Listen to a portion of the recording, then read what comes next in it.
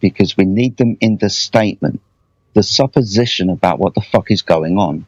Because we're asking the question, what caused that to happen? First of all, we must have the happen, the thing that we're going to ask the question about, the phenomena, and then we ask what caused it to happen.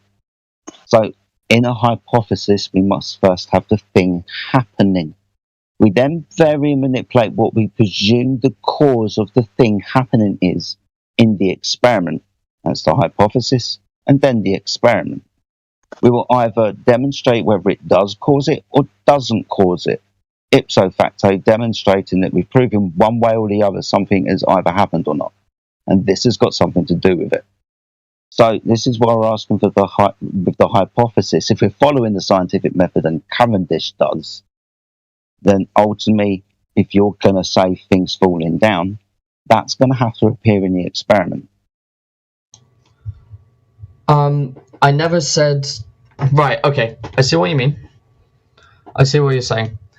From the observation, it wasn't specifically... I wasn't testing things falling down. I was observing an object, a large object, a smaller object, falling towards a larger object. Right. Whatever the cause is, that's whatever. You're going to beg the question and say mass attracts mass before you actually conduct an experiment that establishes the cause and effect. No, I never claimed that. That's going to be my hypothesis. You claimed that earlier. We could rewind it. It's on YouTube, man. I said, You're saying mass attracts mass, so that means you're begging the question prior to actually establishing the cause and effect relationship. I'm not. I don't get that, man. I don't understand why you don't get that. I think you do get that. You're just deliberately trying to bullshit that you're not. And you understand this perfectly. You're not silly, man. You're not. You seem like an intelligent guy. So you understand exactly what I'm saying.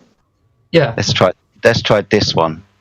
So in the building of the hypothesis, the IV and the DV, can they be the same thing? Can the phenomena be the cause? No. Right, so why do you keep saying if mass, then mass attracts mass? Is the hypothesis.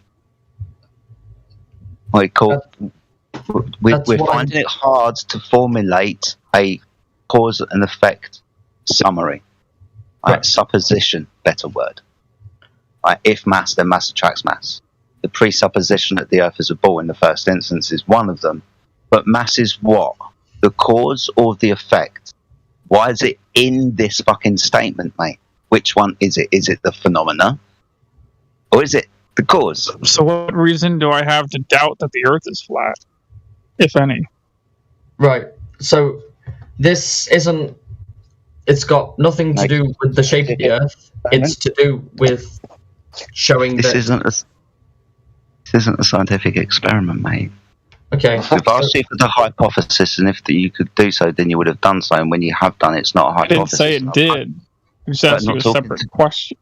I'm talking to him. So, you get it, right? Surely you must have understood by now that when you brought us Cavendish, and you should be able to bring the hypothesis, if it follows the scientific method, there isn't an independent or dependent variable. You can mention it 2 or 3 times within the hypothesis statement that you give. So, what is it? Is it a cause? Is it an effect? Is it a phenomenon we observe in nature? Do we observe mass? Do we observe what? We observe smaller objects falling towards larger objects. That is my observation. The hypothesis, the reason I'm going to guess why that happened, I'm going to pluck a reason out the air and go... Well, what about helium balloons? They're smaller objects than the Earth, but they go up. It's all based on the relative density, between the medium and the object. That dictates why things appear to go up and down, does it not? So there's not that mass is attracting mass. Has helium not got mass? Does mass only attract some mass? Is it like selective gravity? The mass of the air around the balloon's heavier than the mass of the helium. There's another issue I would raise with what you just said. You said you observe smaller objects being pulled towards larger objects, right? Yes. Okay. Do you have any larger object other than the Earth where you observe that? Yes. Like what? Plum Bob being attracted to him, being deflected towards the center of a mountain. That's the Earth. He said, other than the Earth being the larger object. Yeah. Can you use something else? I know a Let's little do bit this about observation. this. The center of the mass of the mountain is independent. That's the Earth, bro. Listen, that's Sorry. Well, no, but the center of mass. What was is the mountain? What was the mountain made of? Okay, he just asked Right, you. look. You just said you observe smaller objects being attracted towards larger objects, and Yeah. he just asked you, with an exception of the Earth being a larger object, where have you ever observed this? the Earth. Well, no, because it's been deflected towards the center of the mass of the mountain, not the Earth. Therefore, That's the the mass. Earth, you goofball. Oh, Did you hear the question that the other guy asked that I just Yes. repeated? Like you just said, the statement, you observe smaller objects, plural, not singular, plural. Smaller objects being attracted to, physically moving towards, physically larger objects, plural. So what, other than the Earth, what's the larger object that's not the Earth that you've observed this in regards to? What's the larger object? So not mountains. But let's see if he has an answer. everything on the Earth is made of the Earth. There's no other larger object the Earth is made out. You know, Oh Lord. not made okay, from so- the Earth. It's a pointless question. So, You just so said in other there words, was, though. That's why he asked. so in other words, you don't observe small objects moving towards large objects. You don't observe that. Is what you mean to say, right? They've called an ambulance. Hang on, one sec. There's been an ambulance called on my friend, guys. I might return to Charlie. Right. And deal with your stuff. I heard that as well. Take Yeah. care. All right. Thanks for being respectful, Jedi. Yeah, I'm trying to be nice, guys, but you know. No worries, man. Don't have to give you pleasantries now. Go and deal with your life. See you in a bit. Take care. Take care. Take care.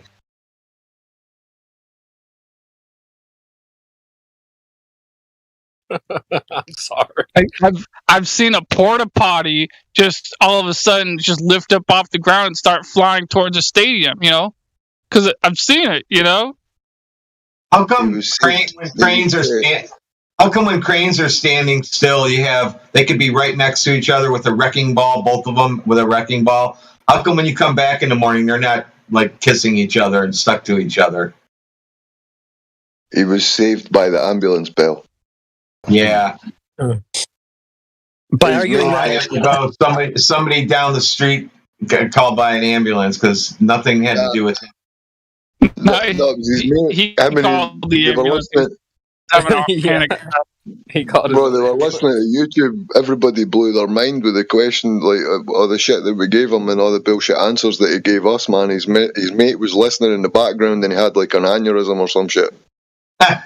No, what happened when we heard him typing? He was typing to his friend, "Come in here and say so and so has an ambulance called, and I'll get off." And he came in and said, "Blah blah blah." Oh, I gotta go.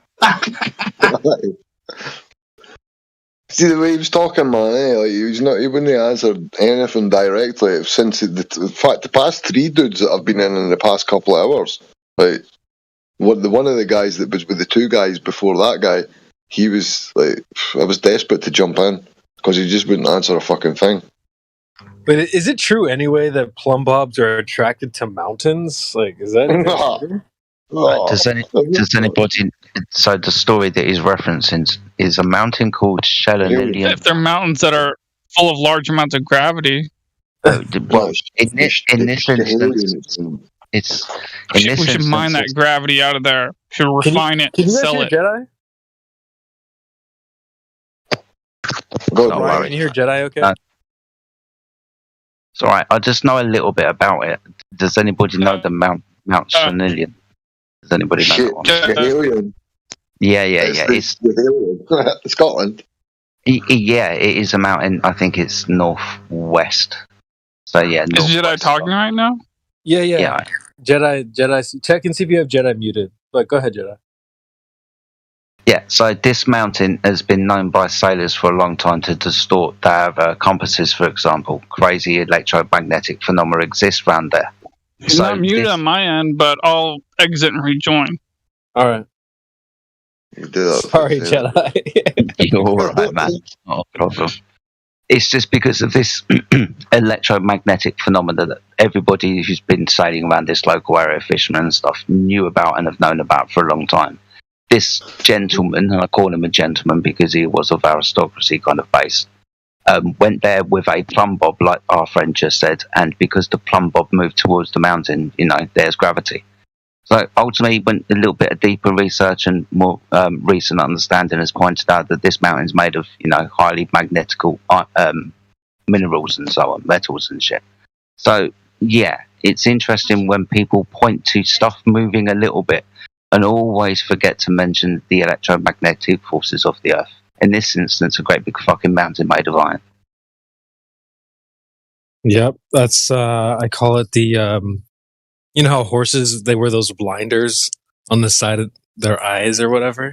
I do know how they do that. I feel like Globers have this limited vision as well, where they're, and you see it when it comes to gravity, especially. Like they have this timeline that's condensed down, so they'll be like, "Oh, well, look, this thing dropped," and they're ignoring the part before and after.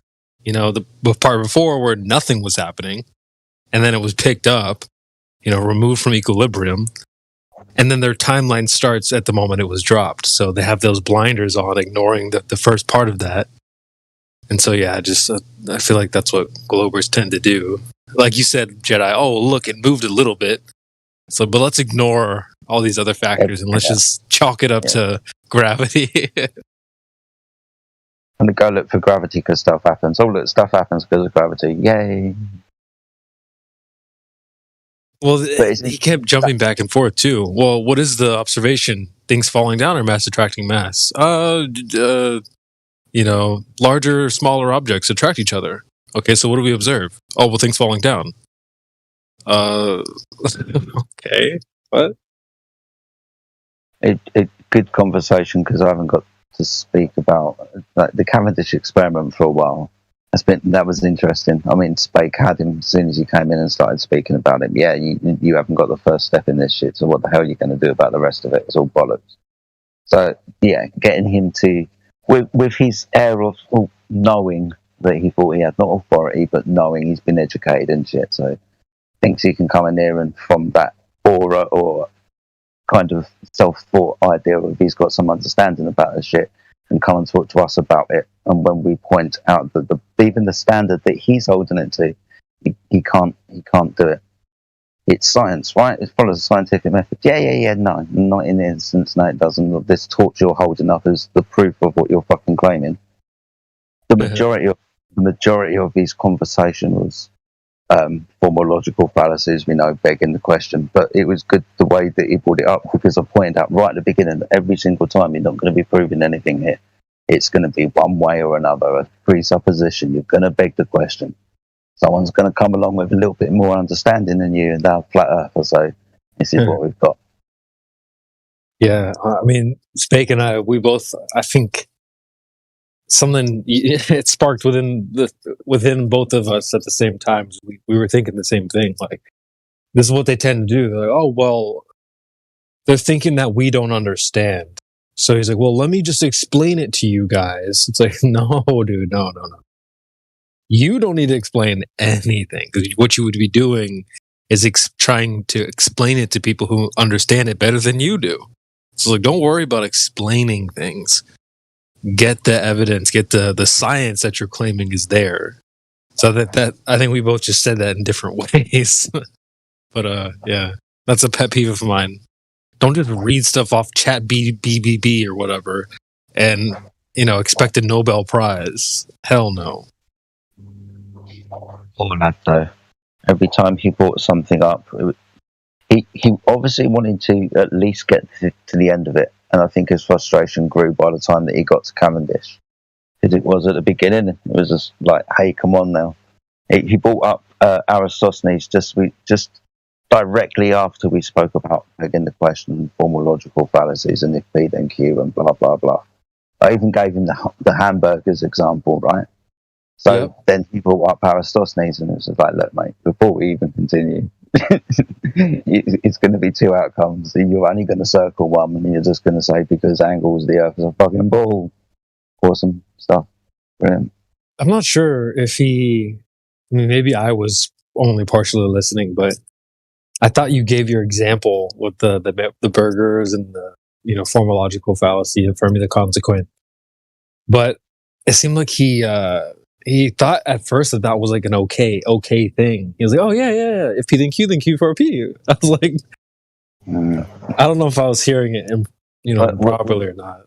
We came in at the angle where he agreed that, well, he wanted to do some kind of logical syllogism where it was, if thing is a thing, then it would display the attributes of that thing. Right? Basically where he was going. And that was basically all arguments that any baller brings here, because that's the majority, if not all, of the arguments that they've got. Right. The presupposition that the others are born in the first instance. And then basing anything that they see on that and only ever attributing it to that first thing. So you can only ever get full from eating hamburgers. And that's the idea of that kind of logical walkthrough that I did with him. You understand that, and everybody else understood that. But he came in the first instance with the idea that, yeah, we can prove things by doing this. Yeah. No, we can't. It's, hamburgers and shit. Well, I want to be full on hamburgers. I missed the end of that. What happened to him? He had a phone call. Yeah, someone called an ambulance. He started claiming vertical deflections, which completely screws up their other proof C, reciprocal z-ness. He was. These guys are funny. Like I study aerospace. Bro, there's a first time for everything. Someone to be saved by a fucking ambulance from the live stream. Fuck's sake. That's the first. I don't know whether I should be laughing about that. Yeah, I know. I was trying to hold back a little bit of laughter. But it does remind me of like a girl will like go on a date or something, and then she'll like text her friend like, call me and like call me screaming so I can get out of here. It almost sounds like one of those types of things. I don't know what dates you've been on, CB, but that's never happened to me, mate. Oh, well, not me. I'm familiar with that idea. What kind of days are you on, man? Jesus Christ. You're going on dates with Globers. One of those fucking like fake ring back requests, so it was like an app that you could just like quickly get an emergency exit. Yeah, he just hit the ambulance button. Hi, this is your mother. Please call me.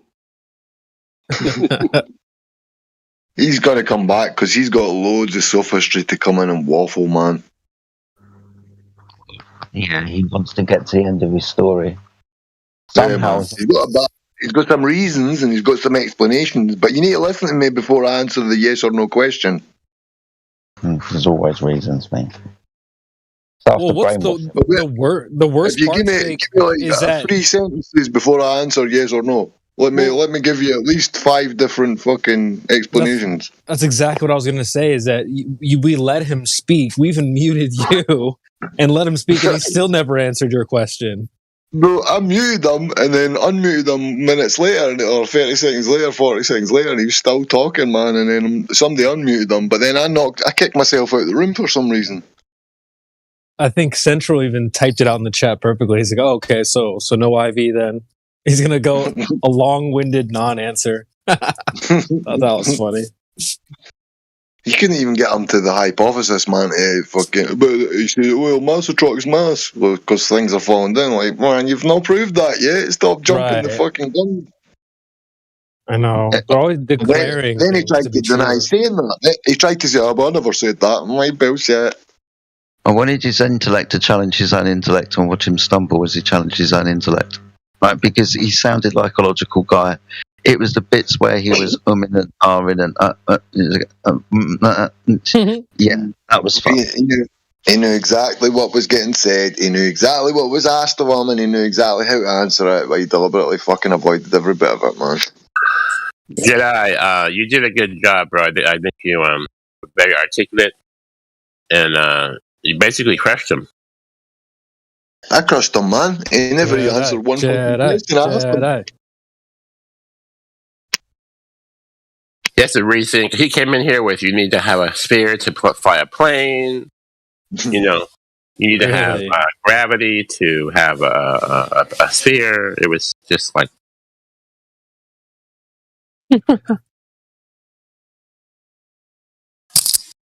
And he's in his first year at aerospace school, so he's probably not even looked at the designs of the fucking ashtrays in the fucking airplane. And he actually claimed that he knows it's a sphere because he didn't fall off when he was flying. He actually said that, didn't he? That's what I put in the chat. I was like, fall off what? Like the plane floor or what? The runway? Where did you fall off? I think that was another guy, actually. I know it's a sphere because I don't fall off. Oh, that was another guy? My bad. That was Matt, right? It was a mad guy. Well, we see just an airplane flyer. This guy makes planes. Fall, yeah. Fall where? What the hell? I fell down the stairs of the plane.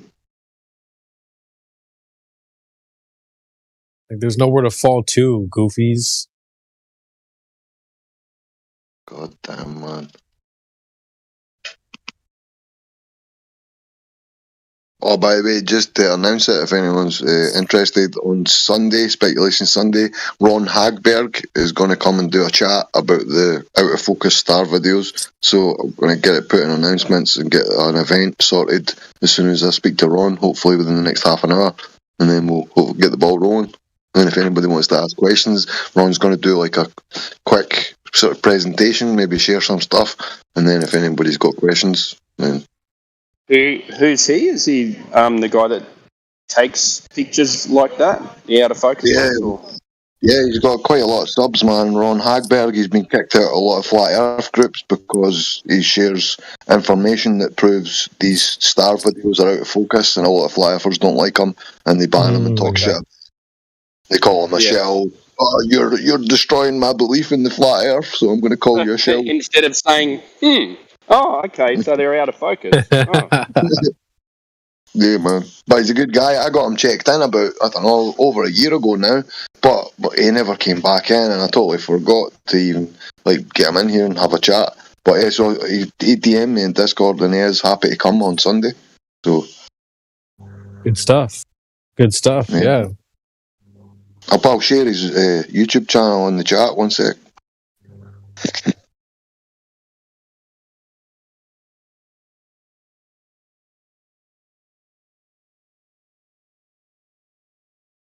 I remember he said we use rigorous science. Eratosthenes. There's Ron's link in the live stream if anybody wants it. He's got a Focus Matters playlist collection, and it's all to do with the P900 and P1000. There's like 7, maybe 10 videos or something in there regarding this focus problem. Oh, yeah.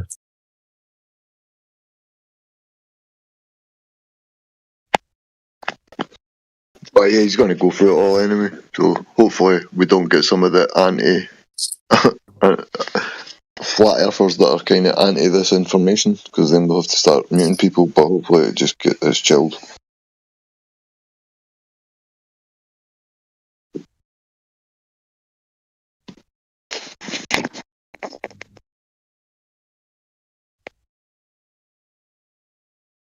What? I saw there was a Mad in here earlier, and maybe another guy. How did that go? I'm not sure which one that was. But I know one of them was doing the globe dance. The tap dancing? Yeah, I checked him in.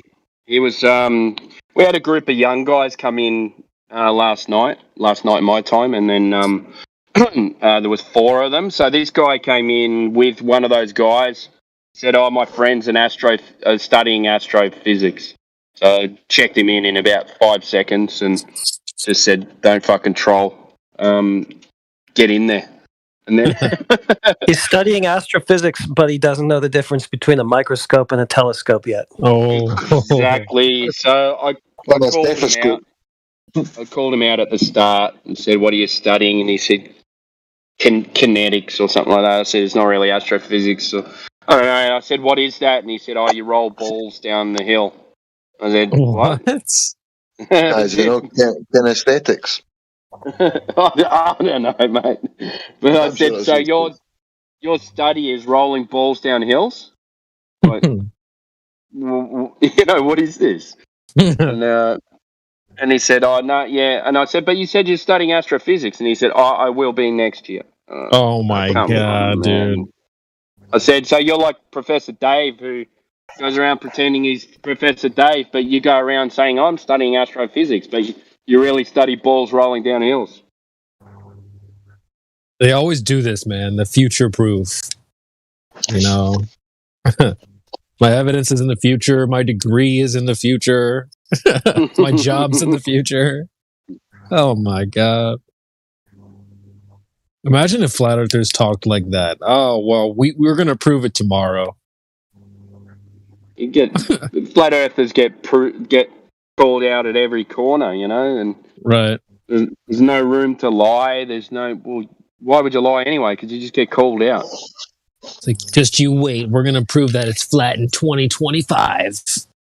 Yeah, didn't you know we're going to the moon next year? Well, I thought you'd already been. It's like, well, we did, but you just didn't believe us. I don't know. I saw it on the radio, man. They must have went to the moon. I saw it on the radio. Yeah, I saw that aliens invaded the Earth on the radio too. Yeah, man.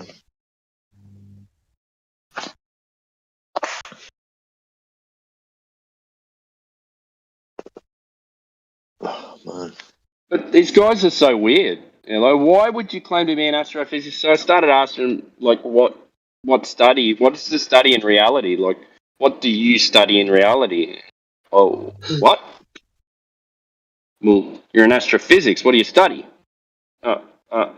Balls rolling down hills. Serious, man. If that's in his first year, man, that's him just getting primed for ball belief. Well, that other guy was in his first year too, yeah? The aerospace person. The guy we were just speaking to? Yeah. Well, I was just thinking about that. So he was trying to get into Cavendish, and the topic before that was gases being held down. Gases go down, go boom, boom. Right, Jedi. So what was next? Once we got through Cavendish, what's after that? Did we even get through Cavendish? No. I'm just saying. Like, let's say he stayed here and we got through that point. Then what? We take away his outer space or what? That was the general. Jedi already did that, I think. Oh, okay. Because he was trying to say that that a force is holding down the gases, and that's why Cavendish came up. Yeah. He understood everything else, but because the Earth is a ball and did something about it, i.e., it's got gravity, then the gas comes back. That was his idea. Attracts mass. We pointed out, obviously, old school gravity. You want to be talking about the new shit. He wanted to really talk about that. We started talking about Cavendish. That's a good point, Jedi. Go on. Well, it's like so embarrassing that they're still trying to prove Newtonian gravity, and that's not even the current hotness. Like, what are you guys doing? You're going backwards. Yeah, just wanted to die on all of these hills for them. Because things like Cavendish seem stupid as hell if you use general relativity. So why did the balls move? Space-time bent between the balls? I mean, that's stupid, right? So, they can't defend that, so they want to stick with Newton. They've got to. Well, it's the more simplified version, right? Yeah, and it works perfectly. He did say that as well, didn't he? Every time. Yeah, stuff goes down. What a liar! Yeah, he couldn't make up his mind. Did The I- stuff going down or being attracted to some balls. What the hell? Go ahead, India. What do you say works perfectly, Cavendish? No, Newtonian Uh. gravity. Doesn't work perfectly, obviously. Otherwise, we wouldn't be talking about general relativity, right?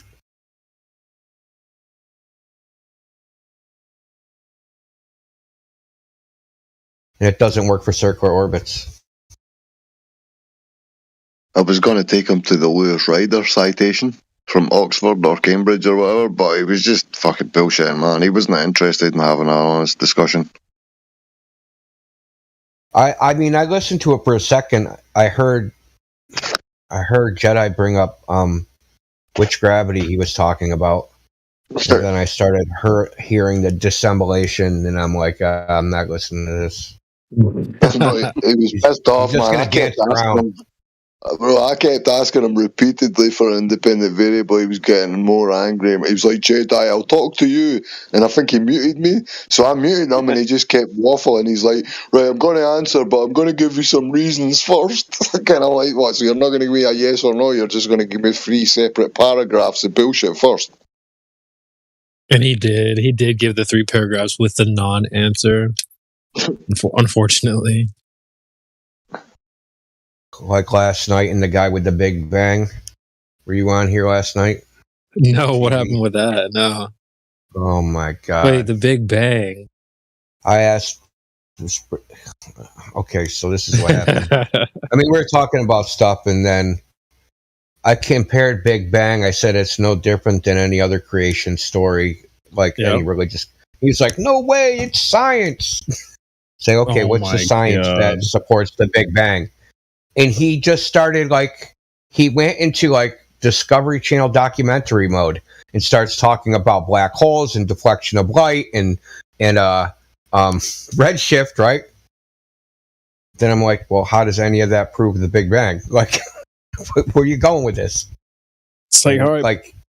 Yeah, he went into this boring diatribe of that we've all heard hundreds of times. Yeah, it's relaxed. Yeah, exactly. It's basically listening to Neil deGrasse Tyson in that Cosmos documentary, just spewing it all back out, right? The deflection of starlight around the sun and blah, blah, blah, right? And then redshift proved the expansion of the universe. And but how does that prove the Big Bang? And then I asked for actual observations. What are those observations that demonstrate any of that? And I gave him redshift was, I did my thing. But the whole point is the point was that he just went into auto spiel and just started like he was reading from a script, but it really was just his programming. And it was just my eyes were rolling so bad because I'm like, okay, I'll let him talk. I'm not going to interrupt him. And I'm trying my hardest not to interrupt him. So I let him talk for I think it was probably about 2.5 minutes of this. And I'm like, oh God, I can't take anymore. I know, dude. It's let me get tucked in bed real quick. I forgot. We're doing bedtime stories. It's like the scene from American Pie before she talks about sticking the flute in her pussy, right? She's just droning on and on and on.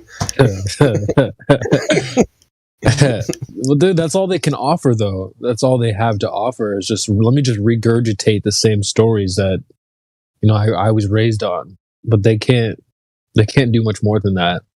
And that's why my eyes roll too. It's don't be just retelling the story that we know better than I had to fill in some blanks for this. I had to fill in some of the blanks. Exactly. That's the worst part about it is we tend to know the story better than them. It's don't even attempt to try and repeat the story.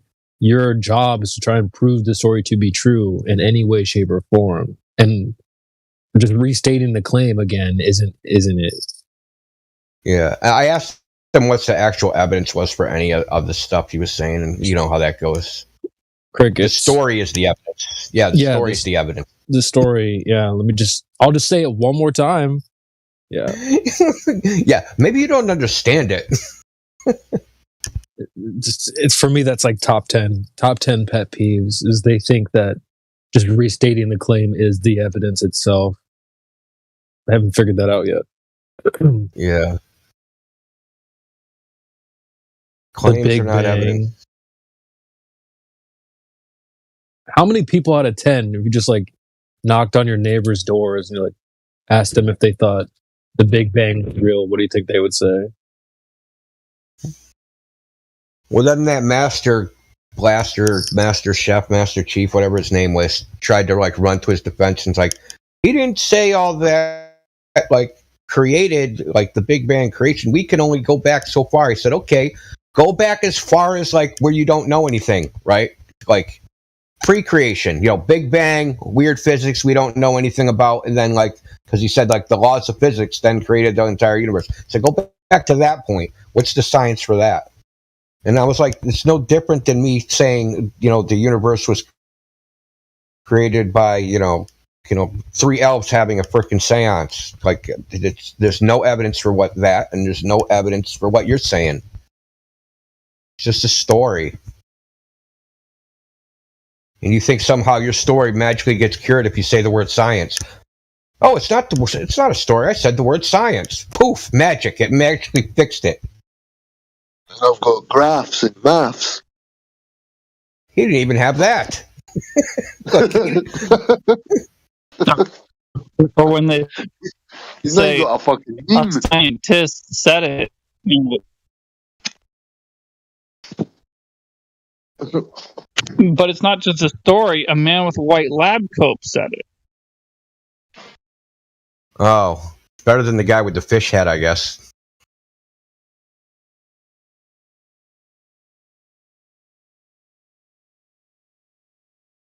That would be the Pope, by the way, in case anybody didn't know. The Pope wears a fish hat. It's shaped like a fish.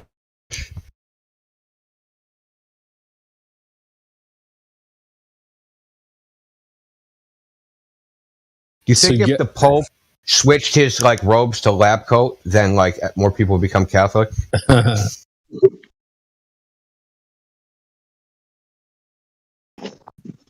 Automatically. I'm wondering if you'd have any Catholics that would become not Catholic. I bet you'd have both. That's why I loved what Whitsitt was doing when he was going around. He was wearing that lab coat. That was so funny to me. When he was talking to the cops. Funny, man. In a lab coat at Mount Rushmore. That's hilarious, dude.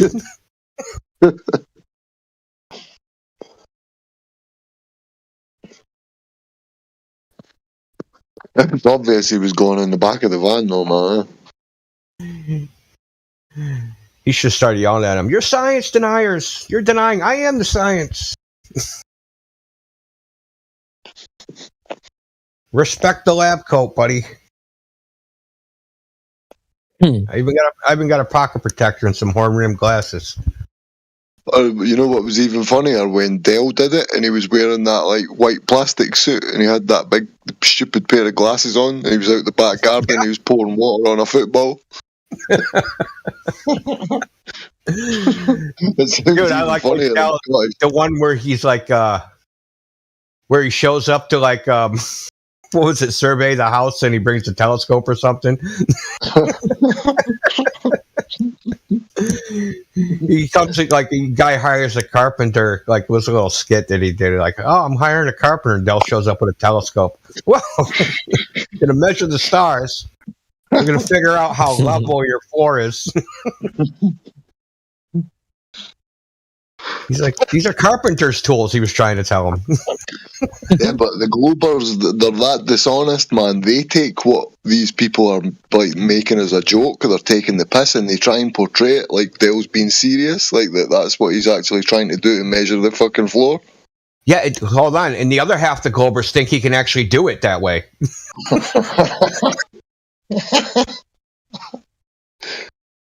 Yeah, the ones that can't debate him. Like, they've not got answer for his questions. They find, well, maybe he is intelligent. They're like, yeah, Dell, you just debunked yourself.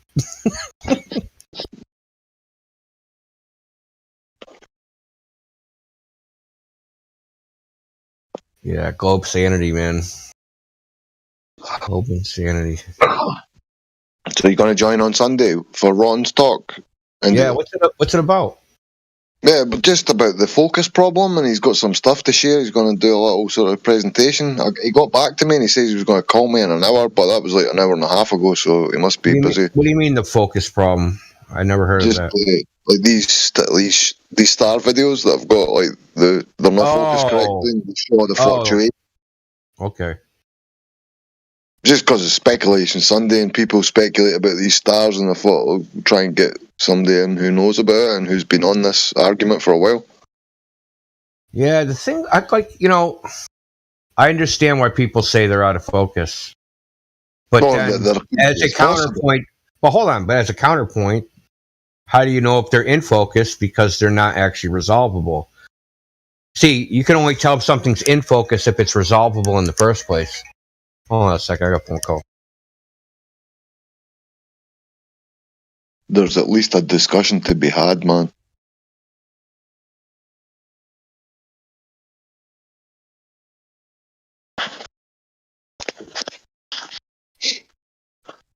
Like, I've showed the same effect, either the fluctuating sort of watery effect or what looks like when you see the circle, these supposed star videos, and it looks like they've got inner circles, or they've got what looks like a crosshair, which is the fucking lens mounts inside the fucking P900 or the P1000.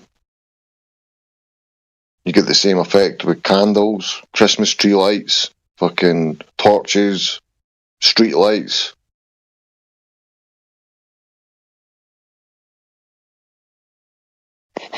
I missed that part. What effect? The water, what people say sonoluminescence, that sort of fluctuating, pulsating, and they say, it's the water's above, like, or either that, or as I just said, I don't know if you caught me, but the circles within, inner circles within them, sometimes it looks kind of like a crosshair, but it appears that that's the lens mounts. Because he shared an image of, it was like a cut open P900, and it showed you all the lenses in a row, and it showed you the mounts for the lenses, and it looked like just looks like a crosshair that holds a lens, and that appears to be what's on those fucking star videos. Yeah, that could be it. Plus, sometimes what'll happen is the light will reflect inside, so it comes through the lens, it reflects off something inside the lens, that bounces off the backside of so the objective lens is the outermost lens. So the light will come in, it'll bounce off inside the camera, bounce off the backside of that objective lens, and then back into the sensor. And sometimes, you ever seen like a hexagon? Like a little light hexagon in a picture? Yeah. That's actually an image of the aperture created by reflection of the light inside the camera. Yeah, man. But I've seen so many flat earthers for fucking years share those videos. No caveat. No, there's a possibility that there's an issue with this or anything. You try and say to them, they usually get a bit hostile about it. I'd like to find where that came from. Like, who started that? Because even if that was true, it's still weak. Still, like, weak-ass evidence. It's, like, not even worth bringing it up. It's so weak. The blurry stars? The ones, the stars aren't, balls. They're freaking blurry little. Yeah, the blurry stars. Yeah. They compare it to sonoluminescence, man. Right. And it kind of does look like that, but it's just light. I mean, so. Well, people that say that don't know what sonoluminescence is. Okay, let's just put it that way. I knew about sonoluminescence a long time ago because of other reasons. So there's a guy named Julian Schwinger, and he's a mainstream person. He's dead now. So he in quantum mechanics, there's something called the Schwinger limit, which is named after him. That if you can create say you had a parallel plate capacitor, right? So positive on one end, negative on one end, and if you had a high enough voltage gradient that you could actually have particles spring into existence, or you basically make matter out of the vacuum energy. Anyway, one of his, after he was done doing that, he didn't end up getting a Nobel Prize or whatever, but he researched sololuminescence. So sololuminescence is what they do is they take a bubble in water and they blast it with a standing sound wave. And what happens is the bubble collapses in on itself, right? So they basically collapse the bubble in on itself from all angles. And when it does, it's called cavitation. And when it does that, it'll sonoluminesce. Because the temperature, because the pressure, right, the temperature inside the bubble reaches something like 300,000 Kelvin or 30,000 Kelvin or something, which is pretty damn hot. So, like, the research, I don't think, has ever gone much far past just, like, noticing this effect. It's never been, like, engineered into anything. But here's a funny thing. You know, a hermit crab? They have, like, one huge claw, and they reach out and snatch a shrimp. They're so fast that they actually will create sonoluminescence from snatching a fish. That's how fast they can frickin' shoot at their claw out and grab something. Yeah, so don't ask me why I know all this shit. don't. Well, I was going to say that even after all these years of research, it's not like I'm personally any closer to figuring out what the stars are, even though I've heard about all these like little mini theories along the way. You know, I have no further information about what they are all these years later. Neither do they. They only think they know, right? So they have the. Yeah. Did you hear the audio I played? Oh, you weren't on last night. Shit, dude. I played something last night. It's like a guy. He's like a philosopher of science. And he basically was ranting about, not ranting, but like basically there's a difference between a fact and an accepted fact. And the only thing that really matters is whether a fact is accepted as a fact, because it'll just outlive the regular fact, right? Right. The people that know the actual fact will either die off, whatever. Right. Or they're silent. If there's a commonly accepted fact, that's going to live on. Yeah. So what we actually have is a bunch of commonly accepted facts and not actual facts, which is pretty nuts. He actually gets into like flat Earth and stuff. Basically said flat Earth was the commonly accepted fact. And then he starts talking about like, you know, I think he said ships over the horizon or where things go out of view or whatever. He does admit that the Earth looks flat, but he's like, then they traded that commonly accepted fact for another commonly accepted fact. I could actually play it again if you guys want to hear it, because I thought it's fucking pretty good. It's like 4 minutes though. I've heard other people say stuff like that too, that like basically that idea that like it doesn't have to be necessarily true if it's the common thought. That's what it is. Just look at the last few years, you know, in terms of the cocoa, if you know what I mean. So it doesn't necessarily have to be true, but watch the video I posted in Admin Mods. You'll frickin' dude, like I want to talk about it. It's so crazy. It's like whatever you thought about that, it's like 100 times worse, man. Like whatever you like, at least whatever I thought. I don't know what you think about it, but whatever I thought about it, I thought it was pretty bad already. Mm-hmm. It's 100 times worse than freaking shenanigans. Yeah. Literally, like undoubtedly, 100% criminal. I don't know what's wrong. What? What's up? I hear you. I gotta fix my fix your what? Fuck. Fix your fuck.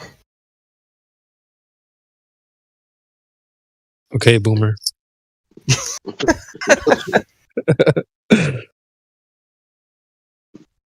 Google how to fix it.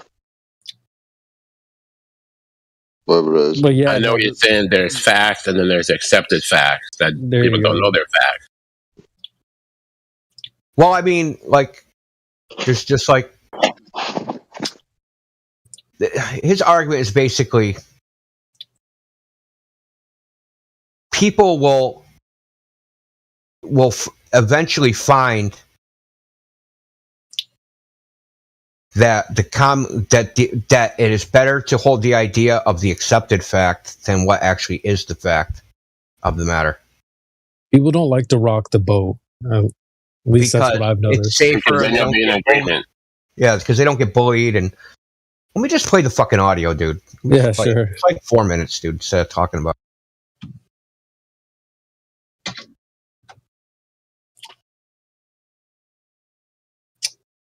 One of them that you see a lot in contemporary thinking, which Check, really check, drives me check, crazy, check. is that it's a conflation. Yeah, we can hear you, Godrock, and we're going to listen to a sound the clip. notion of what is widely accepted to be a fact with what is a fact. And the reason people make this conflation is that they think, well, you know, if somebody says that something is a fact, nobody has, they think, access to the facts. I mean, if people are disputing whether something is a fact, there is the fact that, as it were, one person believes it's a fact and the other person doesn't believe it.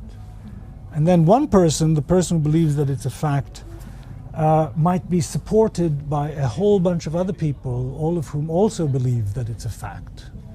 And so it becomes a widely accepted fact. And when those kinds of situations, they can bully the person who doesn't believe it's a fact, or they can outnumber them, or they can outlive them, or they can whatever. They will somehow prevail. And so what really matters is whether something is widely accepted to be a fact. How could it matter whether it is or is not a fact? And so through that process and maybe a few other steps, you begin to eliminate the notion of something's being a fact, and you replace it with the notion of something's being accepted to be a fact. Now, this notion of being accepted, widely accepted or taken for granted to be a fact, is a socially constructed notion. You see, that is because it's a fact about societies, whether or not they accept something to be a fact. Could you give examples of either? Yes, so, you know, of course, something that's widely accepted to be a fact is that the Earth revolves around the sun and not the other way around, which is what people used to think. Or if you like, that the Earth is spherical, not flat, which is what a long time ago, before the Greeks, people used to think. Well, I mean, quite an understandable view. When you look around, it looks kind of flat, except for the bumpiness. So is that an agreement about widely accepted to be a fact, rather than a fact in itself? Well, so what I'm saying is that what people sometimes get themselves into a frame of mind of thinking is we don't need the notion of a fact. What we need is just the notion of a widely accepted to be a fact, because that's really what matters. They're mistaken in this, but that's, I think, part of the motivation. They just think whether something is or is not a fact drops out as irrelevant. What really matters socially, what really matters in the argument is whether something is widely accepted to be a fact. And you can see this in the way in which journalists talk like this, you know. So they will say things like, is evolution a fact or just an opinion or just a theory? That's the contrast. Is it a fact or is it just a theory? Where they mean, is this something that people are toying around with, or is it widely accepted? But that's a terrible, that is a misguided way of thinking about things, because what you're aiming at when you aim to discover whether to accept something as a fact and then whether to make it to be a widely accepted fact is whether it is a fact. So, you know, what people were trying to figure out is, what is the shape of the Earth? You know? Yes, they used to believe it's flat, let's say, and then people thought, well, there's some very interesting astronomical data that can't be accounted for if you think that it's just some disk. Right? After all, for instance, you know, things seem to dip over the horizon as you walk towards them one direction or another. And so, you know, actually the evidence seems to suggest that it's spherical, which is surprising and a magnificent achievement of human reason to have figured that out on the basis of very spare information. But what they were trying to do is figure out what the facts are. They weren't trying to figure out what the widely accepted facts are. We know what the widely accepted facts are. In fact, one of the things that went on in that case is that you replaced one widely accepted fact with another.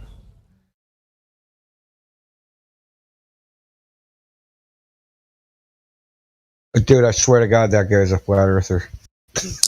Yeah, I was going to say, he wasn't shy. He didn't shy away from referencing it a few times. Most well, I mean, the way he described everything, like, if you take like everything he said like the bullying, like all the shit that we go through on this server, he described to a T with the so-called widely accepted fact nonsense. Yeah. Right. So people can come in here, right, and they think, oh, I got the support of all of society, so I can come in there and shit on them, say what I want, and just harangue us, right? But usually it doesn't end up that way. That's what they think. Yeah, they think they have the home court advantage. They've got a science on their sides, man. But it's just weird that he describes pretty much the experience of every flat earther in, like, it's just weird. It's like he knows too much. Like, how can you know, like, this is a situation and you're not, like, in the situation? Mm-hmm. I guess it's easy to try to talk about it when you pretend to be a third party. Yeah. You know, we're not afraid to come off and just straight up admit, like, nah, you know, this is my stance. A lot of people I feel like a lot of people don't have that same gusto to proudly stand and say, yeah, I mean, flat earther. So one thing I've listened to this a few times, so I just caught that. He was like, well, the earth looks flat. But then he says, at the end, he says, well, things appear to dip over the horizon. Well, so we have two experiences that we see. Why would we choose the dip over the horizon one as the reality as opposed to the first one, that it looks flat? I think, did you catch the other phrase? He said, not flat. And people often say that. And so that's one of the elements of the quote unquote not flat earth is it can't possibly be dipping over the horizon. That means it's not flat. So I think that's there are many straw men they throw in there. I wish we could kind of capture that and dub it the not flat earth. You know what I mean? Not flat earth. because that's all they're pitching out there is this, oh, well, it's either round or not flat. Or, you know what I mean? Or I'm not saying that properly, but they often throw that. I've heard, I actually have a clip that says, I think it's Lex Friedman saying it. He said, it might not be a globe, but we know at least it's not flat. Exactly. So that's how, like, a lot of these globers are, right? Listen, it could be anything but flat. I'll kill myself if it's flat, just not flat. Anything else, man. Pretzel, egg-shaped, diamond, freaking, I don't care, just not flat. Yeah, anything but flat earthers, yeah. But they think flat's a fucking disc, man. He also said the disc, too. Yeah, I mean, he doesn't know very much, I'm sure. Like, I mean, I'm sure, like, clip is probably, like, 2 or 3 years old. So I'm sure he, like, got a whiff of flat earth, maybe, because it was kind of bigger then. Maybe. I don't really know. But maybe he got a whiff of it. So, like, maybe he, like, saw some media, right? Flat Earth Society type stuff. And well, like some Greeks did think it was a disc. So, I mean, if he has any historical knowledge, he would, and he did say the Greeks. So some Greeks at that time did think the Earth was a disc floating on an expanse of water, not in space. Did you ever think it was a disc? Where did they get that notion from, though? Where was the evidence they had for that? It's not like they could have saw anything that made them think it was a disc. Maybe it's that idea, like, oh, the circle is perfect, the sphere is perfect, must be circular. Well, with your perspective, you can only see in a disc all the way around you. So maybe it was just because of their at whatever higher point that they could go to look out. I mean, it would appear as a disc with upturned edges, right? Yeah, and they might also not, like, you know, I'd have to look at, like, the original Greek or something, you know what I mean? Because, you know, there's mistranslations and shit. They might have meant something else. They could have said disc-like in Greek, in ancient Greek, and then it just got translated into whatever. But I mean, these guys, space in the modern age, space is a foregone conclusion. So whatever you say the Earth is, it has to be in space. Space is the first thing. Like space is automatically the first thing. There's space, and then there's everything else. That's where the disc comes in, because they take the globe out and then they swap in usually a disc, some type of magic carpet, an ice cream cone, whatever, a donut, And so that's why I feel like I'm pretty confident in saying that most people don't know what flat Earth is. That's why I don't even accept people saying it's not flat. They don't know what flat Earth is or what that even means. You could just ask any random sample of people, like scoop up 10 people. What is flat Earth? What is flat Earth? They don't know. They're gonna say, "Oh, well, disc in space or whatever."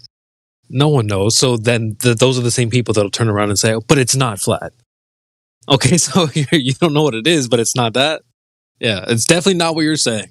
That's what I usually say in the chat. I'm like, yeah, you're right. It's not flat like you're talking about.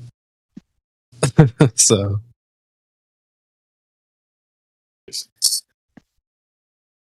but then they'll turn around and ask, like, "Oh, well, what is it exactly?" Like, well, the only answer to that is go outside. What? I'm supposed to tell you the whole layout of the whole Earth? Like, well, how would I know that? How would I get that view? And why are you asking for me? So, yeah, I think people have a hard time grasping that your fellow man's not going to know the layout of the entire Earth. Like, but that's what they're always asking you for. And if you've not got it, they know about the Earth's globe.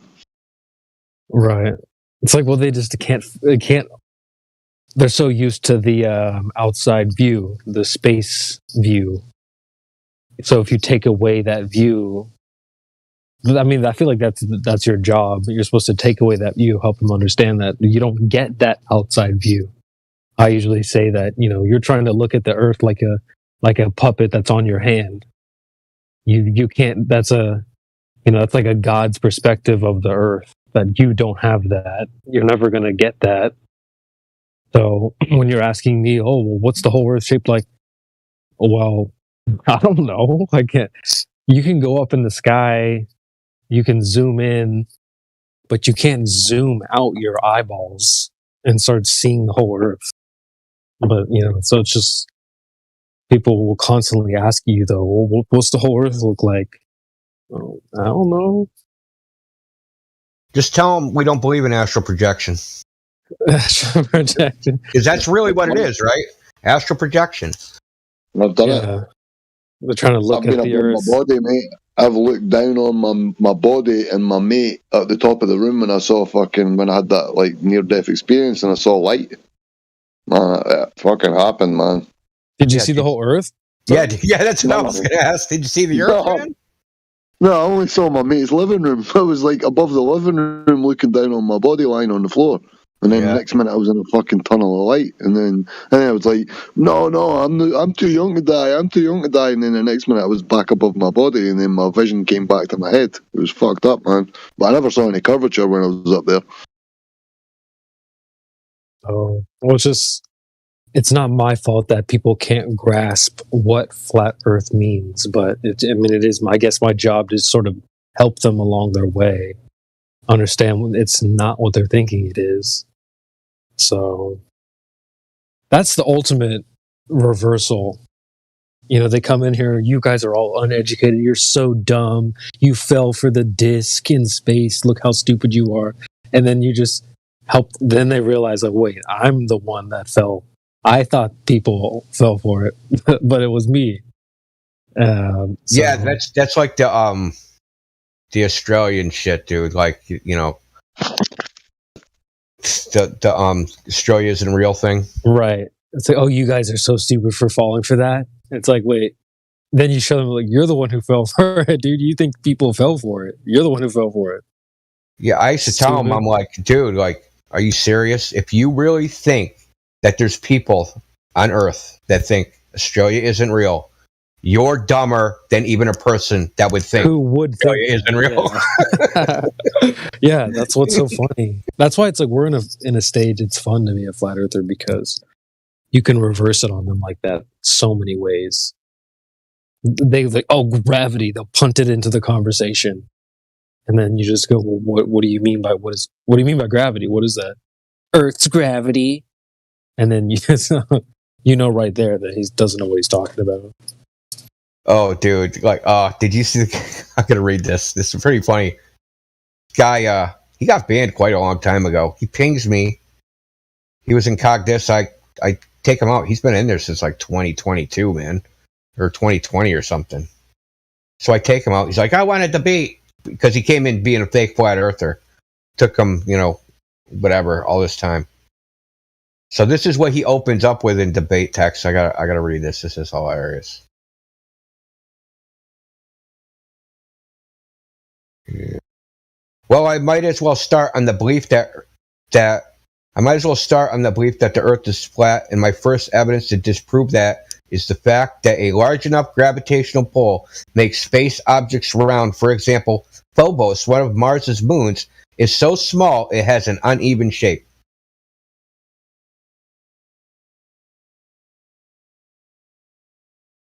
What the hell would that prove? Exactly. That's what I asked. He says. So I said, I quoted, the fact that large enough gravitational pull makes space object round. I said, that is not a fact. And he says, that's not a, I said, that's not a fact. It's a claim. He said, that's not a claim. It's a fact. And he goes on and on, right? So, he says, no objects large enough in space will, we know that objects large enough in space will have a round shape. I said, okay, let's see the experiment or observation that proves gravity makes things into balls. I used Phobos as an example of something that doesn't have enough mass. I said, so what's your evidence that gravity made it round or not round? It's just like, he just kept repeating himself, the same thing that you were just talking about, right? Making the same claim. Gravity brings things to the center if it's large enough that the forces exerted equally on all sides. He just keeps repeating himself over and over and over again, and I just keep asking for the evidence. And it's the same thing. They, you described it perfectly. They just punt it onto the field. Just kick another ball onto the field. Gravity ball. Checkmate, flat earthers. I said gravity. Yep, and then that's the next thing is just restating the claim is more evidence. It's like, come on, dude. I don't know why they think they can get away with just stating the claim over and over and over and over again. It's not a claim, it's a fact. Well, dude, I don't know how they can come on the server. They can look at the server creation date and go, these guys never heard of gravity before. Right. Which gravity? Which one? There's thousands of people here. No one's ever told them about gravity. I'm going to be the first one. It's pretty crazy that they come in and actually think they have like novel arguments. It's weird, man. I'm sorry, man. This whole topic, this whole scene is weird. Like on the Glover side, it's like some weird psychosis shit, man. I have noticed that as well. They feel like they're about to get a Nobel Prize every time they read something on Google. Like they were the first person to search up what is gravity or whatever whatever. Like, dude, why do you think that no one here took the same low effort that you did to look something up? That's why I usually stop people when they're trying to read stuff off Google like they're the Insta expert. Oh, well, you see, gravity is, it's like, no. Bro, see when he said, I've got all the answers to your question are in these links in these 500 pages or some shit, and he's like, I can lead a horse to water but I can't make you drink. Exactly. That was when I was like, fuck this, I have to join in, man. I can't listen to this anymore. Yeah, that's exactly what I'm talking about. He's like, oh, well, it's all here. Why do you think that no one's seen that before? You're the 30,000th person to be in the server. You think you're the first person to drop that link. They all think that. I'll just wait till I drop this link on the flat earthers. They're going to be devastated. And then it's just like the dinosaur hitting the disc. Like, oh, okay, you're the... Yeah, no one ever went to the third link down, man. No one ever Googled debunk flat earth and went to the third link down. Dude, you better go on to like page 92 or something. Like, you're not gonna... Right. It's a weird phenomenon. How many times do you think the word gravity's been typed in this Discord? We can look that up. I did, but it's not right because it's only at like, it says 160,000. I know it's way over that. It's way over. Dude, I have like 100-something thousand posts. It's just me. Like, I know gravity's way over that. And like you know how you can use the search tab and you click new and old? The number changes when I click either one. I get a different number every time I click something. Wow. Frickin' Discord's probably going to crash just trying to search the... Well, I've said gravity more than that as well, man. I checked my Swift key and it tells you how many words I've typed, and I've had Swift key since I got Discord on the iPad, and I'm like, what, 240,000 words supposedly I've typed. So I'm fucking... Well, it's stabilized at 163,495 results. So... Okay, there's just a few more than I got here. Got Martov's on like fucking over 100,000 messages alone. He's mentioned it fucking God knows 20,000 times probably. I got 221,000 messages. I've had 3 accounts though, man. Yeah. Like, what? Who is this Ancient World Order dude?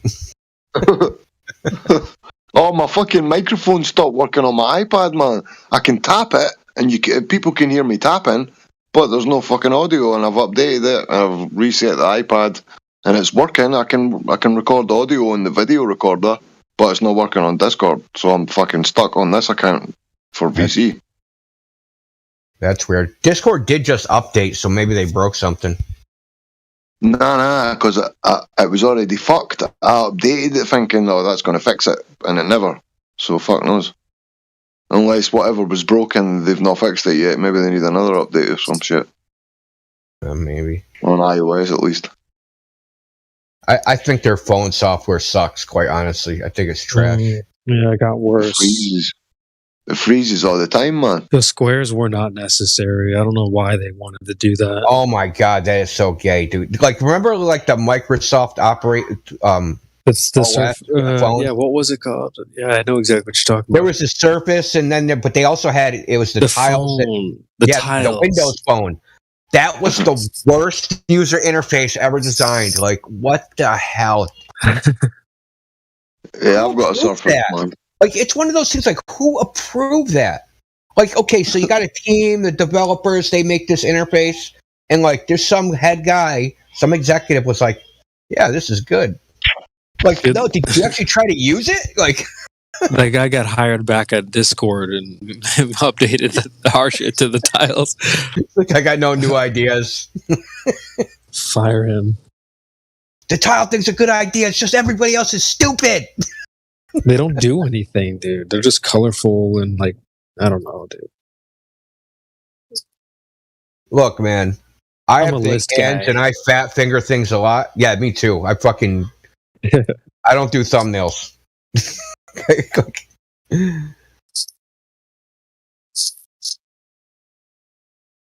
Only when I'm like, I have so many files, I have to do it when I'm trying to find an image sometimes. But sometimes that's too much too.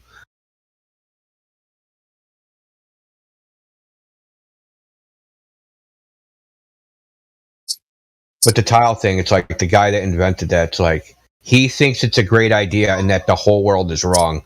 And he's going to keep pushing it on everybody until it works. God damn it. Yeah, it's better because I said so. Yeah, that Windows Phone died pretty quick. My friend at the time in high school was super wealthy, and we were all talking about getting one. Can't believe glad we didn't do that, but we were trying to be different. Yeah, I mean, I had to like for a company, I had to support a bunch of them. Man, it was a fucking nightmare. It was such a nightmare, and not even on my end. It's just like so because like the selling point of the Windows Phone, one of the selling points was, oh, it integrates easy to Office applications, right? So Microsoft Office, Microsoft, Excel spreadsheets, yada yada yada. No, it didn't. It's trash.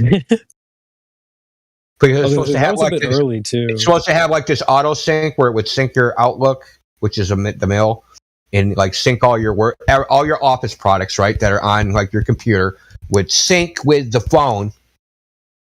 But it didn't work. It never worked right. Like some would overwrite the others, and if you delete them, they would delete them on the PC, and it just never worked right.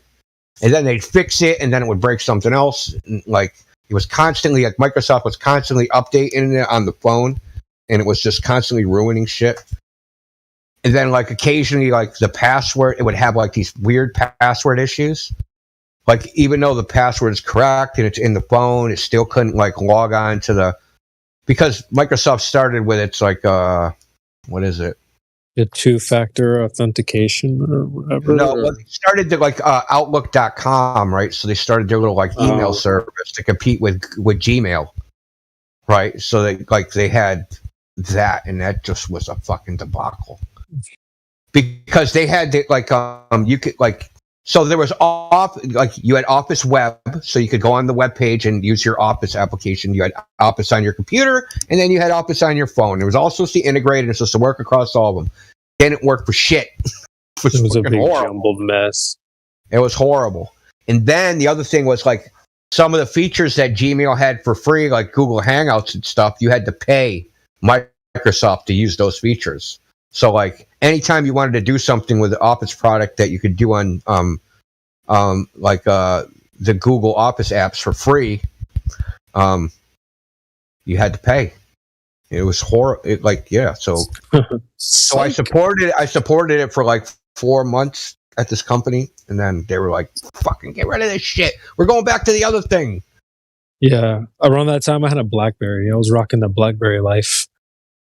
Around those days. It's kind of I when I was in high school.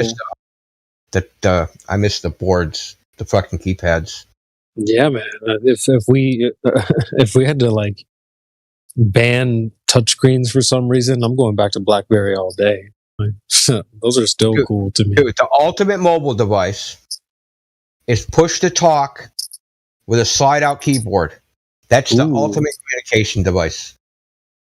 Yeah, those are the days, man. The freaking all the keyboards that would slide or freaking flip or whatever. that was really cool. Awesome, man. Those days were the freaking T-Mobile Sidekick. The Sidekick. Is that what it's called? Yeah, I had a friend who had one. I was jealous. Unfortunately, they broke very easily. Really? Yeah, I mean, no one really had one, but my T-Mobile was. Because T-Mobile was expensive as a service back then. T-Mobile was fucking. I remember the Razr was dope as well. Oh, the Motorola Razr? Yeah, I had one of those. Remember those were actually pretty indestructible. Everyone had one of those. I feel like, dude, those were so popular. What about the Motorola StarTAC? Any of you have one of them? I don't know what. I'll have to look that up. I don't know what that is. That's the brick phone. No, well, it was kind of like a little brick, but it had the little flip out part in it. They claimed it to be the smallest phone in the world at one point. But I remember those are cool. Oh, I know what you're talking about. The little teeny flip phone, man. Yeah, it had the aerial that popped. You pulled it out the top. Like a little fucking rubber, metal sort of bendy sort of little bit of aerial you could pull out and push in. My dad used to have a fucking, before mobile phones, like when they were like almost mobile, he had a suitcase full of batteries and a fucking like a coiled wire and a handset that looked like it was off some fucking Victorian phone, man. Yeah, those were cool, man. I feel like those were featured in lots of like movies and video games and stuff. He just got it because he was a drug dealer and he thought he was cool. And he's fucking in his BMW with his suitcase mobile phone. Yo, it's so funny. I was explaining to my 11-year-old because we saw a payphone and they just don't exist anywhere anymore.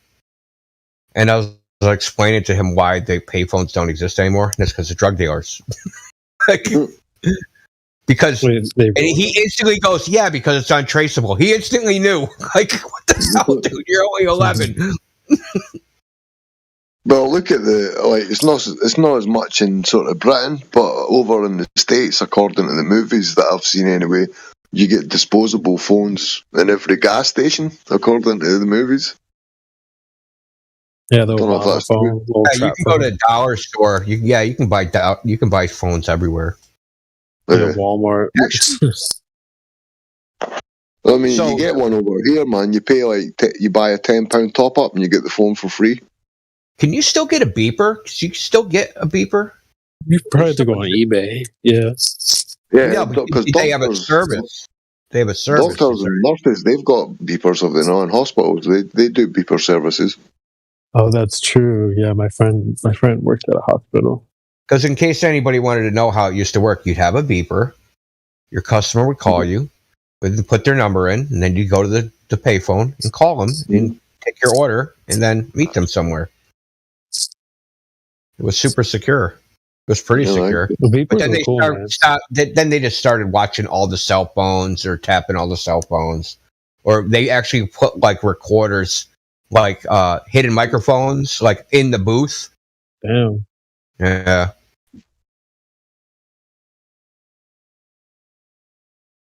This is back in the 80s and shit. They were one. I remember one undercover operation.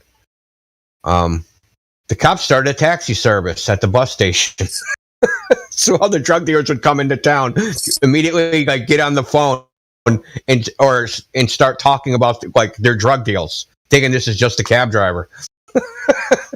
That's cold, man. Yeah, it's fucked up, bro. Yeah. From that operation, they arrested something like 400 plus people, man. Jeez. Yeah. Well, the question is, is it that the cops are cold, or is it the drug dealers are stupid? Drug dealers are stupid. I mean, yeah, you probably shouldn't be that loose-lipped. But and plus, like these, like, sorry, man, a lot of people that are drug dealers, like, so these aren't like just like weed dealers. These are crack and coke dealers that used to come up from New York City. Okay, so they take the bus from New York City. They call a cab to go do their drop, but they talk a lot of shit on the cab ride, and they're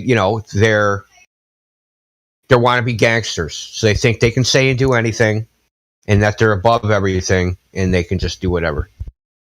So it's kind of bravado on top of it, right? That renegade, this is just a fucking cab driver, you know what I mean? This ain't how I'm going to get busted. I'm going out in a blaze of glory when I fight the Bloods or something. That's their mentality. They're not thinking like, oh, I'm just so stupid. I'm going to openly talk about, bringing 5 ounces to this person, and I'll talk about it in the cab ride on the way there. He's thinking maybe I'll get some extra sales off of this guy. I don't know. Yeah.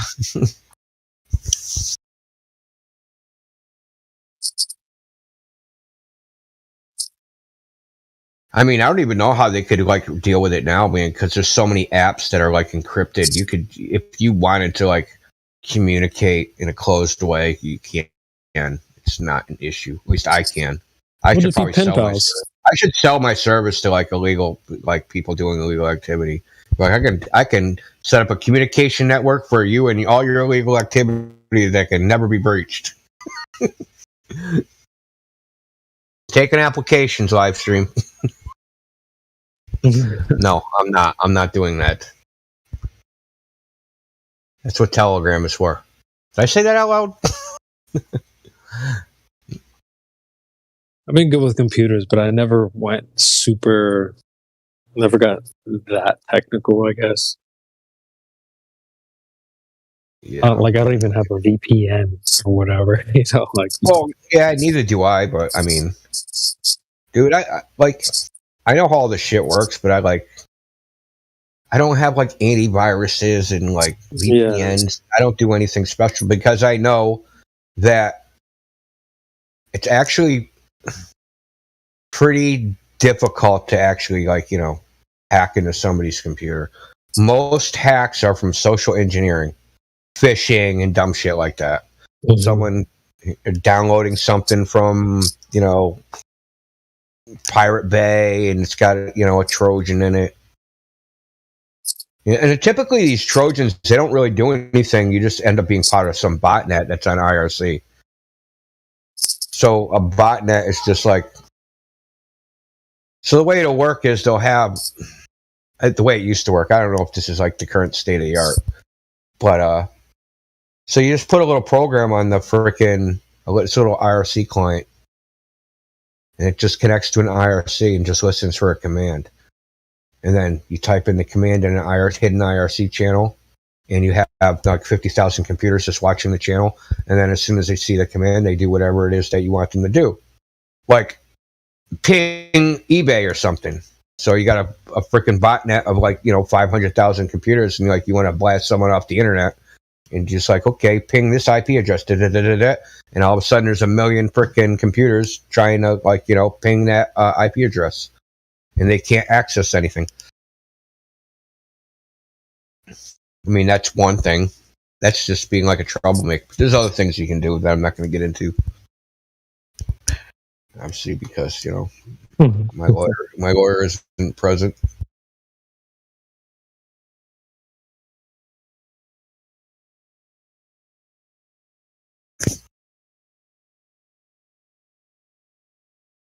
Yeah, it's crazy how far the internet has come. I guess I'm just kind of reflecting on my old first wild west days on the internet, AOL, AIM chat, and stuff like that. It's a different layout entirely now. I remember there was a virus out for Microsoft Windows, and if you installed the operating system, plugged it into the internet, and tried to update it to patch it from this virus, you couldn't patch it before you were reinfected. Yeah, dude. It was that bad. Right? Because you have to download Windows updates, and the patch is in Windows updates. You couldn't download the updates and install the patch before you were reinfected. Ouch. I'm lucky that I'm glad I haven't had to deal with anything like that. I mean, I haven't really done too much crazy stuff on the internet. Called the MS Blaster virus. MS Blast, that was the name of it. It was from 2000. I think I've heard of that. Yeah, you probably did. It wasn't like it was more like a worm. So it basically just replicated itself. I don't remember. These things make people money? I think it did blue screen you. I mean, they can. Depends on, some people just do it to be dicks. Yeah, just to do it, to see if they can do it. Just experimenting, right? Oh, I'm going to write this virus. How many computers can I just infect it? It's not going to do anything malicious. I just want to know how many computers I can infect.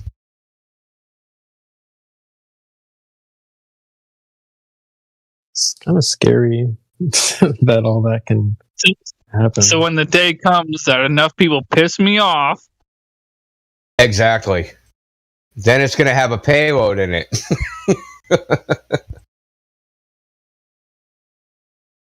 I feel like most people just live so naive, never even think about stuff like that. I mean, I might be one of those people, maybe. I mean, the only thing you should really do, just honestly, don't anything you can't afford to lose. Don't store on your computer. That simple. Oh, okay. Well, I guess I was going to make a crypto joke, but I don't even have any cryptos or anything like that.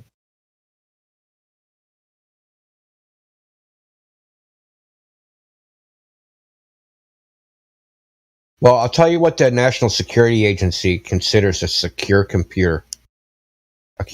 Their standard for a secure computer. It's unplugged and locked in a closet. That is a secure computer for the National Security Agency. It's not plugged into a network. It's not plugged into a wall. It's locked in a closet. So no physical access, no internet access, and not powered on. Because there's actually devices where you can actually manipulate a computer remotely with an antenna. This goes way back. This is back to like my crypto days, like 2011. Someone was able to read the data of someone's hard drive. When was the hell was it? They could read the data off their computer from the sound that came out of their speakers. Damn. Because there's a background hum, right?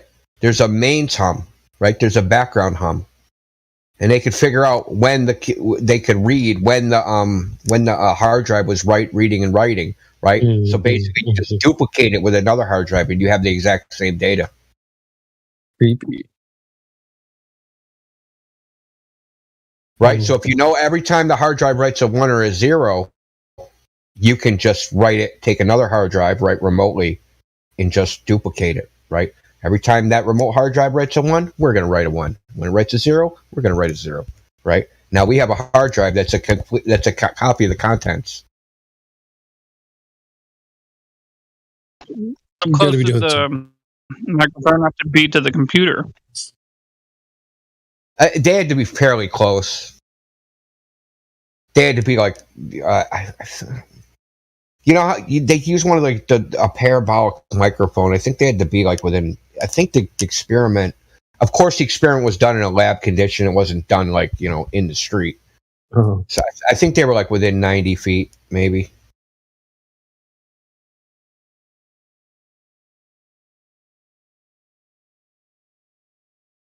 Gotta be doing some bad stuff to have people want to scope you out like that, right?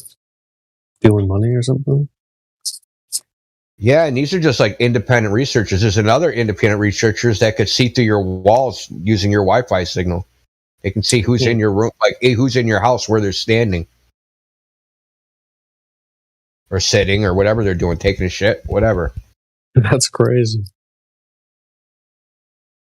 Yeah, because the signal reflects off of stuff, and like if you know the common material and how it reflects, you can set up a couple, receiving devices, right? Because the interference pattern, right? The waves are bouncing all over. Basically, you're making a hologram. That's how a hologram works.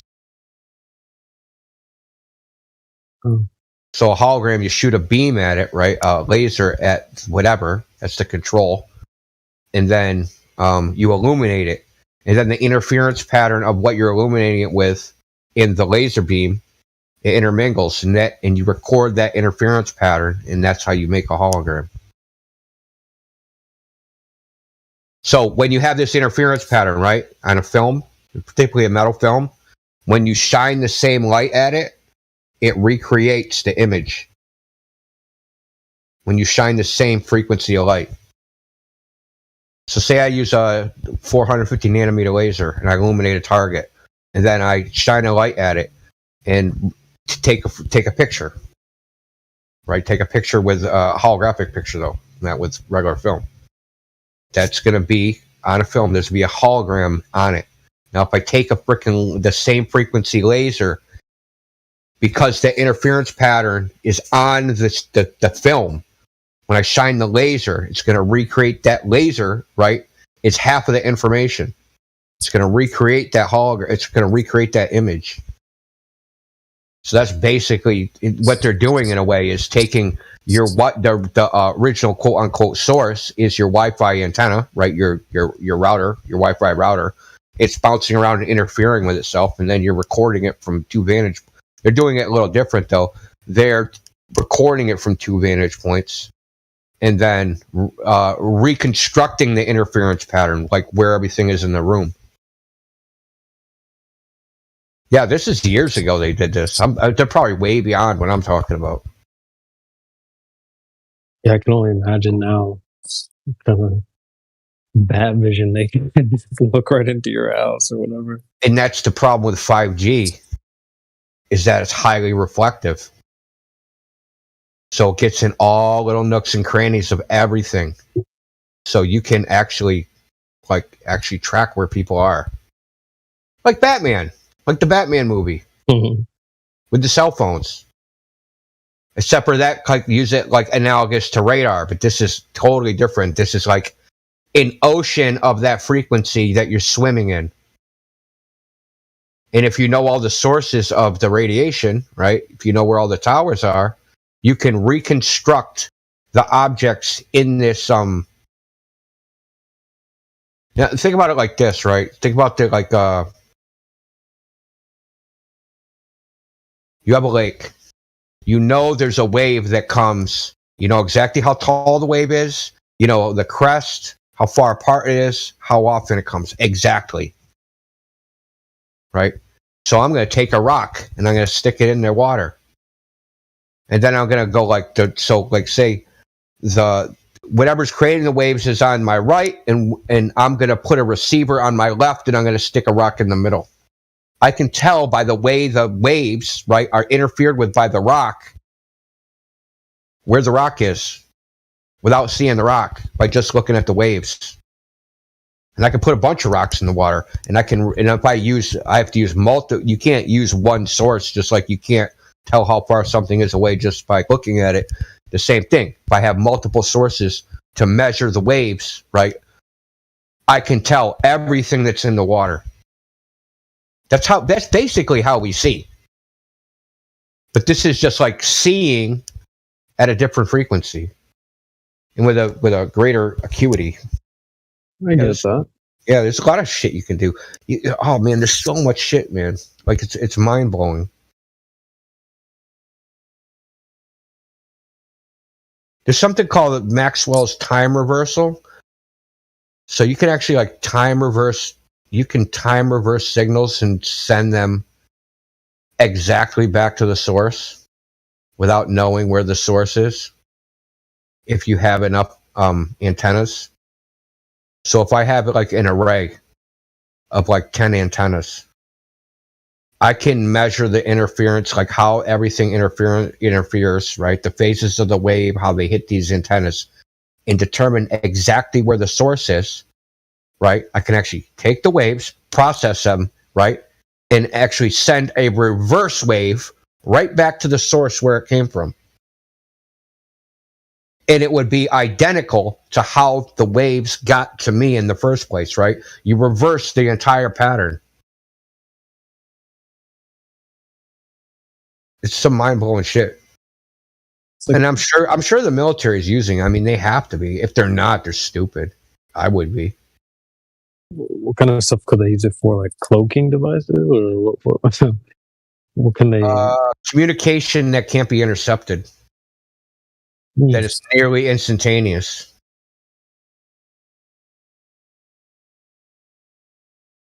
Because you can you do it at a particular, it doesn't have to communicate in doesn't have to communicate in a typical way. Because typically there's a broadcast that goes everywhere, right? I have a radio tower, the broadcast goes everywhere. I have an antenna, the broadcast goes everywhere. This only goes back to the source. So if I have a radio transmitter, I have a receiver. The receiver the receiver and the sender are at the same place. I send in the wave that I send, that the information that comes back, that path, is only goes back to my antenna. It doesn't go anywhere else. We're talking true point-to-point communication.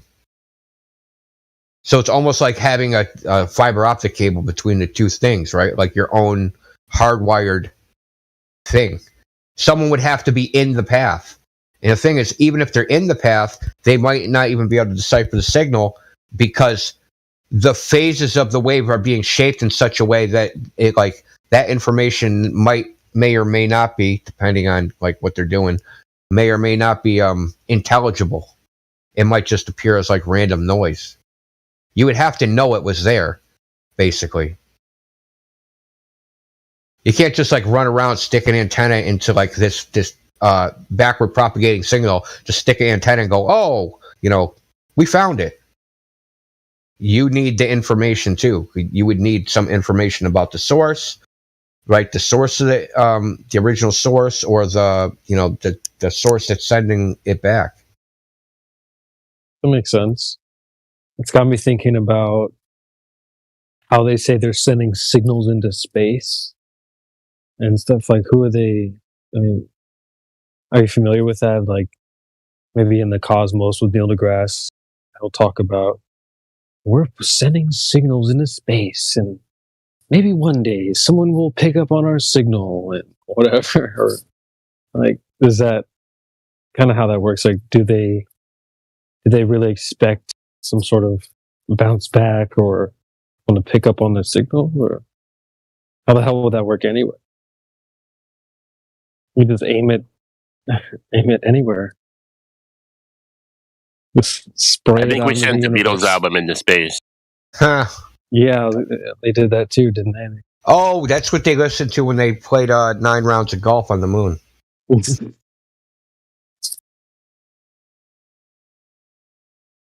Yeah, just it's cringe how they say that. Oh, we're probing space and we've put our signal and we marked our, we stamped our mark on a gold-plated emblem. So if the aliens like the Beatles, they'll probably be friendly. Yeah, If they hate the someone's Beatles, gonna get they'll our attack. message.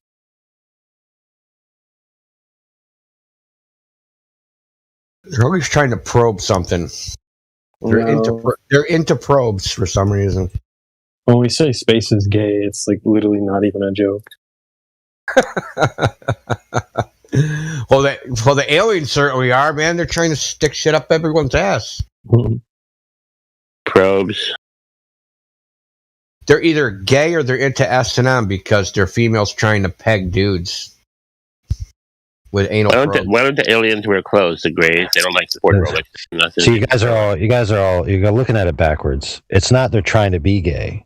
It's they're trying to find the excuse evolutionarily for why the prostate has pleasure sensory response. Oh, God. I'm quitting the server. Fuck this shit.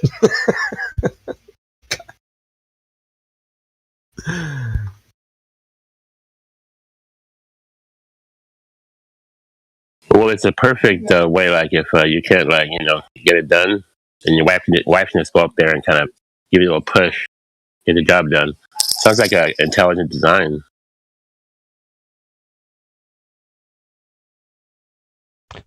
So you're saying there's a reward? It's kind of like a light at the end of the tunnel?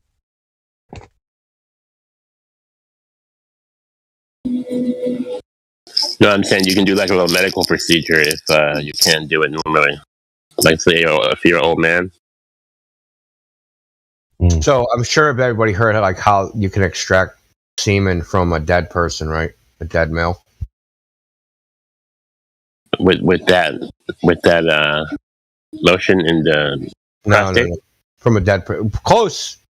They take an electric cattle prod and stick it up the rear and stimulate the prostate electricity, and it causes that guy shoots all over. Spontaneous ejaculation. They've done it when it's like a married couple and she still wants to they didn't have a chance to have a kid, but the husband died.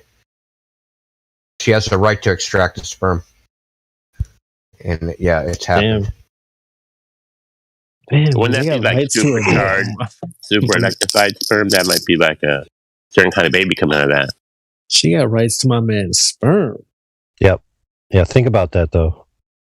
From an egalitarian standpoint, where they try to tell you that it's equal rights, is that women have the rights to use men for progenation while denying the fact that the progeny is part of the man's property after the fact. Oh, I can already hear the excuses now. We weren't going to use it anyway. That's why if you don't want that, you got to leave your sperm to science. Well, let's keep it real. I'm guessing the only reason, not all women. Why do I got to caveat that? I don't make absolute statements. The only reason a woman would do that is if the guy if she would get more money from some pension, government, Social Security, if he had children. Because even if she has his kids, even though he's dead, they're going to get death benefits from Social Security or the insurance policy.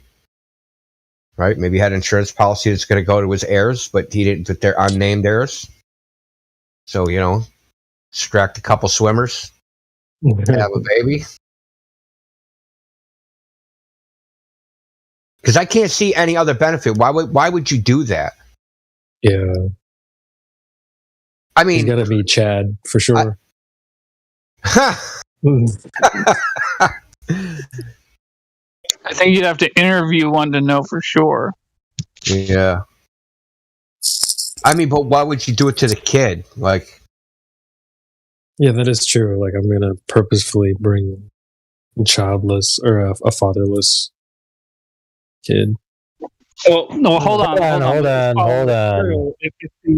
If the insurance policy is big enough and she remarries and he's a good father, well, it's not so bad for the child. Yeah, but let's be clear. Let's be clear about thinking about this. Is that it's been demonstrated, right, that a large portion of the female class intentionally has children without the intention of having the father be a part of it, or with a gamble of whether or not the father will be a part of it, and they call that responsibility. By the way, true.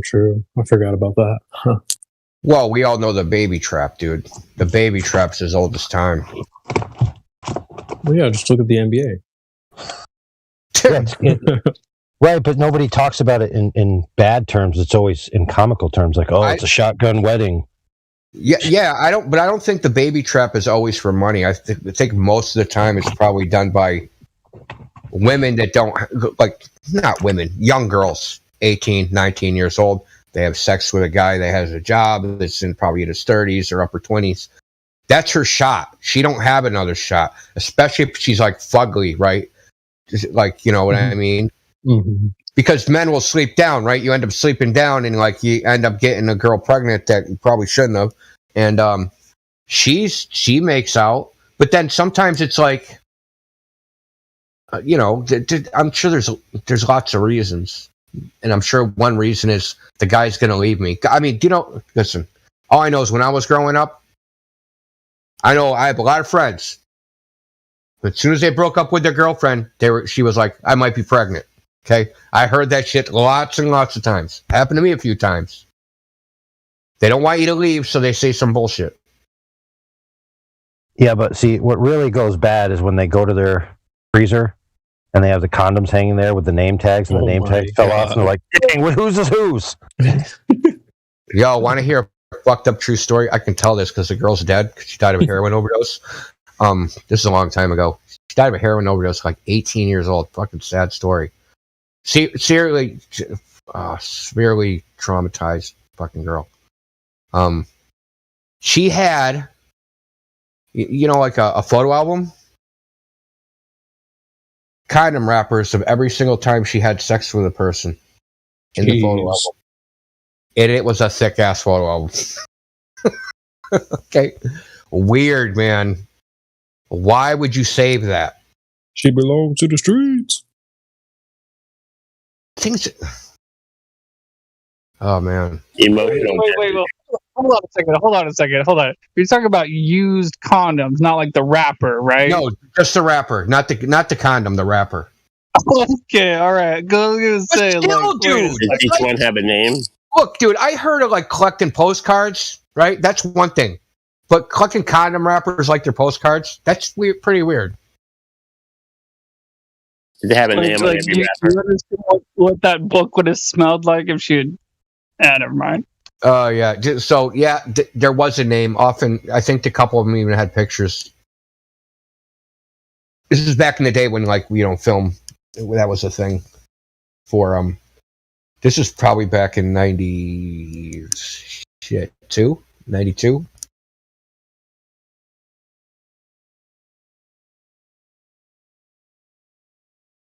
But I found out, like, afterwards, probably like 3 years later, that she died of a heroin overdose in Hartford, Connecticut, that her boyfriend gave her a hot shot.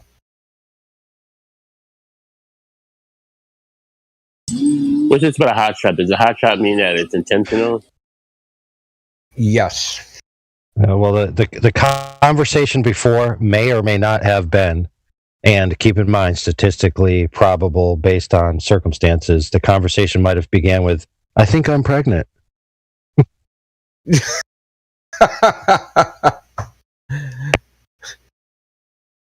Yeah, well, she did that. I think I'm pregnant after the prostate exam didn't work.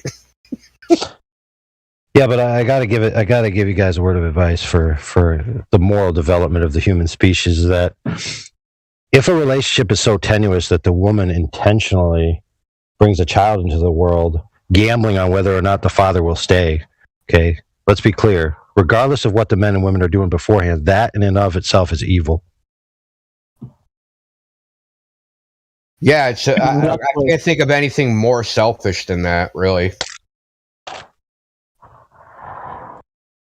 I mean, but at least it's a sin you can repent from, because you could, like, say, yeah, that was pretty evil.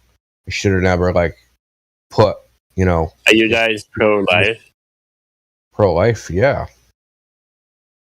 What the hell? You do realize that's a marketing term, right? The actual real terms are pro-abortionist and anti-abortionist, but people don't like to use those terms because they're not very catchy sounding. I'll call it anti-abortionist. I'll call it whatever. I don't think you should be absolved from the consequences of bad decisions, regardless of what they are or when they happen. But it's the patriarchy's fault. It's why do I need to have accountability when it's all the patriarchy? Well, I mean, I think the man should be accountable too. I'm just kidding. Well, I mean, no, seriously. Like, I think the man should be accountable too. To a degree. I mean, he fucked up too. Can't lay it all on the woman. Yeah, I do agree with that. Even though she has the choice, I don't know what. Like, it's obviously a complex problem because here we are, 2023. Like, that issue of, like, unwanted pregnancy hasn't been solved. Abortion is a fucking wrong, morally wrong, so we can't do that. Adoption ain't too great. That kind of lets the dude off the hook and the mother off the hook. I mean, yeah, the mother has to deal with guilt and remorse, maybe, assuming she's not a fucking sociopath. Yeah, but see, abortion was rare in the past, before the advent of the argument that abortion should be rare. You guys catch that Marxist language twist right there? Yeah. So they came up with this idea that abortion should be super rare, super, super rare, and they pushed that idea, right? And after that idea became common, all of a sudden abortion started skyrocketing.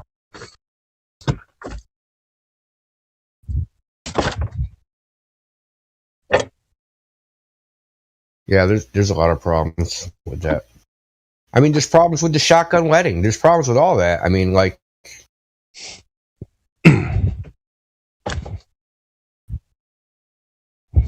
look, here's a solution. If you have sex and get someone pregnant, you're automatically married for the rest of your life, and there's no option for divorce. Oh, hey, interestingly enough, that's actually the way, sort of, that the Bible handled that. But that was mostly in the things where you couldn't prove whether or not it was rape or not. And primarily because in that culture, if you were not a virgin or you were pregnant by another man, you wouldn't be wanted by any other men. You'd be considered as tainted. And so you wouldn't have a man to take care of you or give you a legacy. So they basically said, if you're going to spoil a woman, you're going to be forced to marry her and take care of her for the rest of your life, and you can't divorce her no matter what.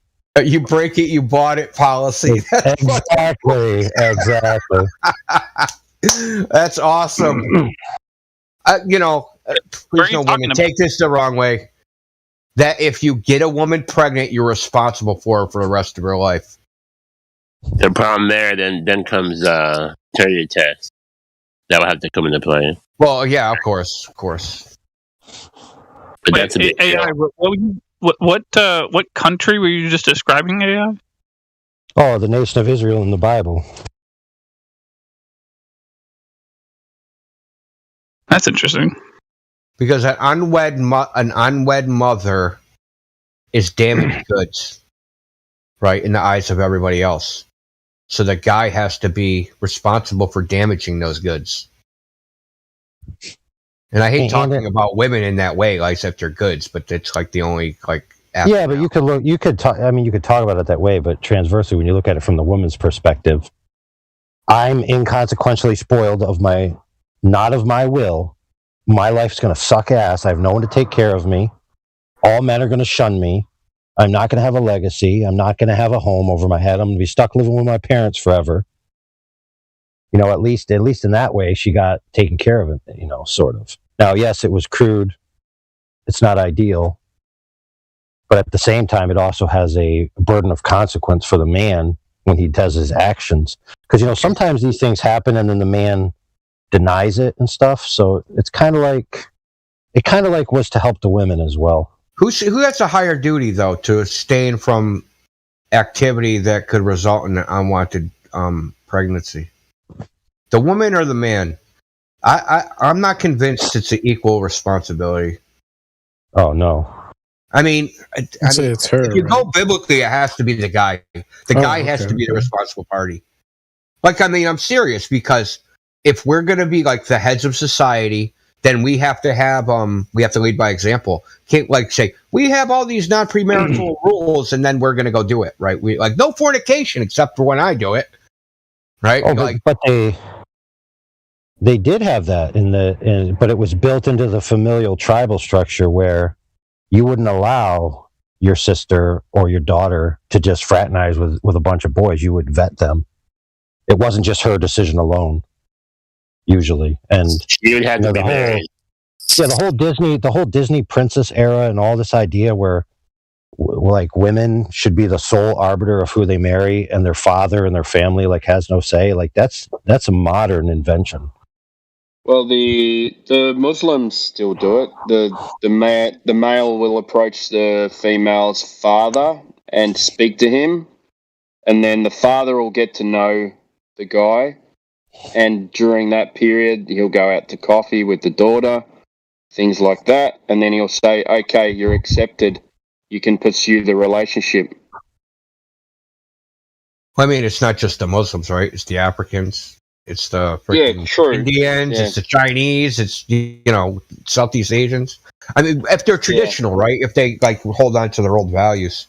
It was a common practice that that a marriage was actually a marriage of families. It was more than just a marriage of two people. Yeah, well, I'm sure it wasn't a daydream. Sorry. Go ahead. Why don't you talk? Timbo, talk.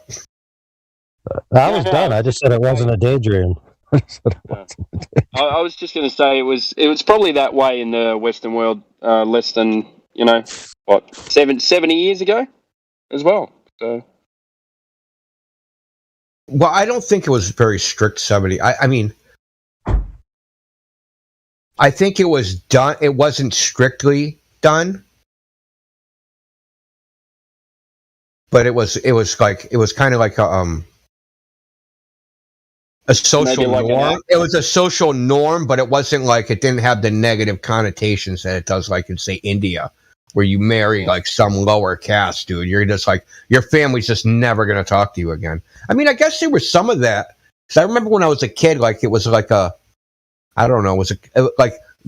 idea of eloping was a thing, right? Where you run off, girl and the guy runs off and gets married, and then her father never talks to her again, or her mother never talks to her again. That was kind of a an idea that people had back in the day. Because there's also, there was like, God, no, you will not marry that boy from that family, you know? And Romeo and Juliet, anyone? Same old story. Yeah. Dude, West Side Story, and when was that coming out? No, it's the 50s, wasn't it? Yeah. I think so. When you're a jet. But then the government decides to subsidize single motherhood, and that breaks up the marriage again. Look. As much as they want to, cover it as this idea of freedom, okay, you could see that they intentionally severed the woman from her natural role with her family, put her into the open marketplace of competition against men for resources, right? And they basically take her offline from being a family woman, a mother, and all these things for almost a decade or more, to where a lot of women aren't even having their first children until like they're in their geriatric pregnancy, time frame of life. But it's like, as much as people talk about this, they'll be accused of being misogynistic or against women. But what we're talking about is a systematic effort that is against women. All of that is against women, and the results are in. Women are less happy than they ever have been. They can't find a man, partly because they say there's no good men, but it's also because there's no men they're attracted to, because they're now competing with men, and women like men that are better than them instinctively, generally, and the less and less men that are better than you financially, the less and less suitors you have available to you. And so all the women essentially want the same 5 guys. Yep. Or 5% of guys. This attractive thing, what women find attractive, like, does that mean attractive as in, like, good looking? Or attractive as in, oh, when I go with this guy, all my friends are going to frickin' be jealous of me? It's usually a status, but it's also like a logistical power. Or this guy has a hot body, or this guy, what is attractive? Or is it good? Is it good looks? I mean, to a degree, yeah, but I mean, there's hot body, and then there's status, money, different things. Yeah, like you'll find if you read women's magazines and stuff that they'll have this hot guy, and then all of a sudden he's icky, and they don't understand why he's icky, and then they start talking about it, and it's like he's indecisive, he never achieves anything, he's not proud of me or forceful with his friends when it comes to defending me. All of these types of things that are like masculine traits that they expect the man to they want to yield those powers to the man when the man is present and he's not capable of taking them over. And so no matter how hot he is, they're like, I'm just not attracted to him anymore. I don't know why. Well, the answer is he's not acting very manly, and you want him to. And how can he act manly when he's primarily been raised by women and told to not outcompete women? So it's like that goes back to the diminishing manual labor jobs, right? Of course, you're not going to be manly when you're freaking just sitting there typing on a keyboard all day. You know what I mean? A lot of jobs. Then again, see, that's where you like. Then women don't find people that do those jobs attractive, right? You don't see like corporate executive ladies trying to find construction workers. No matter how manly they look. I don't know. It's a conundrum. I do know this, though. This is a scary statistic. Is that in the best country, this is the best statistic. If you're 30 years old and you're a woman and you haven't had a child, there's only a 50% chance that you'll ever have a child. That's the highest country. It's something like 47% in the United States. Now think about that. That you'll ever have a child. Not that you'll get pregnant. That you'll ever have a child. 50-50. Flip a coin. That's just fucking... Any woman that has heard what I just said that doesn't have kids should be deathly afraid if she's approaching 30 and wants to have children someday. Yes, and any woman that possesses the 4th or 5th higher ordinate moral reasoning, which, okay, let's be clear, 90+% of women do not possess it.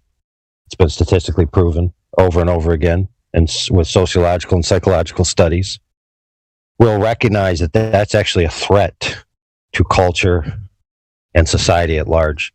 Now, most women think on a tribal level and basically of themselves and in regards to their family. But if you think outside of that box, why are women who are literally designed to have children, are literally the part of the species that does the children thing, why are they being robbed, and I'm going to use that word, robbed, of the ability by society in some way to live a life that they actually fulfill part of their biological design? Doesn't that seem off? Yeah, I mean, bad enough even the evolutionists have gotten into the fray. I mean, it's that bad. It's like it isn't even like from a moral point of view that women should have children. It's the evolutionists that have jumped into the fray. The evolutionary psychologists and the evolutionary biologists. Like we look at all the other mammals. The frickin' females take care of the offspring. Now you have a window of fertility and yada yada yada.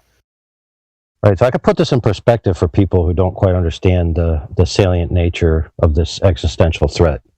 If indeed men, okay, as men, portraying themselves as men out there in the public, we're men and we're going to do this action, which we're now going to undertake, and this is the action. We are going to hysterectomy young women, right?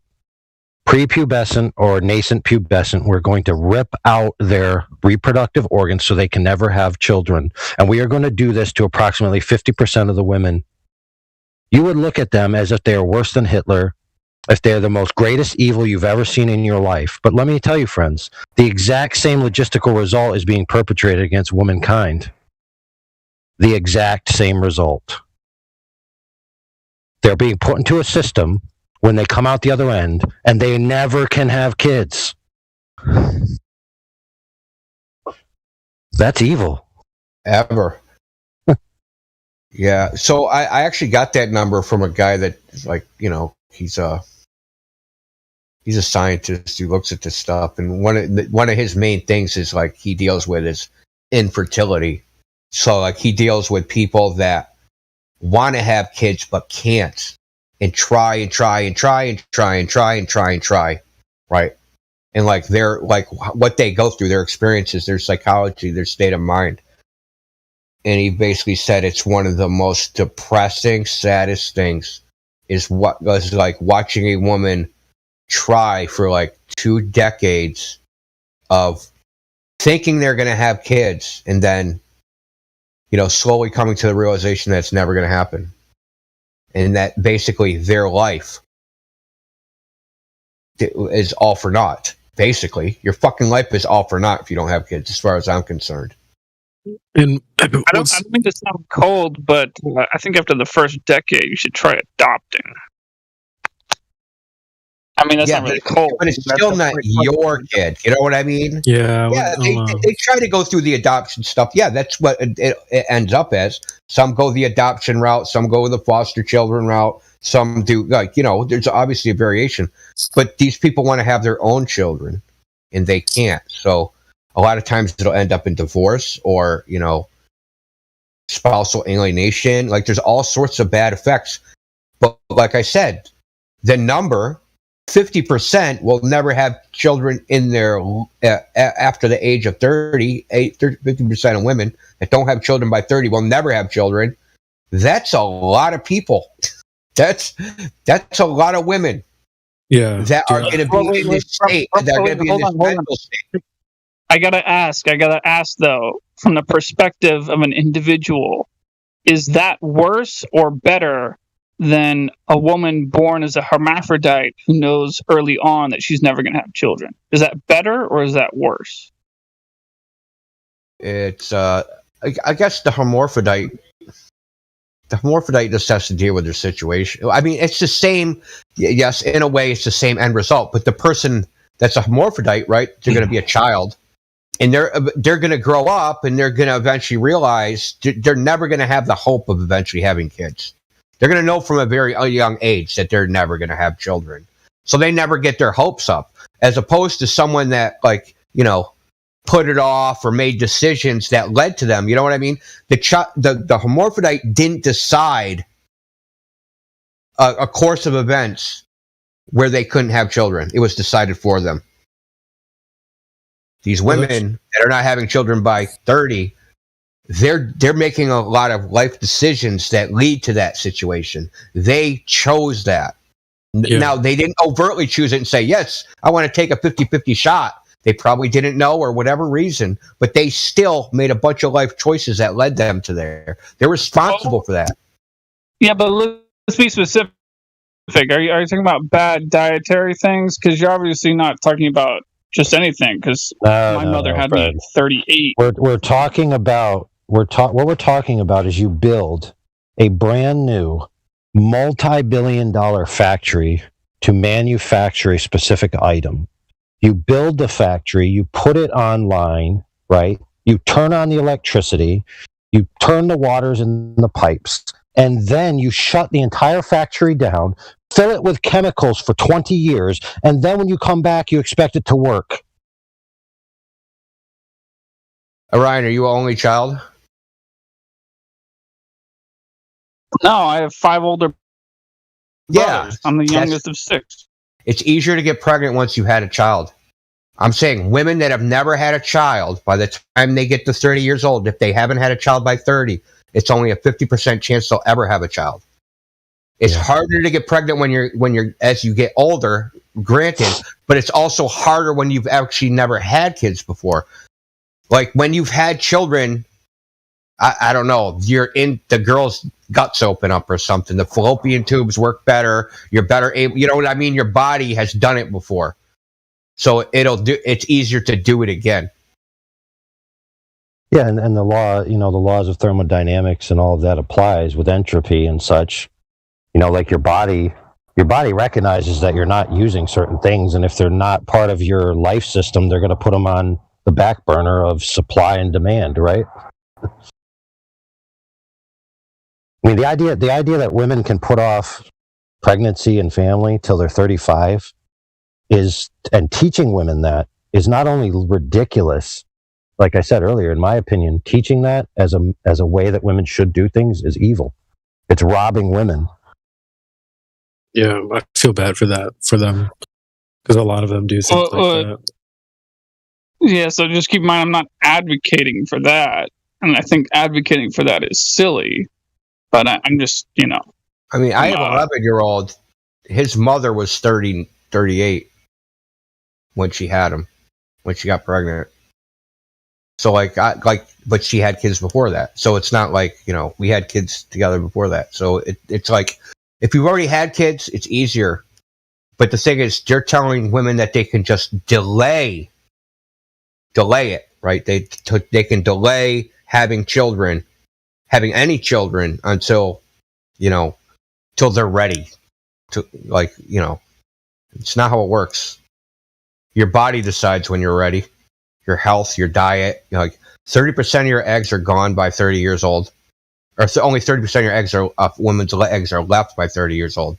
So that means out of the 300,000 eggs that a girl is born with, she has 100,000. And a lot of them aren't going to be viable. And that's the other thing. Your hormonal profile isn't the same. So some of you don't have the same viability. Your uterus is fucking thinned out. Like, there's so many other issues. Then there's the increased risk of, birth defects and miscarriage. And, it's like you're gambling. It's literally just like gambling.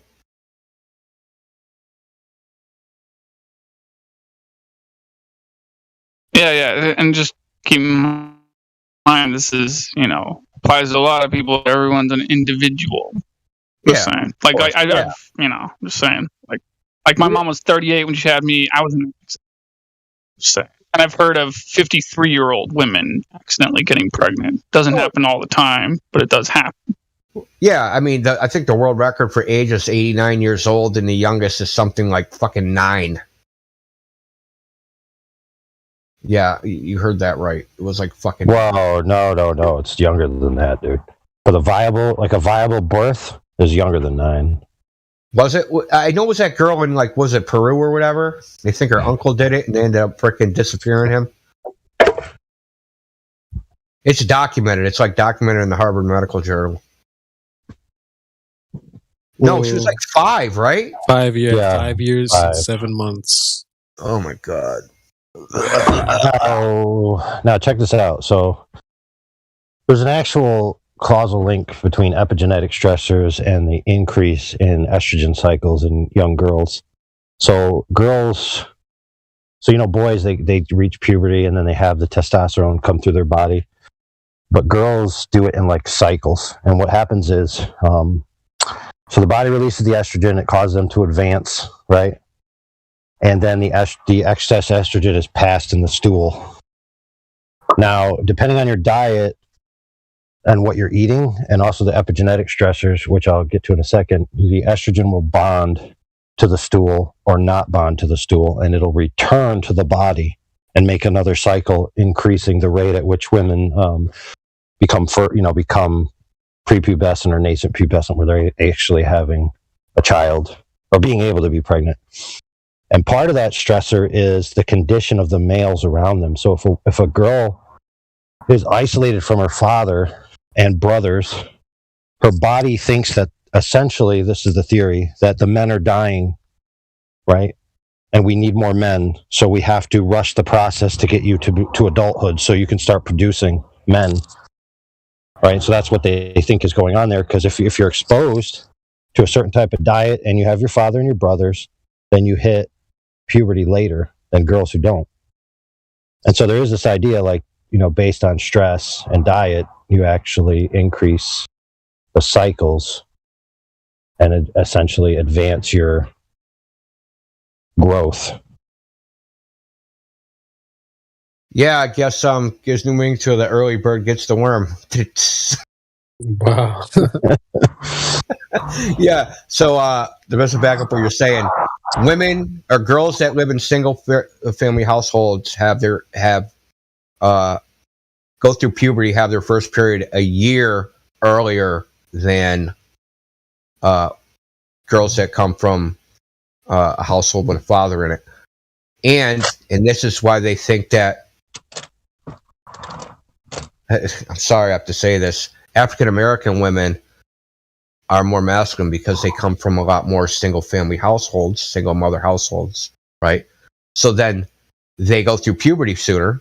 So they're bigger than the boys initially, right?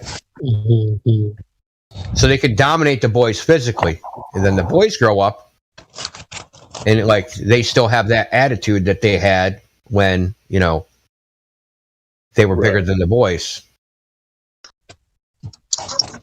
But I mean, that's probably also, you could make an evolutionary case for that, right? That, like AI said, the body thinks the males are dying off. So the males are dying off. You also have to be stronger, right? Put them through puberty sooner, reproduce, early bird gets the worm, find a man sooner. But also, even if you don't reproduce, you're bigger faster. You got bigger faster, so you can more readily defend yourself. Doesn't mean you're going to do a great job at it, but it's better than nothing, right?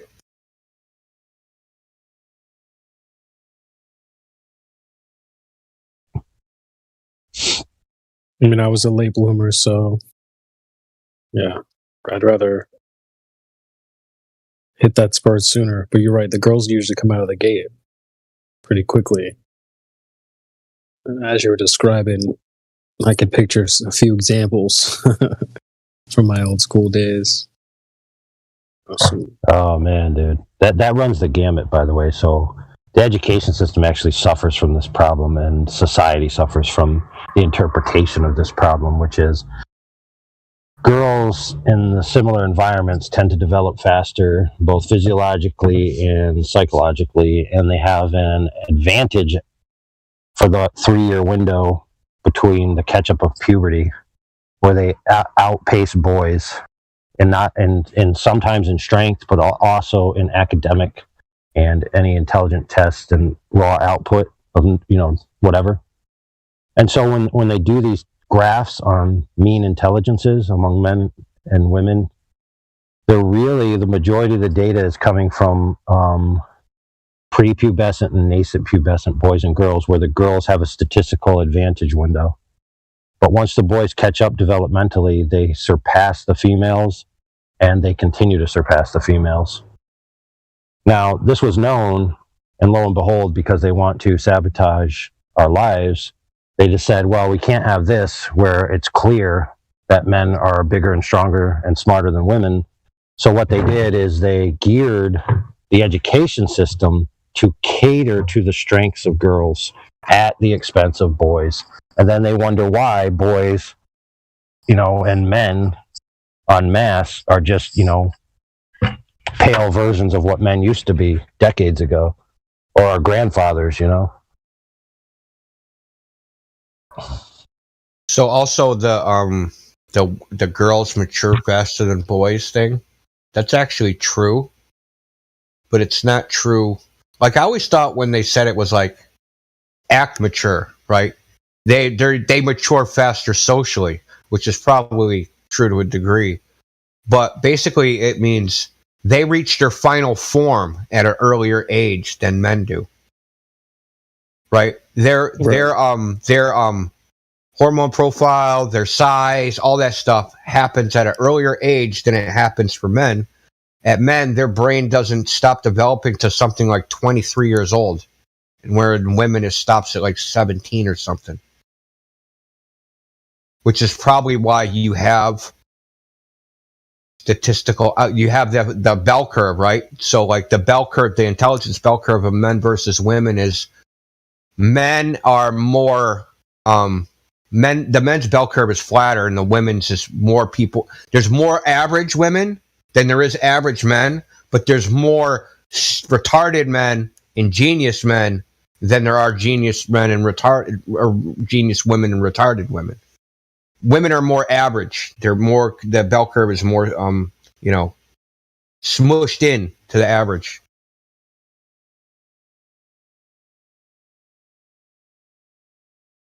Because they stop maturing. So, like, I don't know why that's a brag. Like, girls mature faster than boys. Yeah. Like, that's like saying, yeah, I played I played sports and then I could only make it to the college level. Yeah, right. Great. That's where you matured? Fantastic. I went to the pros. Yeah, someone who's crass and they interpret the data over the long term could argue that it's not that they mature, it's that women peak out while men surpass them and continue on. Yeah, they reach their peak sooner. Yeah. I mean, that's obvious, right? So, I mean, probably, but doesn't that just make women more valuable in a reproductive sense? Well, yeah. And it's what look, it's the way we're designed. It's the way men and women want to be. We understand that we're sexually dimorphic, right? Not sexually. Are you sure? Ubiquitous. Are you sure? Look, I got to consult Matt Walsh on this. Are we?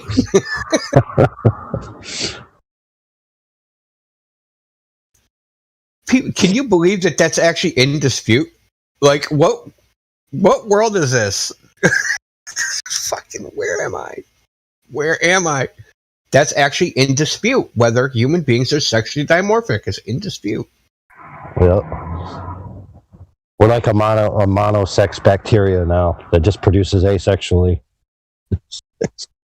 Asexual reproduction. Hey, Globers, we're talking about you.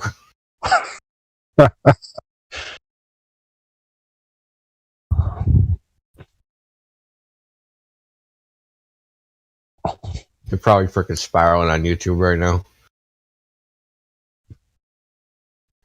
The term I use for them sometimes is intellectually impotent. That's so fucking... Oh. Yeah, you could say that. That might be from the castration. Could call them freaking eunuchs as far as that goes.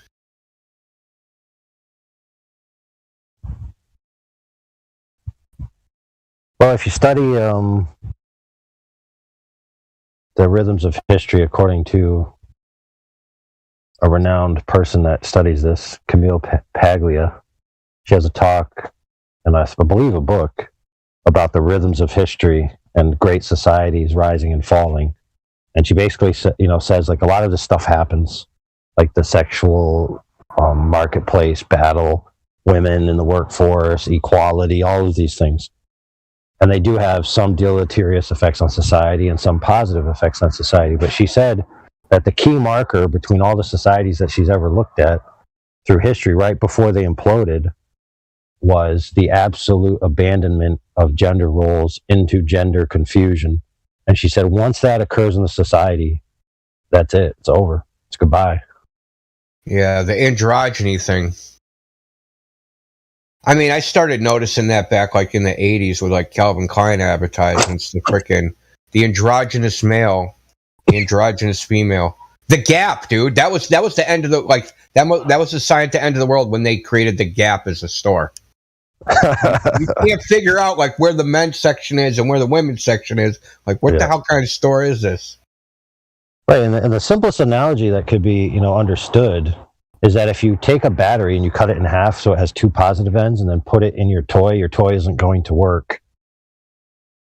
You need polarity. You need flow of energy. You need the pursuer and the pursued. Both people can't be the pursuer. Both people can't be the pursued. No. Both people can't be the positive. Both people can't be the negative. No work can be done in that situation. Nah, dude, you could just take two negatives and then you take a marker and you draw a positive over the like a vertical plus, turn the negative into a positive, and then you say, this is positive. Positive and negative is a social construct, and then it just works. So I get all my radio control cars to work. I just tell the that battery's in social constructs, and the car just goes again. Part of the way she caveats it is that leading up to that there's a distinct, sociological push, which is essentially categorized today as a war on men, a war on masculinity, a diminishment of masculinity,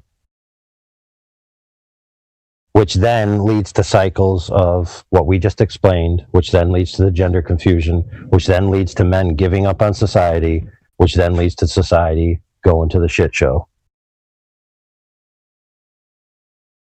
I mean, it's like, we could talk about it. We all know what's happening. How can we reverse the trend? Well, nukes aren't real, somebody told me, so that's off the table. Yes, damn it. Well, I mean, this is really, but isn't this just like a Western problem? This ain't really like a worldwide problem. I don't think you're having this problem in Africa. Yeah, I mean, it depends, I guess, on what you identify as the West, because there's a lot of cultures that have been inundated by Western laws, especially with treaties.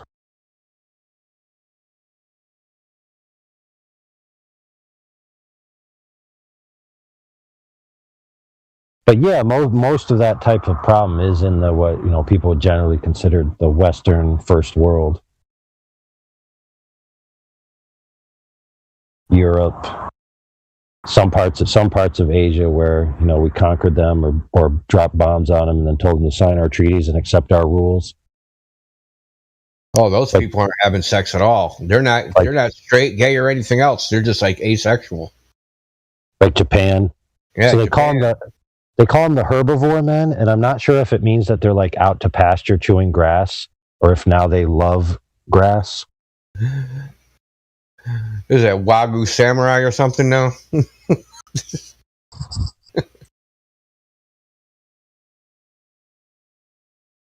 Yeah, the situation's really messed up. I mean, what are you going to do?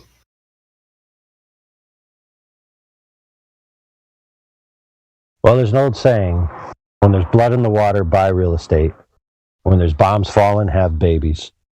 So basically, they're setting us up for a mass war, which will reinvigorate the population with the cycle.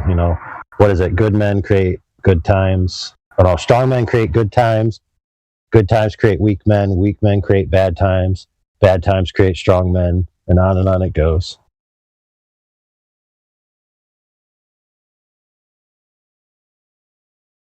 Yeah, I don't know if I'm as nihilistic. It's hard to tell because of the media versus the internet versus like what happens in real life. I know like what I see in real life because I watch people. I watch. Let's put it this way: I've been taking inventory for quite a while. I see a lot of like older women with younger guys. and they lead. I see girls driving dudes around. So I do see this shit in practice. Nothing like in principles about the guy driving around. It's just different, right? So back in the day, the man was behind the wheel, right? The man was older than the woman. It's kind of weird. And I just see this just like walking around. I see a lot of times the girl is just freaking telling the dude what to do. Very rarely do I see a guy in charge. Yeah, especially with the older women paradigm.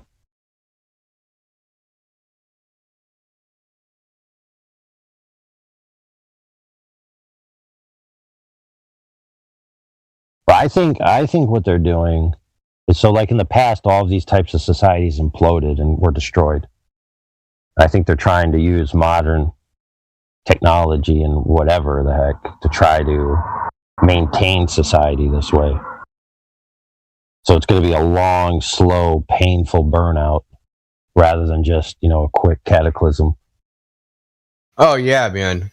Like, I was talking about this the other night, right? This ship is on a river, and it's going to the mouth of the river one way or another. Okay? And the ship is going to crash, and everyone's going to fall out into the water. Now, we could crash early, right? We could crash in the river, and maybe some people will make it to the shore. But there's some people that are trying to slow down the process, right? So they freaking drop anchor. But the anchor isn't strong enough to hold it. The current's too strong. So we're dragging anchor, and we're going slow to the bottom.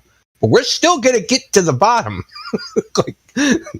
Some people are just going kicking and screaming, right? They're trying to keep this carnival going as long as possible.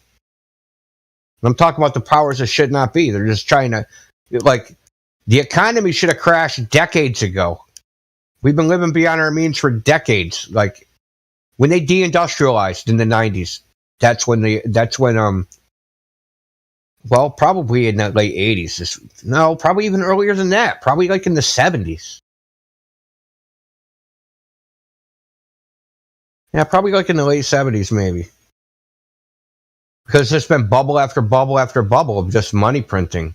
Like, they've just been kicking the can down the road. We sell less and less things of value into the world economy. Like, we've cordoned off all our resources. So now we don't mine. We don't frickin' log. We don't do anything. So we don't produce anything anymore that the world wants. So that's how you keep your currency valuable. The current people need your currency to buy the stuff that you produce. But if we don't produce anything, and the Ukraine war is making our weapons look like junk because that was one of our major exports. Now our frickin' weapons are junk. Like, why do people need US dollars if there's nothing to buy here?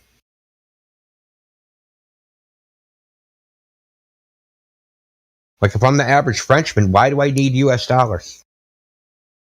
What do I want that is made in America which requires a US dollar? Not a goddamn thing.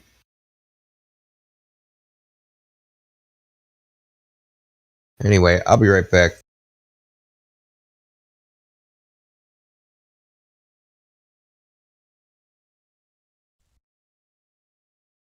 Uh-oh. All right, who's in here? Let's see. That guy, this guy, that guy, that girl, that dude, that chick, that other dude, homeboy, homegirl, home slice. We got Ron Hagberg. Looks like a new face right there. Or a new avatar, as the case may be.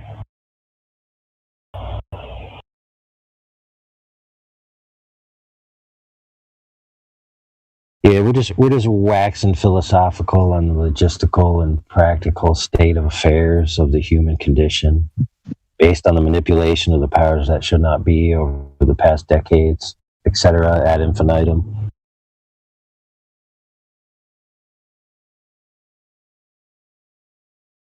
Till someone moses up in here and offers that first order globe proof that we can peruse and scrutinize. And yes, friends, I said first order globe proof, not a derivative, which requires a first order in the first instance that you put into a presuppositional reasoning string, like affirming the consequent fallacies and other such nonsense.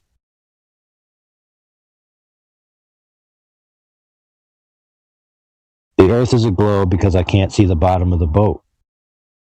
How do you know the earth's a globe? Because I can't see the bottom of that boat.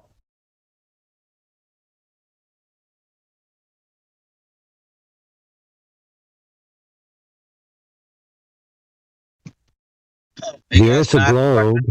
Yes. Hey man, like I'm a flat earther, and like I'm starting to like flat smack a lot of people I know these days. And like one of the questions I'm getting a lot is like, what does it?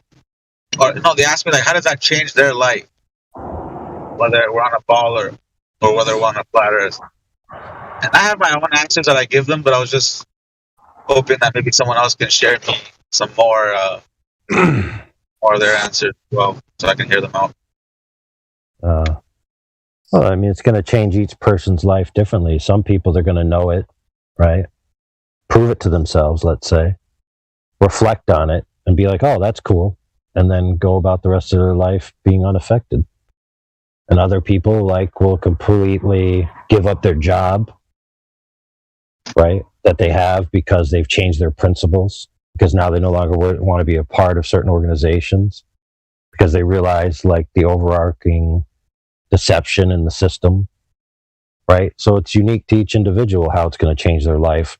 So since you don't know that person inside and out, you can't actually tell them how it's going to change their life. So for them to ask you is to basically admit that they don't know themselves, and so you should admit to them, maybe it's going to change your life by you realizing that you don't know yourself as well as you thought you did. And it's going to open your eyes to the new possibility that there's a lot of personal growth inside of you. Because really, when they ask you how it's going to change their life, they're asking you to be responsible for their internal world. Is that fair? No, I know. I always thought it was a stupid question, or for example, they'll ask like, oh, how's that going to benefit them? So they're only interested in true propositions if they're benefit from them personally. That's a very selfish and myopic worldview, don't you think? What I tell them, my answer, and it might not be the best answer, is that for me, in my life, right, to me it was extremely important, learning this, and I tell them it's the nature of their very own reality. So it's what's more important than that kind of thing. But I don't know. I mean, I don't really know how to word myself properly or kind of go further than that.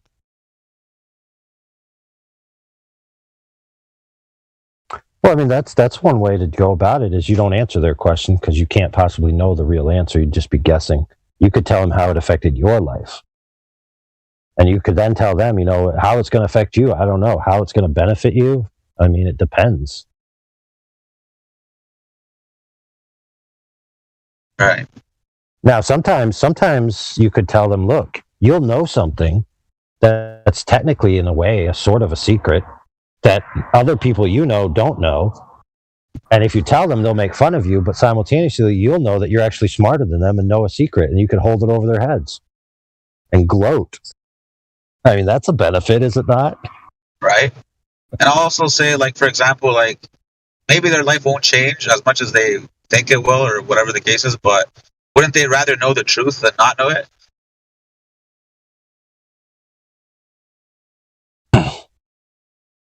Well, like a wise man once said, I know this steak isn't a real steak. I know it's just ones and zeros on a screen that's informing my internal mind to elicit the same chemical reactions that it's a steak.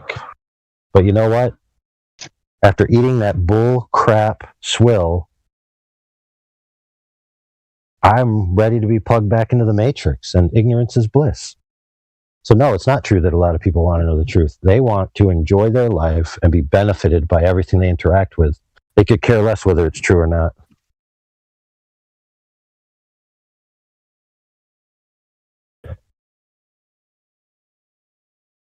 That's even more psychotic.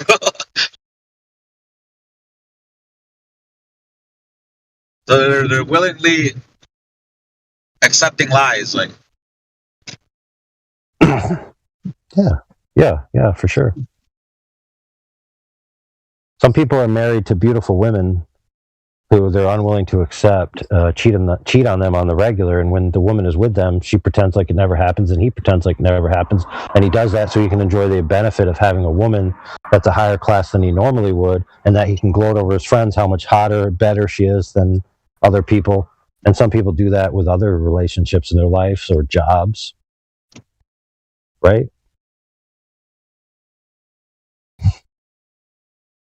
Like if they're unwilling to engage in the conversation unless, you can give them a tangible benefit to their life, right? Just give them $5. You're like, here's $5. Now it's benefited you. Profound.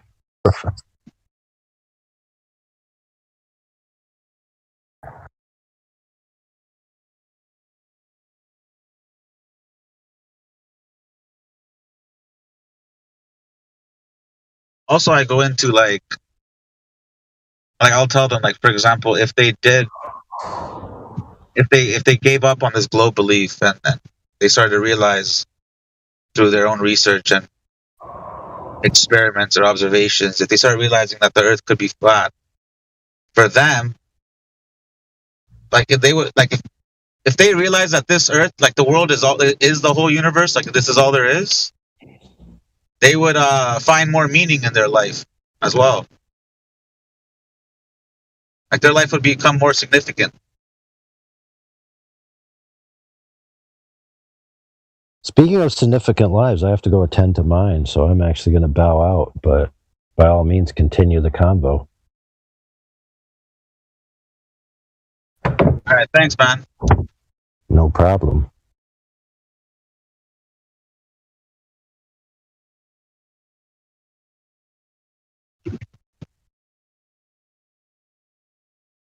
Does anyone else want to add like anything to that?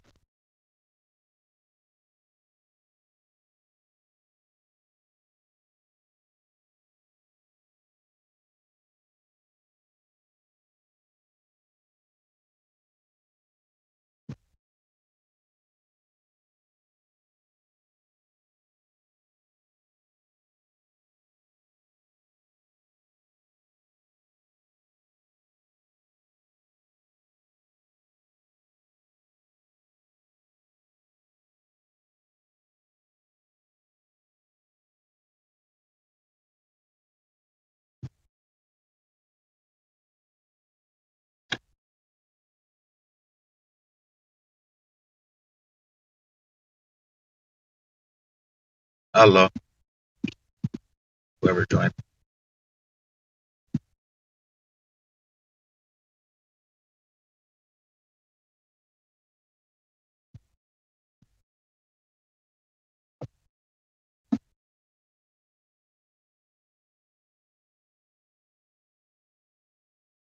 Does anyone here believe in the globe Earth?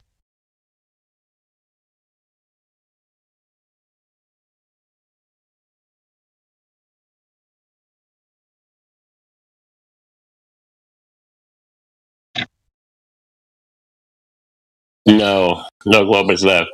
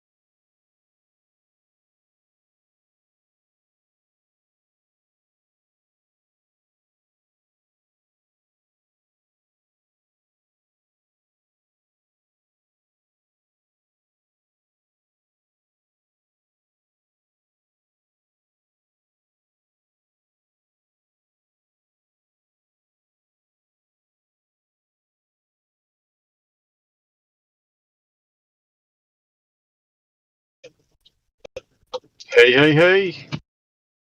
What's happening?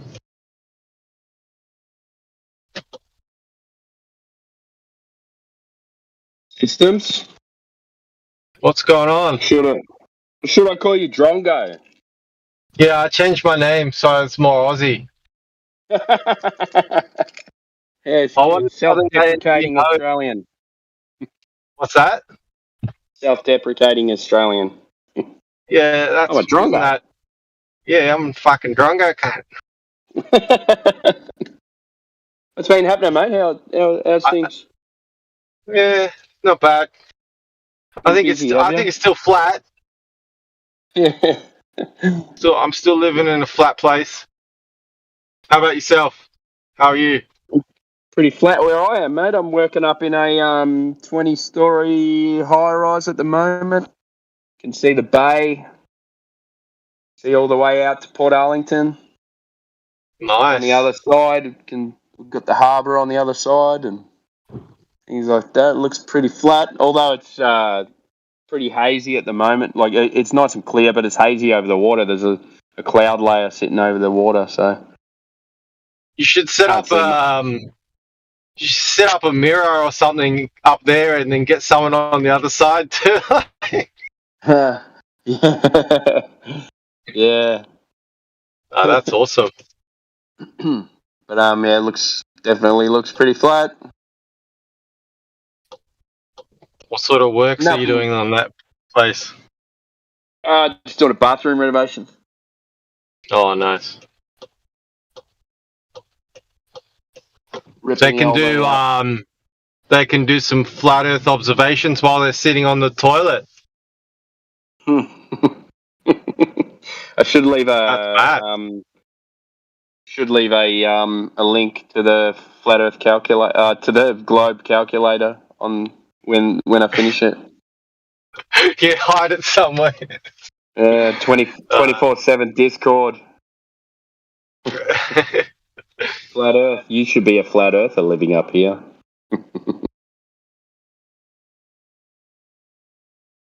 I was listening to some of the conversations. I had some young people in here a couple of hours ago that were how do I say it? That was a remainder of a conversation we had yesterday with 4 of his mates. So. Oh, that Matt guy. Yeah. Mad. Yeah, Mad. Oh, Mad. That's it, Mad. Yeah, this is a compulsive liar. Yeah. What a clown. I couldn't. I was working and it kept on cutting out, so I just thought I'm going to stay out of this one. But when I jumped in, I just wanted to fucking call him out, you know. Yeah. It made for good content, like to listen to, but it's a bit frustrating at times when they don't answer any questions. Yeah. Yeah, it's very frustrating. And lie, just blatantly lie. Yeah. I'm studying astrophysics. Oh, what are you studying? Yeah. I'm not studying astrophysics. What? I thought you were studying astrophysics. Oh, yeah, next year. What?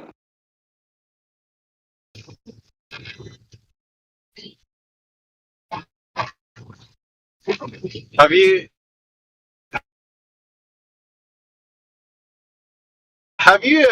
heard his voice for a week or two now? Who? Bong.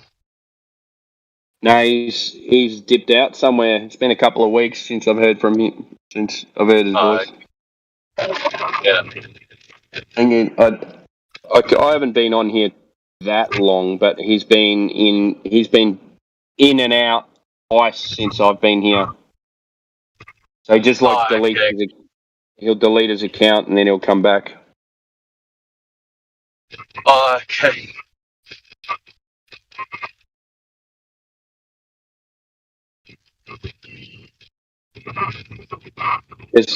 Even if you type in, go for. Oh no, he's still got his account.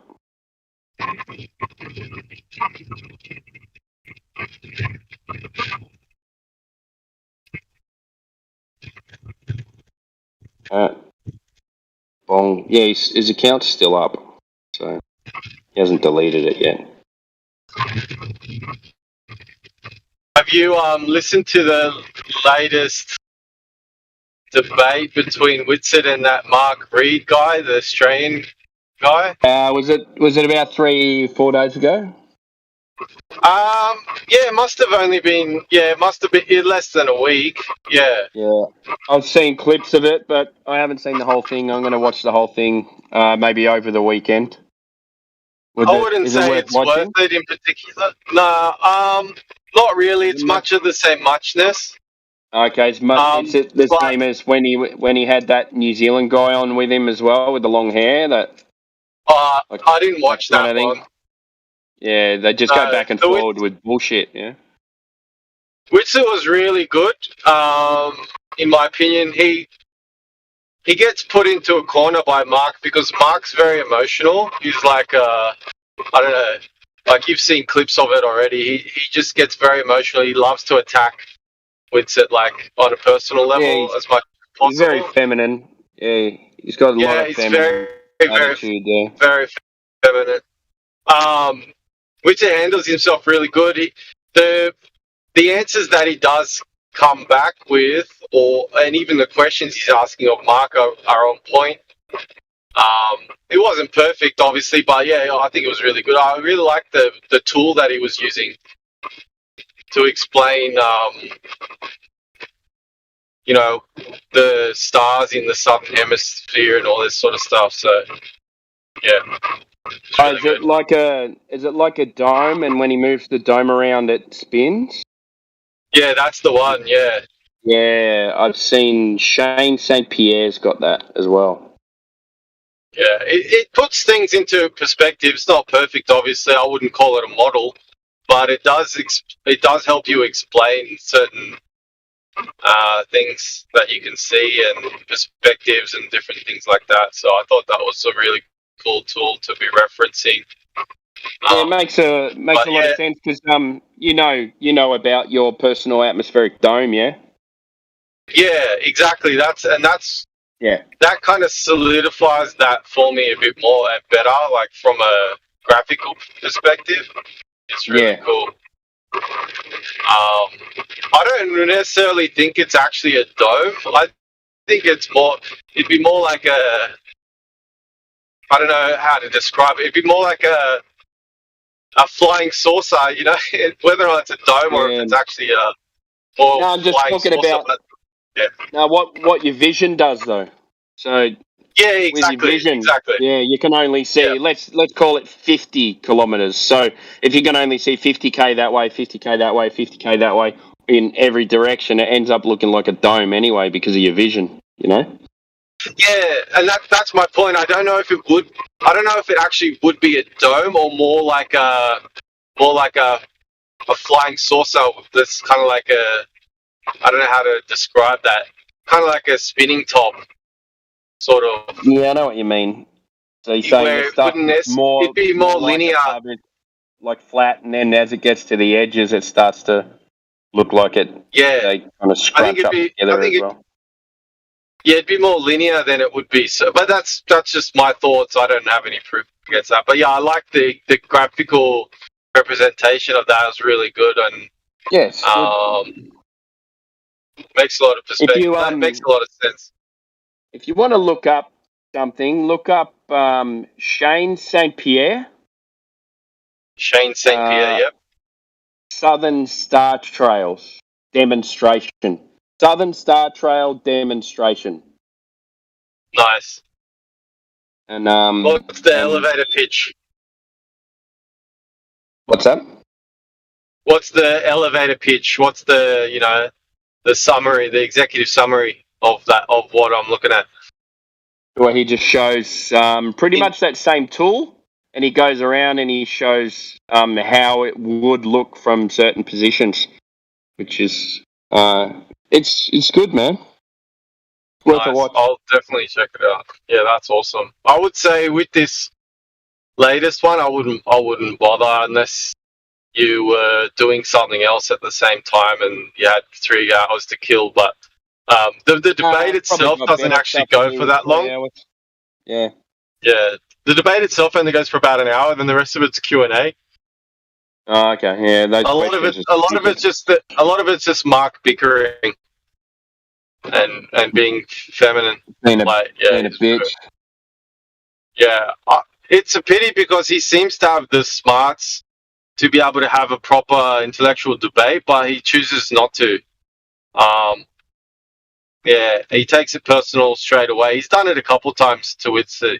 If people like to do it to him, because I think it's probably the only way they're going to get him offside. But Witsit, yeah, he's really keeps his calm and does a good job of it now. I honestly do think that just watching it, and I can't say this for a fact, but I do honestly think that Witsit doesn't hate Mark, but Mark actually hates Witsit. Like, yeah. It's like it's That's what a lot of flat earthers just seem to be able to leave their emotions at the door and just kind of go, okay, well, this is not personal, you know. Yeah, I Whereas tried to watch. You're taking their life away, you know. Well, on the other side, you're taking their life away, so they're going to get emotional, you know. Yeah, I think the sad thing is they make too many leaps of assumption, which they have to have the ball anyway. But they'll assume that if you call yourself like a Christian, for example, that you hate other aspects of what they like personally define themselves as, and they take offense to that. Whereas they hate God. All these atheists, yeah, they really hate do. God, you know. I think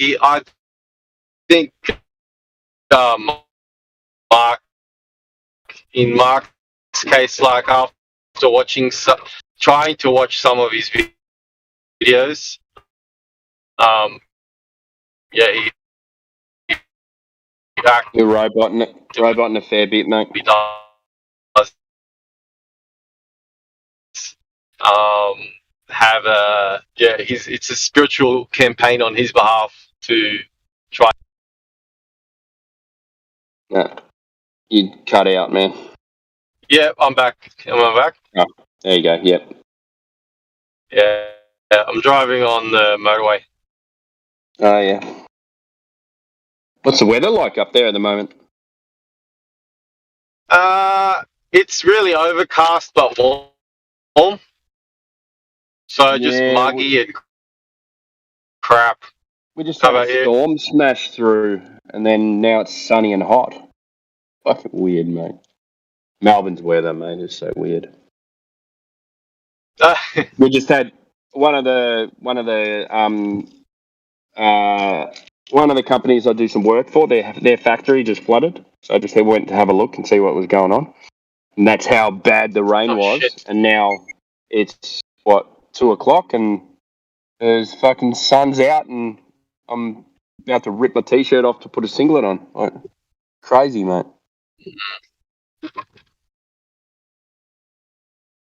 Are you getting that a lot in Melbourne as well, where places that hadn't flooded much in the past are now starting to get flooded?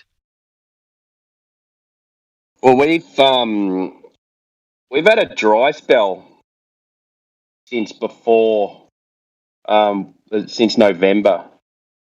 So all the drains seem to be blocked with leaves and shit like that. So that's the only reason we're getting floods here. But and the ground's so dry that it's not soaking up any water, so it just runs off into the drains, and it's not going into the soil. It's just so dry. I think a lot of that's happening here too. Well, I went out in the bush the other week, and mate, it's fucking so dry, and there's sticks everywhere, and dry grass from November. It looks like, you know, there could be a fire any day, mate.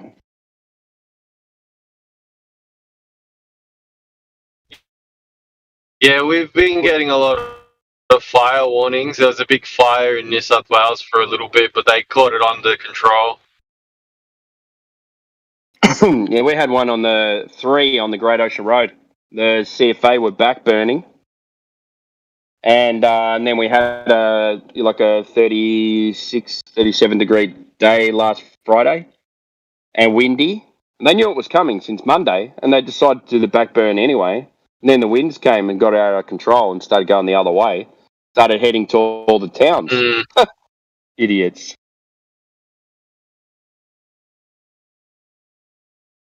That's what sucks about some of the bureaucracy is they have a plan in place, and even though someone says thinks it's a bad idea, they'll do it anyway because it comes from higher up. And they need to backburn. Like they need to backburn just after spring, just before summer, and then during the winter too.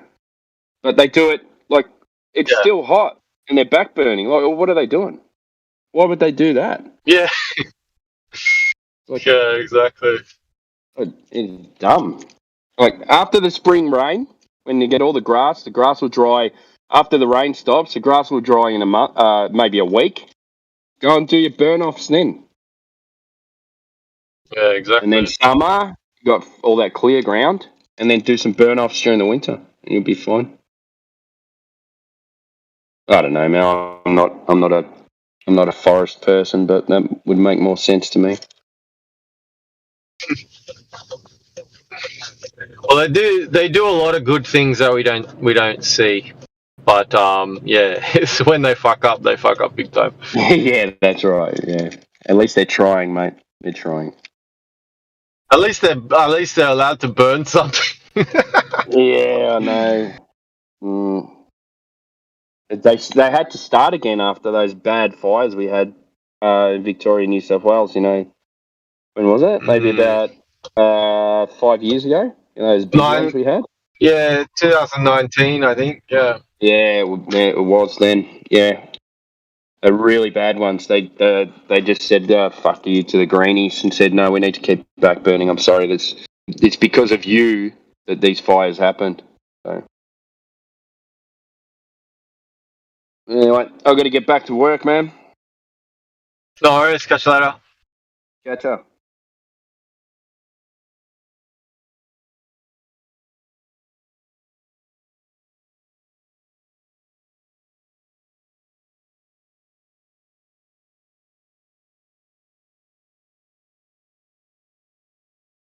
Anyone else about? Catch any good debates lately? Anything worth watching? I'm watching this rocket with ice outside. A what? Sorry. This I did post in the live stream. Oh, okay. I'll have to check it out. From Space Affairs.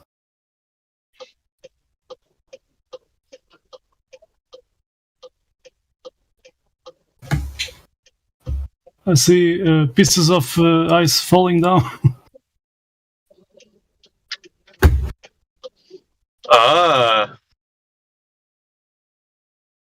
What's that on? I just see, maybe they are putting gas inside. And I did put some link talking about why the gas bottle gets, some ice outside.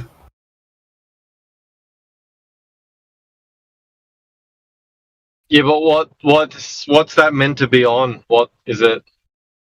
The ISS or something? No, this rocket, I mean. I don't know. It's on a rocket. Why they put gas inside this rocket? It's full of ice outside now. And you can see even a flame, at the right. I did post you can see a flame there. Burning gas.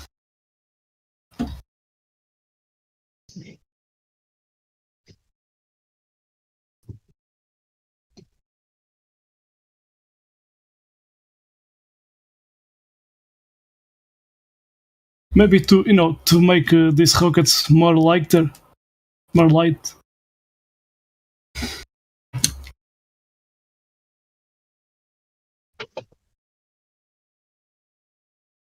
Yeah, you can see it on some Apollo 11s, rockets, ice falling down, and even space shuttle. Oh, I see that last picture you saw with the like a flame or something coming off the side.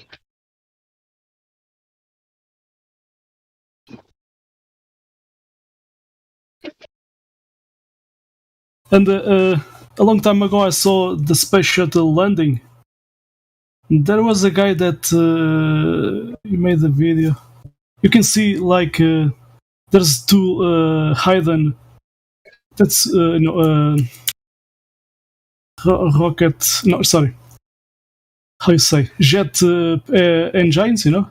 They have there's two. When the space shuttle is going up, you see these flames coming through these little holes, and when it's landing, there's some noise you can hear. It's jet engines. Yeah. Yeah. You are roboting. Yeah.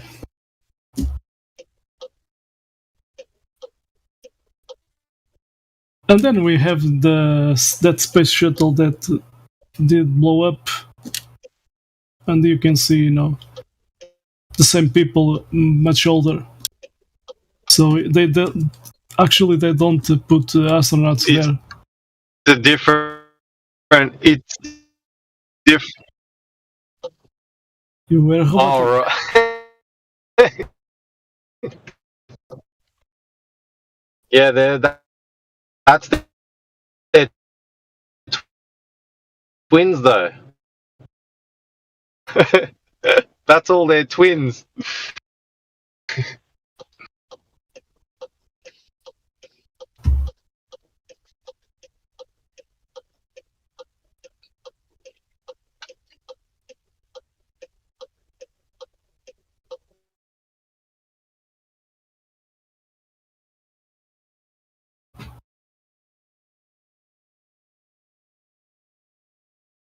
So it's not, I'm talking about the space shuttle. It's not so heavy like people think.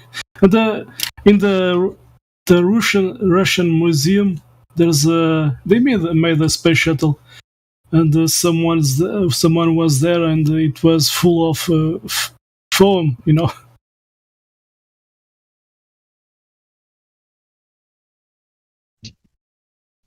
Someone saw that it was full of foam. Yeah.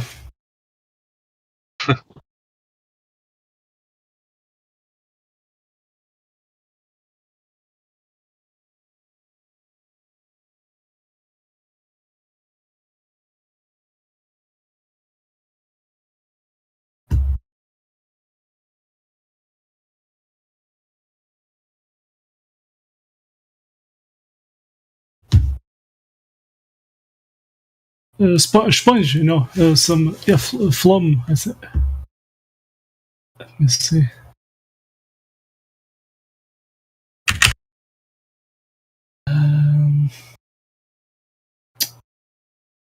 I remember watching the old rockets. They used to launch the rockets, with the like the module that the astronauts would be in. The module would be separate, and then it would detach. And they'd launch the rocket, and then as the rocket goes up, it starts to go sideways because they never go straight up. As it's going sideways, the module's heavier than the actual rocket itself, so the module would be underneath. Whereas if that rocket was full of all that, Helio or some other gas inside. Yeah, whatever it was full of, it's definitely not as heavy as the actual module itself, because the module was sort of pulling it back, pulling it down. Didn't make any sense. Yeah.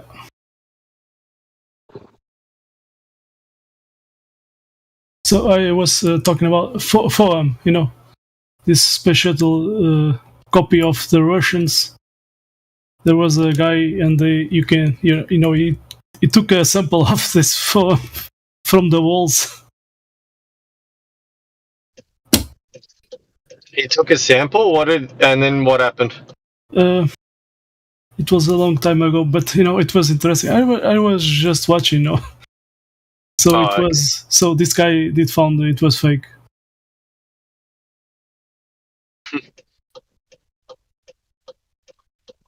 They even did a replica of the space shuttle, but it was like a balloon.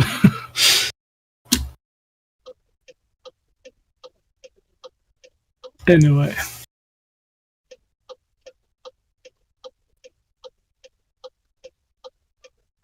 The other guy, the Mad, I think it was Mad. It was, I don't know if it was him that it posted a link to see the live stream of ESS. Oh, okay.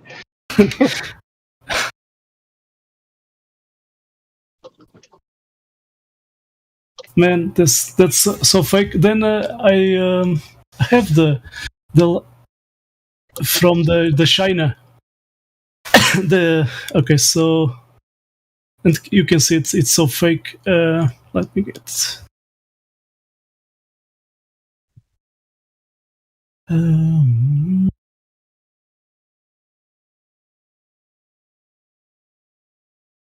Okay, this one.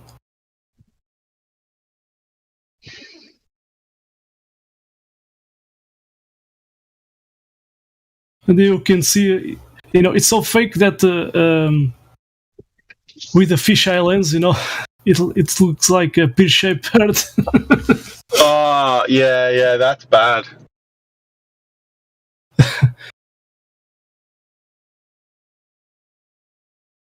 And this one, I did found this one. Someone did post. I'm gonna post the video. And you can see it's so fake. It's slowly. Oh, the Chinese. Yeah, the Chinese stuff's hilarious. Look at that, Chinese in space. It's wait. Yeah. I saw that the other day. I had a joke. It doesn't seem like. How could they even try to attempt to pass that off as real? That's what I'm thinking. Maybe someone created that, and now they're calling it the Chinese one. But surely they didn't broadcast that on their own.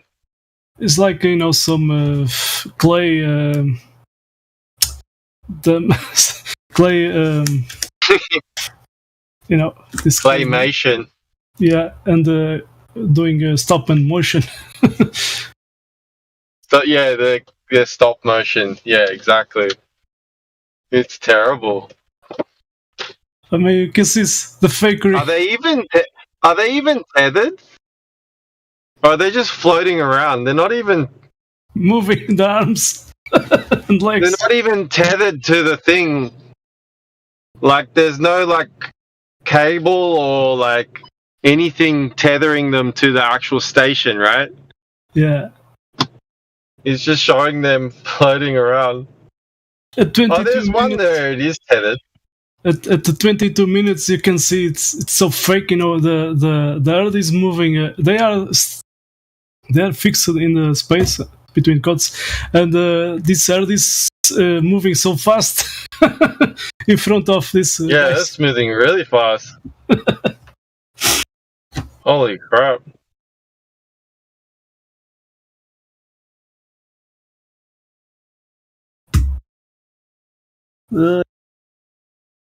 Even the clouds are moving too fast. Yeah. the other live stream link the other guy did post. I did put on that can't be real. That I did put on 0.5 velocity, and you can see it's fixed. You don't see it any movements in the clouds. It's It does nothing moves. There's you know? there's no way they try to pass that off as real. This Chinese man, they are not good to copy. That's they make everything. Everything you look, probably everything you surrounding you comes out of this country. They're smart. There's no way. And people are buying this.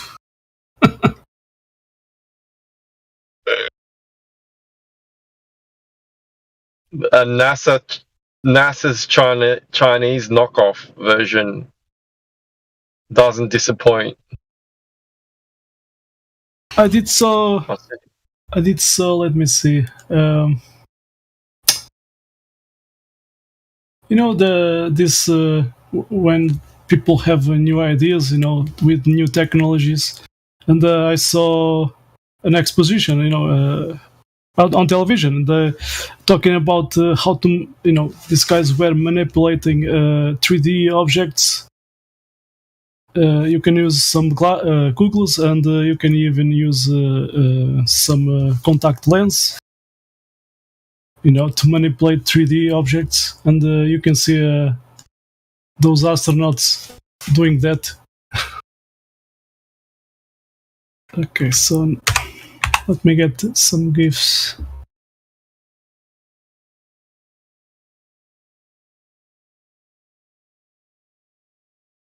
So there's this guy, you know, passing a, what do you call it, a cup, hat. It's slowly. So you see they failed to pass. I'm looking at it now. Oh yes, yeah. He thinks he's moving nothing, but he's meant to have handed him the hat.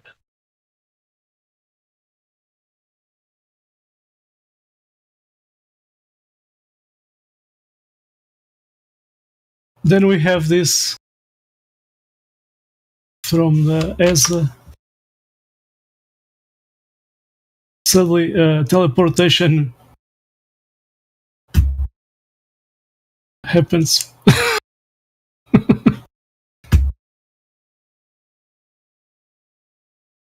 Yeah, but you know how they argue that one? They say that that's a kids' show, and they've cut that out. It's not. But you can see it, you know.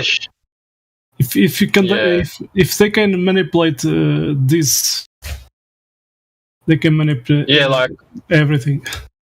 Exactly right. But their argument is that that's always there, and they've just used the thing to get rid of it and then put it back into place. Whereas we're saying it's the opposite. It was never there, and she's, yeah. It's interesting.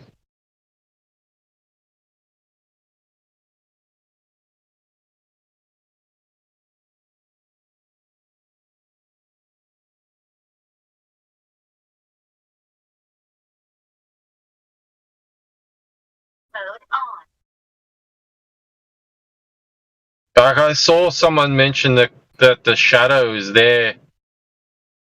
The shadow's there before she moves it.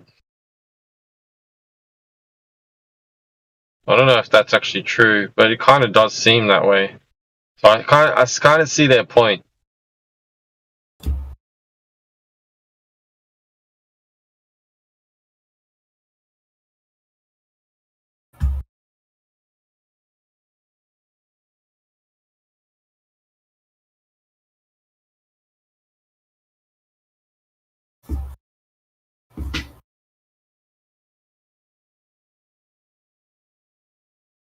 I saw, you know, like a dino balloon, and suddenly it goes down. It's not floating. I'll show you my favorite GIF.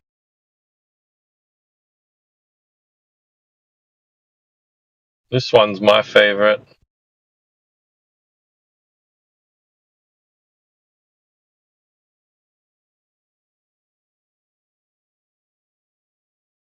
Oh, that one. Oh, I love it. We never see those clouds moving, changing. There's so much wrong with this. So yeah, the clouds, the size of the moon, even though it's traveling so far, it should be going around. Like it should be changing size even slightly. The shadows, just the position. Oh, just there's so much about it that's so wrong.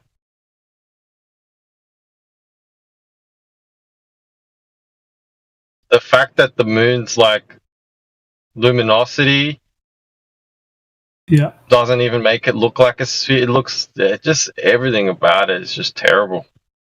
Like Photoshop. Oh, it's worse than that. And they pass it off as actually being real.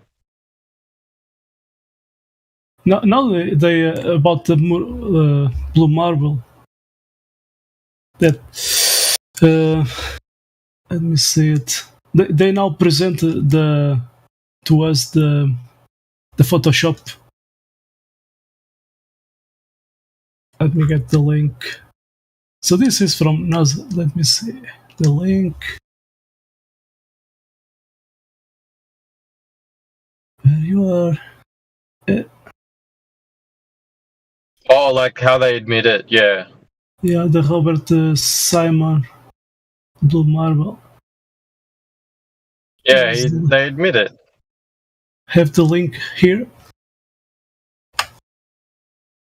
So now they, they have this available for public, the Photoshop thing.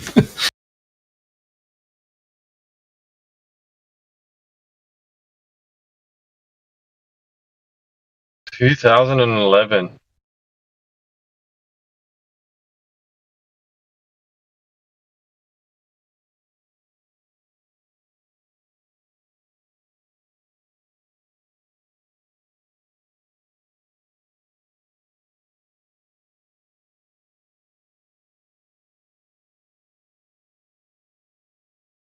It's funny how if you click on it, it has some comments under there, but it's closed for comments, so they just weird.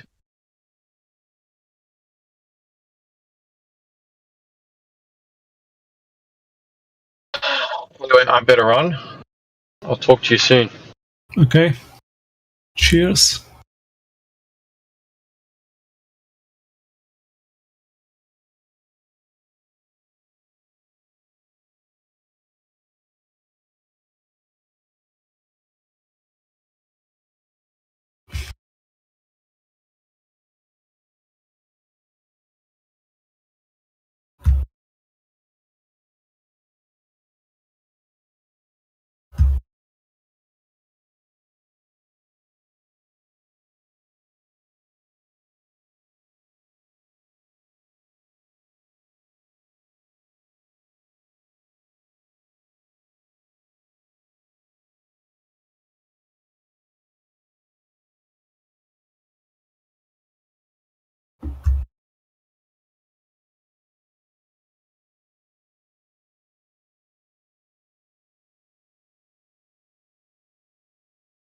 There's a Kate says in the commentaries, good job, great story of how you created the image. I had no idea. I thought it was just a photo.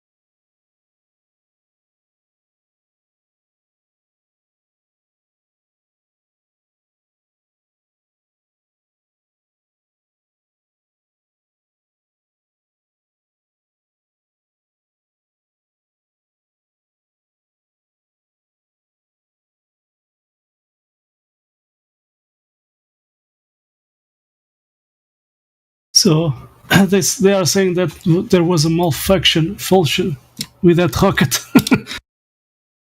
It didn't get to the how you say orbit.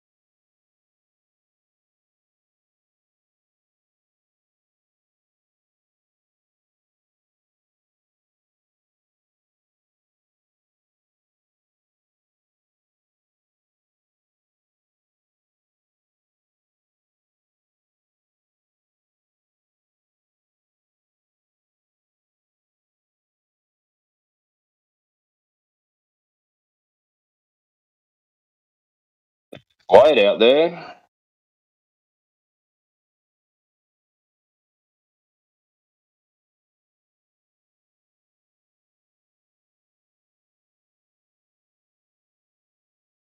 Someone killed the globe.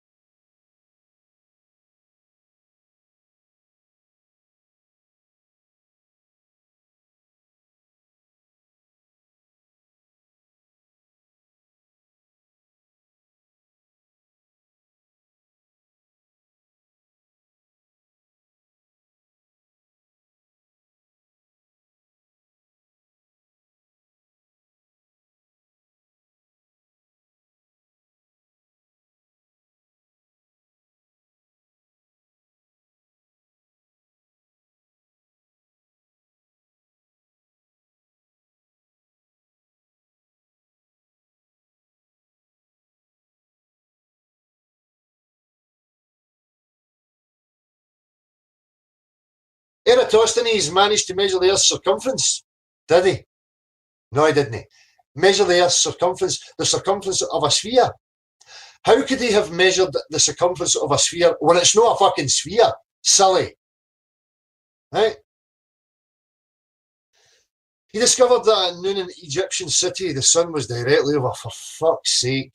But, you know, I'm sorry, but, you know, when it's like 3 years and beyond and you're still getting this same utter crap, you know, about shadows in the sky and the stars. The question, what shape is the Earth?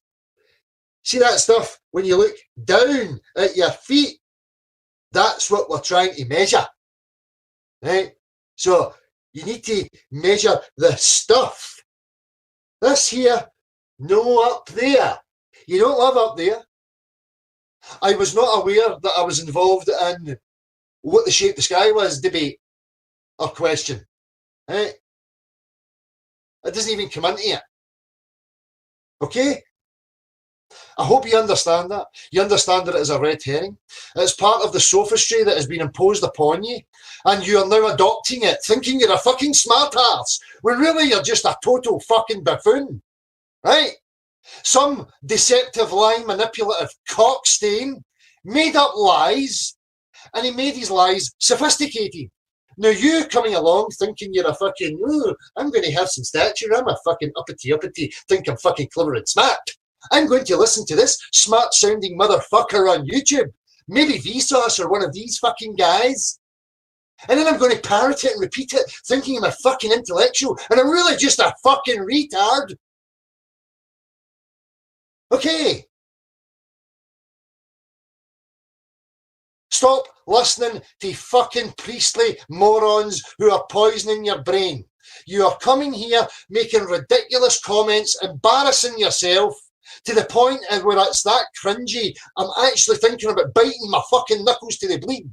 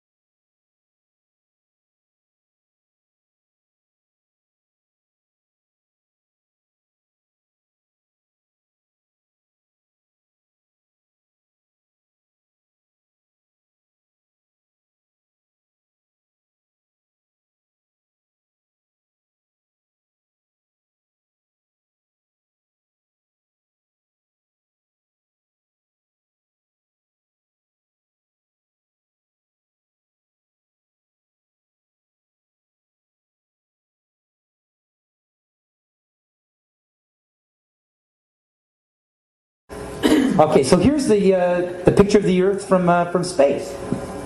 There it is. Since you were a kid, you've seen this image. But you've never seen it from that point of view. You've never seen that with your eyes from that scale of a model, that point of view, from outside of the planet's surface. But yet your brain has three-dimensionalized, oh yeah, that's the Earth. How? Through repetition. Next image. How do we get to this point of the image? This is fucking funny. I think this is funny. Next image. Well, here's the first image that sold the whole thing. As you can see, that's clearly the universe. I mean, that's clearly the universe. I swear to God. I mean, there's the sun. I mean, I could recognize that thing. It's a bullseye. It's like a planet. It's an egg. Whatever. But there you go. You got each rung, the whole thing. 1482. This is when they came up with this idea. We are on that thing. It's a ball. Hey, we should go to the North and the South Pole. We didn't do it yet. It's a fucking ball. Hey, nobody's even like jumped up high enough to see if it is a ball. You can't do that. We don't have planes yet. It's a ball. You know what? We adopted this whole model like 400 or 500 years before the airplane. 400 years before the airplane, pretty much. Like, what, like, beginning of the 1900s? They went to the North Pole in the 1900s. This is 1482. Nobody went to the top of the globe, to the bottom, or flew up, or built a skyscraper. That's it. It's been a decade since, like, Columbus hit America. That's it. You had Spinoza, Leibniz. Everybody was fighting to say what the fuck we were on, how much land there really was. Real estate, right? Real estate. The only commodity that appreciates besides art. right? These are the only things that appreciate. Everything's depreciating except those two. It's funny how these two are going to meet and what I'm going to talk about. Next image. It's funny that we said that this is what we're in right now. This is what we're on before any instrument of proof. Until pause. Can you do it? It's funny, back in the 60s when they went to the moon, this is the first time we actually had like an instrument of flight to actually go high enough to actually fucking check out if what we agreed to 500 years ago was real. So if they were wrong after 500 years, the question is, would they tell you?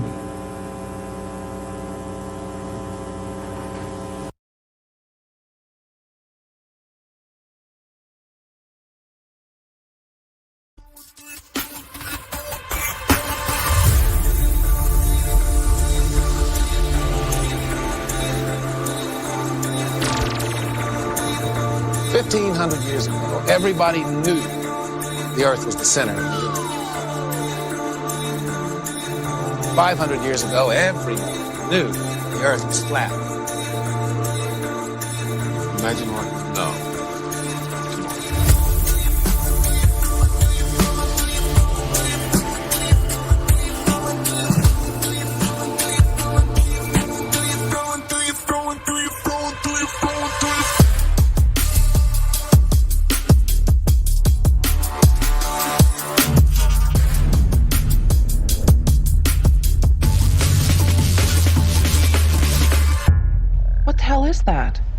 It's where you've been living this whole time. Welcome, everybody, to episode number 3 of Debunking the Debunkers of the level topographical plane that we live on. Today, as you guys can see, we've got, I would say beautiful mug, but definitely not, Professor Dave to debunk today. Professor Dave, as everybody should know, is not actually a professor. Pretty weird that he makes his YouTube name Professor Dave Explains, as if he hasn't admitted in other interviews that he has to pay people to write a script for the videos that he produces. I didn't know what the channel was going to become. I didn't know it was going to become the centerpiece of my life, and that it'd become successful and everything, and that I'd go on to explain dozens of other topics, including topics I'd know nothing about,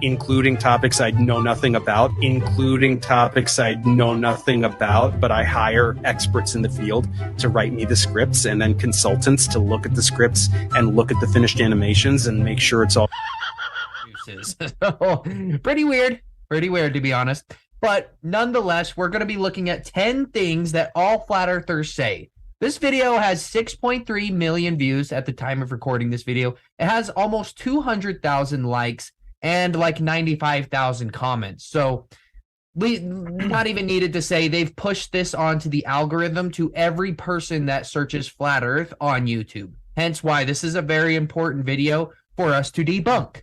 So we'll be going over all of his arguments, and we'll be pointing out the logical fallacies, as well as if it's logical at all. So other than that, before I let Derek come in for the intro, I just want to say thank you to everybody that is subscribing. Thank you to everybody that's liking the videos, helping us push past the demotion of the algorithm that we're currently receiving, as well as interacting by commenting and sharing. It seriously helps us out. So make sure you send this video to any of your heliosexual friends that think Professor Dave is purporting anything that is valid. Other than that, Derek, you got anything for the intro? You ready to do this debunk? Yeah, welcome in, everybody. This guy here misleads people by the millions, so we're just going to go ahead and go over his videos, and we're going to see how logical his responses are, and we're going to see how straw-manny his arguments are, because this guy here does not base any of his arguments on anything other than fallacious points, and we're about to prove that, because this guy here is something else, and he needs to be debunked. So without further ado,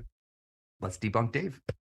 Hey everyone, so some of you may be aware of my recent foray into the Flat Earth community, most notably with this lengthy response to the Globe Busters. For about 2 months now, the comment section of that video has been a consistent hotbed of activity, with hundreds of Flat Earthers stopping by to share their opinions. For people who claim that globe cards just repeat what they were told in school, you guys sure do all say the exact same things. And I don't just mean the same arguments, I mean the same things word for word, like they were copied and pasted from some manifesto. This is because you all watch the same ridiculous YouTube videos made by the same handful of con men, and you all quote them verbatim without applying a shred of critical thinking. So now that I am intimately familiar with your greatest hits, I just had to make one more video so that I could share the 10 things that all Flat Earthers say. If you're a regular person and you haven't seen my other 2 Flat Earth videos, you may want to check those out first for a little bit of context. Yeah, and if you're a regular person, none of the things that we're going to say here are directed towards you. We are talking directly to Mr. Dave here in this debunk. Yep. But if you're a Flat Earther yourself, don't bother. I'll be speaking directly to you throughout this video. Let's begin. Number 1, one extremely problematic side effect of taking the globe and flattening it out into a plane is that gravity makes no sense, and there is no reason for things to fall to the ground. All objects accelerate towards the ground at 9.8 meters per second squared. That's an indisputable fact. And it is also an indisputable fact that any acceleration requires a force to produce it. This is how cars drive, planes fly, people walk, cats jump. It's how literally all motion works. Even charlatans like the globe busters accept at least this much, which is why they go off on their rants about magnetic magic. Okay, pause. Okay, guys. Gravity is pretty simple, actually. If you're denser than the atmosphere that encompasses you, you will seek to go down. We all agree that things seem to fall at an average rate of 9.83 meters per second squared. It's an agreed upon average. That doesn't prove gravity. Just saying that things fall at 9.83 meters per second squared does not prove that there's mass attracting mass to the Earth. And that's Newtonian gravity, which is what he's invoking. That doesn't even mention that the current model for gravity is bendy space-time. So no, we get that on the smaller scale, it is mass attracting mass supposedly that makes things fall at 9.83 meters per second squared. But again, that's an agreed upon average. That's called a begging the question fallacy or a reification fallacy. It doesn't prove that gravity exists. You have to prove, and it's also admitted that gravity is not a force in today's model as well. What would you add to that, Derek? Well, I would just add that for Dave to proclaim that we'd argue that things do not fall is insane. Everybody knows that things fall. That's not the argument. The argument is why they fall. And as Dave has here on the screen, there is an electrical gradient of our atmosphere. And it is perfectly explained in science classes how this electrical gradient is a downward vector. For the globe earthers to completely deny this fact when electrostatics are 10 to the 29th power stronger than gravity even claims to be, it's ridiculous, and it's a straw man argument. They're pretending as if our argument is things don't fall. That's not even close to the point of our side of the story. Yeah, we don't just say, we don't, like he's about to say, everybody just says buoyancy and density. We're clearly articulating better points than that right now. We're obviously always updating our model. And as you can see here, every 100 volts per meter, as you go up into the atmosphere, there's an electrostatic charge to the positive side. So as you go more up, you're going to be more positively charged. And the Earth is admittedly, by current science right now, I don't know exactly how they derive it. I think they use meters and voltmeters or something like that to derive what the charge of the Earth is actually, but it's like 500,000 coulombs in a negative charge. So if the atmosphere is positive and the ground is negative, the atmosphere is always going to be seeking the ground, making it so that things seek a downward vector. So it's like a gravity flow. Debunked in like 3 minutes. Yeah, it's like a constant flow. Seriously, and like he's gonna say like things take energy. When I pick my phone up, I just put energy into it, and when I move my hand out of the way, it falls because it has energy stored in it from me lifting it. So I'm adding energy to an object to lift it up. And when I move my arm, there's no longer any energy holding it up, so it falls. And again, it's denser than the nitrogen and oxygen and the other gases that make up our atmosphere, hence why it falls through the medium. It's pretty simple. And gravity accelerating is hilarious because the closer you are to Earth, the stronger it should be. So gravity should be faster when you drop things lower than higher, but it's not. So yeah. May have seen in my previous video. But quite comically, most flat earthers don't even do this. Most of you address this problem by simply listing 2 words, density and buoyancy. Well, I hate to break it to you guys, but these are not forces. Forces are vectors. They have a magnitude, which means a numerical amount, and a direction, which means they have to point somewhere. Density is simply mass per unit volume, or how much matter sits in a particular space. It doesn't point anywhere. And buoyancy is simply a measurement of an object's tendency to float. So what's the force that causes an object to float if it's in a liquid, right? Because he's saying that things need a force, but then he's turning right around and saying that a ball floats on water. What if you bring that ball down to the bottom of the water and let it go? What force is causing that ball to rise to the top? Because it's defying gravity. It's closer to the source of gravity. Why doesn't the ball stick to the bottom of the pool? Why does it float up without a force? If buoyancy is not a force, what causes a ball to rise? Helium balloons and hydrogen balloons are anti-gravity devices to Professor Dave. Well, except for when you're talking about the sun, then helium and hydrogen actually generate gravity that causes the Earth to orbit the sun. So yeah, we use them gases here on Earth to make things lighter and to cause things to float. But when you're talking about a planet-sized object, it definitely causes us to orbit the sun. That makes perfect sense. In Narnia land. Yeah, I don't know how anybody could doubt that.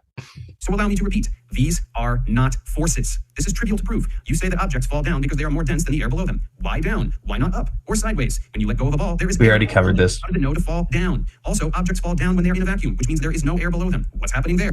Nobody even mentioned air as the reason why things fall. I don't know why he's even talking about this. Nobody said things fall because air pressure is pushing down on them. That is a globe Earth belief that air is a physical weight, like that air pressure in a balloon is air pressure, or in a container is it's air pressure. But in the Earth, it's the physical weight of the atmosphere weighing down on you. Okay. Face the facts. Things accelerate down towards the ground because of a downward force. That force is gravity, which pulls everything towards the center of the Earth, which is its center of mass. Denser things displace less dense things because gravity exists. More mass means a greater gravitational attraction. This is why things that are less dense than water float on water. Again, because gravity exists. Pause. Just real quick. I just want to add this real quick because I know we're pausing a lot with gravity, but it's very important because it's the main thing that these guys slap over every one of their arguments that they can't explain. You can replace the G with A, with acceleration in all of their equations, and it makes sense. With A meaning acceleration, not gravity. So, well, it makes sense as an object falls through the voltage vector of the atmosphere that it's going to increase its speed. Like, come on, guys. Yeah. Water, which is pulled down harder than air. Some of your more popular retorts. Let's go to the next point. He's just gonna attack flat earthers that say arguments like why are birds able to fly and all this nonsense. You hear on flat earth videos and catch up to the 17th century. Number 2, flat earthers all say, I shouldn't see this thing, but I do, so the earth is flat. Then to justify this, you all say the same thing, typically with no context whatsoever. 8 inches per mile squared. None of you have any idea what this means. You can't derive it. You can't calculate anything with it. You can't make a prediction with it. You can't tell me anything about this value at all. When I point... Okay, Mr. Dave, first of all, we can calculate 8 inches per mile squared, but I love that the globe people's argument is that 8 inches per mile squared is not a valid argument because the earth curves more. Like, the earth curves more than 8 inches per mile squared, and these people think that they're placing an argument. They're compounding the problem by saying the earth curves more than 8 inches per mile squared, because at 8 inches per mile squared, the amount of curvature is so drastic we would notice it. But these people's actual argument is the earth curves more than 8 inches per mile squared, and they somehow think they're standing up for their point. Yeah, Insane. let's finish out the rest of what he's going to say, and then let's attack it. Answering simple questions, you just link me to a bunch of videos made by con men. Well, I'm sorry, friends. Those people are doing incorrect math or lying or both, and they are counting on the fact that you won't do any math at all to check up on them. 8 inches per mile squared is not a valid way to measure Earth's curvature. If you understood math, you would immediately see that this squared on miles is totally out of place. That's because this is a parabolic approximation. This is for doing calculations with a parabola. It's possible that you remember this shape from middle school algebra, but I wouldn't be surprised if you don't. As you can see, the Earth is not shaped like this. So where does it come from, and why do people use it? It comes from the Flat Earth Bible, Satanic Astronomy, and Flat Earth priests use it because they know it's not accurate. It gives them incorrect values that they can use to claim that they shouldn't be able to see something, when in fact they totally should. There are dozens of videos on YouTube demonstrating this, several of which reference the actual formula that actually describes Earth's curvature, which, as you can see, requires trigonometry. Stop blindly repeating what you hear on Flat Earth videos and learn some basic math so that you can do these calculations for yourself. Number 3. Pause. So, every single Earth curvature calculator is pretty much the exact same, even the 8 inches per mile squared up to 1,000 miles. They're off by like a couple hundred feet. Let's go nuts. Let's just go crazy. Let's take it out to 1,000 miles. At 1,000 miles, here's our estimate based on 8 inches per mile squared. And here are our actual values, depending on how we sliced it. I think you'll find that's still pretty decent. How decent is it? I've made a little chart. Let's cut away to that now, and I will show a graph of what we found as well as percent errors now. So here is a Google spreadsheet, and I will make this publicly available to anybody who wants to look at it. I'll put it down in the description, and you can check it out and see if I've made any kind of mistakes in here and check my work. So here I have those 4 different calculation methods, and you can see the equations right there. And here I have the 8 inches per mile squared estimate. Notice that the division by 12, so this is in feet. All of these are in feet. In this column, column G, I am showing the error, the amount of difference between F6 and B6. So I'm comparing against arc length, my chosen method. So over 100 miles, there's supposed to be 6,666 feet of curvature over a mile. We have rail guns that shoot further than that. We've had lasers literally hit other boats in the Navy over 100 miles. We're seeing the World Guinness, the Guinness World Record. I'm going to throw up on screen right now. The Guinness World Record distance photograph ever taken is 273 miles. That's a missing 6 miles of curvature when you take in the elevations into account of the two mountains.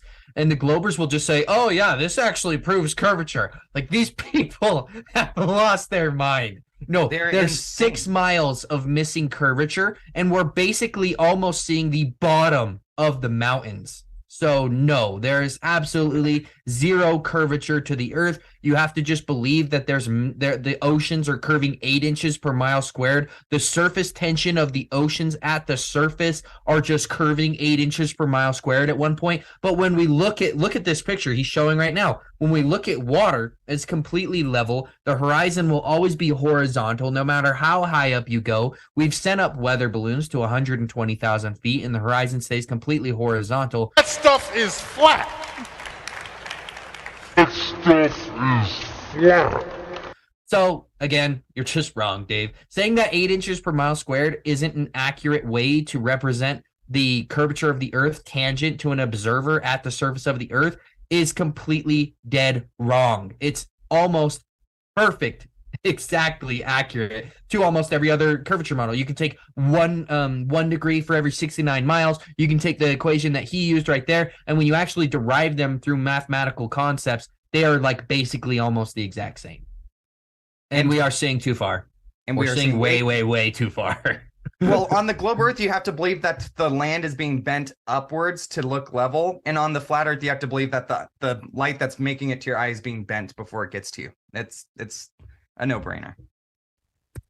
All flat earthers say the same two things about water. The first is water doesn't curve, and the second is water finds its own level. The second phrase is completely meaningless, so the fact that you all say that exact thing verbatim is just one of the many demonstrations that you all blindly repeat what you hear without giving it a moment's thought. As for the first phrase, stating that water doesn't... Okay, sorry, I do just got to address this. Water...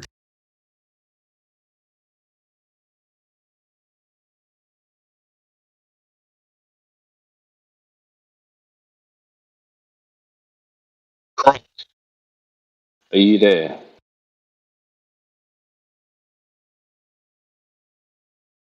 Croc, how you going? Press unmute. Unmute your mic, mate. You got control of it.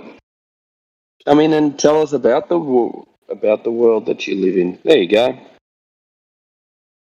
You there, buddy? Press it again. There you go. Welcome. No. Want to meet me up at VC check-in 1? Scroll up the page and there's a VC check-in 1. I'll meet you up there.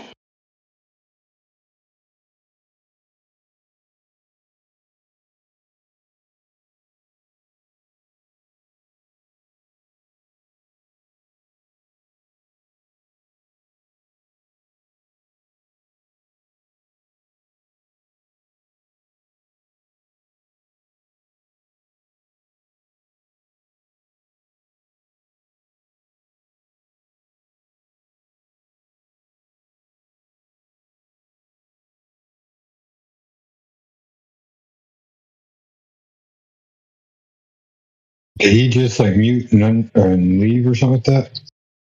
Or unmute and leave?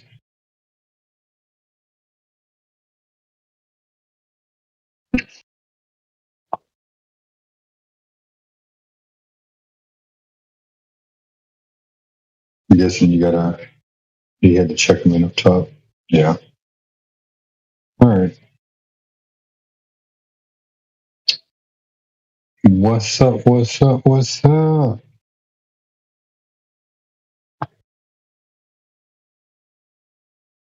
Helio, you're hot micing. Helio. You're hot micing Helio. Oh, man. Anyway, yeah, I guess I'll try to fill some dead space a little bit until that guy gets down here. Hopefully it don't take too long. Sucks tonight, man. A lot of work.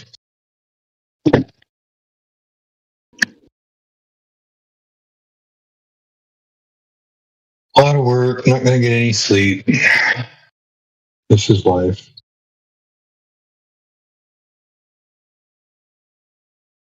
Who was that? Who came in? What's up, Croc?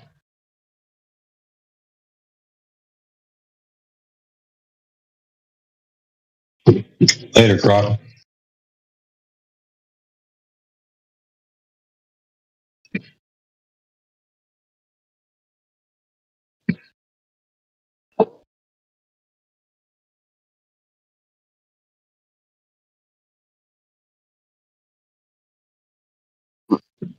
Kimbo. Hey, I was going to say, is in there? I'm going to put the bot back on, but how are you? I mean, he came in here and then left right before you did. Oh, yeah, no, I took him up to VC check-in, and he said he had something plugged in wrong in his mic, and he was at work. He can't talk, so he'll said I'll keep an eye out for him later. All right. Well, cool. I was just filling some dead space, leaving the bot off in case he was able to come down here and chat. I'm at work, so I can't really talk a whole lot. Yeah, cool. I might I've been wanting to watch this, so I'm going to put it back on because these two guys are funny. Yeah.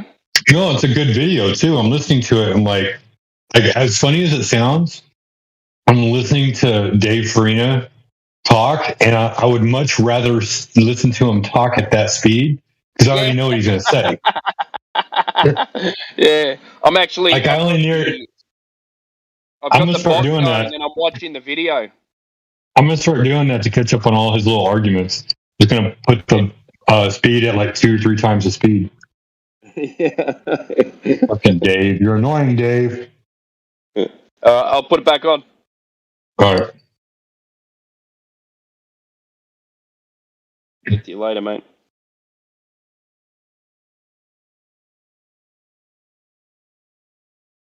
Does find its own level. If you have different apparatuses with different bends and twists and you fill it up with water, it doesn't matter what the apparatus is going to do. The water level is going to be the same. You're not going to have water up here and water down here in the same container. It's always going to find its level. Despite the shape of the container, despite what you twist and turn, the water will always find its level. If you add more water to it, both levels will increase, not just one. So he's straight up straw manning and lying right here for sure.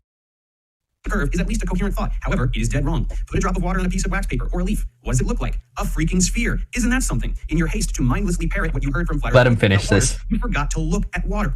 Water curves, my friends. Look at this curved meniscus. Look at these waves. Water curves. Water is not magic. It is subject to influence by external forces, just like all other matter. Water droplet, that's the electromagnetic force. The electromagnetic force is what he just said.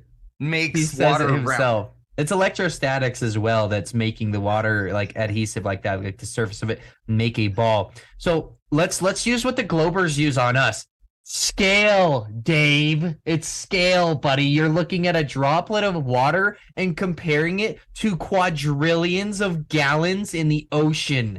Not very logical, buddy. Far from logical. Add a little bit more water to your water drop and see what happens. Add 3 more drops and see what happens. And hold on. Just the fact that he used a little container and the surface of the water convexing, that's also because of electrostatics. That's why it's curving and grabbing the edge of the container that it's in. And you can only do that with a tiny little tube, buddy. Again, scale, Dave. Scale. Debate me. By the way, debate me and Derek anytime. We'll set it up. We'll set up on Modern Day Debates, but you'll be too scared. You and Simon Dan, let's set it up, but you won't. Boom, roasted. In this context, we refer to as cohesive forces. That's why water has a very high surface tension, and that's why a water droplet remains spherical, so that it can maximize the number of hydrogen bonds that are formed and keep the system at the lowest energy possible. So clearly and indisputably, water curves. In this example, it is so sad. It is therefore quite easy to understand that it can curve under the influence of any force, including gravity. The oceans conform to the curvature of the Earth just like the land does, and for the same reason. This is why saying that water finds its own level is absolutely meaningless. You think that level means flat, as though on the globe model, water should just magically... Look at what this guy thinks we would believe. Like, Professor he thinks because David, we not say that water stupid. finds its own level, that we somehow believe if the Earth is a ball, that there has to be an escalator out to space of water because water finds its level. This is ridiculous, Dave. Could you try any harder to strawman our argument? Seriously. Yeah, he couldn't. Project into space at some arbitrary angle. In fact, level just means as close to the center of the Earth as... Let's go to the next point. This is useless. What was that, Godric? I think he's trolling. I don't think he's that stupid. You reckon he's just playing a part? With that one, yeah. I think he gets people triggered. That's his whole thing, is to get people triggered, which is his best play. So you actually think what he's saying he knows is not true, yeah? Exactly. Yeah. He may think that the Earth is round, but explaining that water absolutely. Don't look at the waves. Look at the waves. Yeah. And the waves are curving. Yeah. That's just nonsense. Yeah. I think he's also playing to an audience. Yeah, you got to imagine who his audience is. Yeah, he says water absolutely curves, just like every other object. Like, what are you talking about? It's not logical. Where, man? Where? His audience are the people who look for flat Earth on the internet and click on the first video they see. That's his audience. Yeah. And then they go, oh, well, why am I looking at this stupid flat Earth then? These guys just told me that everything eventually turns into a sphere. Yeah. Also, consider that Professor Dave is one of these people that have a fake platform, because when like they send all the flat Earth links searches to Professor Dave. Yeah. So he has like a fake fabrication of attention that he normally would not have. So no matter how bad his stuff is, it's going to get the hits and the views because of Google promoted. Google free promotion, yeah. But even the subscribers, like, who the fuck would subscribe to this guy? Like, come on. I don't know how the YouTube, whatever you want to call it, works, but I know that they send everything to him, even if, I could put Jared and it'll go to Professor Dave. It's just the search engine is corrupted. Yeah.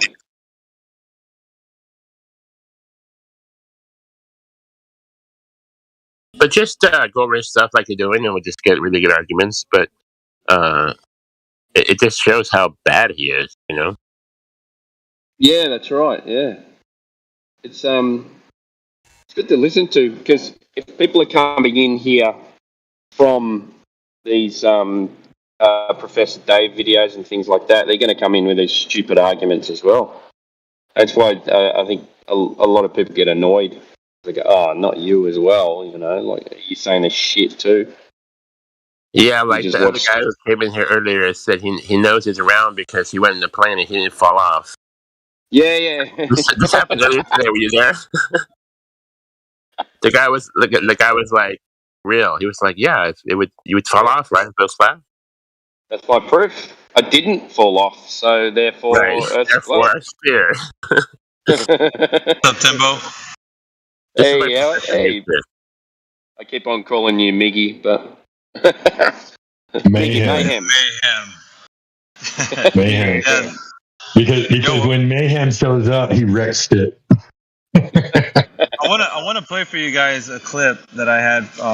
Simcord got it for me yesterday, from yesterday's when I got off of work at 2:30 in the morning.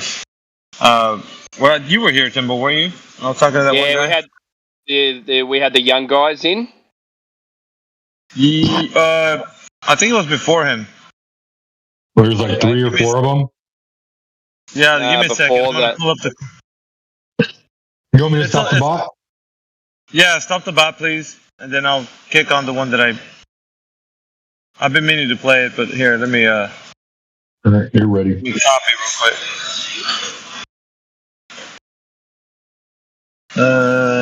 Okay, 1 second.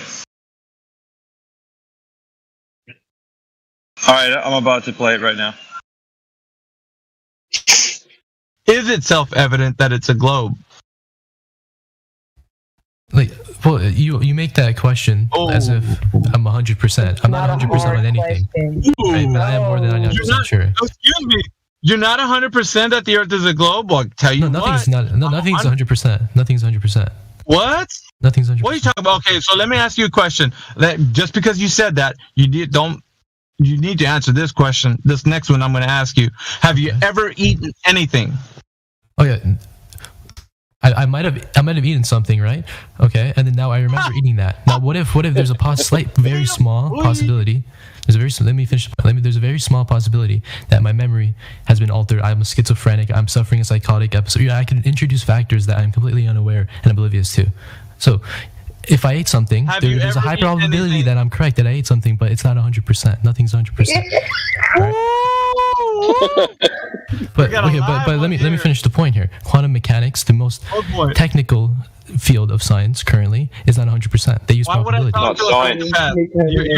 You just finished saying you just finished saying you could be schizophrenic. Why would I want to have a conversation with a schizophrenic? I was making hypothetical situations. No.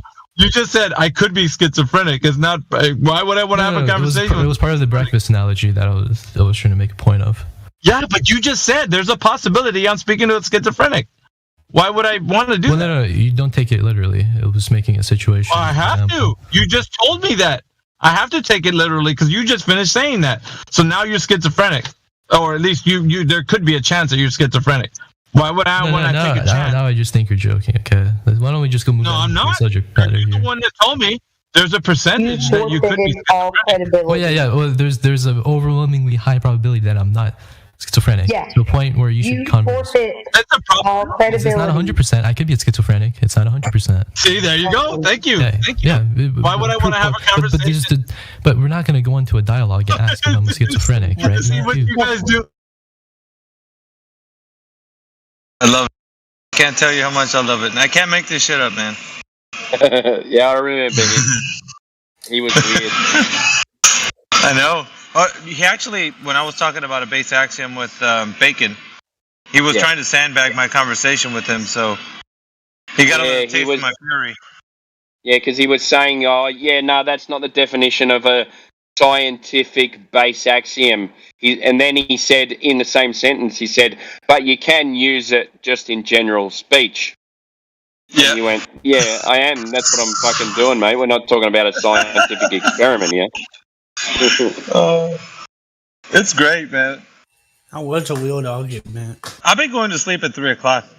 I was staying up. I'm like, damn, dude, I need to go to bed early, but I just can't get away from this. I got Plague Minute. What's up, Plague? Yeah, that second wind kicks in right around 11 p.m., man. If you're not in bed by 10, that second wind starts to kick in. No, it's every time I think it's like one of those mobster guys. Every time I think I'm out, they pull me back in. Like I'm about to hit exit, and then some people start popping in. I'm like, okay, let me just see what's going on.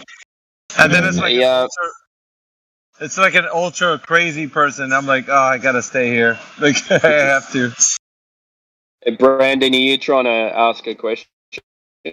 No, I was that video you just played. I agree with y'all. That was crazy. Yeah.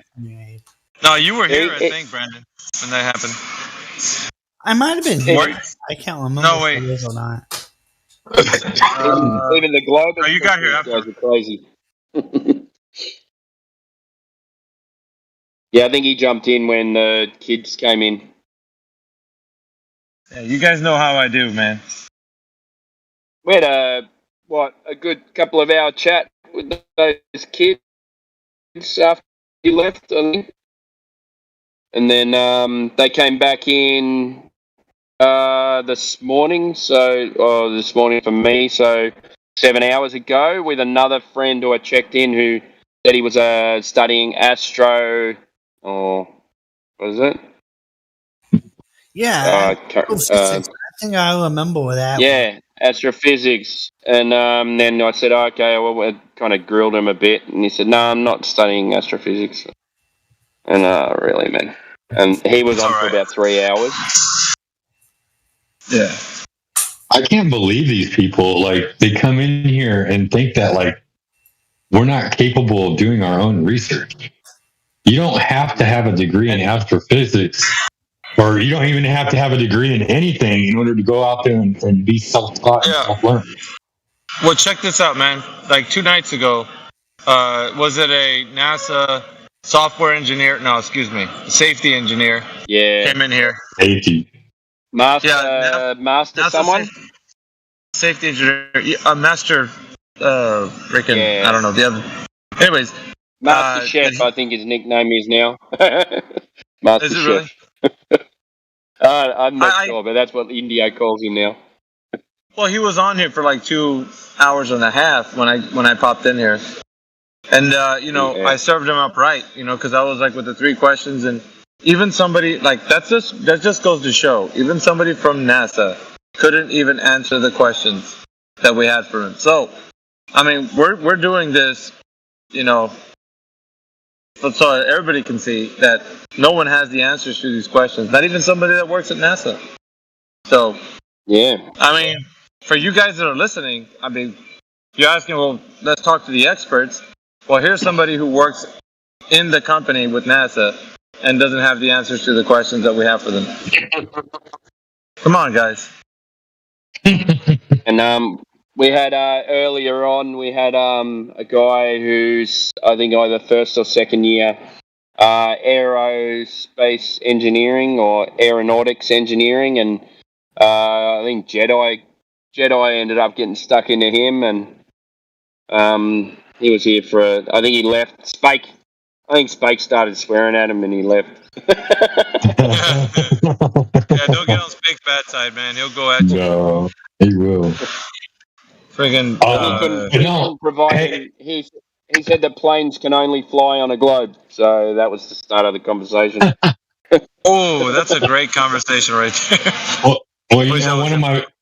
one of my friends at school, his dad works at NASA, so I know everything. Hey, I got like a minute. Well, actually, I got to get going now, but yeah, I gotta get going. I might come back later, but it's like this is like it's like a drug for me, man. It's too addicting. I got to get off of here. Like shit. It's fun.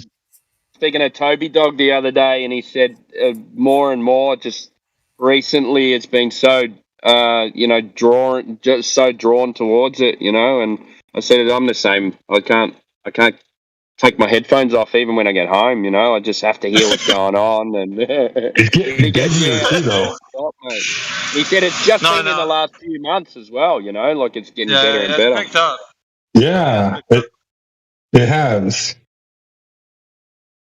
All right, I'm gonna have to get back, man. I got like a minute left. All right, talk to you guys later. No worries. Gotcha.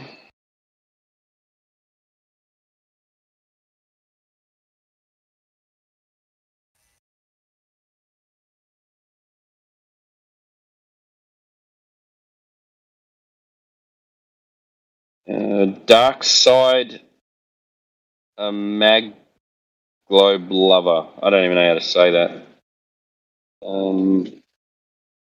You're not VC verified. But... Okay. Hello, Dingy. Oh, that's my buddy, Dingy. Hey, how's it going? Why did you lie to me about being in the Navy? Let's cover that. Who's that? Dark Side Dama Globe Lover. Okay, you've They got love control the of your mic, mate, so you can talk if you want. Yep, there you go. Your mic's open, so chat away. Let us know how you're going. How's it going, buddy? Share your pain. You doing okay, health-wise?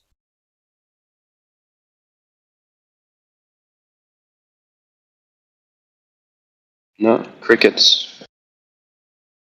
Yikes. Scared, very frightened. Scared to look at reality. Coward. Absolute coward.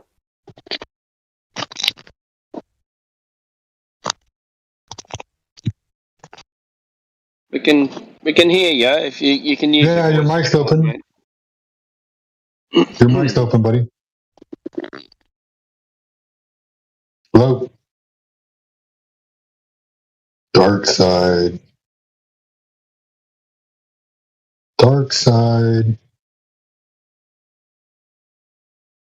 Anyway, we can get back on to him. Share Did your you, love Brandon? to the globe, buddy. Come on. Did you have some more questions? My Discord. That's funny. I think he trolls me on Instagram. Oh, really? That's science versus pseudoscience on Instagram. Yep. He's a clown. Yeah, he's Gotta come open through up our everybody's search. shit. What a fucking pile of garbage. He's tried to waste so much of my time, and I've blocked like 3 or 4 of his accounts. He's pathetic. He's a pathetic scumbag. Yeah, dude. Yoke Smasher, I was looking down. I was looking for Napalm. Oh yeah, You sound everybody you says our sound voice exactly is the like same. him. Yeah, isn't that crazy? I can't hear myself, but I've heard his voice. That's funny. Yeah. So his mic's open, but he doesn't want to talk. Yeah. So he trolls you guys on what? On Instagram? Yeah. I troll him. I'm his. I'm the vein of his existence. Well, try and get him to talk. I got to mute for a sec.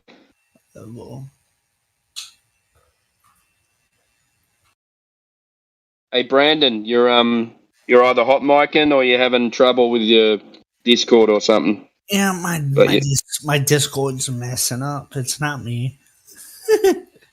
What I do when that happens, I just go out, close the app, and then come back in. It all works every time. Want me to just close the app, or should I go into Task Manager and just do it that way? Oh, you're on PC. Sorry, that's not. No, I use Discord on phone, so it's different. Yeah. Yeah, I'm on a laptop.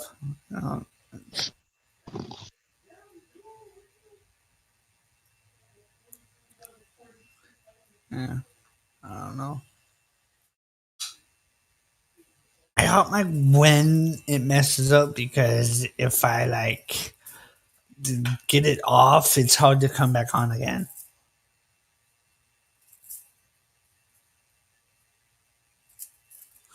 But hold on, let me try some.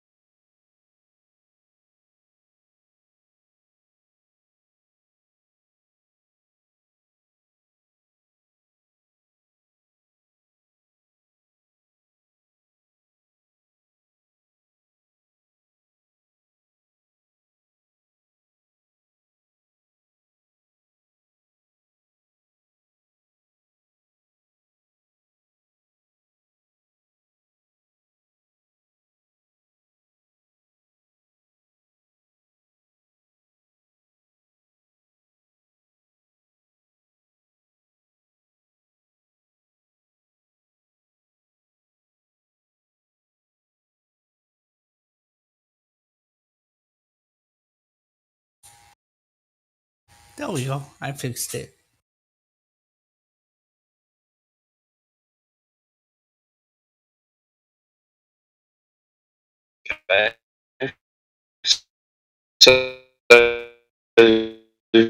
Yeah, you're roboting, dude.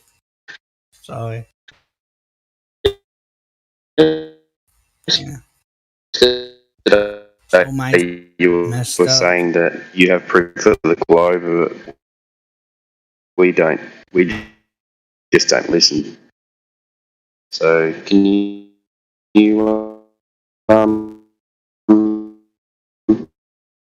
But your mic elaborate is, on that? your mic is really like messed up, and so it's like overriding and stuff. That happens with me a lot too. So I get it. I just had to fix a problem with my Discord. Well, it was messing with my mic and stuff. So Timber, you're rowboarding all over the place.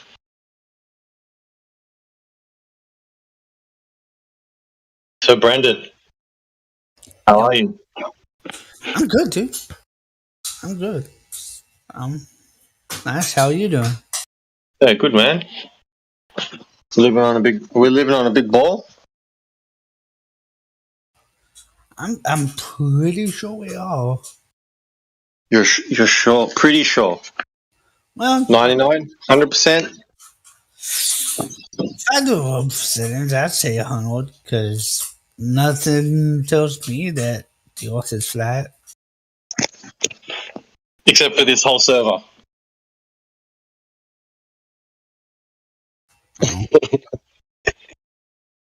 Okay, that's cool. I shouldn't believe what people tell me, should I? I would say that sometimes you should. But when it comes to the important stuff, I would say no, you shouldn't. Would you say that you said you were 100% sure that we're living on a globe or a big ball, or however you want to put it? Is that knowledge or is that belief? Now it's knowledge because I've seen enough to tell me that it's a globe. Nice. Oh, I'm glad you're that confident about it. So, what have you seen that tells you it's a god? Now, just to reiterate, just to make sure it's clear, when I say a globe, we're talking about what the mainstream narrative is, that it's a big ball globe. It's not exactly a perfect sphere or anything like that, but it's a big globe planet floating in space, essentially. Is that your take on it? How would you describe it? Just so we're clear on exactly what we're talking about. From what I've heard and stuff on news, oblate spheroid, I think. Yeah. Well, it's not a perfect ball, but might as well be because, yeah. So we're going with the mainstream idea of where we live, essentially. Well, not just because it's been said or anything. Okay. Yeah, that's all. I'm just trying to see where you're coming from. And then, so you're saying that you know this for 100% fact because you've seen things that prove that to you? I'm paraphrasing you. Is that a fair statement? Yeah, I've seen things on different YouTube channels and stuff. People putting balloons up and showing the curve and stuff like that. Yeah. Didn't you say that you shouldn't? Didn't you say that you shouldn't listen? Just listen to people. No, I said should I automatically believe people just because they said it? Okay, thanks. So it's just confirming. Yeah, I'll jump out. All good. Yeah, I mean, I think where Timbo's leading to was where I'm kind of leading to. Little bit of hypocrisy in that statement, I guess, is if you're going to take one person's word based on a YouTube video, but not another one's. Where do you draw that line? How do you distinguish which one's truth and which one's not? So, for example, the example you gave was a YouTube video with a balloon that's gone really high up, and you can see the curve. Is that a fair statement that you just made, that you saw the curve? Yeah, can you post a video where someone puts up a balloon and you see completely flat? I'm sure I could. You could. I'm sure I could. Could you? And I don't necessarily want to get into nitty gritty of what we've seen just yet. I'm just trying to just distinguish exactly what makes you so sure, because a lot of people come in here and they're not so sure. So leave it with me, mate. I'll get one. You're saying that you saw a video of someone put up a balloon and you saw the curve, and that's enough. That's enough proof for you, or is there others as well that you've seen, or other proofs or proof that you've done yourself to say, hey, yeah, there's definitely curving? I've seen all that stuff. I don't remember specifics, but yeah, I've seen a lot of stuff that tells me that it's a globe. But yeah, I need to see any videos out there where they put up a balloon and it's completely flat. Someone just said I'll get it, so I'm waiting for that. Yeah, I mean, there's plenty of videos that show a curve. Now, when you say a curve, are you talking about left to right? Like you can see a curved line, essentially, like the horizon's curving from left to right with a hill in the middle. Is that the type of? Or are you talking curve as in away from you, where things are obstructed because of the curve?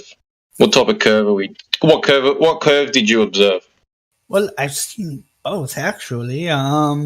Let's Rhetoric, it's a real good one.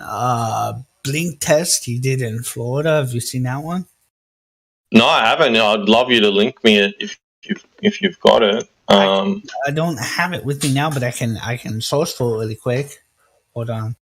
Blink. So what is it? Blink test. Florida. Let's Rhetoric blink test.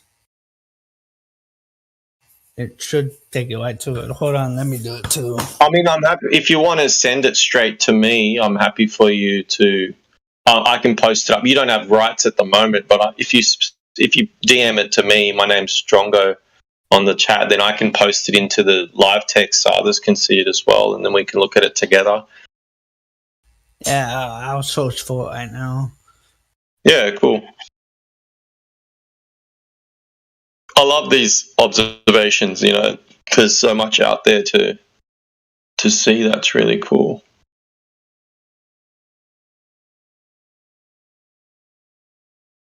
But yeah, my question would be, what kind of curve we talk about? Both of them, where it's, a boat going over a horizon, that's like curve going away from you. So like you're standing on the top of the ball and it's curving away from you as you're looking forward, or curve from left to right, where the horizon shows that, do you get the two different types of curve? I'm trying to ascertain which one you saw, or did you see both of them?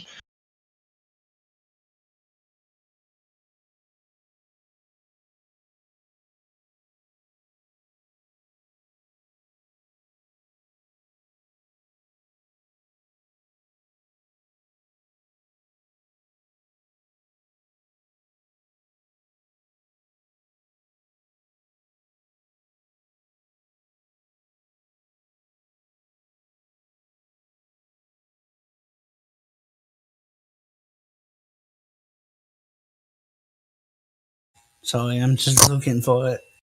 No, not a problem. Is there something I can search for? Is it on Google, or you said Blink test, BLINK? It's on YouTube. Yeah, PLINK test. Yes. Oh, P with a P at the P for Peter. B for Bob. B for Bob. Blink test. Yeah. Test Florida. YouTube. Yeah. On YouTube. Yeah. Okay. Let's try to Blink test. I'm getting a whole bunch. Yeah, it's a bit generic, that one. Maybe there's something else specific that I can look for, but Maybe you can just describe what you saw while we look for it. Blink test balloon or something?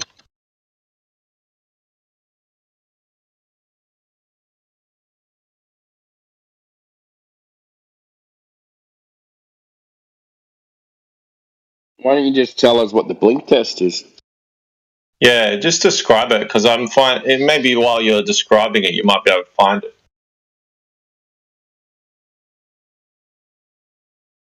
I need to change my settings because I'm on push to talk right now. Hold on. Does that mean that you don't know what the blink test is?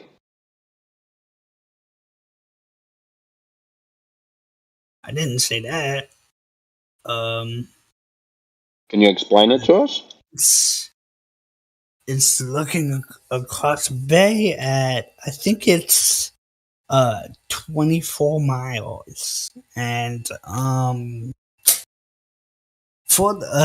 it has one pixel where it's further away, and it blinks between a further away view and a close-up view, and the bottom of buildings and trees and other stuff are covered up by a large hump of water. You know? I'm trying to find okay. So the observer's height, do you know roughly what the observer's height was? It at sea level or a little bit above sea level? Hold on. I think he explains it way better than I do. I'm trying to find it.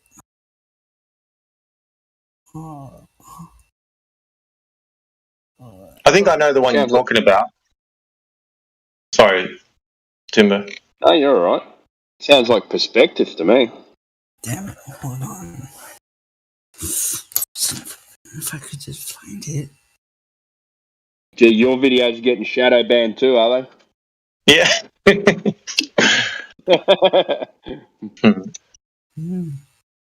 I think I know the one you talk about. Oh no. Fucking. I'm trying to.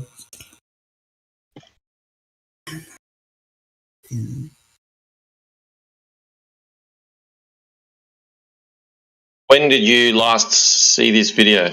Could it be in your YouTube history? Or in your dreams?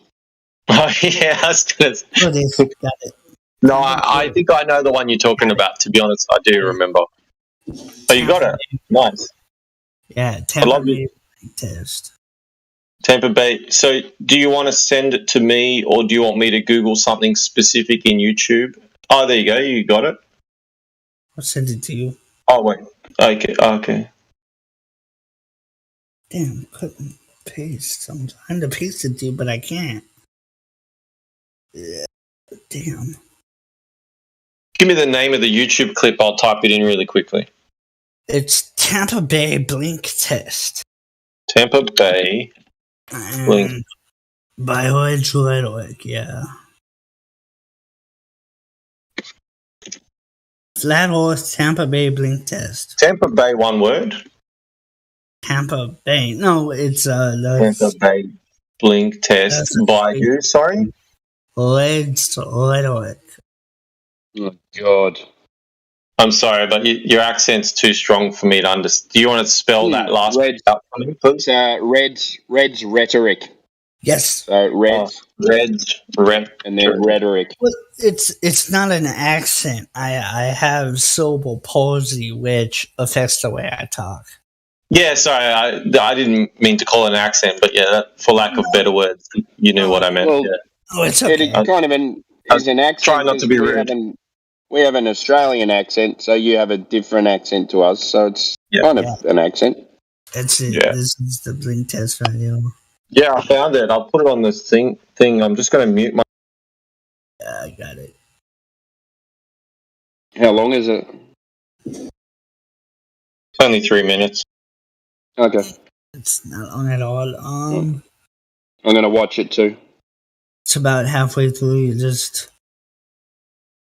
It blinks through, both the photo away view and the close-up view, and you can see that portions of the building and the shoreline and stuff are completely covered by a hump of water.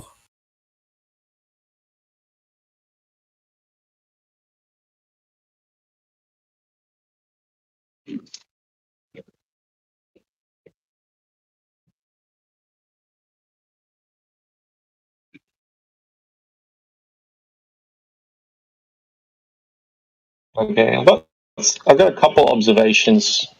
I like this video. To be honest, it's really good. I understand why you would choose that, but if you, it's not a good blink test, to be honest, because the proportions of the buildings seem to be different. Not really. Yeah, I mean, they're a little. So the main one. See that white building on the left-hand side? The larger white building on the left-hand side. The tallest one. Yeah, I would call it the tallest one on the left for sure. The proportions seem correct there, sort of. And then that blue one to the right of it, that the other, probably the second largest one with the triangles on top. The one at the end of the screen, yeah. Yeah, the proportions seem correct there, but then when it blinks over to the other one, the other buildings are gone and they're in a different spot. That's the dumbest shit I've ever seen. I'm trying to. I know you're trying to be diplomatic. Well, it's because it's close up. No, what are you talking about? Second. What about that building to the right of the tall white one? Like, what happened to that? Did it get short and fat? And like there's so much going on in that. And look at the stories on the white building are all compressed. The proportions are way out of whack. It looks weird because it's further away, dude. No. So the proportions for one building when it blinks over are correct, but the other buildings are in different spots and they're completely different. And then some buildings are there and some buildings aren't. Yeah, that's silly, man. So what buildings are you looking? What buildings in the middle? Which building would you like to compare to? And then when it blinks over. You see that white building in the middle of the two tall buildings, so now he's got top of towers and horizon in green and red. You think you're at this? Do you think this is at the same distance? The one and the other? I'm not the same distance. 1 second. Give me 30 seconds, please. One's a photo. One's a photo taken off the internet, and the other one's a photo taken from water height. So he's taken a photo, a tourist photo of the city off the internet, and then he's comparing it to a photo that he's taking across water with atmospheric distortion. No, that doesn't prove anything. He took both photos. Yeah, but one's from an angle. Oh. Look at the height he's at in the second photo, in the clear one. Look how high above the ground he is. Come on, man. That's ridiculous. You can see the other. You can see the land in front of the buildings on the clear photo is below where the camera height is. Come on, man. I don't want to be mean, but that's ridiculous. Timbo, give me 30 seconds. Yeah, go for it, man. Brandon, just to reiterate Timbo's point, just walk through it with me for a little bit. The one on the left-hand side, the white building, right? When it blinks over, the proportions blink over pretty spot on. Like the proportions are good, right? Would you agree with me on that? Yes, no? Yeah, it looks a little different because of the little different. But he's done a pretty decent job with the blink test with the proportions of the white building on the left-hand side. Would you agree with me that the proportions that he's done with the blink test for that particular building look good? They look good. Well, if the proportions are good for one building, but then when it blinks over, the shorter building at the bottom is in a completely different spot, and the proportions are all wrong and different when it blinks over, what does that tell you? It's from a different distance away. No. Is that possible? What it should be telling you is he's taken the picture from different distances. But if one building's proportion is similar and then another building's proportion is completely off, what that tells me is there's a lot of atmospheric things going on that are causing all sorts of different phenomena to happen to cause the images to not line up. So it's not really a fair comparison. We're not necessarily talking about the atmosphere here, though. We're Yeah, talking we are. about the pump of water. Yeah, we are, because that's why the two different images look so different. While some parts of the image might look similar and the proportions look kind of the same, other parts of the image look completely different. For example, the in the first image, the blurry one that's further away, there's an image on the right hand. There's a building on the right hand side with this white domey looking weird thing on top. But in the other one, when it blinks over, it's just not there at all. You can't even see it. It's just gone skis. Yeah. So yeah, look. So Into the Break just posted a good one where it keeps on flashing back and forward. So at 11 past the hour, if you want to go up and look at that. Perfect. Exactly right. The one with the boat, or above that one? No, above with that, yeah. Oh. With the green line and the red line. Yeah. So there you go, man. Totally different. Totally. Just the perspective. All this proves is that when you take two pictures from two different spots at two different times of the day, you're going to get two different images. That's what it proves. Well, where's the photo? Where's the building with the pyramid on the side of it? On the top of it? Where's that gone? Yeah. Skonski has disappeared. It's behind the building now. And that white building that's obviously reflecting in the middle, that should be below the horizon that he's saying. Well, like That's the other great. guy said, there was a lot of reflection going on because of the atmosphere. Of course I did. Yeah, of course I did. You know what this is a great video for? It's proof that light does funny things at long distance. it's not really proof of anything. Do you concede that you see what we're saying? Or is there something we're missing? Explain to us what we're missing. About the atmosphere, I guess, but I wasn't focusing on the atmosphere. I was focusing on the hump of water. Which one? Are we Which missing the atmosphere, or The big hump of the what do water you mean? that's blocking the land and stuff. But it's not, mate. It's not. Yeah. What hump of water? If there was a hump of water in Red Rhetoric's photo, the blurry one, then that building that you see in between the two tall ones would be below the horizon. Like when it flicks back to horizon, look, it should be below the horizon. You should only see two buildings and the top of one. That's it. This proves to me that it's just you can never see that things in the distance get smaller, get a smaller angular view. That's it. And look at all the atmospheric distortion in the photo. Look, that second photo is probably twice as far away as the other one, even further. The blurry one, I think, was at like 24 miles or something. I can't remember. You'd have to. And the other one is at what? The other one, I can't. Shoot.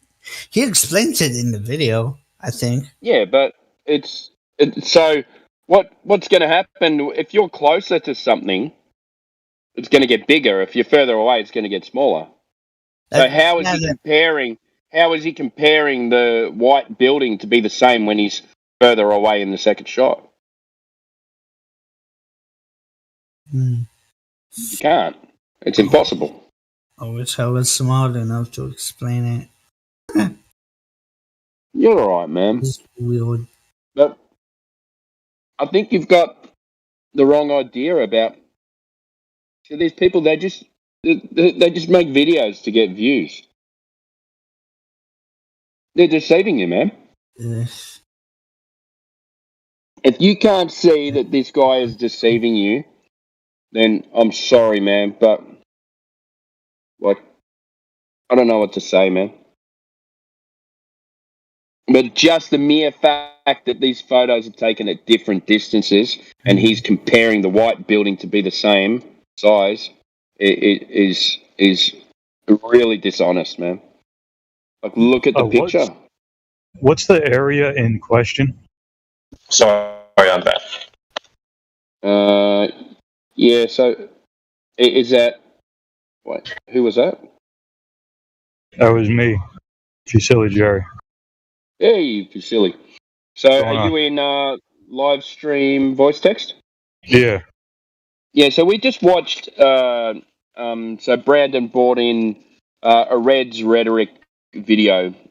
So Red's Rhetoric is saying, all right, cool. You know, I'm comparing these. He calls it a flash test or something, yeah. Blink test. And he's comparing the two. He's comparing the white building and saying, "Look, it's the same. There's a hump of water in the way. It's blocking off the bottom of the buildings." And we're saying he's being really dishonest because they're two totally different photos from a different distance away. Otherwise, that building in the middle of the two tall buildings would be behind the water. So it's not even a comparison, Brandon. Another observation you can make, Brandon, is see the one on the left. I'm going to pick on this white building the most because he's lined that one up as best as he could. But you can also see the levels compress, like Timbo mentioned before. So you see the different windows. I'm going to assume they're windows or balconies. They actually compress upwards as well. Yeah. Do you see that? Yeah, looks Photoshop. I'm not gonna sit there and count everyone and then tell you how much is behind the curve and all that sort of stuff. But do you at least concede that this is not a very good proof of the globe? Because all it does is prove that two images from two different places at two different times of the day are going to show two different images, and light's going to do funny things. How do you know it's two different times? It's because he can't be in two places at once. You told me he took the morning and okay. You told me morning and one's in the afternoon. My bad. Yeah.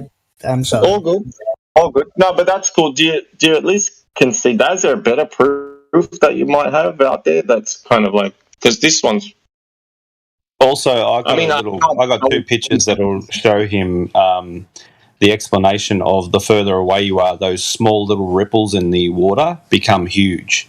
How you going? I can show you two pictures that show you that perspective. Can you post in? Do you have image perms or no? Optical link. He's got link in bed. Jason has link in bed.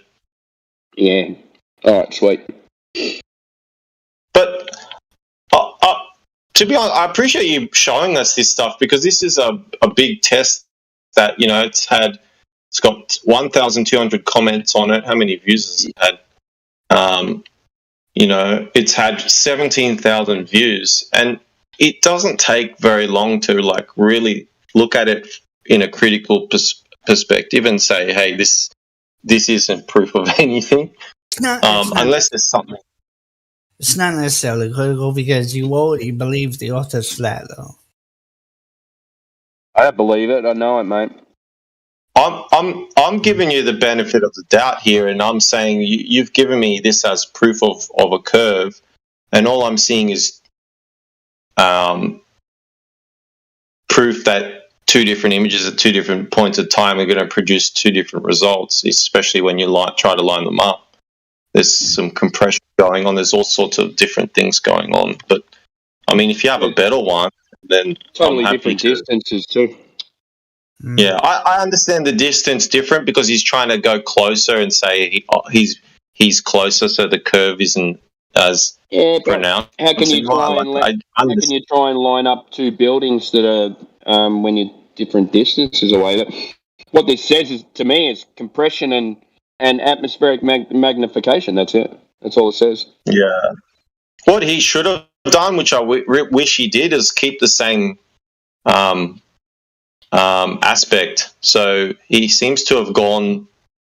The second photo, he seems to have gone more to the left when he's taken it, probably because he's following a shoreline or something like that. But yeah, and look how. That's the reason one of the buildings is out of sight. It's because he's So if he wanted to be more, maybe look, he's gotten a great response from this one, 17,000 views. So maybe he could do a more honest one.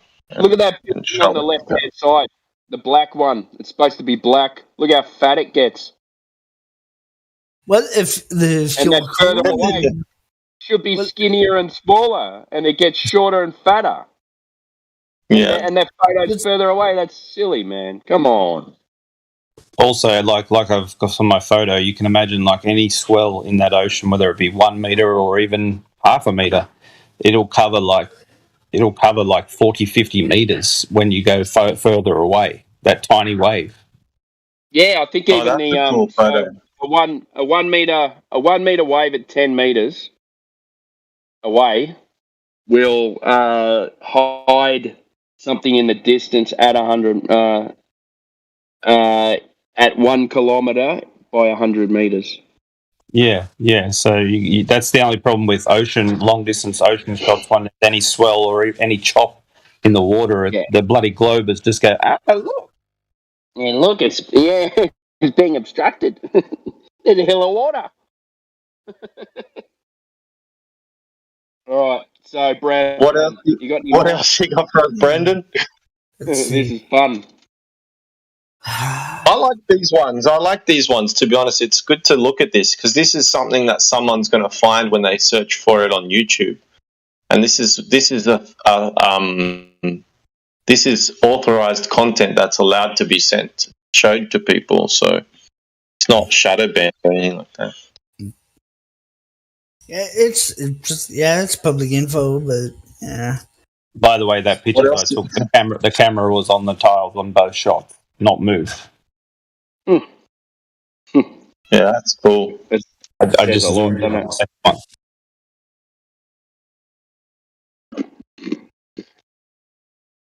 So you're still at 100%, Brendan? You're not? Did you knock yourself down to 1% or at least 0.5%? Those.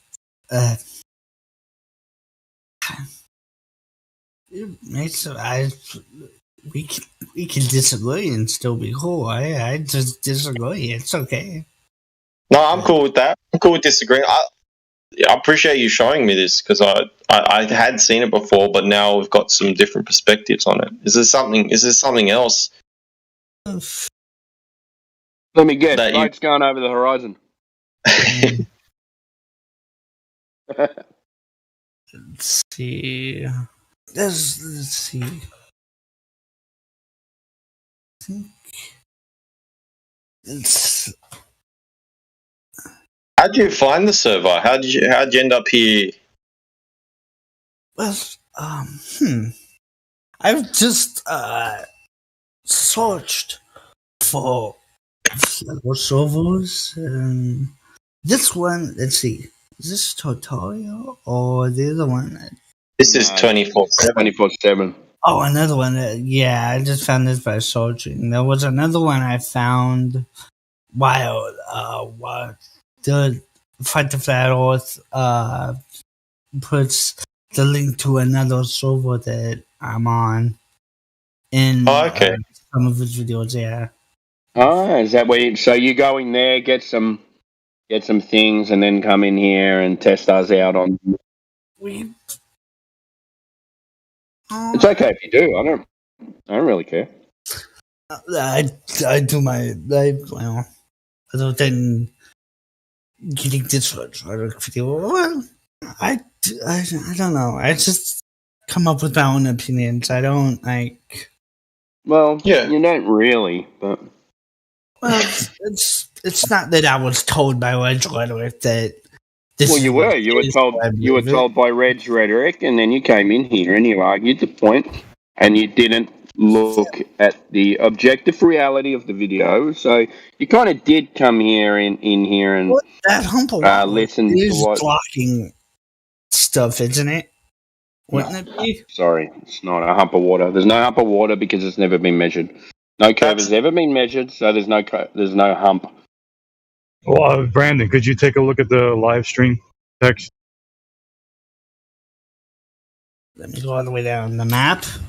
Yeah. There's a scale map of Florida right now. I want you to take a look at the scale on the bottom there. That's a straight line, right? Yeah. Yeah. So that scale applies to the entire map, right? I don't know. What do you mean by that? Well, it has to, yeah? Yeah.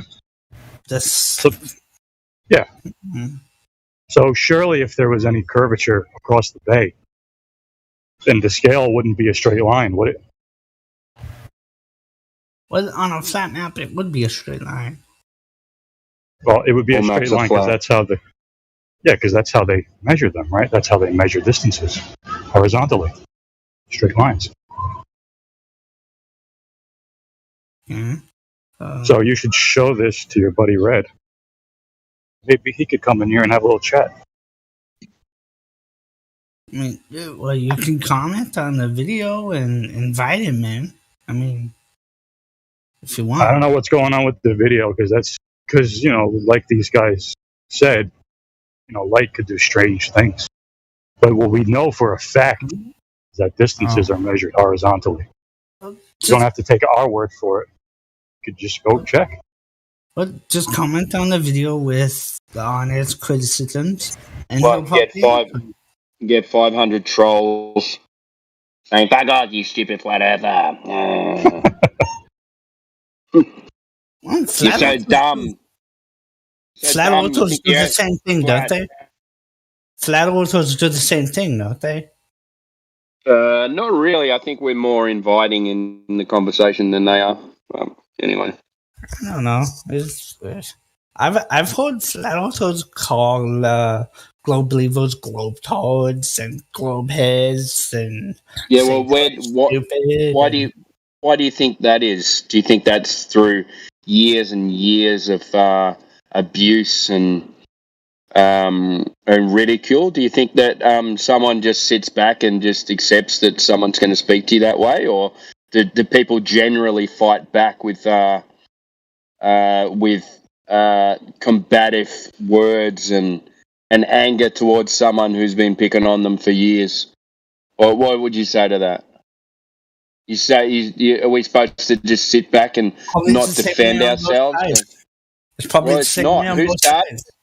Who started it? How do you know who started it? Well, some guy came up and said, "Well, the Earth's flat." And go, "You're a fucking retard, mate." No, I'm just looking at observations. No, you're fucking retarded. It's a ball. Go back to high school. Go get an education, you fucking moron. Well, I've been told that I should get an education more. And by who? By who? Didn't you guys say that in here? Didn't you guys say that if you still think it's a ball, then I don't know what to say? That's a nicer way of saying it. What? So I said that, and I said if you still think it's a ball, I don't know what to say. Is that the same as? Is that the same as you think it's flat? You fucking retard. It's a nice way to say something like that. You will be nice about Well, it. of course. That's why I'm nice. So what are you saying? It's a nice way to say something insulting. How is that insulting? Do you think I'm stupid? Did I say you were stupid? Oh, I don't know. We think you're indoctrinated. What's up, guys? What's the topic for this morning? We just we went through Red's rhetoric video about the the what do you call it? Flash test. We were saying the buildings are totally different. Yeah, if you go up into the breaks, 11 past the hour, we've got he's done a side by side flash test, and Brandon was claiming that yes, there's a hump of water in the way. We're saying that the buildings are compressed and magnified, and if there was a hump of water in the way, that building in the middle wouldn't be seen. And then we were just talking about scales on maps that you have to measure in straight lines. And then we just started saying that, talking about abuse from both sides. And I said, well, someone started it, and it definitely wasn't us. And then he's saying that I insulted him by saying, if you think that this photo is proof of a ball, then I don't know what to say. No, and that's where we ended up. I said it was nice. It was a nice way of saying that I should get more education or something. It's actually the other way around. We would say that you should de-learn yourself from the education that you have had. Yeah, don't get an education. That's indoctrination. Go think for yourself. Brandon, is it? I just want to know the psychology behind being here and listening, because I've seen you in here a couple of times. I appreciate you talking for the first time that I know of. So, are you here to just because it's interesting, or is it you would like to sharpen your pencil when it comes to flat Earth speaking points, or like what's your motivation? Why are you here? A belief like this is kind of interesting. And there's a lot of people that believe in the globe that I also have heard that are religious. Also, I don't know if the two are connected or not. It almost. What do you mean? Sorry, what was that? Could you elaborate a little bit? What do you mean by the globe is religious? What did you mean? Sorry, I said there are some flat earthers that I've seen on debates and stuff that are religious and tie it into the Bible and stuff like that. Like there's a dome and the firmament and stuff like that. There's also a lot of bring up religion. Sorry, mate. I'm not bring up religion myself. I've heard flat earthers do it though. That's what I'm. Do you think that's part of their argument right now, or what? Wouldn't you say that your science brought up religion as an argument? Like if we say this, we say that. So you just straw man the whole argument. We didn't bring up religion as no, you I'd did. put it back on you. You did. Brandon, let me put it back on you. Wouldn't you say that your scientism is religion? Their religion? Because it's just like gravity is a theory. So if it's just a theory, it's a faith, it's a belief. So isn't scientism just... I'm not saying science, I'm saying scientism. Isn't scientism an unproven science and religion? Scientism? I've never heard it used like that before. Well, gravity is a theory. It's not proven. And so is the Big Bang Theory. It's all theory. Do you know what a scientific theory is? It's the collection of... No, it's not. It's unproven. It's a theory. No, it's unproven. So you have a observation, a natural observation, and then you come up with a hypothesis for the cause. And then you have variables, and then you manipulate the variables, and then you end up with a theory, a testable theory. That's a scientific theory. So a theory is a hypothesis that's been tested and repeated. Yo, Timbo. Davey is requesting to get unmuted. Oh, has he been muted? Maybe he was snoring or something. So, Brandon, when a theory stops being a theory, do you still call it a theory? It would become a fact, I guess.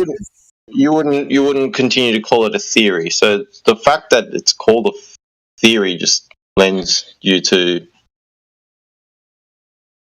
that it takes a certain element of belief, like that everything blew up out of nothing. Like, what do scientists say for that? They have a belief that everything blew up out of nothing, but they have no evidence of that. None. It's a complete scientific religious belief, a scientism belief.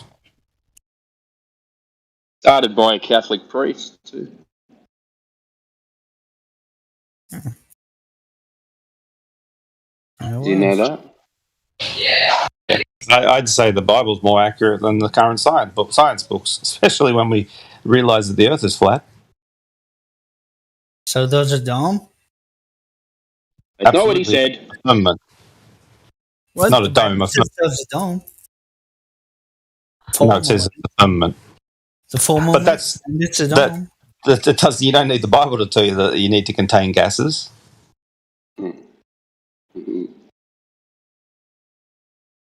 What's the antecedent for gas pressure?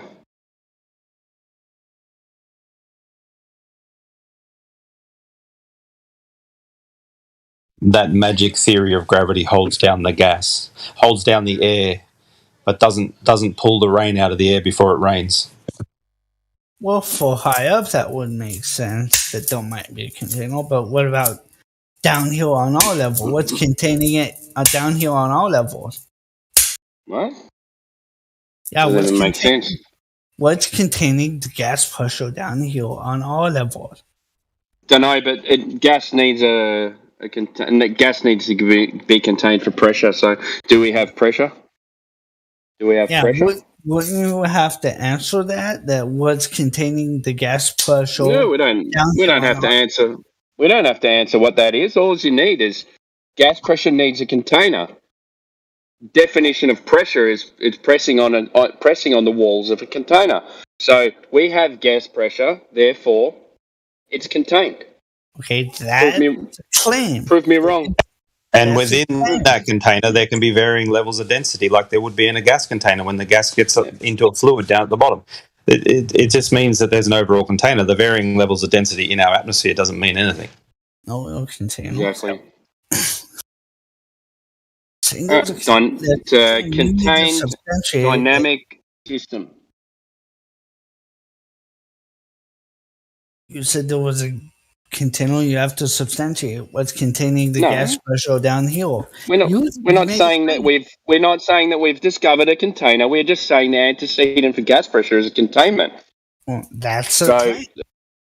So show us an experiment and a citation where you can contain gas without a container.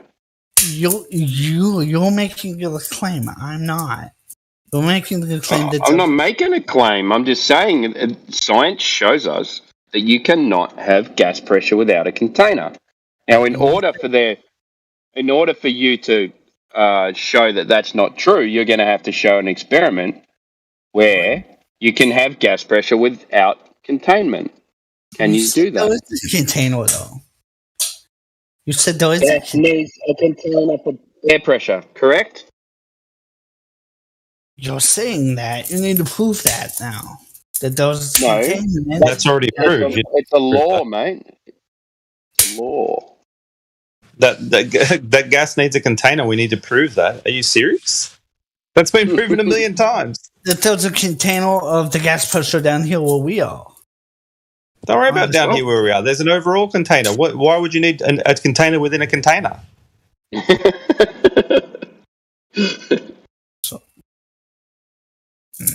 And the gas is supposedly adjacent to a vacuum. That's difficult. Well, there was no perfect vacuum. Yeah, but it's a lower pressure. What happens when you got high pressure next to low pressure? poof. What happened? What happens? What if the atmosphere was containing the gas pressure? Gas containing gas now. Can you show that? Possible. I'm not Possible, saying but that- can you show it? Can you show it in an experiment? Well, chlorine gas falls to the ground. It doesn't. No, that's density, and if you put it in a container, it'll stay within the container. Someone showed that before. They showed a picture of like steam in a pool, in an empty pool, and I'm like, so you're showing that a container is needed to contain that gas? And also over time, the gas will disperse into the atmosphere and seek equilibrium. So it'll be there for a little bit, but it eventually dissipates into the air and becomes equal. So. It does, and it's only been held there temporarily by a container. Correct. Yes, and because that container doesn't have a lid, it will dissipate slowly.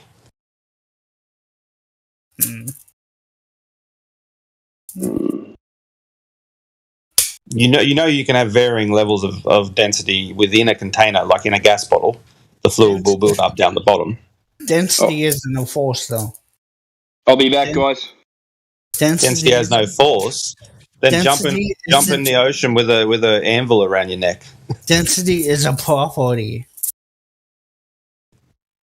The density is what explains what they call gravity. Explains it far better than what their theory is of gravity. That they need to make up 98% of that theory. They need to fill the 98% hole in that theory by adding something called dark matter that they can't prove exists.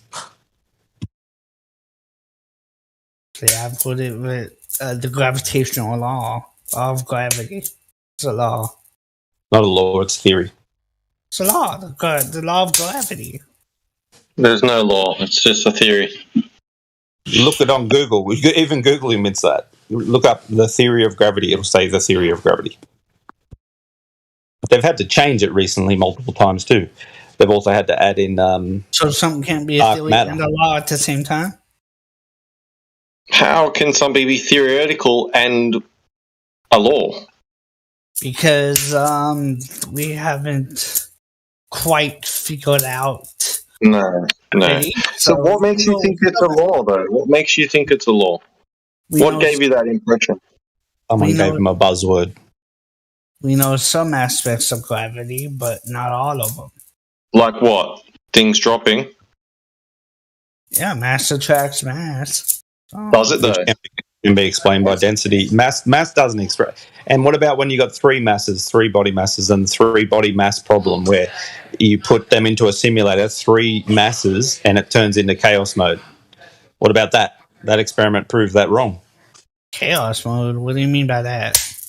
It means when you simulate the idea of bodies attracting each other, i.e. us being stuck to a sun, which is gas, if you add a third body, i.e. the moon, it goes into chaos mode. It doesn't follow any predictive route. Should it? Well, based on their theory, yes. According to the model, the globe Earth model, it's very predictive. The moon is there in that. Yeah, no, go ahead. No, you're good. So the point is, gravity is not what you think. It's definitely not a law. And as I said, they have to add in, there's a 98% hole that they needed to fill in around gravity working, which was dark matter. Listen, gravity is bullshit. Listen, hold on. Gravity is fucking bullshit. It's a made-up term. Okay, it's called weight. So people say, well, what makes things fall? Fucking weight. That's what makes things fall. Density. Gravity. Weight, though. What makes gravity weight? is a fucking made-up term. It's a density. made-up term, electrons. You know what I'm saying? Anything positively charged is attracted to the negative charge of the Earth. Without a doubt. What causes density? Positive charge, so neutrons. So that's why you can have mercury. You can have mercury, which is a liquid, and you can sit an anvil, a giant heavy metal anvil on top of it, and it will float because the mercury has a higher positive charge. Why are neutrons and protons stuck together? Yeah, I remember learning about that in middle school. But I'm saying like, but that people use the term gravity to try to justify, the Earth being a ball. It's bullshit. Bullshit. So mass doesn't attract mass. Yeah, it's bullshit. I don't know. I've never seen two golf balls that go near each other stick to each other. Try and prove it. It says attract and not stick. Like when you step, they've never actually proven that. Right?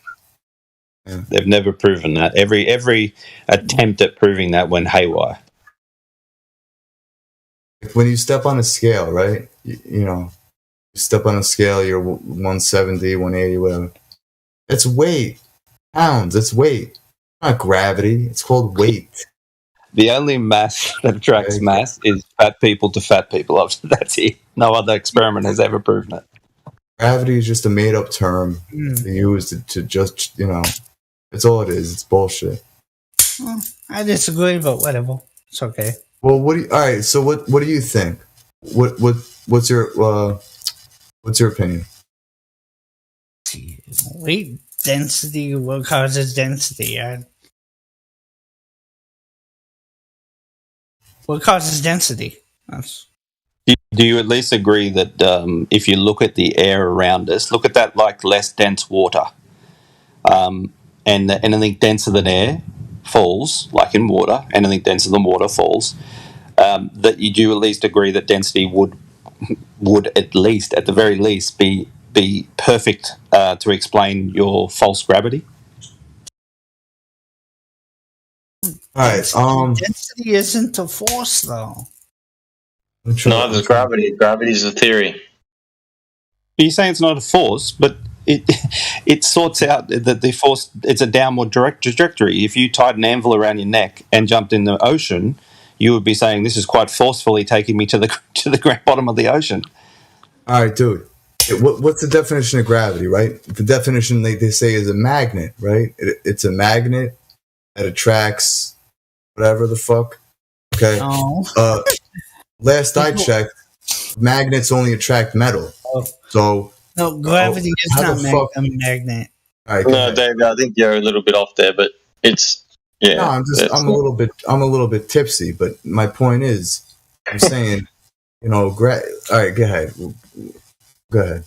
Gravity is not a magnet. It's not magnetic. Gravity is made up. A theory. Gravity is a theory. It's never been proven. Okay, so I don't know what gave you the impression that it was a law.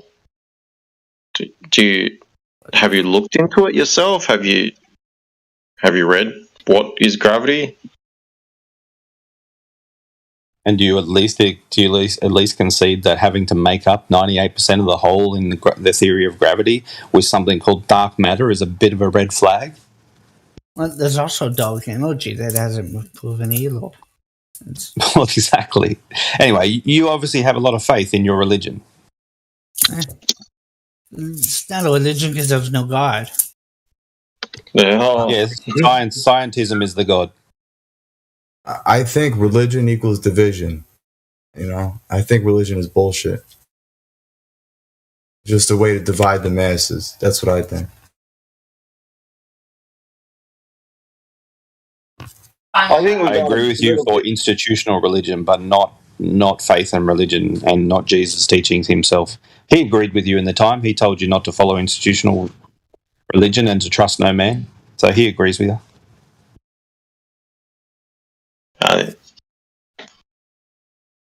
Brandon, do you have any other videos or something? Well, another one. Yeah, that one was funny. Another one is like way too long. It's like a 3-hour long video, and yeah. Just post it up. I'll look at it in my own time. Then I would love to look at it. Anyway, guys, I've got to go have dinner. See you, Drongo. See you, Brandon. Thanks for the chat. No worries. Yeah. Thanks. Yeah. I'd love to look at it. Yeah, I might have already seen. Let's see. My it's definitely in my YouTube history. So it's really low down though, but I'll find it. All good. There's some of these videos, you just got to be careful that they say sort of one thing but don't really show it. Like there's easy things that you can look at to sort of, like that last one, for example, it's pretty clear that it didn't really show what he was intending it to show.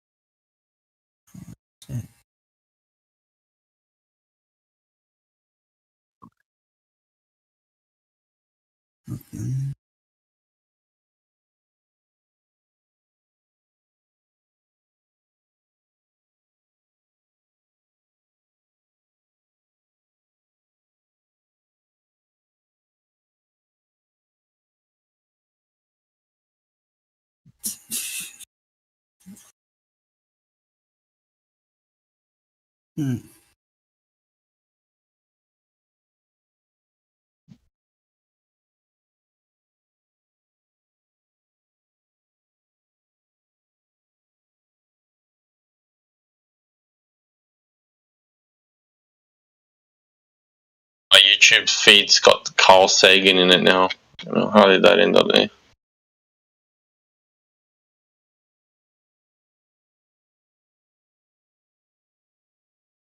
Wait a minute.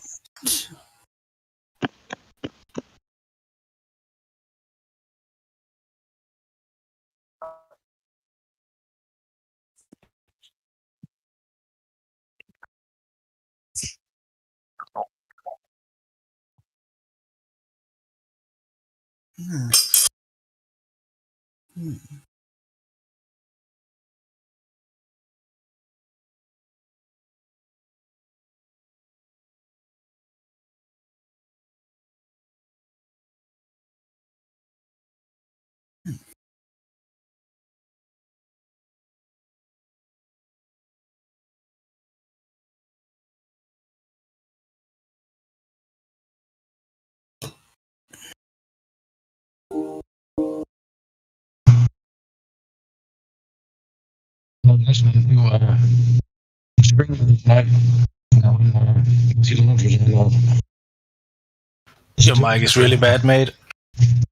Is it? Your mic is super muffly. Oh shit! That's why I can't never come on here and talk to anybody. Oh, now it's fine. It's a junk phone. Just sounded like you had eaten your mic. But it's fine now. Maybe I had it too close. Yeah, could be. That was a good stream there when Matthew Learns come back on that day. He was getting mad there towards the end, and he had to bail out. But Heretic really put it to him. I like his style. I like the way you just cut him off short, with measurements. I think Matthew's big proof was he said that the sun gets cut off at the bottom, right? I think Heretic's favorite food is Matthew Learns. Yeah, he kept saying that the sun was being cut off at the bottom, so that proves that we're on a ball, I guess. But I mean, there's other things that can cause that, right? I mean, you could have balls on a pool table and put your phone on it. I actually did this myself. You put your phone at one end with the camera down, and the bottom of the balls will disappear from the bottom up. It's just perspective, I guess. But yeah, I guess perspective equals ball, huh? That's another one that they've claimed, I guess. Perspective equals ball.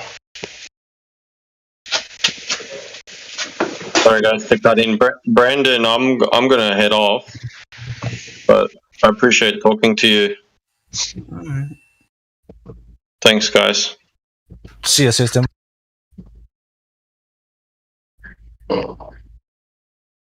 Yo, Brandon, I'm in a good mood this morning, so I wanna help you. Next time that you get asked what is the globe model saying about gas pressure on the Earth, or why air is not leaving the Earth? What you have to answer is that it's a self-contained closed system, and that means that it's a self-contained dynamic system where everything runs in these small cycles. Let's follow a gas particle that is being introduced from the Earth straight up. That gas particle will shoot up, up, up. Then we have measured temperature decreases. That means that everything is pretty much electrostatic. Like every single small particle have a vibration. As they cool down, they vibrate less. Then they lose their kinetic energy, their upwards momentum. At some point, it just stops, and then the downward bias, which is the gravity is the least factor in all of this. Then the downwards bias is giving it a little nudge, so it's heading towards the ground again. As it heats up, as it is moving towards the ground, it also speeds up, because now it's being injected with heat, energy from the sun, and then it just shoots down, and then it gets obtained by water or the dirt. Gases can slip away from the Earth in that globe paradigm if it has enough velocity from the beginning as it's being shot up. And that's pretty much it. That would be the right answer. So if you just say gravity, it's gonna be easy for any flat earther to just to make fun of, because it's ridiculous. But if you're coming with an explanation like this, it's a bit harder, because this is actually what we experience, you know. But gravity, no one can experience that. So it's just like, oh, he left. My bad. I was in a good mood. I felt like I wanted to help a global. What happened? He left when I tried to explain him what he should say next time anyone was asking him about gas pressure not leaving the ball, you know? And then he just left in the middle of it all. Oh. That's so sad. They should learn about the dynamic system, because then they would have a better case where it's not just easy to just, you know, make fun of them. Because when we go into gravity, I mean, then they are more dumbfounded than they are when we're talking about a dynamic system, you know. The dynamic system can actually be observed and tested and repeated and stuff like that by just observing and measuring the air around us. But when they're invoking gravity, they have a problem, you know. I was just in a good mood this morning, so I wanted to help him. But I guess he didn't want any of that. Yeah, he's been in here for a bit now. He's pretty respectful as well. Yeah. Yeah, I've heard him in here before. Got cogged this, but yeah, I guess maybe I'm just starting to get fed up, because it doesn't matter if it's an anti-flat earther who has been here for 5 years or a new guy who's just coming in from the sideline. They are all bringing this low-level global shit.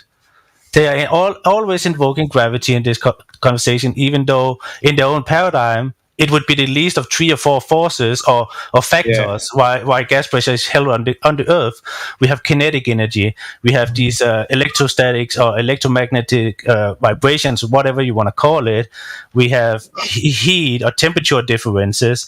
We have the downward bias created by gravity, which is the least one. The downward bias is the least of all of the factors. All the other factors is what's in the paradigm is actually they actually should focus on. That is a dynamic cyclical system. Everything what goes up comes down again, unless they actually have the velocity to actually escape the counter forces on them. You know, the temperature decrease, the less kinetic energy, the less vibration, and all this kind of shit. But I guess I'm just being fed up by this low level shit sometimes. Yeah, and then you find yourself repeating yourself over and over again. Yeah. Yeah, it's just the same. Oh, it's gravity, and then we go into the same. Like, can you prove gravity? And it's just gonna be this circle jerk every single time. You know, like let's actually talk about this system. You know, like what are we experiencing? Okay, so in fact, with what I just said with this dynamic system, do we need a ball? Do we need gravity? In fact, do we need a container? No, I don't need to invoke all these kind of things. So where does the ball come into this? Where does gravity come into this? You know, like It's only when we get down to the nitty gritty we can really start to haul it home with the antecedent to gas pressure in the very this gonna be the free kick that is scoring the goal, Yeah. But everything else has to be there before anyone can actually understand the entire system as a whole.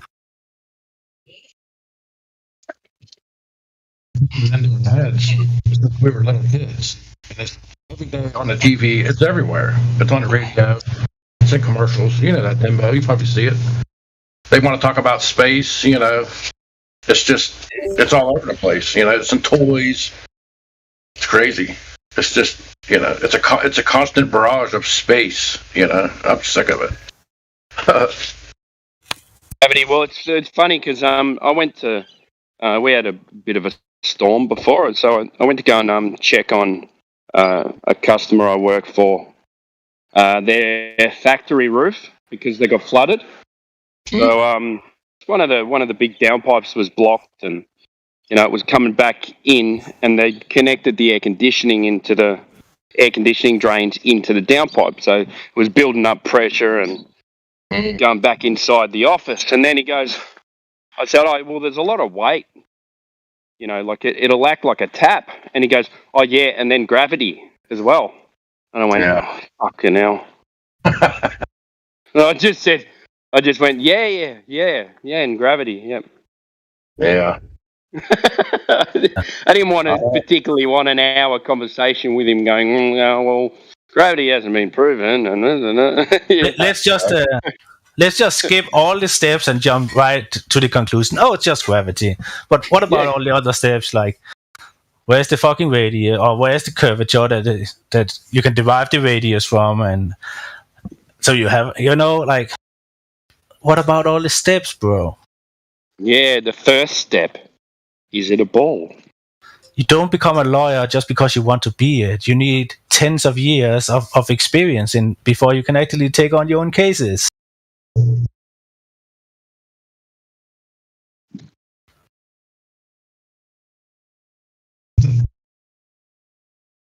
Isn't that because of the shrinking of the light and the interferometer thing? Isn't that when they come up with that, basically?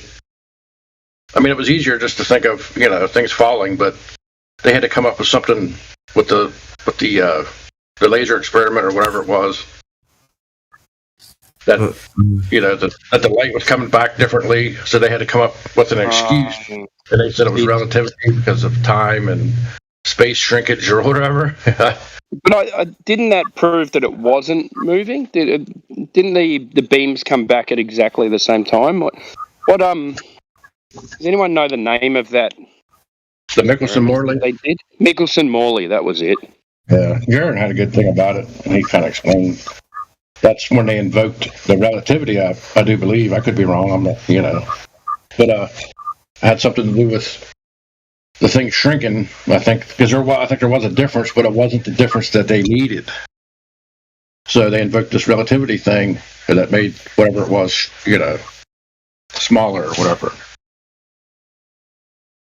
Because didn't they shot two lasers in different directions and then had a mirror on either side pointing it back, on a 90-degree angle, and then if one hit at a different time, then they could tell that the Earth was moving in a certain direction. Yeah, I think there was a couple of them done that they were looking for the actual, like the actual circle around the sun, I guess.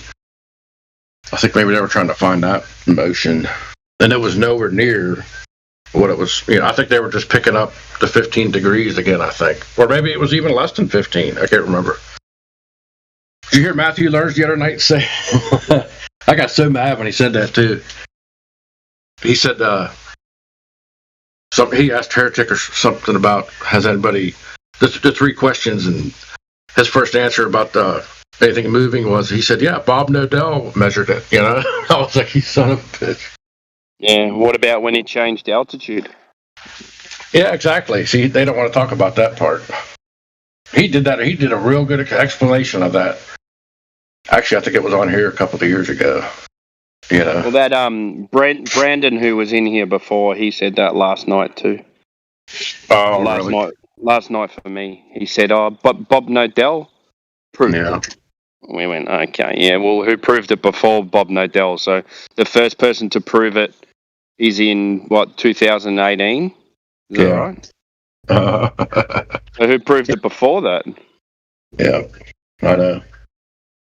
That one guy, he was getting a little snarky last night. That I can't remember his name. He had a red circle, Masher or something, or I can't remember his name now.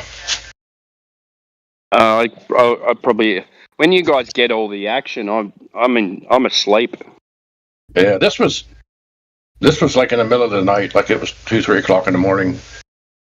Oh, okay. Was it? He was talking to him. Yeah, okay, the kids. Yeah, I had to keep kind of muting each one of them because they were talking over the top of each other. Yeah. They came back in with another friend. Oh, okay.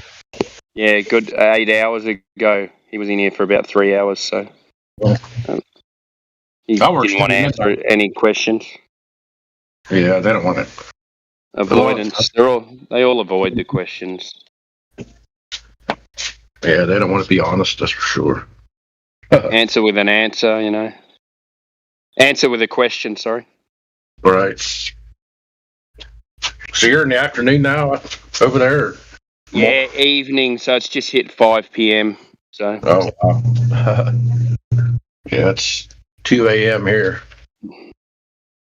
Yeah, I just got home from work and my in-laws are over from Colombia, so I got home and had a nice home-cooked meal by Colombia. my wife's mum. Where in Colombia? Medellin? Nah, they're from Bogota. Oh, okay. I asked that because back in 2009, my best friend Santiago, fucking Obama, that's a piece of shit. He deported my best friend Santiago back to Medellin. And long story short, a couple of years ago, he got murdered. He got thrown off a building because he owed some guy money. But yeah, and I was gonna go to Colombia and hang out with him, and you know. Yeah, it can be a brutal place. Huh? Yeah. Yep. Interesting. But generally, people are really nice there. So. Yeah, bro. Yeah. They got some. Yeah. Hey, dude. Yeah, they got good stuff there in Colombia. And the funny thing is, none of them do it. Right. They say, you go. No, that's for the gringos. Gringos. That's Americanos. Estúpido. That's just Americano. Estúpido. They pay money for this shit. See. Don't they just like chew the leaves? Well, yeah, that's it's like a coffee. I think they use it as a painkiller. Yeah, it's like a coffee, I guess, or something like that, right? Yeah. The coca plant. Yeah, I'm pretty sure they chew the leaves in the. Yeah. I heard it fucks up your teeth, but yeah. Yeah, you see people in tribes and stuff like that, but I'm sure their teeth hygiene's not the greatest anyway. You know, you wouldn't see them brushing their teeth every night. Right. So. Beetle nut is different. I think that's different. What's that, Joe? Beetle nut leaves or something they chew. I think that's different from the coca. Is it? Might be. I don't know. I just seen some documentaries where they're like chewing it all day long. I'm sure none of it's teeth. Did you ever try that Kava Kava tea? They got the Kava Kava bars out there in Los Angeles. I tried that when I went to Fiji. Yeah. What is it like? It's a little different. It'll give you a buzz. Yeah, it's like maybe a better version of being stoned. I don't know. Maybe a bit more relaxed. Like. Yeah. Sometimes you can get a little bit paranoid. Sometimes that's not good. Not on this. Good. Yeah, it's not bad. So, there was a fucking rocket builder engineer guy in here today. Aerospace student. Guy, yeah. Student. How'd that turn out? Not too good. I think Jedi held him to task, and he ended up spiraling, and Spake told him to go fuck himself. So.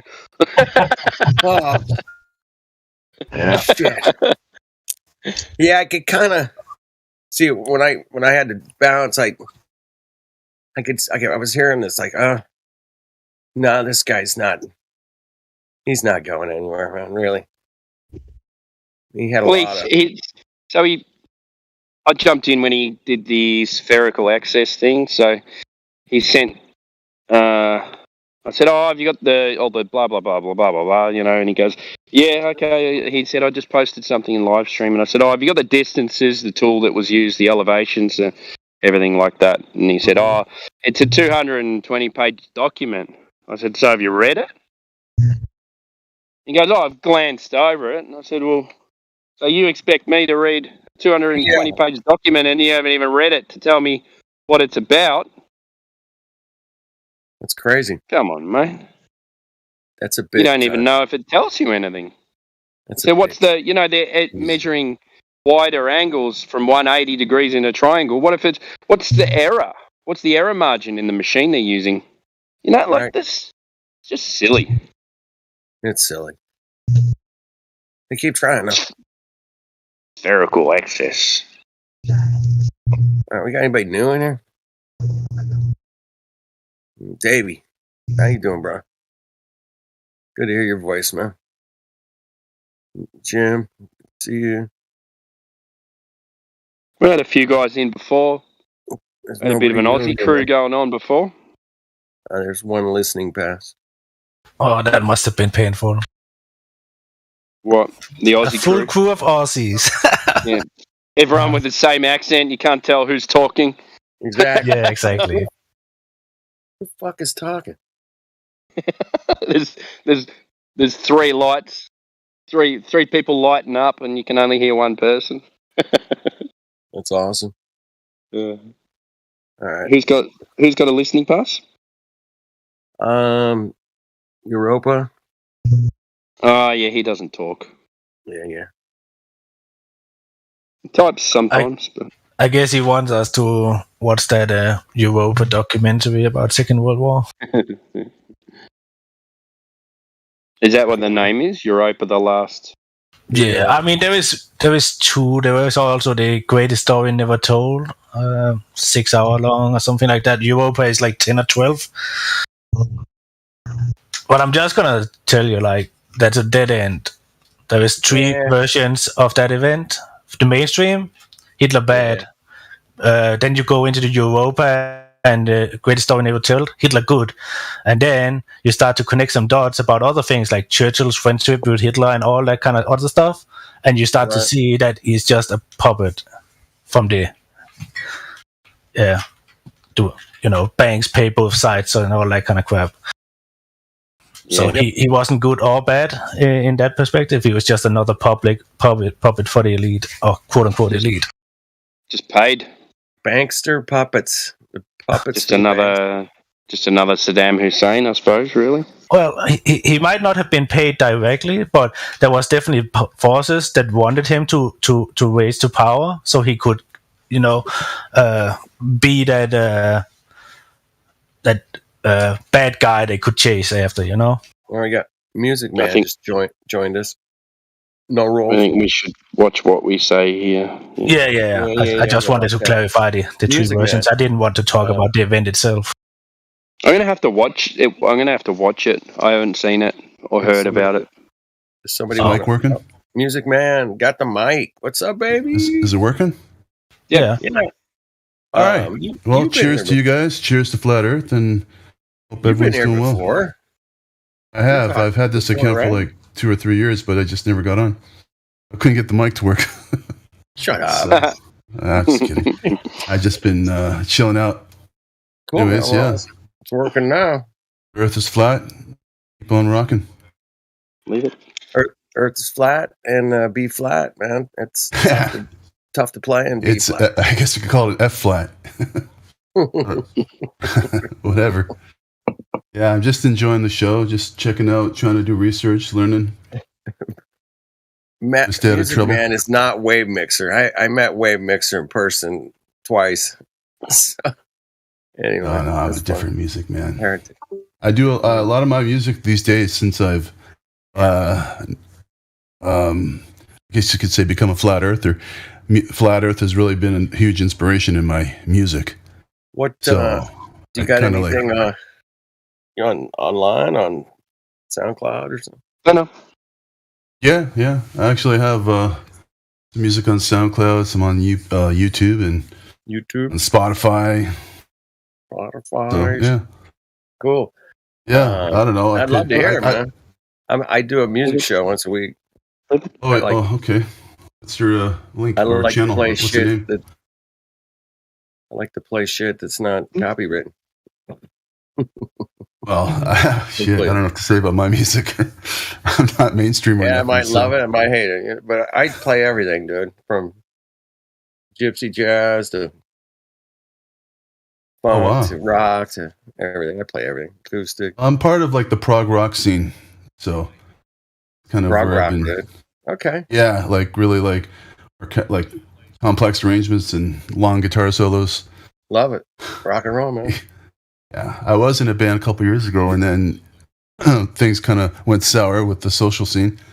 Everything shut down, and Hey, everything's shut down. yeah, so I've just been Everybody focusing started on doing music on Zoom, man. yeah, doing, or like- just exactly. Everybody was like piecing shit together. Like, okay, you guys do the harmonies here at your house, and then somebody actually put together a pretty decent. Yeah, well, you can check me out on SoundCloud. I have a web page called NV8. I've got some tunes up there. All right. You can What's shoot the me name of your DM. show? I don't think you have permissions to post anything. You got no roles right this minute. So, what's No, your I favorite flat Earth proof, man? What's your go-to? Hey, man, Oh, shucks. Where do I? So many. pick your favorite. Well, I basically tried to prove the globe, and that's where everything started to change for me. So Well, I used to that's like what debate like evolution and shit like that, and Okay. pardon my French, and you're that good. kind of just like steered me towards flat Earth. Because once I realized Earth is not moving, I'm like, okay, well, Earth has to be flat because it can't be ball in space kind of deal. So Right. that just kind of like became, when you become self-aware of stuff, just like one proof leads to another. Mhm. And it was just a lot of cognitive dissonance because part of it was just my my addiction to like sci-fi. Okay. So my love of sci-fi is what kept me clinging to the globe. And once I started like putting that sci-fi out of my head, I could just be more rational and just see how stupid the globe was. So I still like some sci-fi. If it's me good, too. man. But now I laugh when I watch it. Like Yeah, if I we watch laugh. like Star Now we Wars or laugh. Star Trek. Like, oh shit. Yeah, I mean, I have an open mind now when I watch it. And I realize where I was at before and where I am now, and I can see I've grown and I'm more open minded. And but ultimately, it was just looking at the globe and trying to. I was trying to prove the globe to myself. I couldn't do it.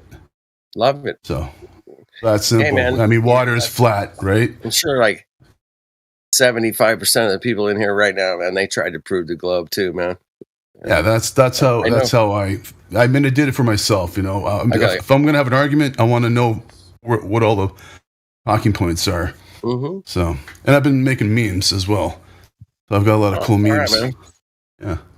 Sounds So great. anyway, I just dude. want to give a shout out to you guys. I like what you're doing, and I'm very inspired. And keep Right on, going. man. Yeah. I'm usually here late night, like right now, just kind of hanging out, talking. Yeah. I was See what's actually just up. recording, and then I got Last Flat night Earth was on the side. Last night they were getting heavy up in here, so I went on a different server. But it's Yeah, I'm sometimes still- it's hard to get in when there's two people going at it, talking about Yeah, it whatever. gets pretty heated in here. I don't know if I can handle that. Yeah. Not heated, but it just gets like super technical. It's like, okay, Yes. I've heard this shit before. I'll be back. You guys have it under control. You got a lot of people that are, you got everything pretty much sorted out when it comes to like the different topics and how to approach people. And Yeah, we got the fallacy fucking radar big time over here. And there's a lot of fallacies come up in here every day. And it's like, okay. Well, I really like all the resource material. I've been pouring through that and just sharing it with my relatives and just getting their feedback, with my cousins and whatnot. I got people all around the world, across the world. So it's around the world or across. You can't say around the globe around here. I also have like some pretty cool memes. I wonder if there's a spot where I can share those. Well, of course there is. I don't have, I'm not mod status or gold plus, but there are other people in here that can give you posting. I've got some funny memes. I just started like plastering memes on Facebook and sharing them with my friends. I've got this one of the globe, and it's like a clown. It's pretty funny, pretty iconic, actually. Stuff like that, but whatever. I mean, I'm just happy to listen, and whatever conversation comes up, I can always put in my 2 cents. But you guys have it under control. I think we'll get to. I don't know if anyone can give him messaging terms. Maybe Heretic, but I'm not sure. I think could. If anyone wants to see some of my art, I can. Yeah, I do for sure. I mean, I'm an artist myself. I do music videos as well. I also produce a lot of indie talent. I'm in the music business. Excellent. Well, I should let you hear some of my tunes. And I love music, man. Without it, I would hate my job without music. Yeah. But you wouldn't have one. I wouldn't have a job, right? I'd be fucking homeless. Well, I was just like recording a guitar solo. Verified, so you can put things in the live stream voice text. All right. Well, who do I run it by? Are you you're permed up, bub? Oh man. Okay. Is that all he needed? I thought he needed image perms as well. Well, maybe. Yeah, I think he can only type in my memes before you post them. Yeah, you don't have perms, so okay. That's cool. All right, sorry. Image perms. I think you can type in there and drop links, but I don't think you can drop an image right now. All right, but I'll post a link to my music. You can DM them to me, man, and I'll post them for you. Yeah, that's cool. Totally. All right, how do I do that? You click on my name. My little Flat Earth Professor Dude. Flat Earth Professor Dude, and then you can you just type in the message. Write a little note there, and I'll excellent. I'll accept. All right, I'm gonna post the music link right now. I'll accept your note. 1 second here. We can have a DM. Sweet. Cool, man. Can I also share memes with you? Yeah, share the memes and whatever. But so how does that work? We have to be friends. I think you have to friend me somehow. Yeah. Or I can Took me a while to friend just you. set up my account here, so I've had it sitting for it was dormant for 2 or 3 years. You on mobile or PC? I'm on PC. Okay. But yeah, I'll just send you a link anyways, and then as time goes by, I can figure it out. I try to help out, man. Somebody needs to post something. I'm like, yeah. Man. I'll share a link to my music with you since you're in the music scene. I always appreciate feedback. West, Brown. Every day, man. But anyways, carry on, guys. I'm just enjoying the show, and it's all good. All right, cool, man. I'm just looking for your message. I'm just trying. I haven't found it yet. Oh, 1 second. I'm just trying to Take find your the time, link. man. Take your time. I just got here. I don't know, 10 minutes ago or something. Louis. So I'm a little behind the loop here, but I heard a couple conversations in here today. Not too many. All right. Well, here's my link to my music stuff. Cool, man. I got lots of music, and I produce a lot of artists as well. Prog on me. Yeah, not all of it's prog. A lot of it's pop rock as well. All right. Luis, sent that to you. Louis. There you go. I got you. That's me. That's what I look like when I rock out. Yeah, there's music videos, some art, and Hold on. Let me see what you look like. Leave it. Let me rock out. I've got this like halo thing that I wear. It's like a headband. I used to put like lights all up and down my mic stand. And Yeah, it's just a gimmick for yeah, performing. it was cool, yeah. I like to go all out when we're on stage. But I mean, Hey man, go all out. Because I'm gonna I miss add it. you. I miss rock and roll and rocking out on stage. That's pretty much where I'm at. All right, well, send me those memes, man. I'll post them up. Or send me a couple anyway. Yeah, all right. I'll send you a couple of my favorites. I mean, I can share your music link with everybody real quick. No problem. Sure.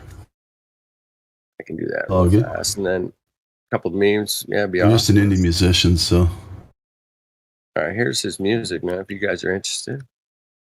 yeah. People jump in and then jump out like 2 seconds later. Just trying to figure out how I'm to post. watching you guys. We're keeping an eye on you. He's got an upside down eye on your asses. Hey, how do I send you a picture? That little plus sign on the text chat, or Oh, I see. Okay. it's a little plus sign, and then you can pull Double from click there. on it. Oh, there we go. There we go. I think that's it. Yeah, a little plus sign. Yeah. All right. Awesome. Far left down there. Cool, man. Yeah. You can put me on mute if you guys are talking. It's all good. And I'll just No. share my stuff with you. Oh, good. You've got control of your mic now, mate. So whenever you come in, you can open and close it as you wish. Yeah. Excellent. All right. Well, if you guys talk to me, then I'll talk back. Hey, we're talking to you, man. All right. Cool. Yeah. I would love to.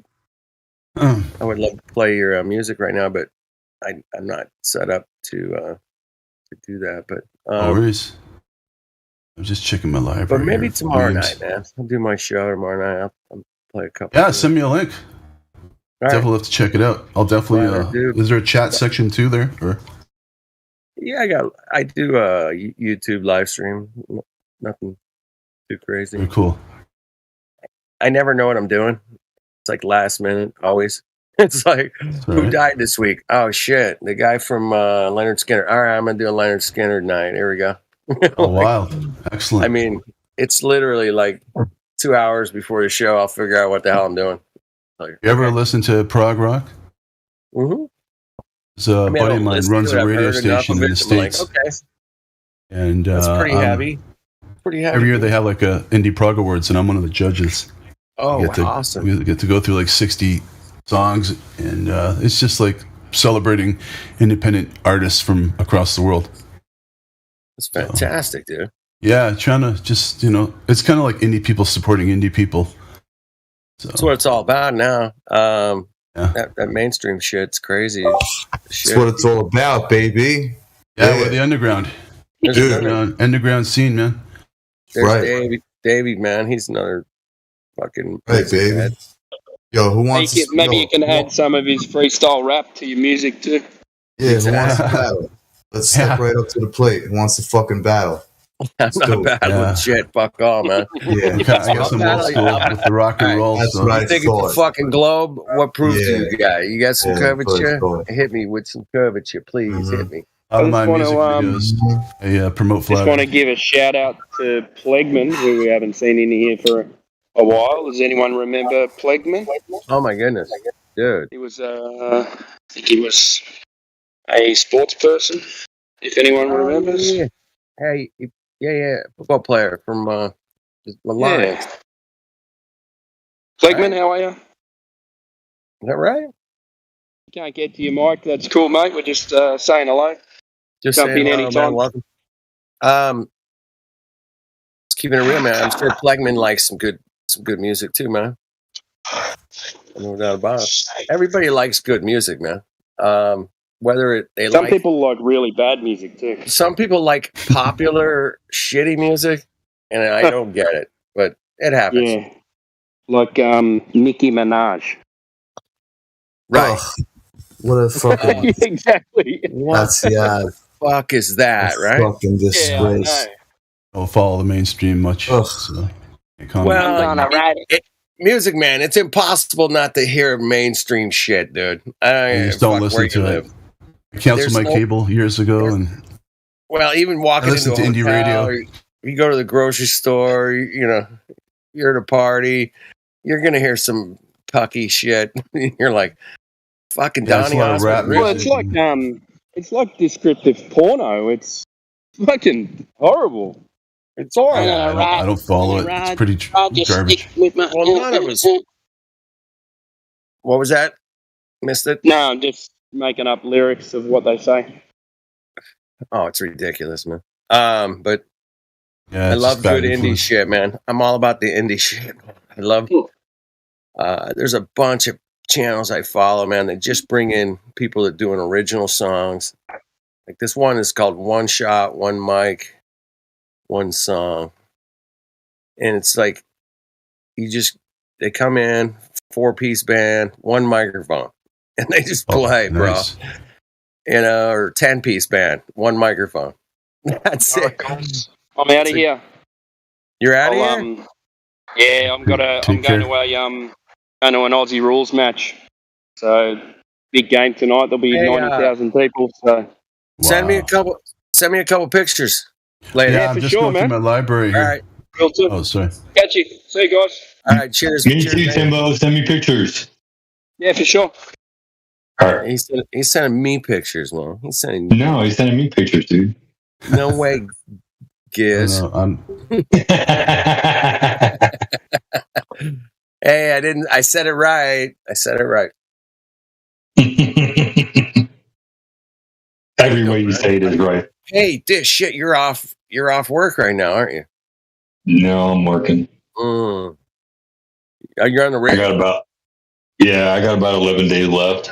Oh shit. Okay. Well, enjoy it, man. I'm glad you could drop in while you're on the rig. Shit, that's fantastic. I got a mud report that's due at 4. It'll take me like an hour and 15 minutes to knock it out. All right. Well, So I'm taking the break while I can. Don't. I'm on the mic for a little while. Well, don't let us distract you from getting your report done. Oh no, dude! I've had y'all in my ear the whole fucking night while I've been fucking up mud. Yeah, sometimes I got to write something serious, man. I have to unplug you guys. I'm sorry. If I'm just sanding a fucking guitar neck or something, yeah, I'm good. Yeah, you. So you in a band or? No, I'm retired. I did. I'm a luthier. I guitar man. Build and repair stringed instruments. Any custom jobs or? I've done many over the years. Lots of custom. Yeah, mostly repairs nowadays. Awesome. I do crazy things. I built giant piano systems that play themselves off of your. I wanna learn to play guitar. What should I like? If you can do a search for me while we're all chit chatting, and just send me a link to like a good beginner guitar. Like I don't need nothing extravagant. All right. But just a solid guitar. I'd like to keep it under 500 if I can. String guitar. You gotta learn first position. I have string guitar, but how much acoustic guitar? How good are you at keeping a beat? I can keep a beat in the head. I mean, if I gave you some drumsticks and taught you 4/4 or 3/4 timing. I mean, I know 4 and 8 and 2 and right. Yeah, those. Like I can keep those. I can keep number patterns in my head. I know guitar it's 3s, right? They do 3s and 4s. I'm gonna go ahead and. I just shared one. That's one of my memes. I'm gonna try to share it here. Hold on. Let's see if this works. I just copied the link, but I probably should have copied the image, but I'm lazy. I don't need no fucking fancy shit. All right, it didn't work. Or it did work. Oh, it's too many fucking. Too big? See. No, it's good. It's got. I usually render them in high quality. No, it's high quality, man. That's fantastic. So the Hola Soy Dora. That's so awesome, dude. Look at the quality of that meme, dude. I love the reflection on the flat water, bro. Turd evidence. Turd evidence. I love it. Mountains and mountains. That's usually what I get from people when I'm like That's debating on fantastic Facebook. meme. That makes That's the first thing they Jesus- tell me. Mountains and mountains of evidence. You know? Mm-hmm. Hey, did you see my new Helio meme? Not yet. Here we go. Drop. Does it have any curvature? Does it have any curvature to it? No. It's an inside joke. It's right above Kiwis. I got it. Yeah. Well, Helio, you're hot mic. No, Helio, I don't know if he hot mics all that much, but he definitely can just go off. No. And It's stop listening. He stops listening, man. I get it. yeah, he does. He just He stops. tunes everybody out and he finishes his thought. He's got to get the thought out, man. It's just our bro Helio, man. Let him Can I go. send you some more memes? Would you like some Absolutely. more? Oh, yeah, memes. You got more, man. Yeah. Let's meme it up. Yeah, memes. All right. Meme City, man. Let's go Meme City. What the hell? Yeah, I forgot who dropped I love this. The turd, dude. The turd is fucking Oh, solid. Mayhem. What's up, Mayhem? There's another Someone dropped this meme. This was a great meme. This did it go through? I don't know. Hang on, man. Let me check. Let me check. I don't see it yet. Not yet. All right, I'm press enter. I guess I don't know. There you go. Oh, there we go. All right. I'll copy the link. Post it down here. I did pretty good for a boom. I'm not bad. Not bad. I'm not bad. I'm not. This one's my last created meme. Check this out, man. Gravity. Oh, got the ball and chain. I love that. I'm trying to free your mind. Beware of an individual who is fully aware of the chains that bind them. Realize it's not your responsibility to prove the world it's flat. No. Yeah, I mean, for me, it was about doing it myself. You know. Yeah, it's their You conundrum. have to wanna, you have to wanna like look into it. I guess. Yeah. Dude, that looks like me on the right with the globe on my head.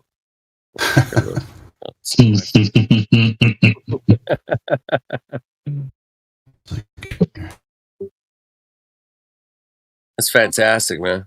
I haven't dipped into Government this folder for censorship. so long. Protecting you from reality. I love that, man. That's great. I love the Matrix scene there, man. That's fantastic. Yeah.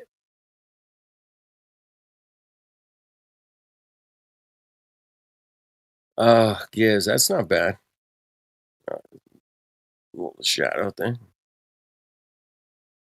Yeah, that's Plato's allegory of the cave. Awesome. Yeah, it's classic. People see what they Pretty want good, to see. Yeah, we got great memes in here, man. This place bumps of fucking memes, man. I'll be I come in for 2-3 hours most, late night. And even then, man, there'll be people dropping shit. I'm like, exactly what we were talking about 10 minutes ago, or 2 minutes ago. And dropping memes about it. I'm like, damn, you guys are good. You guys are great. I feel like it's good because it stimulates people. Mm-hmm. There's probably one that's more common. I just modified it a bit. Yeah. All right, I got one more coming in. There we go. And Indoctrination, baby. Here we go. like we were talking about earlier, there's a lot more people coming in here. Like I've noticed it in the last 8-9 months. The last 2 months have just picked up steadily. More people are are finding this place. That is so fucking awesome, man. You got aliens, you got satellites that are fake, you got your Cocoa Pokes, you got your fucking rainbow wiener, you've got the space shuttle, the globe, and then you've got the fucking evolution fucking nightmare, and you got the devil on the television, you got the Cocoa Puffs up on the Yeah, it's like an updated version of the. That's fantastic, dude. Oh man, that's funny. I gotta mooch that one, man. Here's a Matrix one. I'll probably use that one for my thumbnail, man. That's so funny. I gotta use that one. Here's one that's kind of like a riff on the Matrix. Fantastic. All right. You never know, man. Coming here tonight, I'm running into Music Man, and he's dropping memes from fucking awesome, man. Never know. People. And then I run into Giz on his break. How good is it? Life's good, man. All right, what is this? That's a good one. Ignorance is bliss. Saddle Look at this one. This one right here. This is actually the title of a news article. I just picked the whole thing. Yeah, I didn't type that out. That was the news article. No, they're type in Deck the Halls Saddaloons. Deck the Halls with Saddaloons. Dude, I'm telling you, it's a real news. And then if you search Saddaloons on YouTube, there's an actual 45-minute fucking commercial trying to sell you on why it's important to have Saddaloons in this country. Shut up. Fuck. Saddaloons. Classic. All right, here we go. Here's another one from Music Man. I love it. Hey, I appreciate you dropping in tonight, Music Man. Yeah, I just want to say hello. So you sound a lot like Davey, and both of you guys sound a lot like this guy I used to know. His name was Zero, but I can't. He used to be a hero. Hero, man. There was this guy. Now he's a hero. I don't know if he was a hero. He can't be found anymore because his name's not Zero anymore. I got along with him pretty good. Other people did not, but yeah, I got along with him pretty good. We had a lot of laughs. And he could drop into a character and just stay there all night. It was like, okay, good storyteller. Yeah, he was great at just holding it down, man. Good. So you get a lot of Globers in today? Every day, man. Every day we get at least 2 or 3. Today we had a guy, an aerospace engineer. Yesterday we had a astrophysicist. Space cadets. Yeah, we had some super space cadets, man. And that's a pretty good one into the break. That's not bad. Because the water is seeking the level of the horizon force. Yeah, but no, it's not the horizon. It's seeking the level of the force. He's turning the plane, and you would think that it would be gravity holding it down, but it's not. It's the force of the plane now. Oops. Hey, there's one thing that Eminem did give us, man. Somebody mentioned to me the other day. It was like, oops, there goes the gravity. I was like, oh, shit, he did give that shit to us. Thank you, Eminem. Thank you for that. Mm-hmm. There goes the reality. Oh. Mm-hmm. No, it's good stuff, man. When the mainstream artists like to sneak a little teaser up in there, you're like, yeah, with my music videos, I'm pretty subtle about it, but I've got I'm promoting Flat Earth, literally. So hey, man, if you got shout out, I always love good truth content, man. It's hard to find. I mean, we've made more truth music in the last 5-7 years than all of previous artists in all of human history. I'm pretty sure. I mean, there's been balancing out, dude, for sure. Truth songs, man. I watched a guy do 27 days straight. That's all he did was make up truth songs, man, about how we're being lied to about this and that and Earth and gravity and the money system and everything else. Oops, there goes reality. People have gone haywire. Unfortunately, we're not reaching enough people, man. We're not reaching enough people. Oh, we are, dude. We are, because they're coming in here and they're curious as shit. Oh my goodness! And they come in here and they spiral. They prove it. They prove that it's all indoctrination. They spiral so fucking hard when they come in. Spiral, man. These Mongos spiral, bro. Have faith. There you go. That's another one from There's Neil deGrasse Tyson with this magic wizard fucking monkey spinning ball. And you can tell they're. Look at that fucking work, man. Shout out to Music Man. That is fucking tight, bro. Little Star Trek reference. You can tell. You can tell their level of confidence and experience with the subject because they tend to last longer on their spiral, right? Yeah. When they can have an explanation, they can go into detail. But once they run out of excuses, man, they spiral hard. Hey, Music Man, change that one to gravity. We don't know what it is. Next question. Hey, what do y'all think about this? How about this? What about this? Whenever they start spiraling, maybe we should like let them spiral for a minute and then say, all right, you know what? I'll help you with the answer because you obviously don't know what you're talking about, and we've heard it a million times. And then explain to them what their next answer should have been, and then mute their mic. Well, hey, we're done talking to you. Bye. I don't know, just an idea. You know what? We can try. It's become a game at this point. There's nothing wrong with trying shit. Let me shout out to the YouTubers, man. One Big Pond is out there. Yeah. Shout out to Soccer fans while we're doing it. Bueller's out there. We got Bueller. Into the Break is out there. Greg T. Bueller. XVHX Green, what's up? Bueller. Shout out to One Big Pond, man. Brother. From down under. Brother from down under. Great to see so many people like-minded. Yeah. Well, it's a great place to want to just. I mean, I love talking to my wife about fixing up a garden or whatever. We're cooking or. It's I actually great. find to actually get to hang out with people that I could say, "Hey, man, what do you guys think about the second law of thermodynamics, man? You guys down with that?"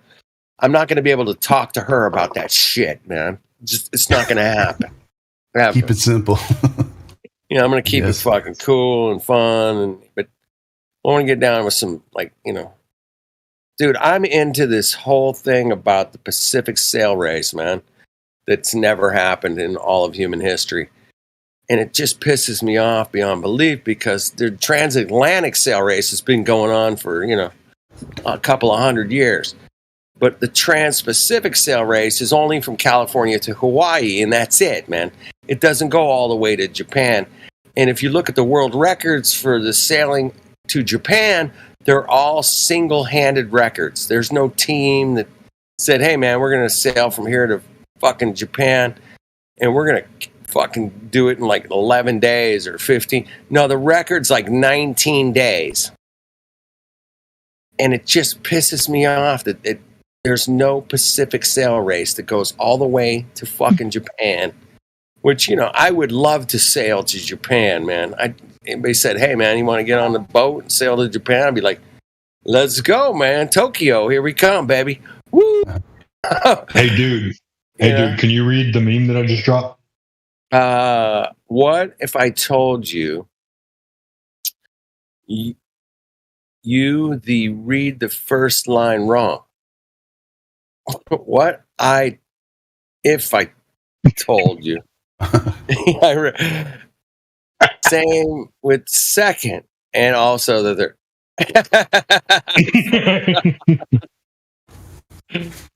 I fucked that whole thing up, man. I'm dyslexic, man. I'm the first one to say, hey, man, I'm all dyslexic anyway. I actually probably should have read it right since I'm dyslexic. No, the whole point was just to fuck with you because I know you like that shit. I do love that shit. Hey, it's so easy to fucking mess people's minds up, man. I mean, I could tell you a math equation right now that'll fuck you all up, but it's just a math equation, and you guys have all been through it. Where it kind of tricks you, and we've all seen card tricks. Oh my goodness, man! I know some of the best card trickers in the world I've seen right in my house. Like, holy shit, motherfucker! How did you do that? And I don't want to, in my own I don't want to know how it's done. That would kind of ruin my illusion, right? Yeah, it's the same thing with the globe, man. At some point, you got to say, all right, how'd they trick this shit, man? How'd they trick this fucking globe thing, man? You want to know? Absolutely. Oh, I mean, trick photography, I guess, you know? Cartoons. There's so much trick photography, exactly. Lies. You know, I mean, for me, it was all about like my addiction to sci-fi. So, like I said earlier, you know, just trying to get over that, whatever you call it, that attachment to this fantasy. Like I mean, when I really looked into it, I was like, fuck, I can't. I'm like, holy shit, I can't believe how much shit I don't know. You want me to delete it? Sorry. You're good. Sorry. It's just, yes, you're dude, good. French. Hey, dude, do you want this meme before I delete it? I'm okay, man. It's okay. It's not bad. Come on, It's pretty funny. So yeah, man, you wanna? I mean, I know a magician, man. He's so good, man. He turns single dollar bills into fives. He does this crazy like card tricks, and it's like, dude. I go. Let me have your $1. No doubt. Right, exactly. You hand him 5 ones, he flips them, and it turns into fives, and you're like, holy fuck, shit, fuck. I was like, shit. I don't want to know how you do it, bro, because I know it's a trick. Taxes, so I already know it's a trick, and it's the same thing with the glove, man. We know it's a trick, and you know, I don't know how. I mean, we've seen enough of the evidence being exposed, you know, through their cables and their stupid fucking ISS feeds and all that shit. It disappearing shit, the microphones going through hands and bananas. Yeah, it's a disaster as far as CGI goes. They've been busted from here, you know, to the moon. And that's not that far, actually. The moon's pretty close. I think about 62 miles, but that, you know, anyway, that's another day. And how far is the moon? Because I wouldn't be able to tell you. I don't know for sure, 100%, but I'm going with the 62-mile thing. I don't know why. I know, like I've heard the argument with elevation angles, which makes total sense. So my question would be: is it possible to use an elevation angle on a flat Earth, try and estimate the distance to the lights? Yeah, we did it. I did it last Saturday. I was with a mathematician here at the beach here in Southern California at exactly solar noon. We took a measurement of a shadow. Yeah, we put that shit down on the calculator, man, and we came up with 2 different calculations. We did like 3 or I don't know, like 6 different calculations, but. So what's like the highest estimation, like in terms of miles? The sun was 3,487 miles away. That makes sense because I mean, just right there. You got to think like Earth is pretty wide across the plane, right? And so if you can measure, if you can survey the Earth, then imagine it's possible to kind of survey or estimate. Yeah. You know, using the angles. I mean, just from math, you can't prove it though, right? So it's still interesting. Yeah, you got to go there and verify it to prove it. Yeah, just to confirm. That's how we prove it, and nobody's going there. So next, no. It's all good though. I mean, it's not an issue. But it's good. Yeah. It's really good. Like when they tell me that the sun is made out of like hydrogen and nickel or whatever, I'm like, really? Go get me a sample. I heard the moon was made out of cheese, so it's still up in the air. I know. Go get me a sample. Yeah. Just reach out, drop some shrooms, and away we go. Use your imagination. So Matthew and I did the calculations to the sun. Now we also had to calculate the radius. Would that be during the eclipse, or? It was it was just during the equinox, right around the equinox. A couple days. The northern or the southern, or? It would be the northern here equinox. All right. I guess Southern California. Closer then. We're on we had to figure out what latitude we were on. We had to punch in a bunch of numbers from here to the equator. It was like 2,400 miles, something. Right. We had to punch in all these crazy numbers that we didn't have to do when we were working with Flat Earth. But on the Globe Earth, yeah, we had to figure out all this other crazy shit. And we did come up with a radius of 3,950 miles. That was our calculation. So I mean, you could round it up to 4,000 pretty much. I'm pretty much a 4,000er myself. Yeah. I mean, we can round.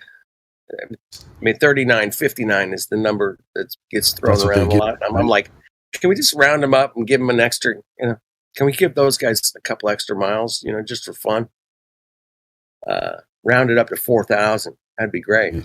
Here's one of my favorite memes I just sent you. Let's round this bitch up.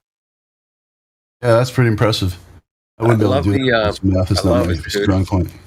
I love the clown. Clown Earth. Clown world. There is a clown world out there. And there it is. Come on. I DM'd you a couple memes there. Why you DM me? Just put them. Oh. Because. All right. You'll know why once you see them. Yeah. Here's an alternative I did of the same one. All right, an alternative one. Yeah, sign of the times kind of thing. Kind of like. Oh, there we go. Yeah, I love that one. Yeah, sign of the times. Right. Sign of the times, people. Gotta be subtle. Gotta be subtle with the art, I suppose. Put the art actually in their face at the same time you're subtle, and that's how they did it to us. So we have to do it back to them. Yeah, it's in your face, but it's subtle. Like you have to kind of like be critical, I guess, thinking. Yeah, super critical, man. I can't. We can't talk about the what happened in the last 3 years, but it's been wicked. I had a hard time. I literally put on weight. Nobody wanted to do, like, all my actors, like, was working on some films, and my actors kind of like ditched me.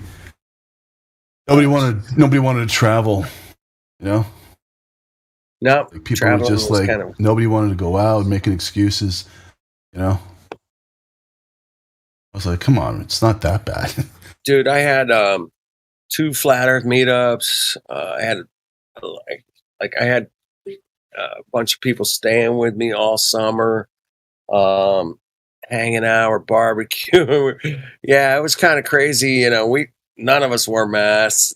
We all hugged each other still. Yeah, crazy. I was like that the whole time too. I'm like, how cool is that, man? I think it wasn't until it ended, and then I got a cold. So right, there you go. Yeah, that's probably how it works. So yeah, I garlic. I don't know, man. I think it's mental, man. I haven't had shit since 2020, man. Nothing. Early 2020. New Year's Day 2020, man. I was like laid out. After that, I haven't been sick since, man. It's been pretty cool, man. Excellent. Well, health, That's a pretty good meme, man. I gotta give you that one, man. That was that. How dare you? Don't you make Brittany? Oh my God, don't you? Yeah. Well, I mean, I'm just donating these so you guys have them, in your treasure trove. So, leave the globe alone. Stop it.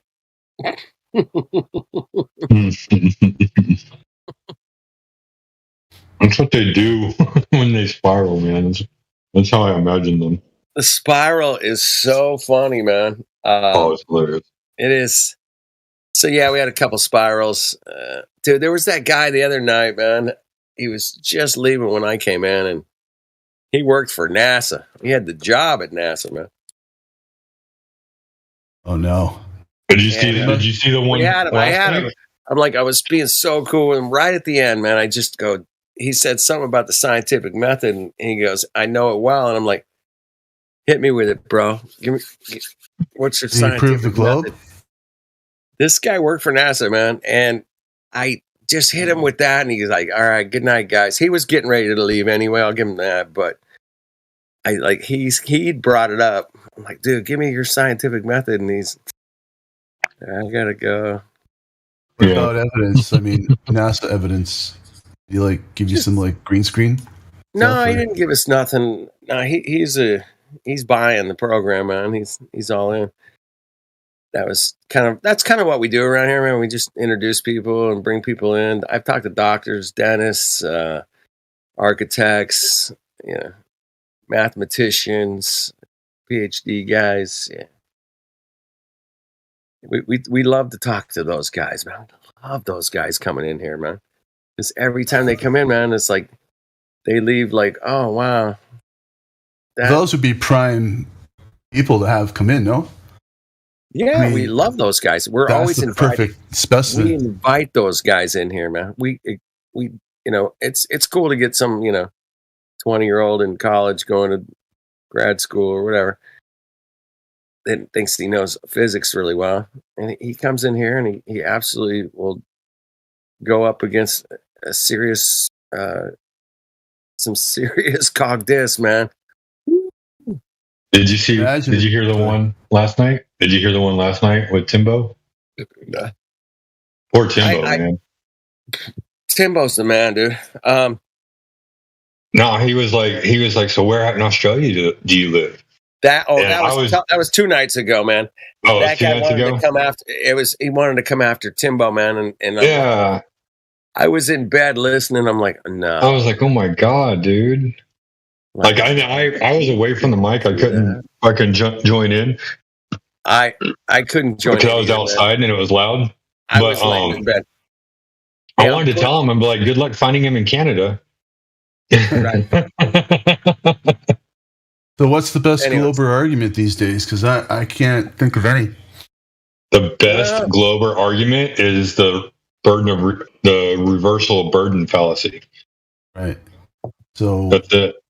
But that's been going on since 2015, really. I mean, everyone's been taught to accept the globe. We can't challenge it. A reversal of burden fallacy. Amazing. Yeah, we're still at it, man. So that's the ad hoc. They're basically protecting it and excusing their burden, I guess. Someone's lying. What the hell's going on there? What the hell is that? Well, I mean, like, how are dinosaurs made? By humping other dinosaurs, yeah.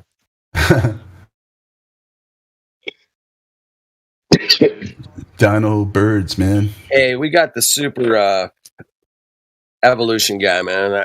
Did you see the guy that said maybe they got it wrong? They gave them like skins to make them look like lizards, but they were probably like giant beavers. No. They're all sculptures, man. Hey, no, that was great. Hey, it turns out that this James Webb telescope can see like clouds on other planets, fucking quadrillions of miles away. Wow, is it like what are they using? Nikon? 1000? Yeah, a Nikon on top of a Nikon. They already know there's like windstorms on some fucking place that it's like so far away, dude. It's crazy. But they got it figured out. I read the headline today. I was like, shut up. Fuck out of here. Is that like when you zoom out from Google Earth and it becomes CGI? Right. I was doing that yesterday, man. Trying to figure out some sail race routes. I was zooming in and out. Kind of find the blurry line between photograph and cartoon. So I'm going to stay on the sail race thing for a minute, man. So I'm on the 34th parallel and Tokyo is like on the 36th point, whatever. And it's not that far. Pretty much straight across the ocean, man. But I should be able to sail there in about 11 days, man. With a great sailboat and, good team. Crew. Oh, okay. Yeah, we should do it in about 11 days, man. We could do it. What line are you going to sail along? I don't know, the 35th. Spotted, dude. 35th parallel. I guess I would sail along the coastline just to be safe. Well, no, that's called the Great Circle Route. We don't want to. Fuck that, man. I want to go straight across. You're just gonna go right over the ocean, eh? Just go straight out, man. Oh my goodness. And just throw all caution to the wind and the ocean. Wouldn't that be cool? Oh, that's exciting. Scary. It'd be great. All you gotta do is go north and then south. Just make sure you have a really strong boat. Here's the problem, man. To actually sail to Japan, I gotta head some crazy fucking, crazy road, man. It's gonna expose the globe for the lie, man. That's why you have to go northwest for a while and then drop down south. Right. Then we can, head west. It has to go in a triangle. I just want to go west, but it's not gonna let me do that. Right, it'll be a straight line, azimuthal straight line on a flat Earth map, but on the globe it would be, you're basically, you have two choices. You can either do the Great Circle route, which would be long as fuck, or you could do an azimuthal route. And on the azimuthal route, if you draw a straight line from California coastline to Tokyo, you go north for a little while, and then it eventually curves out. Very little, man. It's only like 2 degrees, dude. North. It's not far, dude. It's like 36, 7. It's a lot for 3 degrees, dude. For being 2 millimeters off the Earth. It's a lot.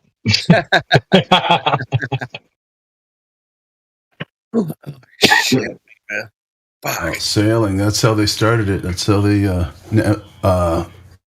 circumnavigated the world, right? With sailing. They did. Yep.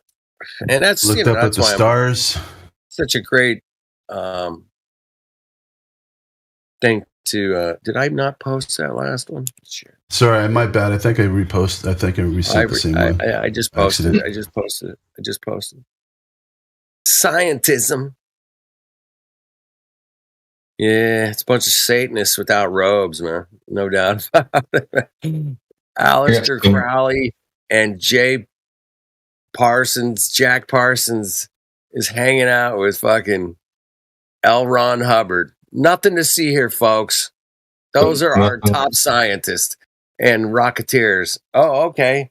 And one of them's a religious cult leader. Yep. Okay, man, let's follow those guys. Yeah, they got what we need. The globe. They got the globe, man. Come on. Yeah, thanks, assholes. We got so many political memes, and I can't drop them. Music Man's dropping fucking a load tonight, man. He's dropping a fucking meme load. Should I stop? Is it too much? No, you're good, man. I just keep posting. You're still in dead space. Trust me. I just want to share them with you guys because man, these are going to get shared again and again and again, man. People are mooching these right now, man, as we speak, and they're going, "Fuck, that's a really good one." Like my meme I had earlier that says "I'm fucking memeing here." That was probably a little over the top. I like that one. Yes, it was a good one. I liked it. I'm fucking memeing here. Fuck off. You can tell it's photoshopped. Because it has to be. Hey, my grandmother was from Brooklyn, okay? So, yeah, fuck off. All right? She taught me how to... Fuck out of here. She raised me, and she taught me how to speak. And she's like, you're going to put up with this shit. Just tell them to fuck off. I'll go, okay, Grandma. Fuck off. Yeah. But she died when I was like 5. But, yeah, she taught me some basics before she died. That lesson stuck with you. That's a good one. Here you go. I think you'll like this one, dude. All right. Unfortunately, not everyone wants to be told the truth is. What the truth. Classic. You're a little humpy frog. You got a little humpy frog? Yeah, watch the frog. He's going to eat the... Oh, he doesn't... Oh. he was asleep, man, and he got woke up. And he said, get that shit out of my face. Get that cricket out of the fucking head. I ain't fucking hungry. I'm sleeping. That was some funny shit. There's no sleep on flat Earth, man. Sorry. Bro, once you wake up, it's hard to go back to sleep. There's just no sleep on flat Earth. Where's that meme? Anybody got that one? That one where they got like, it shows like how doctors sleep and how lawyers sleep, and then it shows how flat earthers sleep, and there's like nobody in the bed. No sleep till Brooklyn. 1987, album of the year. Bro, that was one of the best songs. It's the only 5-star album that year. Pretty cool. Yeah, I was in. I was all in, man.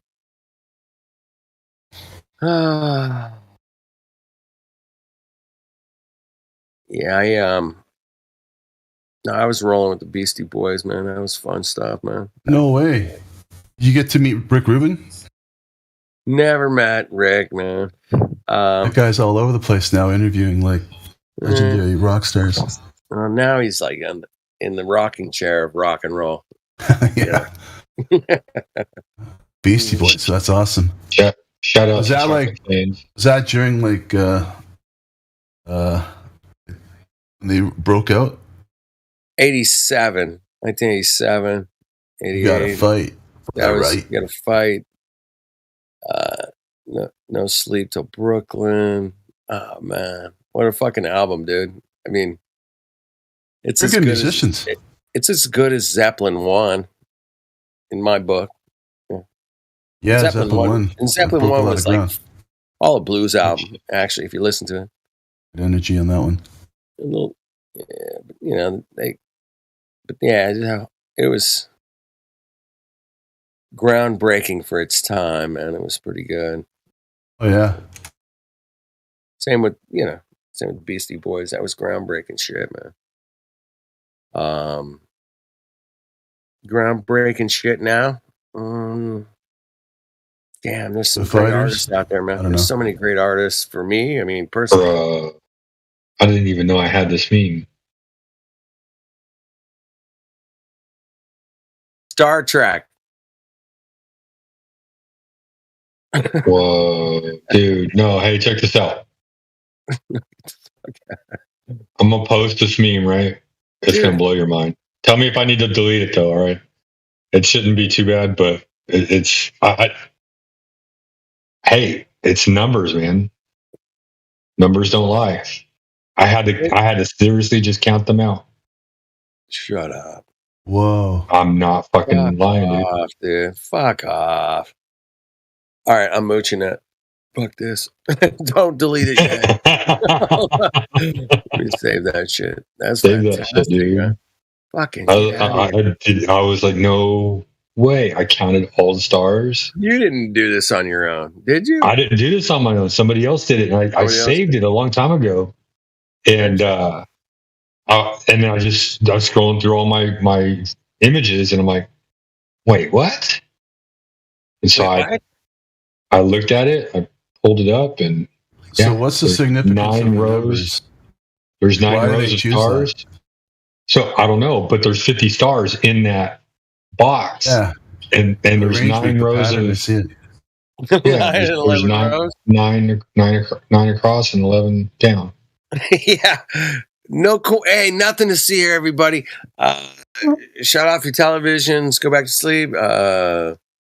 What about the Porsche, the 911 Porsche? I do love a good 911 Porsche. Yeah, I mean, but why do they call it 911? Have you done much looking into gematria? Well, of course, not really. Into gematria. Yeah, I mean, I know those numbers are a very significant symbolism. The 911 in gematria also goes back to the date when 911 was the police emergency number, and it also then links back to another shooting, and then it links back to the movie Murder by Numbers. Wow. I can't remember it all. It's a police song, Murder by Numbers? It's actually a movie with Sandra Bullock in it. It's a what? Yeah, where the two guys like commit the perfect murder or something like that, and Sandra Bullock's the only one to catch them or something. Yeah.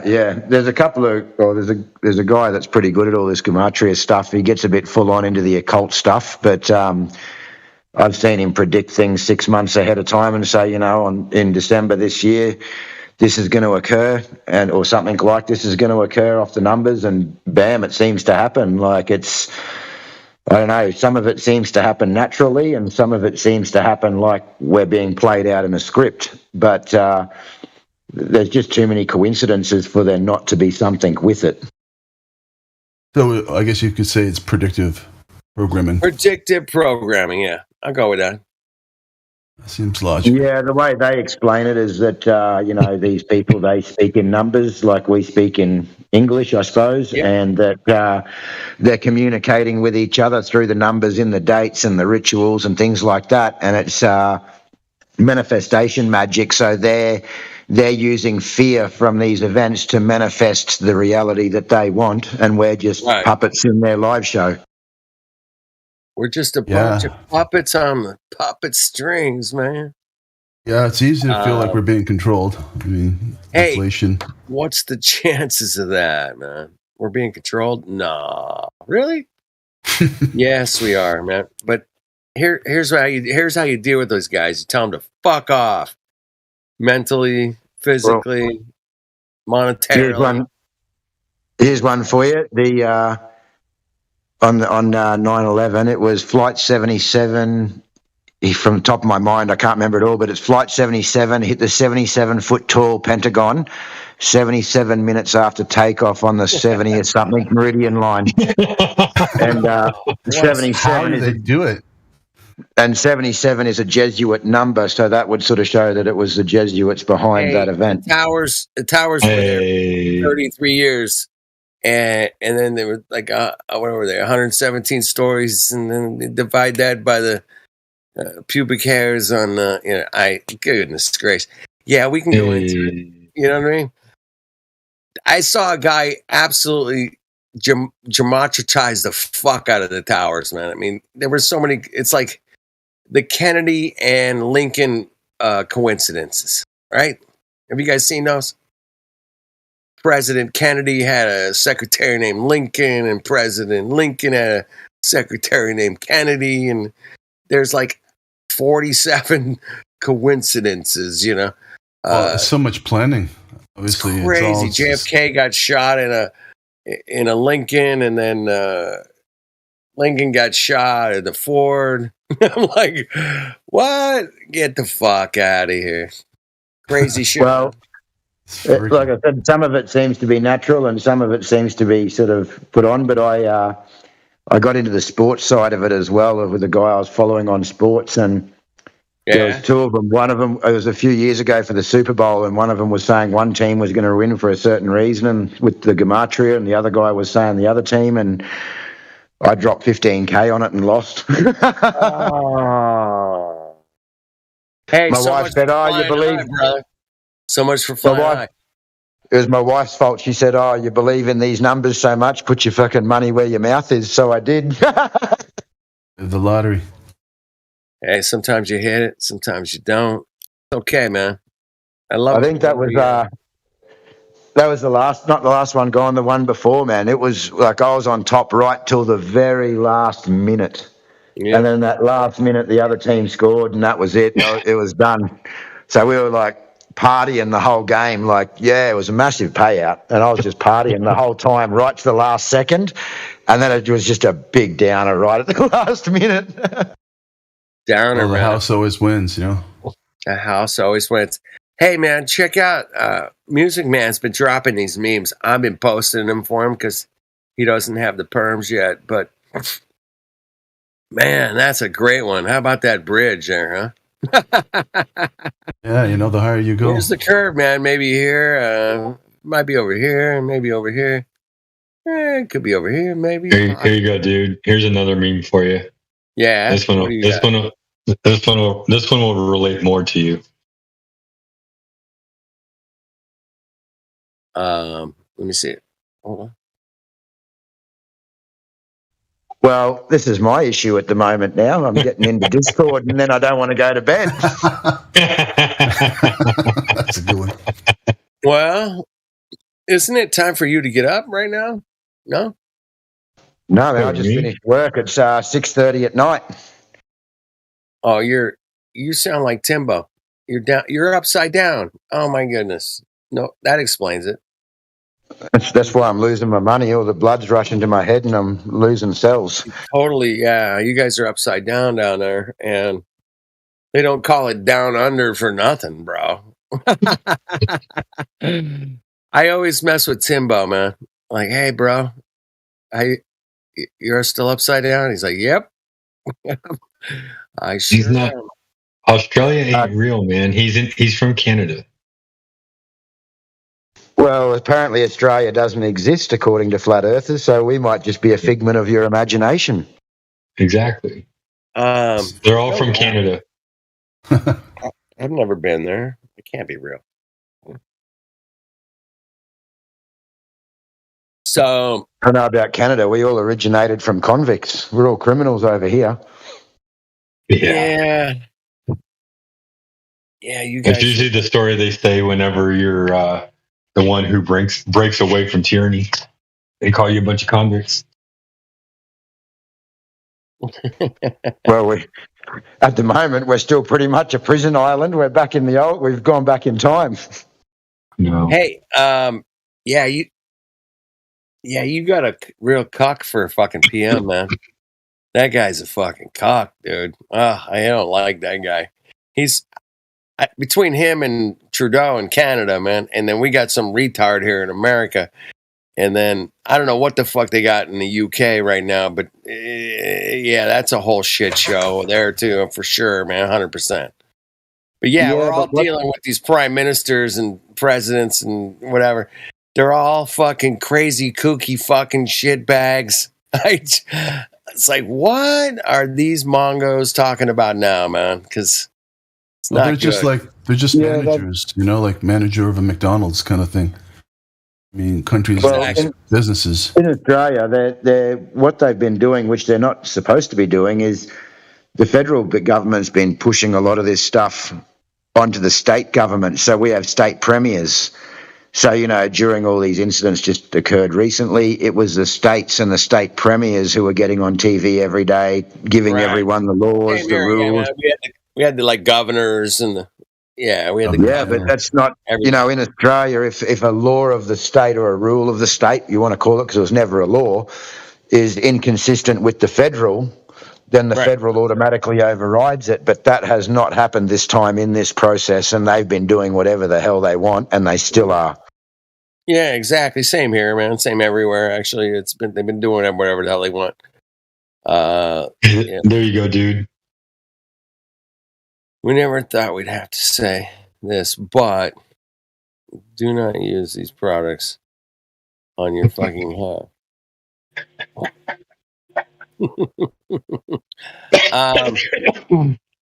Yeah, I wish they were that honest. I wish they were. This is the problem. This is the problem with the world. I know. This is the problem with the world. Only a Glover would believe that they could use Gorilla Glue on their hair or eat Tide Pods. You guys do not have the safety in America that we have in Australia. The safety in Australia is absolutely insane. And I have a mate who's an electrician at a mine site, and they'll pay him hundreds of dollars an hour working on this mine site, 10 hours to change a light bulb, because he has to write a report on how he's going to change the light bulb. Yeah, he'll have to write a report on how he's going to change this light bulb step by step. Then he'll have to do a risk assessment. Then he'll have to do his working at heights, and then he'll have to let everyone in the area to know. And then he'll go and change his light bulb, and then he'll go and write a report on what happened after he changed it. Did it go well? Did he? Serious. Fuck on it. Dude, we gotta put a stop. Dude, we gotta put a stop to this shit. Dudes can't get pregnant, man, and it shouldn't take a 47-page report to change a fucking light bulb, man. We gotta put a stop to this ridiculousness shit, man. Come on. I don't know. Google says that men can have babies, and the Earth is a sphere. Yeah. Okay, Giz. Listen, I think they're lying to us, man. What do you think? Could be. Could be. Yeah. Hey, I heard like there was this country, African country man said, no, we're not having any of your LBGTQ fucking XYZ shit. Now, in fact, if you're gay, we're gonna fucking kill you. I was like, what? What? I mean, they went fucking full fucking retard. I go, oh shit, man. Damn, that's heavy. Be careful out there, people. Be careful what you wish for, man. Be careful. Yeah, give them an inch.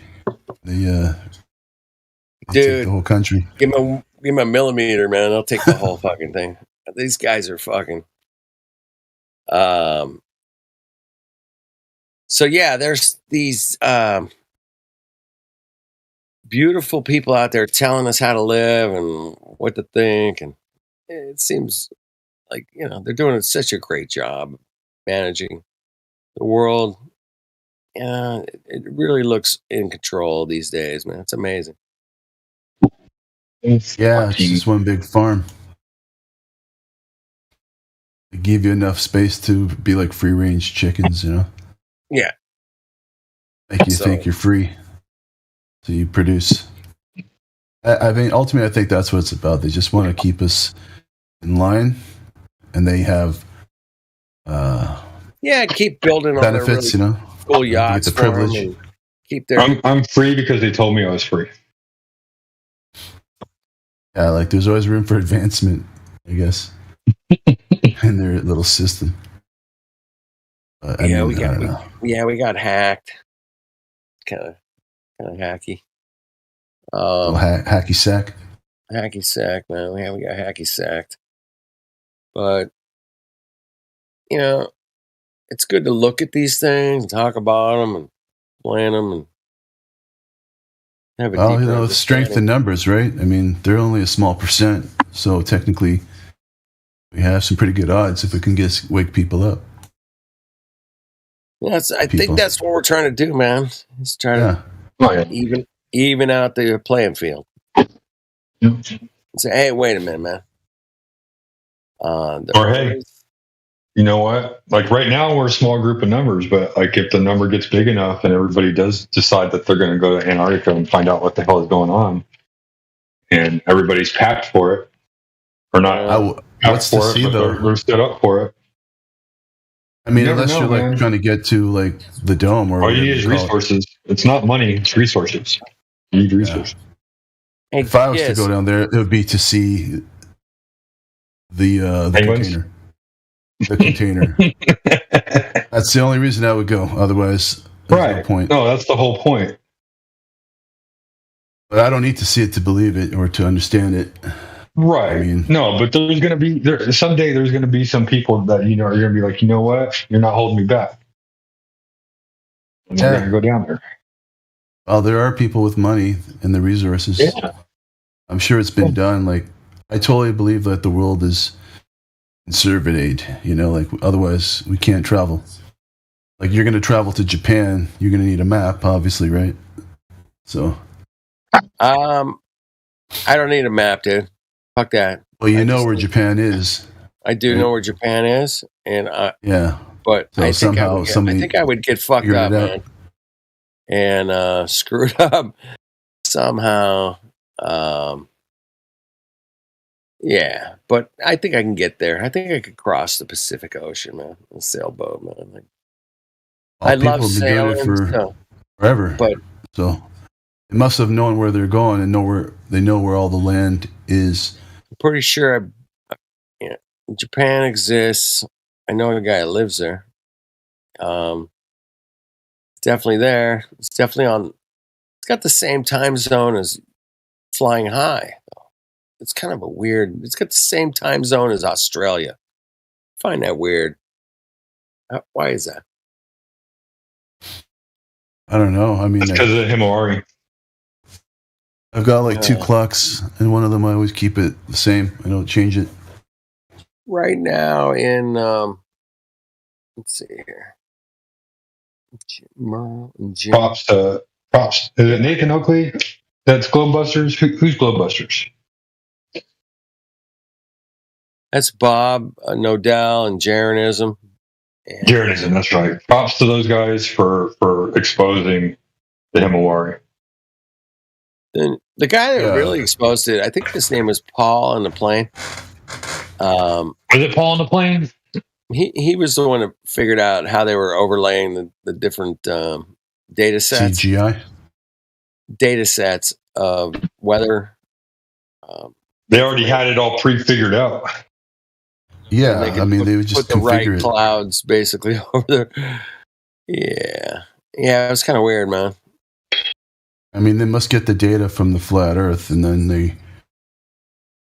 It's just almanac stuff. They pay attention to weather patterns, and then they predict it, and they make adjustments several months out based off of recent weather. They probably control those weather patterns too. I wouldn't be surprised. Yeah, there's a lot of scary tech out there that we're not privy to. Well, it's not even scary if they can control certain weather patterns by adding certain moisture in the air. Then they can predict things, and then they can say, look, this is what it looks like ahead of time. Mm-hmm. Yeah, mess with the temperatures. Well, moisture, water has a cooling effect. Yes. So, they use it in messing with the temperature. Yeah, water. If it's too hot, they just make it rain. Make it rain. Make it rain. I'm stunting like my daddy. Messing with the Goldilocks effect. Too hot, too cold. Just right for chaos. So this year we've had rain like, I don't know, 32 days of rain. Some crazy number. Anyway. A lot of inches of rain. Yeah, we've got like, I don't know, I think we're up to like 30 inches of rain. Pretty good for this year so far. Yeah, it's been stupid crazy, right? Wow. And it snowed, dude. We've got a snowpack. Yeah, we got snowpack. We got crazy rain, floods. I think they're like dumping all this water on the California crops because I mean the summer. There is 500 miles of fucking farmland by 50 miles wide, man. It's 500 miles long by 50 miles wide. That's a lot of real estate. Flooding the fuck out of this valley, man. It's like a fucking rivers and shit are overflowing and dams, and it's absolutely unbelievable to see what's going on. So are they trying to like destroy the land, or? Yeah. It's part of the destruction of the food, man. Apparently, man, they've been going after it for a minute. Yeah, that's a big crazy, deal, man. We've got so much. It probably flooded out a bunch of stuff. That's probably why. Because when it's dry like that, it doesn't absorb through the ground very easily, and it's just sitting water. Yeah, the food supply. Everyone's going to start learning to be independent. Get the hydroponics and whatever. Yeah, that's all you got to do, dude. If you learn hydroponics, you're fucking set. Get the distilled water. I like grass stew. My favorite. Grass stew. Oh, like the edible grass? I don't know, man. Who knows? The rabbit. We'll eat something, I'm sure. We'll figure it out. So, hey, dude.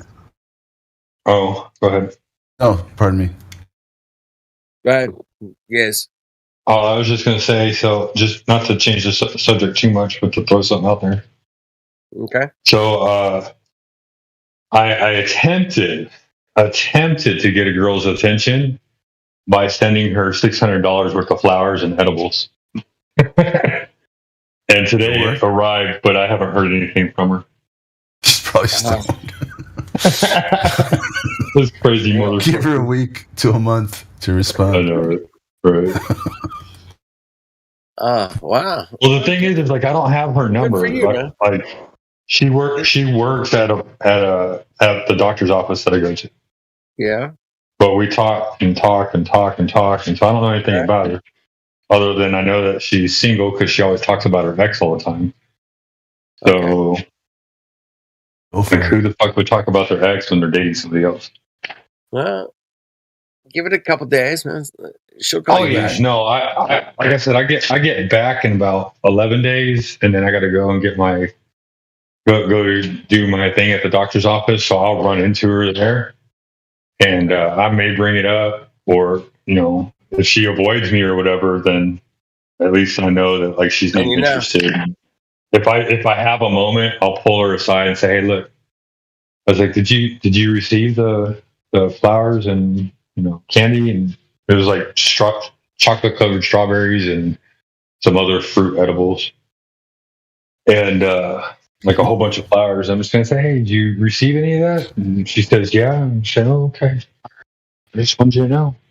Hey, I'd like to take you out sometime.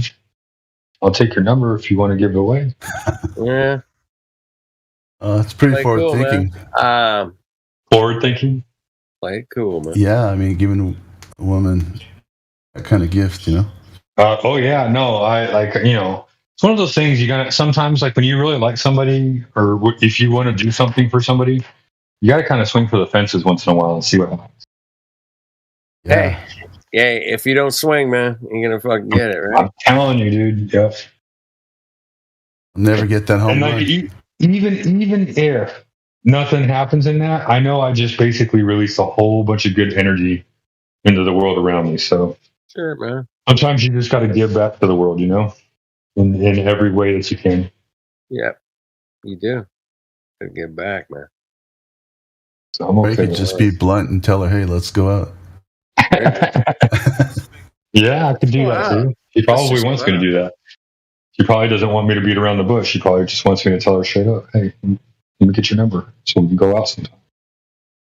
Let's do it before the meteor hits.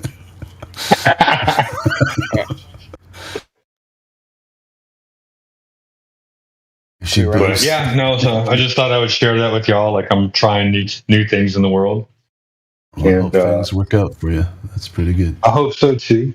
She's a cutie, and she likes the things that I like to do. Like she likes to go camping and she likes to go shooting. So it's like, cool, let's go. Well, There dinner, you go, man. Take her man. out to dinner. Yeah. Say, hey, man, do you want to go to shooting and then go to dinner? What do you think? Yeah. Yeah. Or go shooting and go to lunch. Mm-hmm.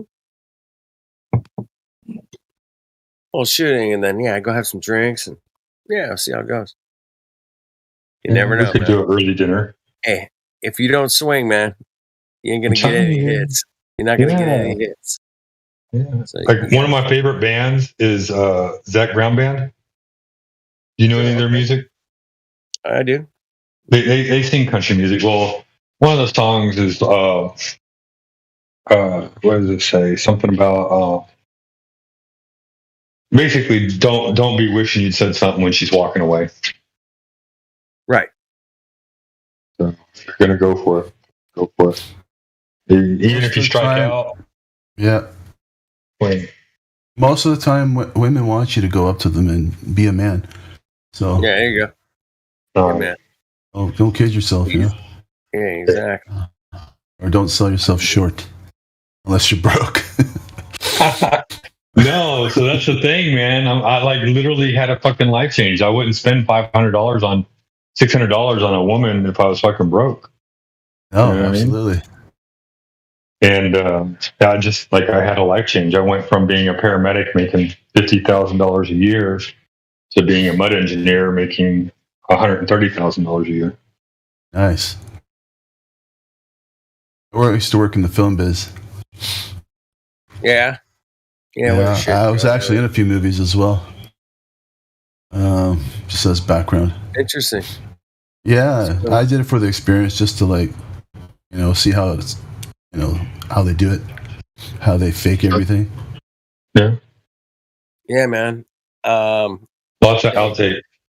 I'm in some horror movies, like zombie movies, and Yeah.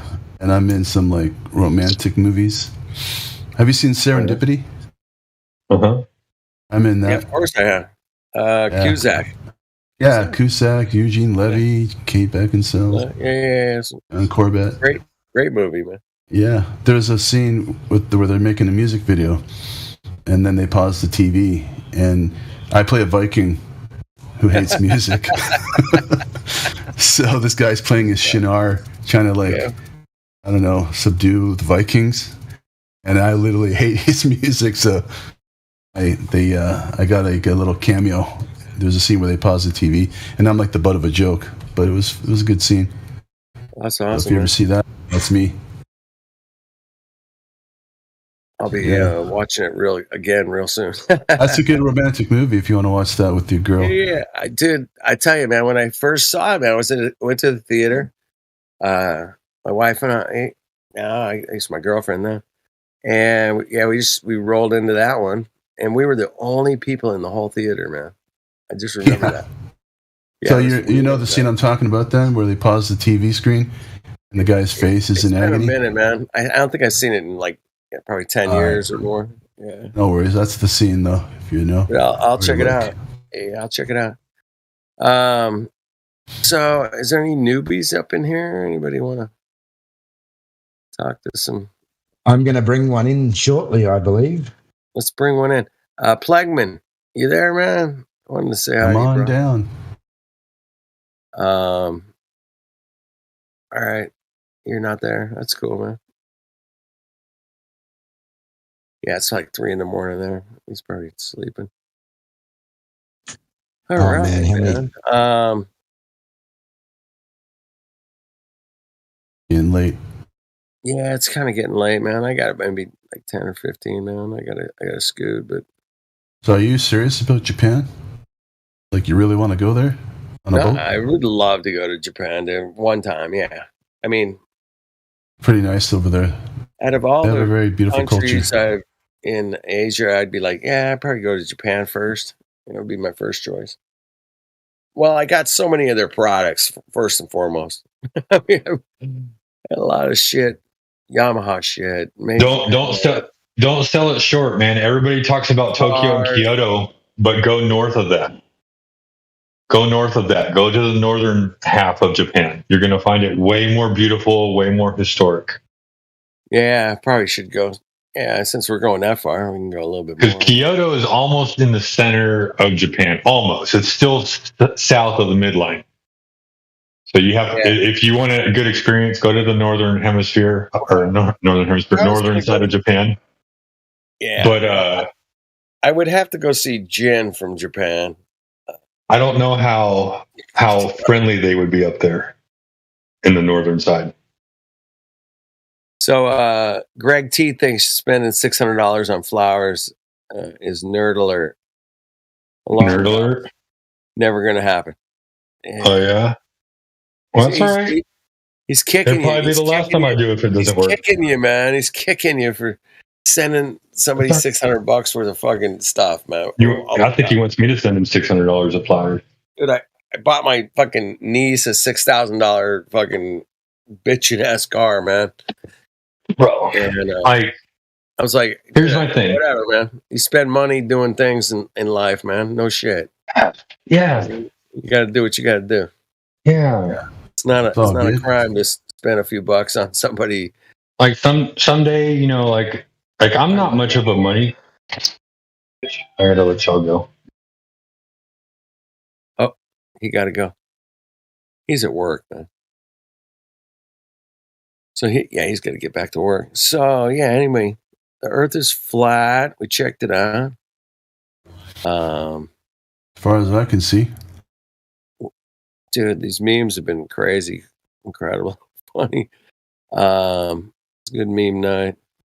Talking about flat Earth. Yeah, there was some other ones that were off topic, but yeah, we try to keep it to flat Earth around here for sure, man. That's.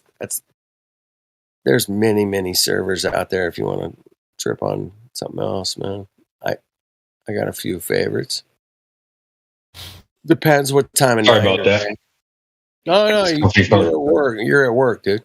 But no, like I don't spend a whole lot of money on myself, and like I've done the math and everything like that. If my job and work stays consistent, you know, my mortgage and bills and everything would come out to like $2-3 grand a month, and then I'd probably have a truck payment that would be like another 10 to 15 grand a month, or 10 to 1500 a month.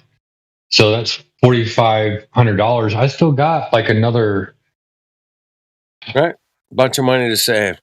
Right, 10 grand to kick around, you know. Yeah. And I'm going to be spending a lot of it on like work or whatever. But even if I had like 4 or 5 grand, and every so often I buy my wife someday like a really nice diamond necklace or nice diamond earrings or a pearl necklace, like all the shit that every woman wishes their man would get them. And on top of that, still have money to save. You're making us all look bad here. You're making hey, you got to tell her the Earth's flat first, man, before you. Bro, that's gonna be the kicker. She's got to find out. She's got to find out before we get married. Yeah, because I can't have her being all fucking weird after we get married. Like you're either gonna be on board with it or. Like I could even see it being one of those things like I don't even care. Like it's not nothing to bring up in the conversation. Cool, fine. I'm still going to be on Discord. I'm still going to be like when people bring it up in conversation. Of course, I'm going to argue for the flat Earth, right? So I'm going to ask them questions and this and that. Now I'm embarrassed the shit out of people. I don't care, but she's got to be okay with it. Because when I flat smack, I'm going to be flat smacking. And I get better every day. I'll tell you how smart she is, I guess, if she can understand and relate. Yeah, that's the biggest thing is like if I sit there, like if we're talking about it, like, what do you mean the Earth is flat? And we go into the conversation and I'm like, I'll be like, look, babe, it's basic geometry and basic physics. Like there's nothing crazy about what's going on. Giz, I got a buddy, man, and he's pretty good looking, musician,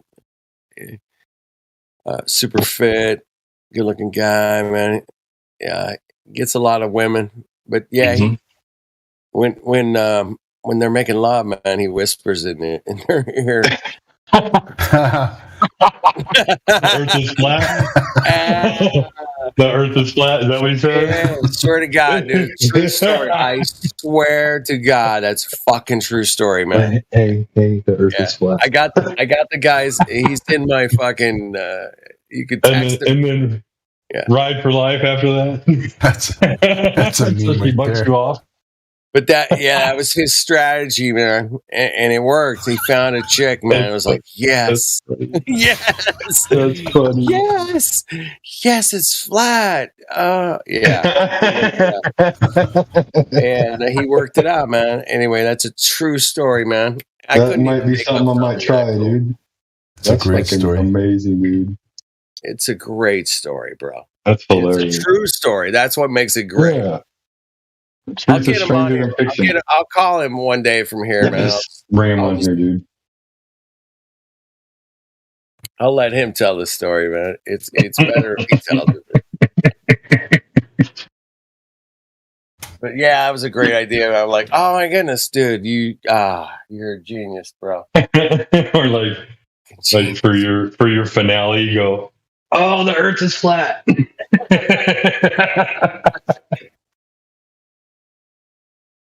It's hard to pick Earth the is right flat time. and non-rotating. Just whispered in her ear, boys. See how she responds to that one, man. That's a good pickup line. Hey, Earth is flat, babe. Whisper in her ear. So yeah, we'll try that. See how that works out. Hey, I'm fortunate, man. Oh yeah. Married a great woman, and like your woman, she don't care either way whether it's flat or round, right? No, she's not into it. She's flat earther, man. No, I mean, she listens to you on a regular basis, so I'm sure she probably knows all the talking points. She'll notice shit on the TV and go, "Ooh." But that's the other thing too. Like even if you like as a spouse, if you don't give a shit about the thing that the spouse is talking about, but the spouse is passionate about it, you better at least show an interest. You don't have to take an interest, but at least show that you understand why they're so passionate about it. Well, my wife, she's a flat earther, but when I did speak to her about it, she never really believed that the earth was a ball. She just didn't know what it was, but she knows all the arguments. She knows it all. She's heard it all, but on the other side now, she just goes, "Are you listening to that flat earth stuff again? Like, you know it's flat. You know it's flat, so why do you have to know more? Why?" And I'm like, "Oh, it's just interesting." So, yeah, that's... She might be trying to control you. Maybe. Control that position. Right. You're being honeypotted, man. Control. She's the boss. Gotta be honest. Of course she is. Well, like I don't remember who I had this discussion with. I think it was here the other night. I think Drace was in here and Karma was in here, and there was a good long discussion about male and female roles, and it was a breath of fresh air, because like a lot of times you hear about male and female roles, but you only hear it from the male side. And so to hear that communication from Karma and understanding the feminine side of communication in a relationship, it was, like I said, it was a breath of fresh air. But like in Turkey, right? So I read this one day. In Turkey, the philosophy is that out in public, the man is the dominant person out of the two, the husband and wife, because the man's conducting all the business out there and everything like that. He takes care of, he brings in the financial support that pays all the bills and puts food on the table and things like that. When they go home, the woman is in charge. Like, as the husband, you better shut the fuck up and do what your woman tells you to do when you're at home. Right. And even in a situation where, like, you know, a bunch of families get together and they all meet at the home, all of the women are in charge. All of them are in charge of the home inside. So I just found that interesting. That's I think, you know, it's a big job running the home and rearing kids and all that. It is. But like, if there's something that needs to be done and a woman has to do it, every man jumps to attention, dude, and starts doing it. Yeah, well, there's no I in teamwork, you know. Well, that's it. It needs to be even, doesn't it? There needs to be a, you know, like with my wife, we if she wants something, like we got joint bank accounts, everything's ours, but if she wants something that's a bit expensive, she'll say, "Hey, I think I want to get this," and same thing. If it's day-to-day stuff, no problems. We just get what we want. But, you know, if I want something new or something expensive, I'll say, "Hey, listen, I'm going to buy this." And we'll have a discussion about it. And she'll say, "Well, I don't think we should do it now," or whatever. And then, yeah, we work it out together. That's great. That's good. And that's a great philosophy to have at home. Although, honestly, I think in your country, you're probably more likely to find a woman that's going to be on the same page as you with something like that. It's getting really thin out here in the United States. Maybe not. My wife's Greek, so her parents are from Greece. She still speaks Greek to her parents, and the Aussie girls, man, they're obnoxious, rude, big mouth, and they don't know how to cook. Right.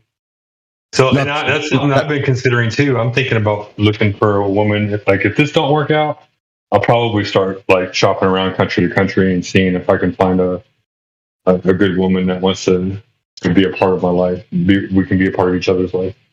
Well, Ukraine's having a sale. Shut the fuck up.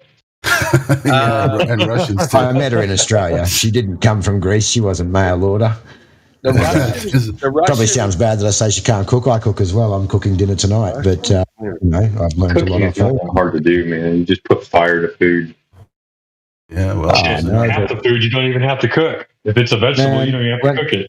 In Australia, when I grew up, we had steak and veggies, steak and salad, but there was no dressing. There was nothing. You'd get a cut-up piece of tomato on your plate, not... So then when I married someone that was Greek and I go down to her family and we're getting, like, Greek food, wow, man, big difference. I never ate fruit until I met her. I never ate lots of different foods, salads, different things, but, massive difference between the cultures in the cooking and the food. Mm-hmm. Very hearty food. Lamb, lemon rice. Yep. I mean, and even chicken, man. Like today. Oh my gosh. Hold on. Robot. Samuel Robotham? Anyone? Yeah. Giz. Oh, he's muted. Okay. So, has anybody found any curvature? I'm still looking, man. I really need some. I could really use a little curvature up in the house here. Oh, I was given a photo from space today on Facebook, apparently. Facebook? Oh, my. Uh-oh. Yeah. Has your view changed? Oh, not really. So, a lot. I mean, So it's fake space. Fake space. Well, I just... he insisted that it's a real photograph, that it was an entire shot, that it was... all the details are available on it, so I've just repeatedly asked him for all the details so I can investigate it for myself, but the details don't seem to arrive. Just more assertions that it's a real photo and what's wrong with me. Well, he didn't send you the detail. No. So really? He just showed you a high altitude photo and called it space?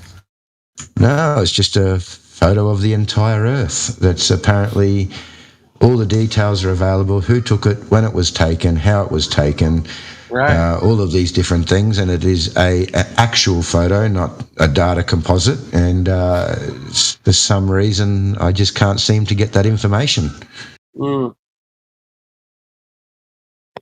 That's a bummer. Damn. But I'm the silly one who can't believe this photo. Keep holding your breath, and when they call, have them ask for Mr. Blue. Yeah, we'll keep holding our breath for your pictures of Earth from outer space, man. Well, there's lots of trick photography out there that you can make it seem like it's a ball. Hey, I saw the movie Gravity. Come on. Right. Well, according to their narrative, I believe there's only one apparent photograph from the Apollo program. I don't even know. 1972. That's right. So where this one came from, that's all legit, I have no idea. Yeah. I love that. I've seen this one. Yeah, just in context to what exactly. he's talking about. Spot on, right? Trick photography, right? Hey, check out my glove, bro. Check it out, bro. Smell the glove. Smell it. Yes. Yeah, I love that. So, yeah, busting NASA's balls, busting the globe's balls. Yeah, it's kind of still humorous to me at this point. Kind of. I don't know. I'll never go back. After, so much time just unpacking everything. Yeah. Years and years, man. We're going to go, okay, yeah, man. I saw the curve here from Mount Baldy, 10,000 feet. Man. No. Like it's like educating yourself and then trying to make yourself stupid. How do you do it? You know what I mean? Other than smashing your head against a brick wall trying to explain something. Yeah. I just, that's pretty crazy. It's hard to unlearn stuff. Hey, Dylan joined us. What's up, Dylan? What's up, man? Bob Dylan? What's going on? I don't know. I can't sleep. I figured here's some great theories. I got to go to bed soon, but tell us your trip, man. How did you end up on a flat Earth server in the middle of the night? Oh, my girlfriend wouldn't shut the fuck up. Your girlfriend wouldn't shut up. Yeah, Okay. so I told her either shut the fuck up, bitch, or I'm gonna knock your fucking veneer teeth out, fraudulent bitch. And so she hung up on me. I would have hung up on you too, but Oh well. That lead to flat Earth, or not your girlfriend. I don't know. You chew her flat fucking head, dude. When I knock her fucking brains out, for sure. oh man, it's a buzzkill. Violence is rarely the answer to our problems in the world, man. I'm more of a diplomat myself. If I felt like that, I'd just pack my stuff up and leave. No use feeling like that all day. All right, dude, I gotta go. Catch you. Man, I don't need to hit her, dude. Next time she wants a pair of designer boots, I'm gonna be like, oh, go get a fucking job then, cunt. I ain't buying them. Dude, I think you might have been drinking more than I have, actually. But that's okay. I haven't barely drank anything, dude. That's the worst part. All right, yeah. All right, guys. I gotta get back to work. Nice talking, and cheers to my fellow flat earthers. So if I come back, I'll make some more memes. Thank you for the memes. Yes, sir. All right, well, keep up the great work, and cheers. Have a good one. All right, take care.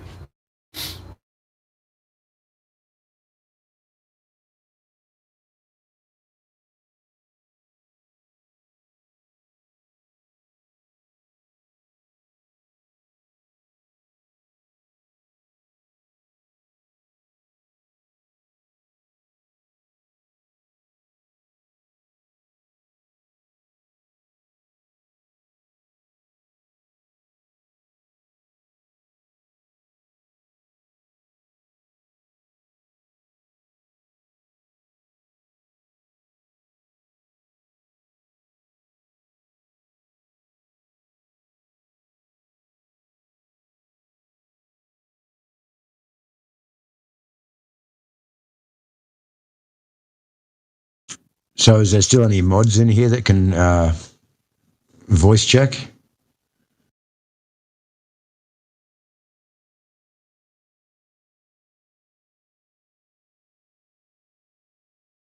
Does not look like it. I was going to bring a mate in about half an hour and try and get him VC'd in a little Glober.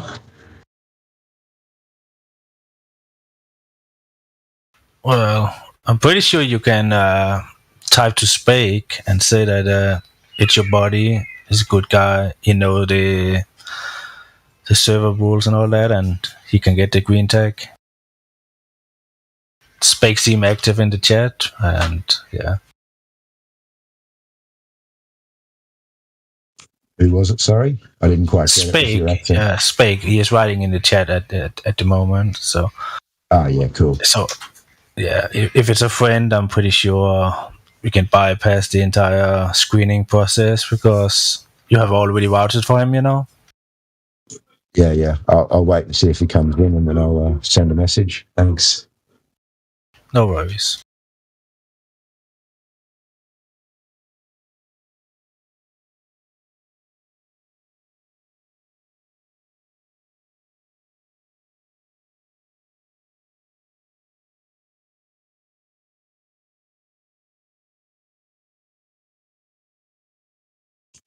I'm out for a minute. I'm just going to go and cook some food.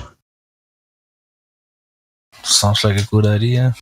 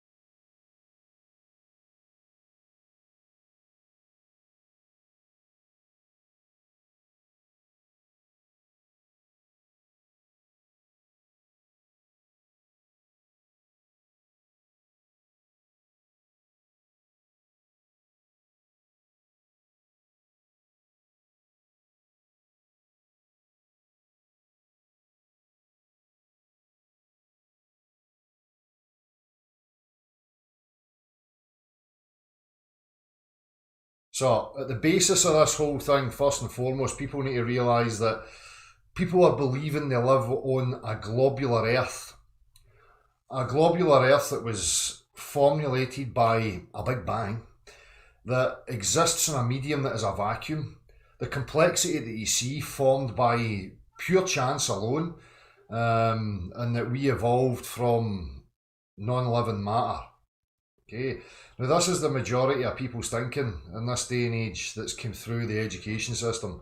Now, when you question people about their reasoning processes, the reasons for why they believe what they believe, you come to a void with the majority of people. They start to stutter. You start to realise that people are regurgitating things. It becomes obvious to people like myself that people are part of a cult. It's a religious cult. It's teaching you existential questions, giving you narratives about who you are, your existence, where you are, how it came to be. And these people are professing that they are godlike, they have godlike powers, they understand the whole universe. They understand how life came to be. They understand the whole shebang. They want to give people the illusion that they are godly. Right? And that's just not the case. These people can't create a universe. These people can't create basic life from nothing.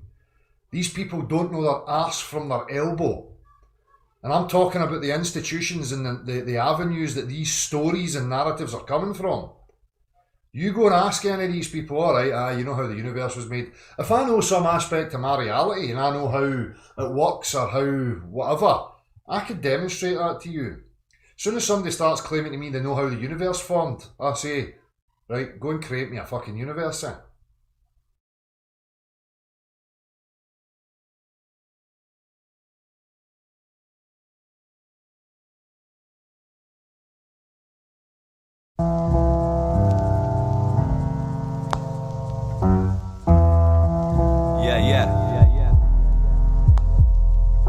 Yes, Mr. Traumatic, Dr. Dimensional.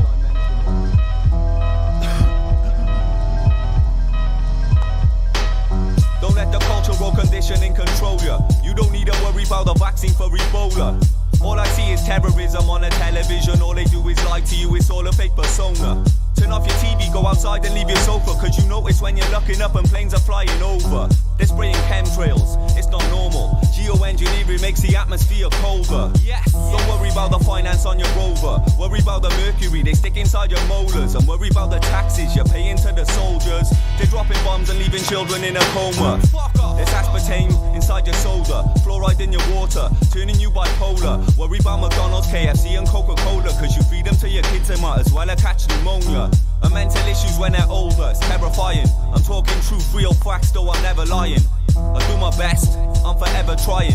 If humanity do not ascend, I'll end up crying. We'll all end up dying cause humanity's defenseless. All I see is pain, but my strategy's relentless. Never ending, no, the agony is endless. Paradise is infinite, the galaxy's tremendous. Well, that's so deep and intellectual. I'm giving them facts when I'm speaking at a festival. I'm screaming, no freedom ain't acceptable. Well, that's so deep and intellectual. And now my sanity is mad at me for finding out the truth. Cause in reality, humanity is dying out, it's true. I'm astral traveling, I'm flying out the roof. Because your government officials, they've been hiding all the proof. Now my sanity is mad at me for finding out the truth. Cause in reality, humanity is dying out, it's true. I'm astral traveling, I'm flying out the roof. Because your government officials, they've been hiding all the proof. That's why I'm channeling these frequencies of energy, right from the fifth dimension to awaken lost souls. Even though this mass awakening is taking place, ascension is priceless and only God knows. Yes. Believe me, being vegan isn't easy. All I see is GMO cause real food costs loads. Big up my vegetarians and all my entities. Plant-based protein will give you strong bones. Nature is astounding, that's why I love green. I love grounding and gazing at sunbeams. You got healing powers, but the unseen. Fuck the dentist, they put poison in my bloodstream. Now this mercury is hurting me internally. It's burning me, these metals in my mouth for needing surgery. It's an emergency, I need them urgently. Holistic dentistry, no infirmary. And now it's getting complex like quantum biology. The blueprint of the universe is sacred geometry. You can see it microscopically or looking through a telescope and studying astronomy. I'm talking real facts, I ain't talking comedy. There's a lot to learn, trust me, there's a lot to see. Show compassion, integrity and honesty. Humanity is equal equal, that is my philosophy. So I researched all the greatest minds, like Pythagoras and Plato from the ancient times. I use this information when I'm making rhymes to resonate with people in a different place and time. Metatron's cube should be common knowledge. The methyltryptamine should be compulsory in college. That's intelligent design in the creation of the universe.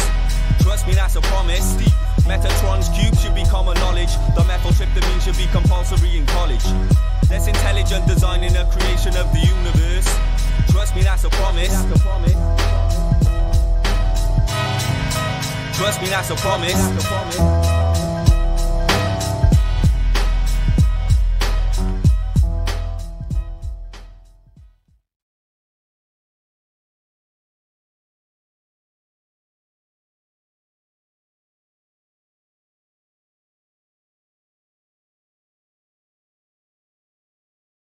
You are an old man who thinks in terms of nations and peoples. There are no nations. There are no peoples. There are no Russians. There are no Arabs. There are no third worlds. There is no West. There is only one holistic system of systems. I will MK Ultra ya. Put the MK scope on ya. If the MK hits you, it's guaranteed to open ya.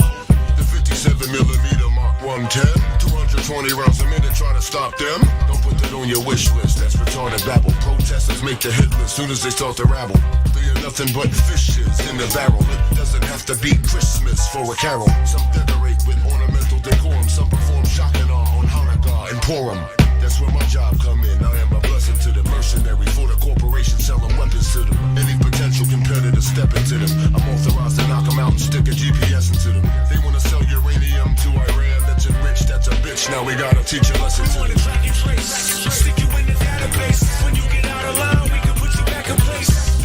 Do you fathom what the action takes to advance? We have to dress you up in satin lace. The human race was systematically debased, set up to be automatically erased. Great big slap in the face. How we track and we trace what we're lacking in case. Tyranny has come to America in a $5,000 suit. They can trace me, slid into the database. 2 steps from going crazy. That's the way it tastes. Reborn into this, retorn ligaments. Be more vigilant, it's known what your business is. Deformed privileges, right away to wickedness. Ever since the infant handprints on my certificates, I've been saying fuck this shit, not riddles. Middle finger flying like a Barack missile. Out of Israel with tedious tools. I'm trying to get out of America, I pity them fools. Sovereign feds trail me, track like Donovan Bailey. I'm always running from heat cause it's hot on the daily. Through the sewage units, you get used to the racket. Merry Christmas from my girl, the day I married the ratchet. Activate my passion on radiated wasteland like Van Gogh hands. Digital with the spray can. Track and trace, stick you in the database. When you get out of line, we can put you back in place. Do you fathom what the action takes to advance? We have to dress you up in satin lace. The human race was systematically debased, set up to be automatically erased. It's a great big slap in the face. How we track and we trace what we're lacking in case.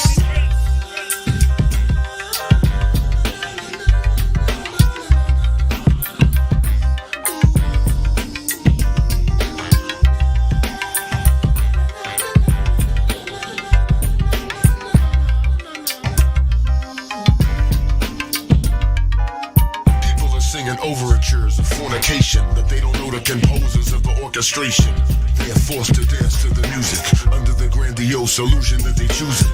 Actors in your name behave insidious. DC is simply Hollywood for the hideous. Eager to drop a big bomb where a city is. The plan they got for Tehran is iniquitous. Your average presidential advisor's a monster. They make Dexter look like Mr. Rogers. All these grand lodges they got you crammed in, looking like Fred Flintstone and Ralph Cramden. The technocrats settle the score. Populace intoxicated like never before. America's death ain't special at all. The money changes, no perpetual debt, perpetual war. The world is a college of corporations, inexorably determined by the immutable bylaws of business. We want to track and trace, stick you in the database. When you get out of line, we can put you back in place. Do you fathom what the action takes to advance? We have to dress you up in satin lace. The human race was systematically debased, set up to be automatically erased. It's a great big slap in the face. How we track and we trace what we're lacking in case.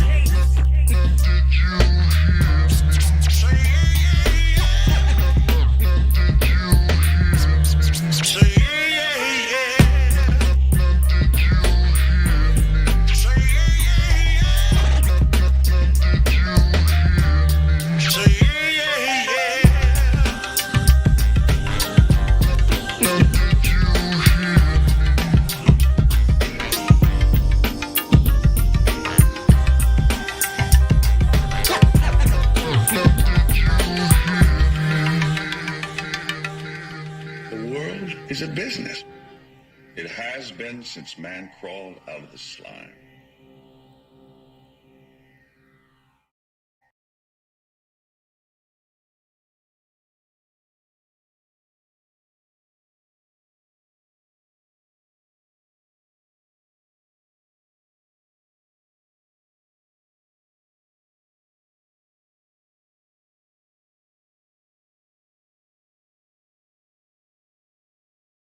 I ain't delusional, I ain't got paranoia, G. But everyone is sleeping when I'm speaking, it's annoying me. I'm gonna go online and book a flight and pack my bag. And when I do, I'm hiding DMT inside my toiletries. Cali packs expensive like lawyer fees. Fuck the government, they're causing loads of oil leaks. Fuck the HMRC and fuck the royalty. They're taxing me and taking nearly half of all my royalties. When I wake up, I blaze up, all the way till the evening. I close my eyes and focus and I'm levitating and leaving. I practice tantric sex, I'm medicating and breathing.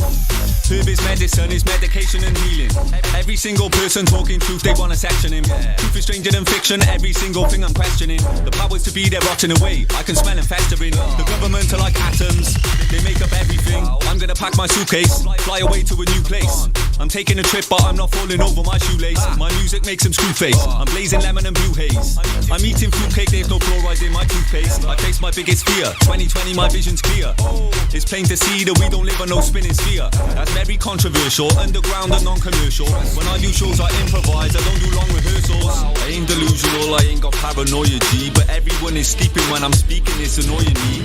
I'm gonna go online and book a flight and pack my bag. And when I do, I'm hiding DMT inside my toiletries. Cali packs expensive like lawyer fees. Fuck the government, they're causing loads of oil leaks. Fuck the HMRC and fuck the royalty. They're taxing me and taking nearly half of all my royalties. I'm giving them a demonstration on meditation and levitation. I'm levitating, it's elevation and vegetation's my medication. We're living in desperation and deprivation. Where's my explanation of powers to be? They wreck the nation, no hesitation, it's devastation. We're separated in segregation and segregation is separation. The way we live's unnatural, just like artificial insemination. I've done my preparation, I don't care about speculation. I'm gonna do some traveling. The fifth dimension's my destination. Fuck authority, fuck the queen and fuck the monarchy. You dirty evil bastards, you can fuck your policy. I don't give a shit honestly, I'm just giving them quality. You need to question everything, I'm talking truth, I promise, G. I'm just causing anarchy, I'll stab you with my Allen key. Don't be angry or mad at me, I'm talking truth, I guarantee. I'm alive and I'm glad to be, I'm talking facts actually. This world is changing gradually, the slow process is bad to see. I ain't delusional, I ain't got paranoia, G. But everyone is sleeping when I'm speaking, it's annoying me. I'm gonna go online and book a flight and pack my bag. And when I do, I'm hiding DMT inside my toiletries.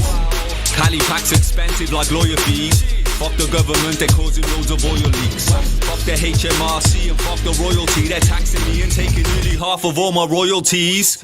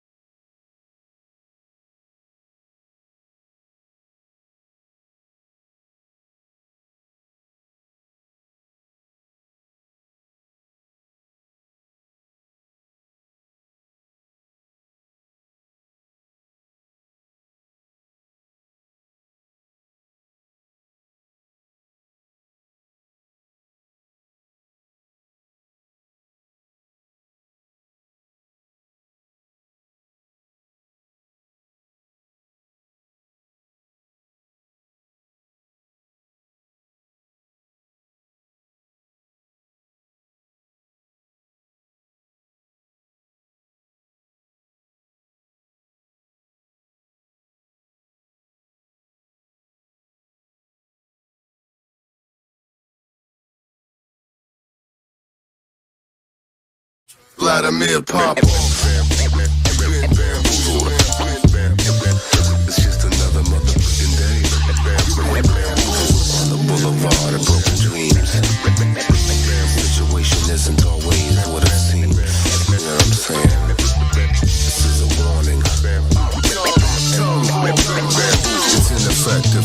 Ever since I had some time to reflect, they offered me a FEMA check, but I declined with respect. I told them all things equal, I wouldn't reject your plan, but I understand its intended effect. I know your cops are trained by Israeli commandos. I saw the coffins, the camps, the hollow tip ammo.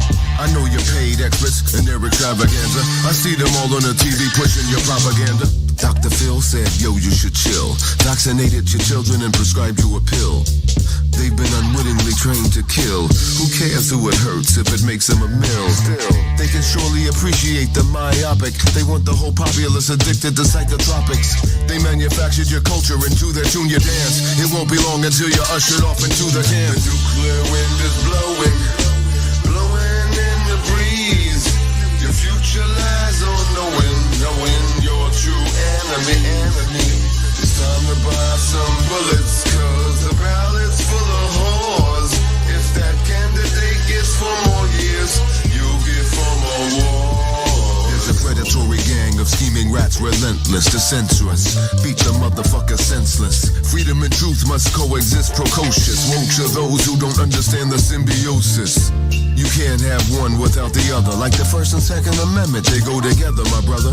That's why when I'm admonished by someone who's shouting stop, I scream it from the peak of a fucking mountaintop.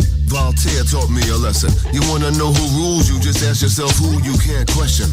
Even Kennedy told you something's going on. Days after that, his whole dome was gone. Public ritual, so the public is fearing it. Done in a 33rd degree parallel pyramid. You get curious when they start throwing prices at you. Ask yourself, will you ever be a crisis actor? Nuclear wind is blowing, blowing in the breeze. Your future lies on knowing your true enemy. It's time to buy some bullets, cause the ballot's full of whores. If that candidate gets 4 more years, you'll get 4 more wars. We've all been bamboozled.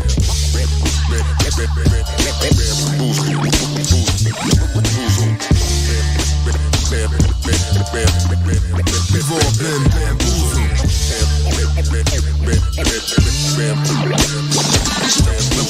Something's fishy here. Can you smell it? Something's fishy here. Something's fishy here. I think it's gonna get more macabre.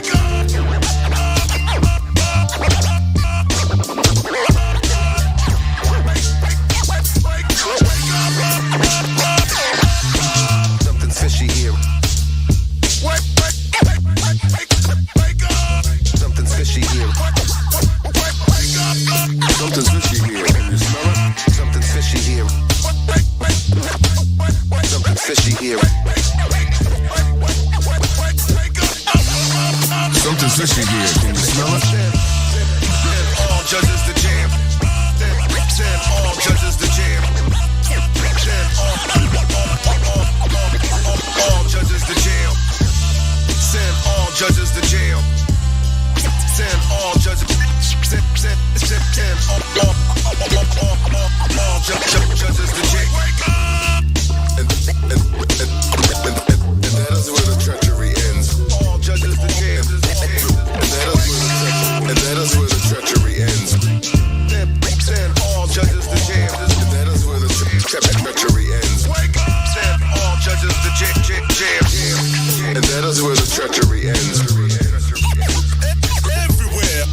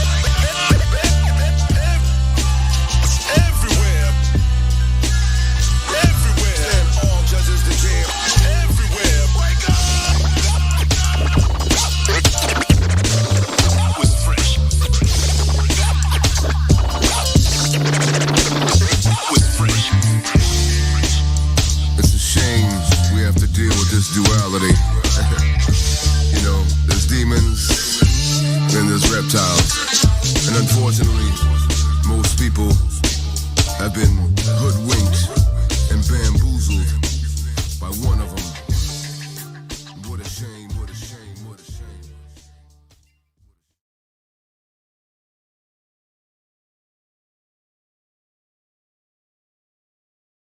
Yeah. The gold reserve got my tongue super loose and comfortably numb, more focused than ever and ready for whatever's to come. While Big Pharma got the populace wonderfully dumb, addicted to deadly drugs to keep them under their thumb. You're dealing with scum, handsomely paid to peddle poison. Enjoy something that grows out of the ground, that annoys them, destroy them. Let them know you're privy to their thin scam. Stand tall, don't ever fall for the flim flam. Most politicians are supporters of NAMBLA and actors who follow a script similar to Tony Danza. Who's the boss? It'll cost if you're a gambler. I'll disappear you off of the grid like Adam Lanza. My mantra, incarcerate inquisitors and put them on serotonin reuptake inhibitors. Pharmaceutical giants should lose all privileges, incarcerate their contributors, strip them of their visitors. All I got is a gold pot to piss in, a pole pot position, controlled opposition. They won't stop the mission, they don't got the vision. My cold got them shivering, I'm so hot, I'm sizzling. I am not a slave to the rhythm. The rhythm is a victim of an ancient predilection that I give them. The law of nature on which I base the decision. Obama was the president, but I voted for Shirley Chisholm. Sharks might not be surrounding you yet, but you just wait till the moment that you're drowning in debt. You'll be so much more than upset. You'll be loading your weapon, step into the eye of the threat. Sharks, they are all around you. One drop of blood and they start to surround you. You better stop talking to skanks. They seduce you on the ship and you're walking the plank. The treatment you're receiving is no different from stepchilds. You keep swallowing semen of these demons and reptiles. When will you learn? Pyros are working together, taking turns, and their only endeavor is to make it burn. Hey yo, I had enough of this. Justice Department suck my dick, fuck that bitch. I will force feed her the poison from a puffer fish. These snuffleupagus motherfuckers in love with this hot potato, but they won't even touch it with some oven mitts. Now that I understand the level of deceit, to keep these devils in their seat and let them pedal on the street. Their pathetic, apologetic rhetoric, they won't compete with the veracity and the tenacity that can't be beat. Suckers and tyrants, they both act as one. The best way to expose them is to make them act like one. Look at all these evil people making a killing. Literally, I'll make the gargoyles come to life and eat the people in your building. Sharks might not be surrounding you yet, but you just wait till the moment that you're drowning in debt. You'll be so much more than upset. You'll be loading your weapon, step into the eye of the threat. Sharks, they are all around you. One drop of blood and they start to surround you. You better stop talking to skanks. They seduce you on the ship and you're walking the plank. Word magic has let the oligarchy step on your voice. Man, I'm telling you, it's the pirate's favorite weapon of choice. Lady Liberty has been literally keeping people in misery. The context is more complex than the prison industry. They're parasitically feeding upon the citizenry, leading it, ritualistically feeding it so habitually. America's in a crisis, getting massacred by ISIS. You could be Al-Qaeda, so your constitution don't mean shit to me. You look suspicious, miss. Step out your car, please. Civil forfeiture, we're collecting like Barclays. We'll take your cash and we'll wipe out your cards, please. And trying to get it back is worse than ripping out shark teeth. I hate to sound unkind, but all that does is cloud your mind. I hope you get to take some time away from shit that makes you blind. My self-contained underwater breathing apparatus lets me see these sharks for who they are and come report the status. Sharks might not be surrounding you yet, but you just wait till the moment that you're drowning in debt. You'll be so much more than upset. You'll be loading your weapon, step into the eye of the threat. Sharks, they are all around you. One drop of blood and they start to surround you. You better stop talking to skanks. They seduce you on the ship and you're walking the plank. Sharks. Say what? Say what? Say what? Say what? Say what?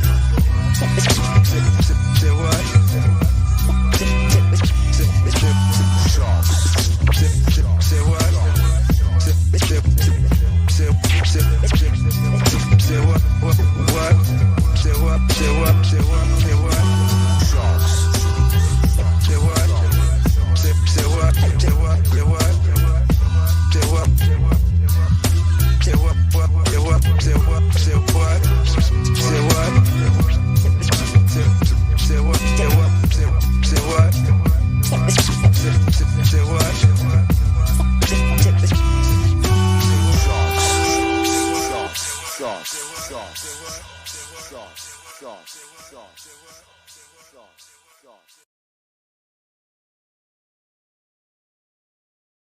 History has shown your genetic disease, you're parasitical prone, you could never be pleased. Everywhere you've gone, you've been treated for fleas. It's time to delouse the house, we don't need none of these.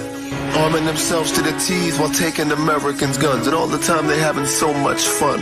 Just take a look what they done, just take a look, just take a motherfucking look what they done. They took the gold from Gaddafi and the petrol from Hussein, playing God with Assad's democratic regime. All over your Talmud vision, ISIS is seen, but that big plasma screen is a crisis machine. High definition for the Goyim, holy hola hoax, Ilya Ehrenberg's dream. There's too many facets for you to understand the plan for plundering opium and lithium in Afghanistan, to justifying a fraudulent crisis to attack Iran and finalize the greater Israel by taking Pakistan. Just look at the blue borders on their vile flag. The designer of that thing is a foul fag, acting like it represents Talit or this and that. But I have seen the 1947 Rabbi Fishman map. The greed, Lord have mercy. You want Iraq, Syria, Egypt, and even a little piece of Turkey. Tell me, when will your avarice cease? Time immemorial, you acted like nefarious beasts. I can't follow your holla hoax dollar score, especially when the Holodomor killed a lot more. I highly recommend it, that rhetoric, you should end it. Your anti-Gentile penchant has me very offended. And with a straight face, you embrace how it's right. You're overplaying your sympathy card again, Talmudite. The people you call Goyim are starting to awaken, and if you haven't noticed, they focused on taking back their nation. Historically parasitic of the degeneration, that is why you've been kicked out of 109 locations. The people you call Goyim are starting to awaken, and if you haven't noticed, they focused on taking back their nation. Historically parasitic of the degeneration, that is why you've been kicked out of 109 locations. All I'm saying, Chosenites lament, God is not your real estate agent. Philistine ain't for rent. All I'm really saying, Chosenites lament, God is not your little real estate agent. The Levant is not for rent. I can visualize the laughter when they pass the bill like NAFTA, and tell you there's a crisis, name ISIS they've been after. They're setting off bombs, they're chopping off heads. Whatever boogeyman they can get under your bed.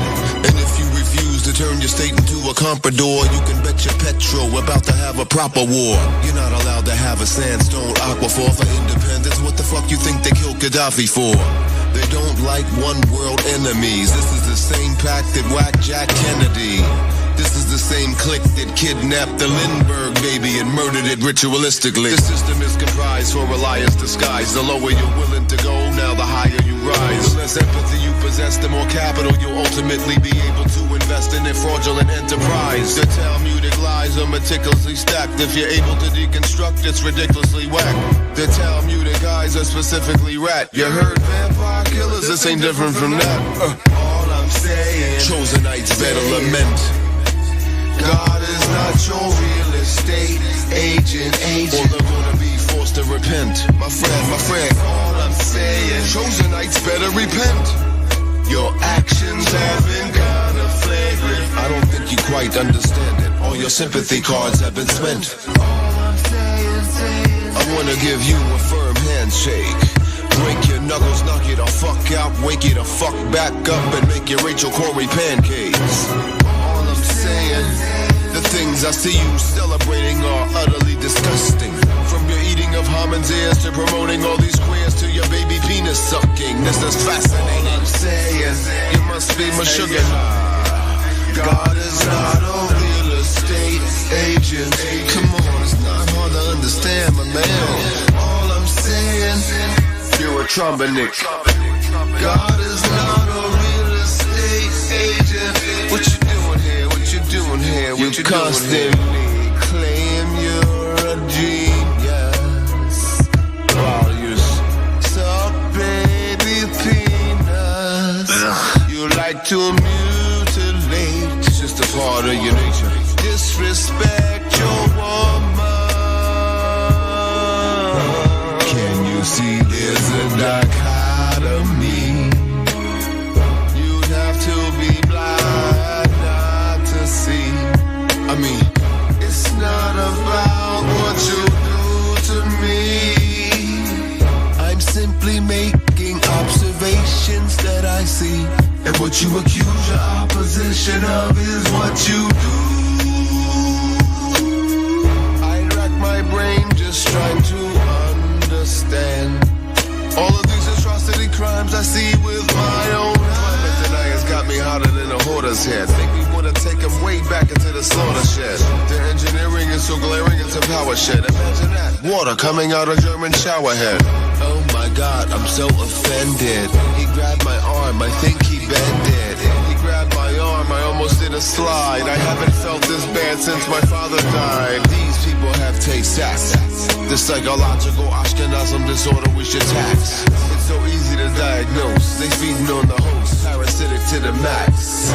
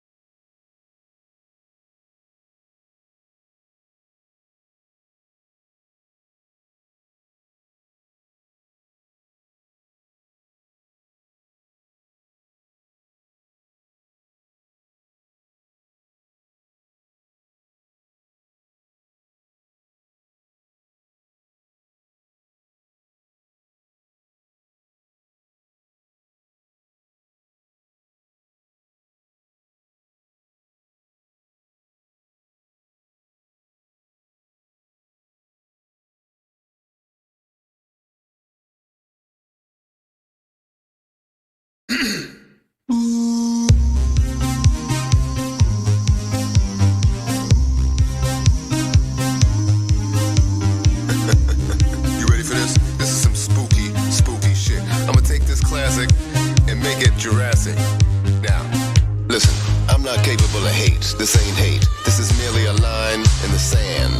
Cause you're not gonna militantly push your agenda on me or my clan. You get it? You get it? Hip-hop is run by gays. If you knew, you'd be amazed. What they won't do just to get plays. Everybody's slurping on something. Some of them want to confuse you. Some of them are themselves confused. Some of them want to seduce you.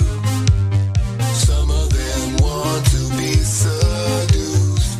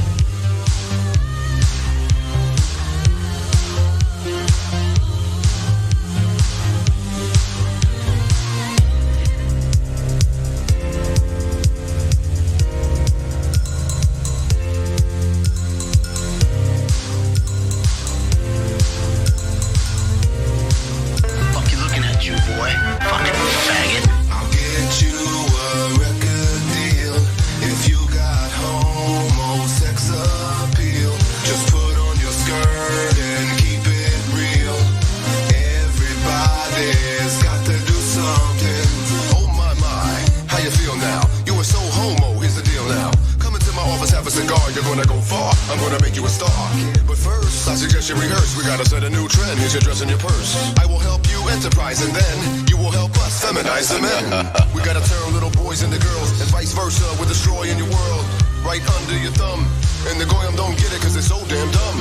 Our role is reversing your gender. Remember, be a friend of the agenda. Just a couple hormones and some fake breasts. Voila, you're a woman now. Oh yes, we won't stop with our plan for humanity. Obliterate the family and ban Christianity. Hip hop is run by gays. If you knew, you'd be amazed. It's astounding what they won't do just to get plays. Everybody is slurping on something. Listen, hip hop is run by gays. If you knew, you'd be amazed what they won't do just to get plays. Everybody is slurping on something. Hip hop is run by gays. If you knew, you'd be amazed what they won't do just to get plays. Everybody is slurping on something. Hip hop is run by gays. If you knew, you'd be amazed what they won't do just to get plays. Everybody is slurping on something. Reach the infectious zone and risk contamination by toxic cloud formations. Please do not continue into the quarantine zone. Stay where you are and remain calm. Please sit down and remain calm.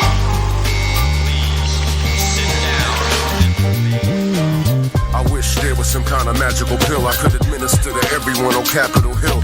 You wanna call that thought radical chill? You must not be familiar with the factual deal. There's a power grab happening right under your nose. Re-education camps around and there's no wonder who goes. Open your mouth for suicide before the story's exposed. Whistleblowers disappear to where nobody knows.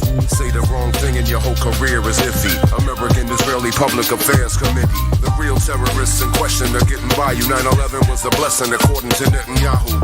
It leaves me no choice what to do with the Mossad do and more. By deception, wage war. Your commander-in-chief don't run the motherfucking thing. You don't get to see the king, just a puppet on the string. Wake up, stupid, the enemy is on attack. Walking around like your pretty boy Floyd.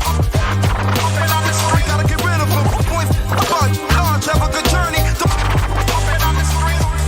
Don't even try begging for your life, that don't concern me. If only appearances could show the truth, work would be so much easier. Yeah, appearances can be so deceiving. Stone masters, skilled the craft, carved and built out of skills, Spartan heart and the tartan kilt. No strings attached, mind control, puppetry powers, kings of tech that influence from up in the towers. We search for tools of knowledge and wisdom, but are shaped by church or school, college and system. Follow, swallow, mimic, copy, learn and listen. Rules, boundaries, conservatism, determinism. Archaic games, and so many are played. Lined up in a charade, in a penny arcade. The workforce, a business, tax and bankers' wet dream. Forced to work within this axial blanket extreme. Oiling the cogs, we can't dodge the machine. At war with the dogs because God's in a dream. We sit on the train, Mr. Citizen plane. A whisper faint, just a spit in the rain. Riddling brain, look at the fleet we've become. Meat puppets marching to the beat of a drum. Forbidden things, we actually carry the debt. Hidden strings with actions of a marionette. It's dictatorship, an unforgivable prison. True scissors, wood chipper or invisible prison. Invisible prison. Invisible prison. Invisible prison.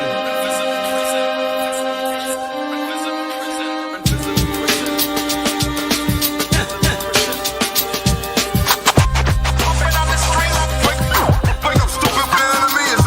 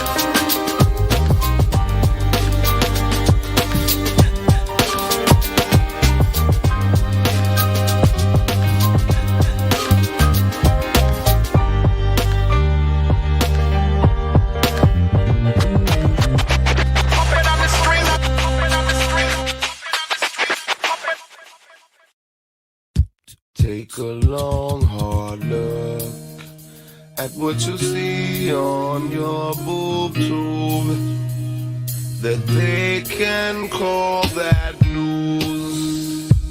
Ain't it sad? Does it even wanna make you mad? I can't believe you believe what you have heard from your TV.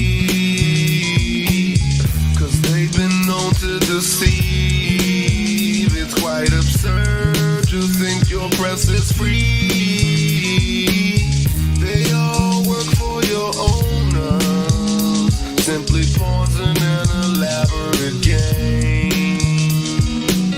It's amazing the tricks they use to make the people think that shit is really gonna change, cause both their agendas the same. They've established a fraudulent fight with fake patriots on the left and the right, so you can put them all in a burlap sack, shake them up, dump them out, and they'll all be exact. You think it's funny? You're a slave, you've been sold. They get paid a lot of money to behave how they told. The young and the beautiful, the restless, the bold. It's just a soap opera, they molested your soul. They can't report what the they want. You must have got hit upside the head as a kid with a blunt object to think the corporate news is not a scam. You've been hoodwinked by robots, it's all a sham. Plastic patriots are all around. They don't know what's been percolating underground. They're all owned by demons, don't believe them. It's time to chase the devil out of town. Plastic patriots are all around. They don't understand what's percolating underground. People are screaming, we go surround the demons and chase the little devils out of town.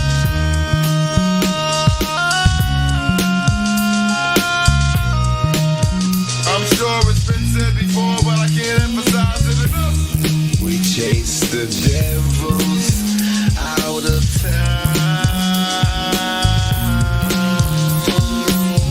until they run their new world order and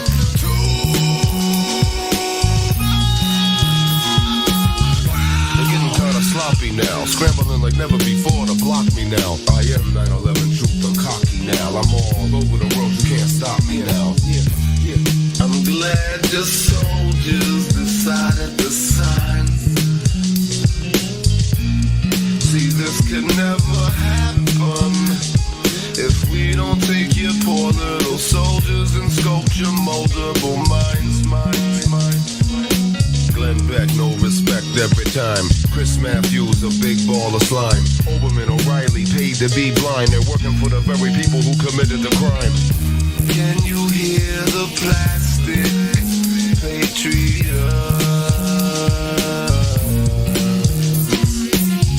contractually obligated to say you're not?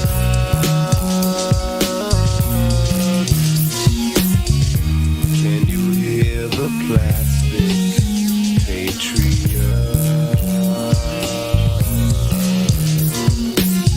contractually obligated to say you're not?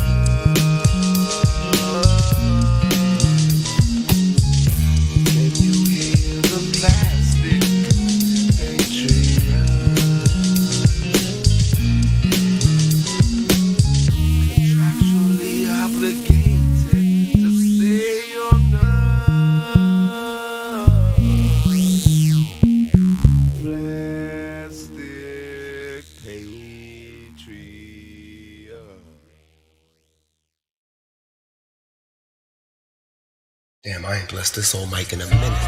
What's going on, girl? How you been?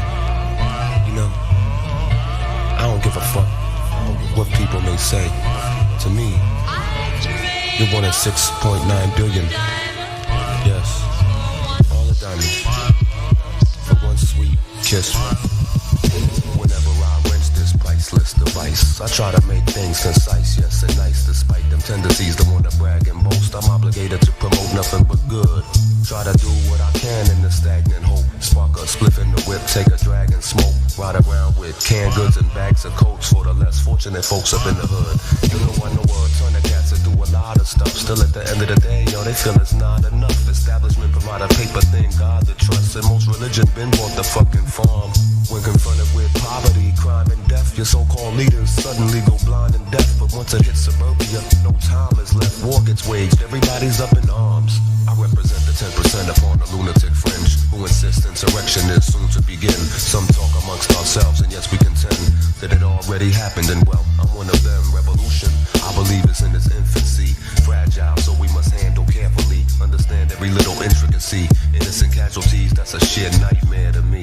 People, please keep collateral damage at ease. Let them dehumanize you, they can murder you with ease. Some drums permit rarities, kicks and snares appease my nostrils right along with the air I breathe. But it's unwise dealing with middlemen enterprise, incorporated invisibly. Recognize the lies that lie behind their eyes. They hide behind disguise ritually, like them Jimmy Swagger cats that front religiously, but obviously lack the strict discipline that is the key. So they block like shots by Mookie Blaylock in the doors to their knowledge of truth. I had all my net worth in a hefty single, now I'm lavish and glad, like I sold a catchy jingle down on Madison Ave. But I hit the Super 7 with some numbers I got from Psychic Sue. 3.2 million, fuck you. Sometimes I get the feeling the only thing that matters is the dollar.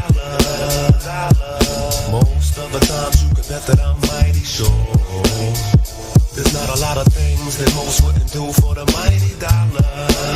And if they corporate peers don't wanna adhere, they'll rob from the poor. Yeah, who please on these streets as the drama increase. Once they got you on a leash, it's like llama and geese come out the crease. After the progress cease, you get fleeced. It's like priests trying to process peace amongst beasts. Though it's nice in modern life, trife, it don't suffice. Plans ain't right. Nicks them bitches like nicks and they lice. Just like wires get spliced and tires get sliced. Your liars get diced. Cross rivals precise, cause false idols entices it vital. You beat your Bible in the title of Christ. You can go into a booth and repeal any sin if that's the truth. My rhymes here like Benny Hinn. I step through like Snafu. My queen reign like ISIS. While you worshiping trite statues, we in a crisis. Let's be accurate here, for real, don't fight it. Before you measure my slong, at least get it excited, so you can get the true perception of the depth and width. I got the girth of the whole universe. The earth used to be a perfect circle. Once upon a time, 9 out of 10 Christians believed in miracles. Now they bow down to some lobbyists. Now the cash cow's the embodiment of godliness.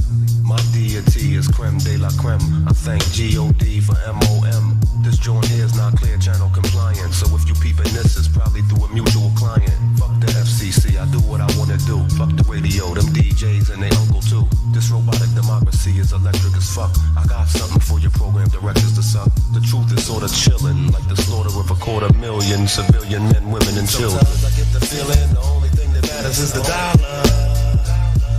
Most of the times you can bet that I'm mighty sure there's not a lot of things that most wouldn't do for the mighty dollar. And if they corporate peers don't wanna adhere, they'll rob from the poor.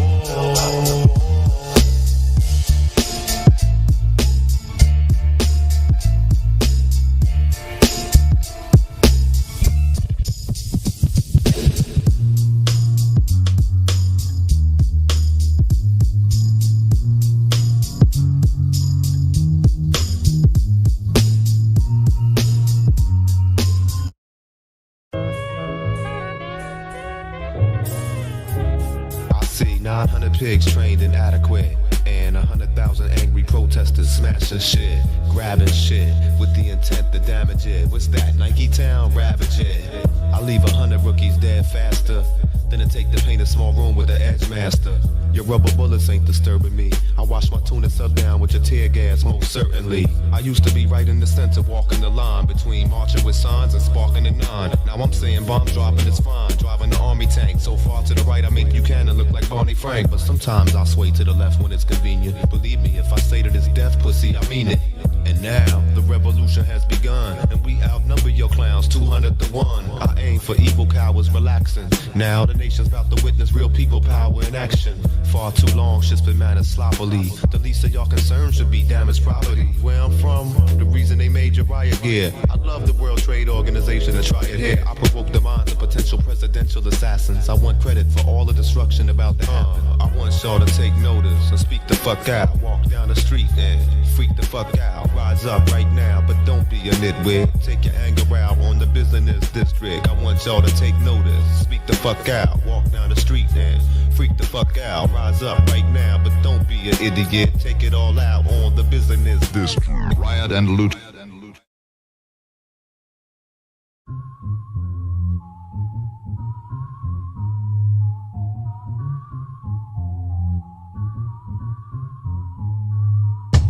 Anybody wondering whether or not. John Lennon was shot by the CIA in a plot to stifle the peace movement is obviously not paying attention to the situation. Look what we got. Mark David Chapman, red catcher in the rye, like John Hinckley did right before he shot his guy. Something in that book carries weight, a trigger mechanism to switch him into a post-hypnotic state. That author's background's concerning me. J.D. Salinger was involved in the denazification of Germany, aka Operation Paperclip, where the United States smuggled in 1,600 Nazi scientists. Hinckley and Chapman share another intimate relation, World Vision, a known CIA operation, of which John Hinckley Sr. was on the board. They recruited mercenaries in the name of the Lord.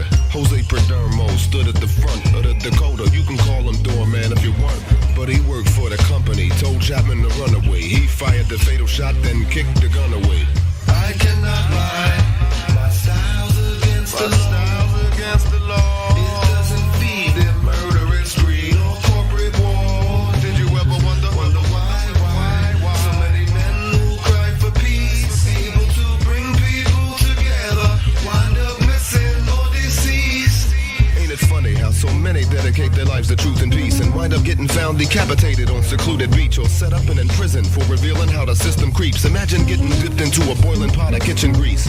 Don't mistake a gentleman for a fellow. They taught you silence was golden, I'm telling you it's yellow.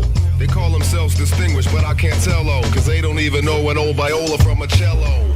I can pick apart the whole string section, make you think the brass band had big wings stretching. Imagine rubber bullets coming at you from every single direction, just for asking a simple question, like where the fuck's my pension? My company just let me go after 45 years with no extension. Bzz, bzz, did I forget to mention? You will be shocked prior to apprehension. Stand up for what you know is right. Fight. That's why they murdered Lennon and made McCartney a knight. Stand up, don't play the game of fools. You can never lose if you understand the rules. Kennedy was cool, but he had to go though. That's why you see Lyndon B smiling in the photo.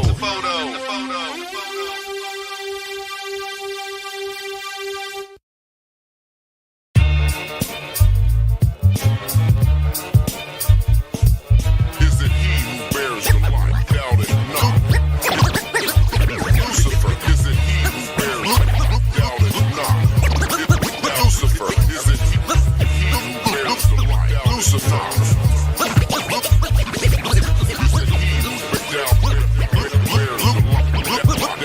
Lately I'm hearing a lot of payday. You should make a little album for the children and teach them how the medical mafia make a killing.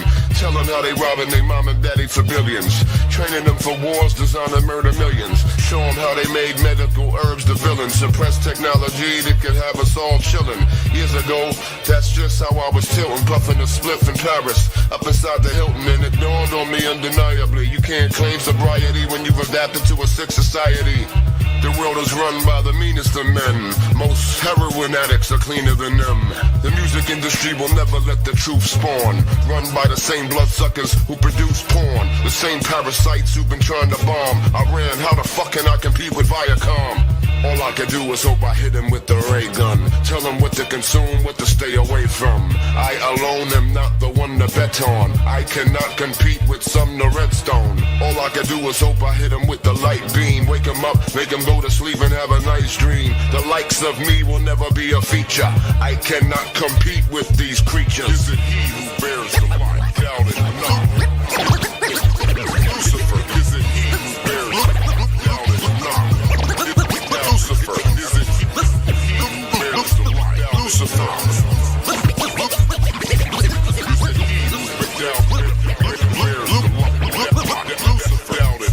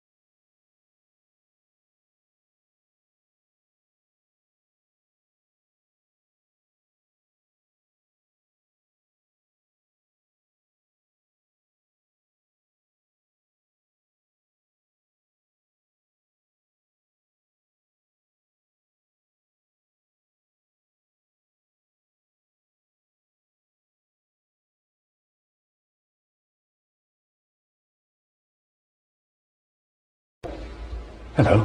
My name is Montague William III. And what I will tell you may well sound absurd, but the less who believe it, the better for me. For you see, I'm in banking and a big industry. For many a year we have controlled your lives, while you all just struggle and suffer in strife. We created the things that you don't really need, your sports cars and fashions and plasma TVs. I remember it clearly how all this begun. Family secrets from father to son. Inherited knowledge that gives me the edge, while you people lie sleeping at night in your beds. I want to propose a toast to the good old US of A, where everybody gets a slice of the pie. All you gotta do is do your right, and in the end you get it. That's right, Arch. That's where you're gonna get it in the end. Everything's corrupt, count on nothing. Count your blessing, fuck your bluffing. High stakes poker, don't even begin to describe the situation you're in.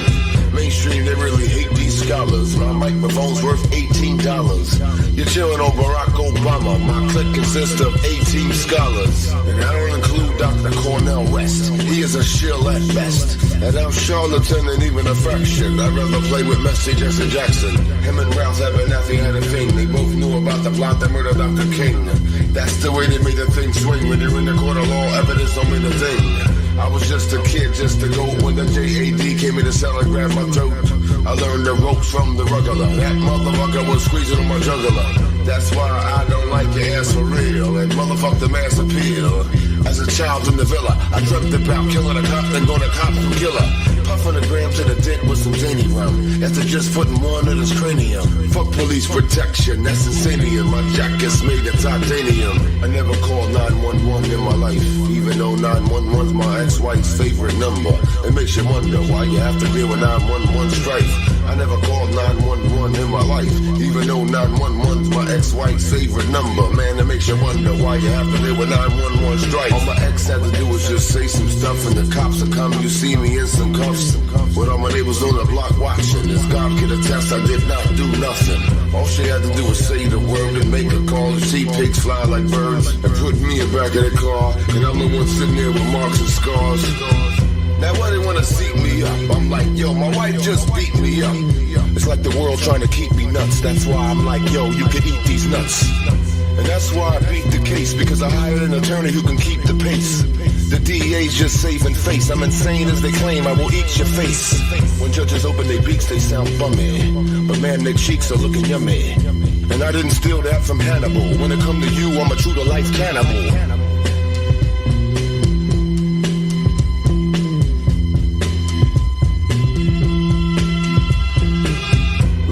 I'm the type that is chillin', but you get paid back if you act like you're illin'. APAC wanna make me the villain. I do not hate Jews, you can ask Josh Dillon. You gotta love the anti-Semite line, but even Hebrews admit we use it all the time. Whenever somebody criticize them, they call them a Nazi and demonize them.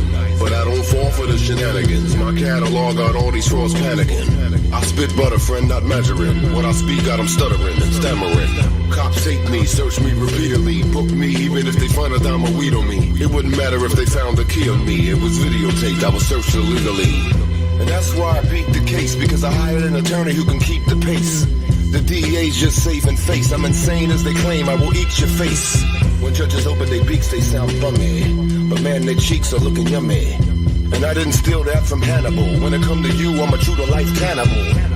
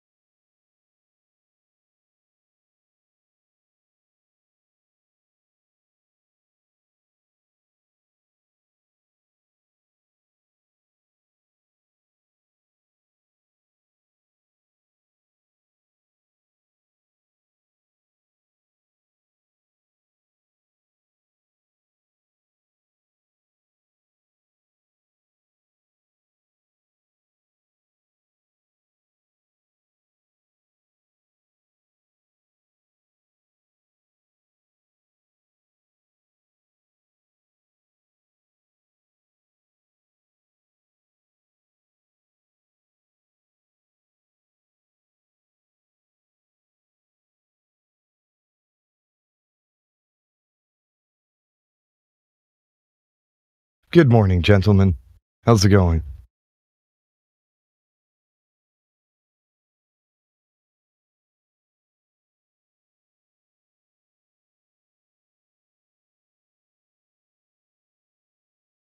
Wyatt Morning.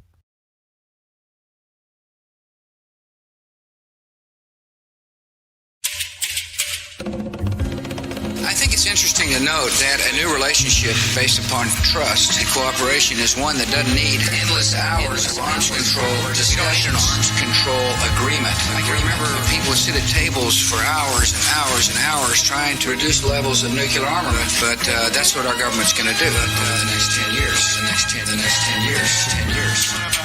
That good old-fashioned truth, honor, justice, and virtue are rare these days, man. Don't let them desert you. Some guys symbolize evil enterprise behind the skies. Kind of dirty lies. When you're obliged to hide one thing in your heart and speak wake up another. this One day early. you Usually might I'm master the already art of deceit, my brother. pretty If the whole world awake. started practicing honesty tomorrow.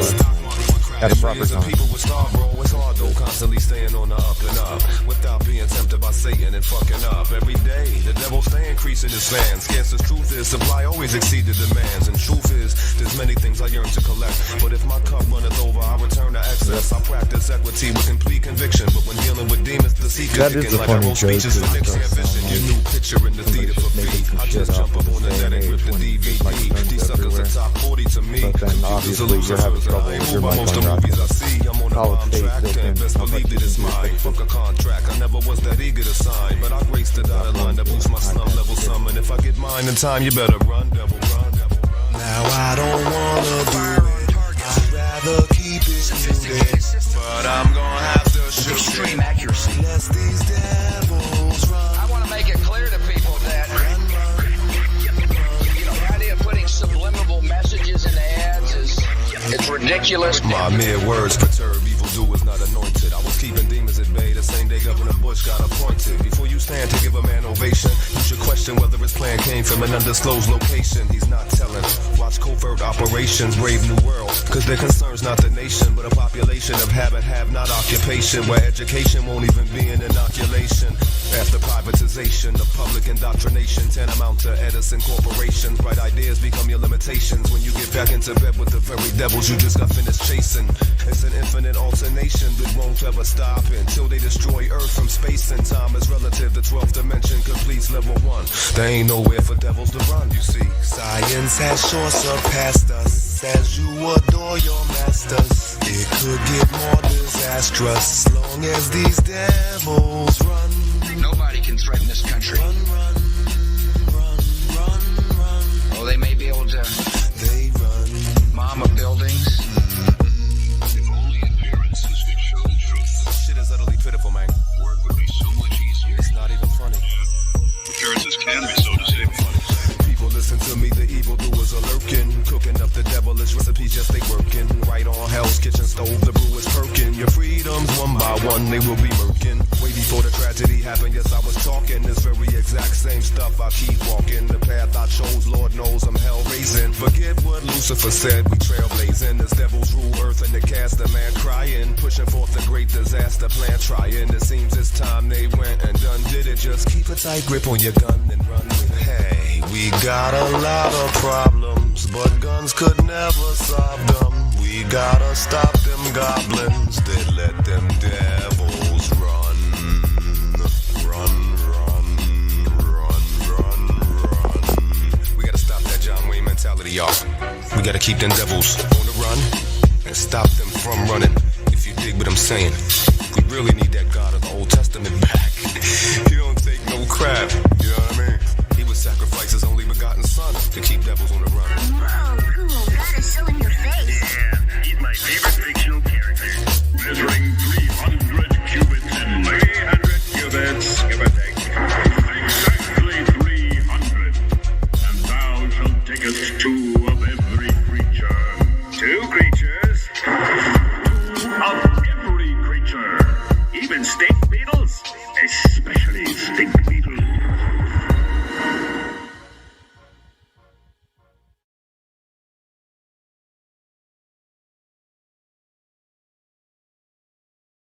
I just learned something interesting. In the bot commands, I shared one image, but that inspired me to go look up a different etymological definition. Man, Spake, you left. I'm sitting here talking to you now. Look, you're not even here.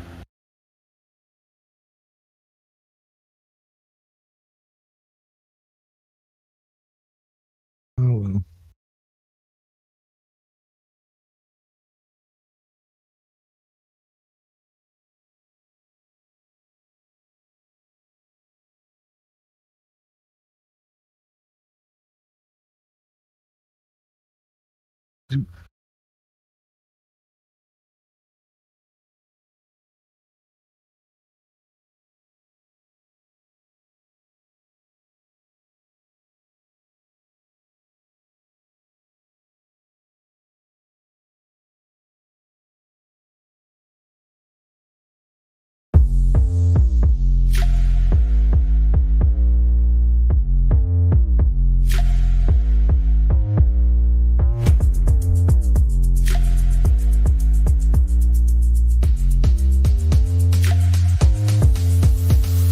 Chemtrails, NASA shells, dollar bills, pharma kills to keep you ill. It's like this.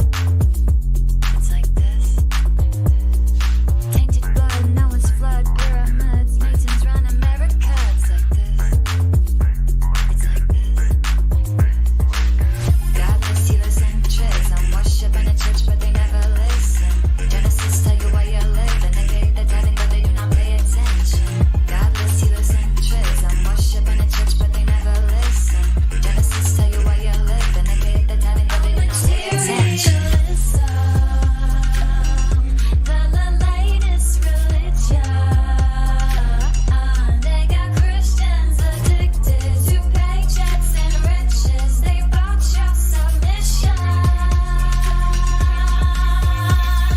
Money can't make the world go round, 'cause the earth, it don't spin. Yeah. Money can't make the world go round, 'cause the earth, it don't spin. No, it don't spin. Elvis planted in your head. Yeah. Money can't make the world go round, 'cause the earth, it don't spin. No, it don't spin. Earth, it don't spin. Yeah. Money can't make the world go round, 'cause the earth, it don't spin. No, it don't spin. Elvis planted in your head. Yeah. Money can't make the world go round, 'cause the earth, it don't spin. No, it don't spin. The latest religion. They got Christians addicted to paychecks and riches. They bought your submission. Money can't make the world go round. Money can't make the world go round. Money can't make the world go round, 'cause the earth, it don't spin. Money can't make the world go round, 'cause the earth, it don't spin. No, it don't spin.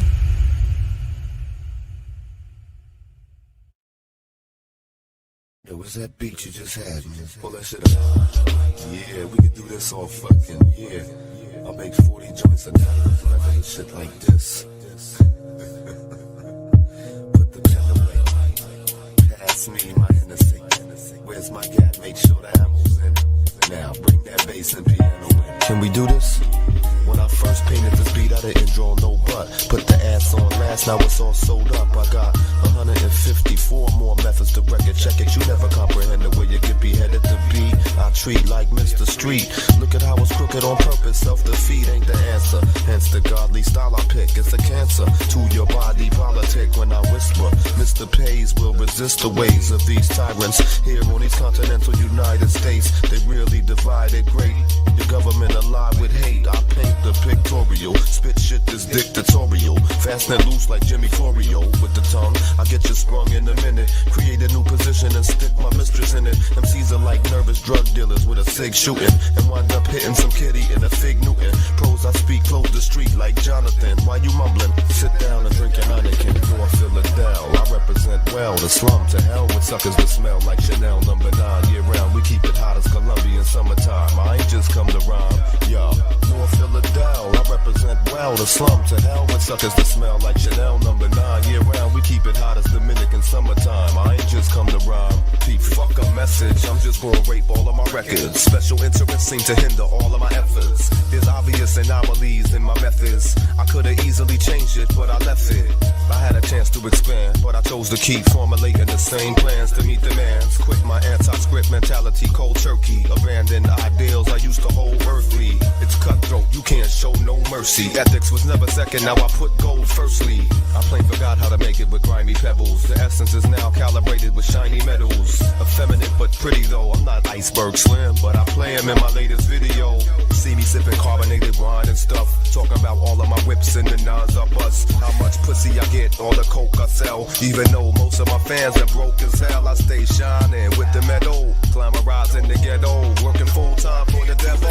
Doing Philadelphia, I represent well the slum. To hell with suckers that smell like Chanel number 9. Year round, we keep it hot as Columbia in summertime. I ain't just come to rhyme, yo. Doing Philadelphia, I represent well the slum. To hell with suckers that smell like Chanel number 9. Year round, we keep it hot as Dominican summertime. I ain't just come to rhyme. I grew up yearning for that quintessential instrumental that could easily be made with a simple utensil. S to the P to the 1200. What a lot of cats did with that alone, you'll never know. A lot of gems, you'll never get tired of them. You know you always got a friend in Roger Lynn with the MPC 3G. He keep chopping them, outdoing himself. Now who the hell stopping them? I graduated to the ASR 10 and never seen a more powerful machine in my den. Till I got wise and started looking within. Hit pay dirt, now I don't even know where to begin. Virtual rack mount stacked in my house, touching the ceiling. Attached to an Ampex press with reel to reeling. CD samples with 41 slots dedicated to cops who like taking 41 shots. Embrace symbolism and numerology. Cauliflowers a fruit now, eat your broccoli. I represent presidents with a fist of that. Clap a hardy diplomat with a stick of that. Dynamite, dynamite. It's almost old as Chinese culture. Dynamite, you know. I can put it up your ass and send you on a plane with dynamite. We using it to blow up vultures. Dynamite, dynamite. Everything just might get blown to smithereens with dynamite, dynamite.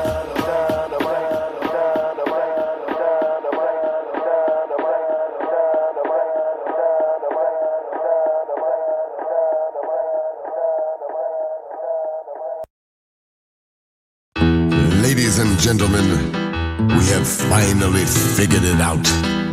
At first, we thought it was the Eskimos. But now there's a strong consensus amongst experts. It's an entirely different animal. If I had to name a creature to maim and make the world a better one, there isn't a doubt that I would kick out these dirty, filthy leprechauns. They run into place right into the ground, so many afraid to step to one. If you grow a sack and focus on facts, you'll have to confront the leprechaun. They're pushing their porn and poisonous corn. It might as well be some methadone. Stop chasing a ghost. I've taken an oath to name these dastardly leprechauns. The leprechauns, the leprechauns. Whatever the crime, you know they're involved. The leprechauns, the leprechauns. Don't worry your mind, the problem's been solved. The leprechauns, the leprechauns. Turn over a rock and don't be surprised. The leprechauns, the leprechauns. If you banish them down, your profits will rise. The bill you've been sold, it clearly promotes a cycle of endless debt for one. They've taken your gold and given you notes. Now they do not know where the treasure's gone. The leprechauns, the leprechauns. This is my kind of place. Crooked and sleazy. Stealing your gold is awfully easy. They're curious spies with spurious lies. Stealing the secrets for better bonds. To drop on the likes of innocent tykes. Their arms and legs and necks are gone. Their phosphorus dissolves the flesh. Now isn't that something to vex upon? They got the DU and napalm for you. What would we do without these leprechauns? I want me gold. Goyim? Wait a minute. Bad phraseology. Are you anti-Gaelic?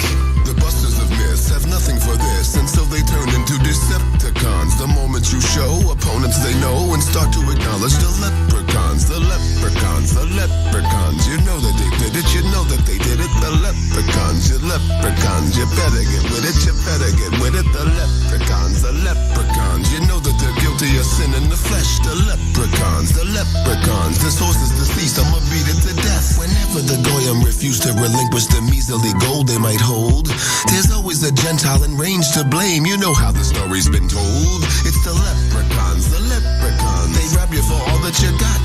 It's the leprechauns, the leprechauns. They're trying to fill up their pot. You know, in the final analysis, ridicule is my ultimate tool.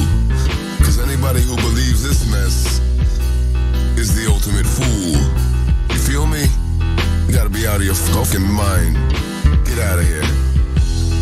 And on a side note, you motherfuckers have been throwing the word shill and troll around too much.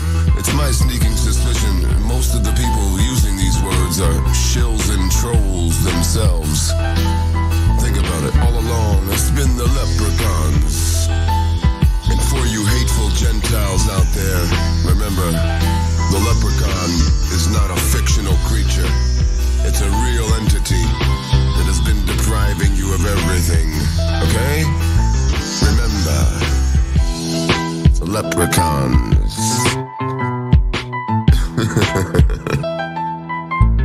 Yeah. You better beware and be on the lookout constantly for that ever-present, omnipotent leprechaun. Such a ubiquitous creature. And in a similar vein, I just want to tell you, I recently purchased some property in New Mexico with such a beautiful view of the Pacific Ocean. Sarcasm off. It ain't the leprechauns, alright? We have an international problem with the cabal, and if you consider yourself among that international cabal, it's time for you to go home.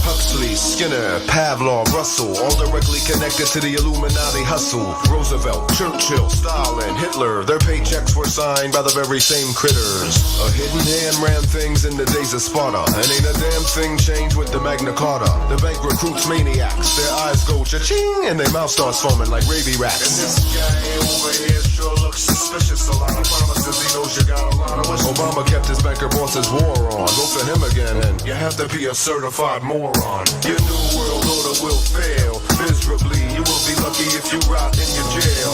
We know exactly what your agenda entails. Make no mistake, the people will prevail. I said your new world order will fail miserably. You will be lucky if you rot in your jail. We know exactly what your agenda entails. Make no mistake, the people will prevail. If you think they're gonna save you, I'm obligated to laugh at ya, cause their idea of peace resembles Attica. Back in the days, Cecil Rhodes went to save Africa. What resulted was a bloody massacre. And Cecil Rhodes' ghost still lurks in the mist. Lord Milner's will ensured it exists. Bonafide sociopaths did they enlist. Target America, mission accomplished. Can you smell a little change? If my debt isn't paid, they said I'm going on one of the drains. Remember when a million was a million? Can you smell a little change? If my debt isn't paid, they said I'm going on one of the trains. Remember when a million was a million?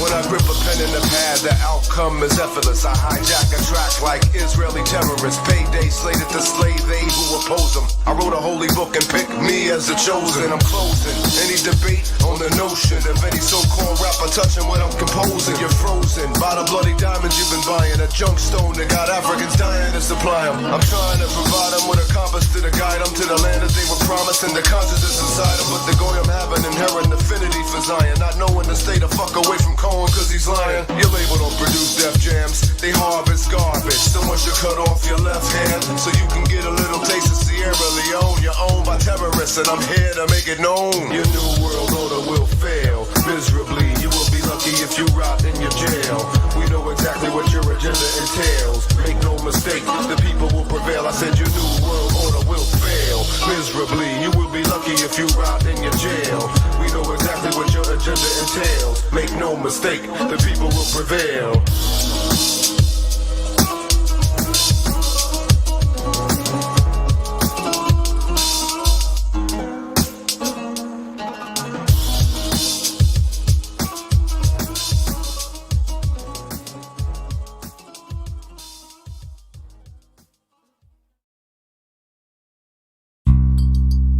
You don't really understand sometimes what a terrible burden it is to know some of the things that I know.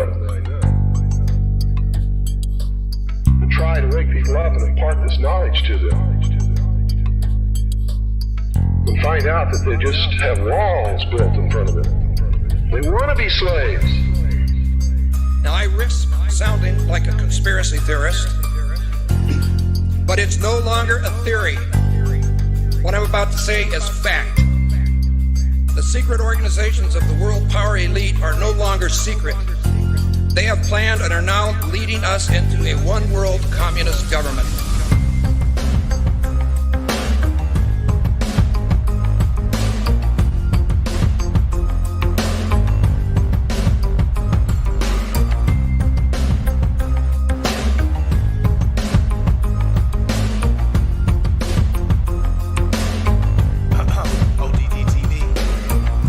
Journey with me deep inside the rabbit hole. Wake up, my friends, there's some things that you have to know.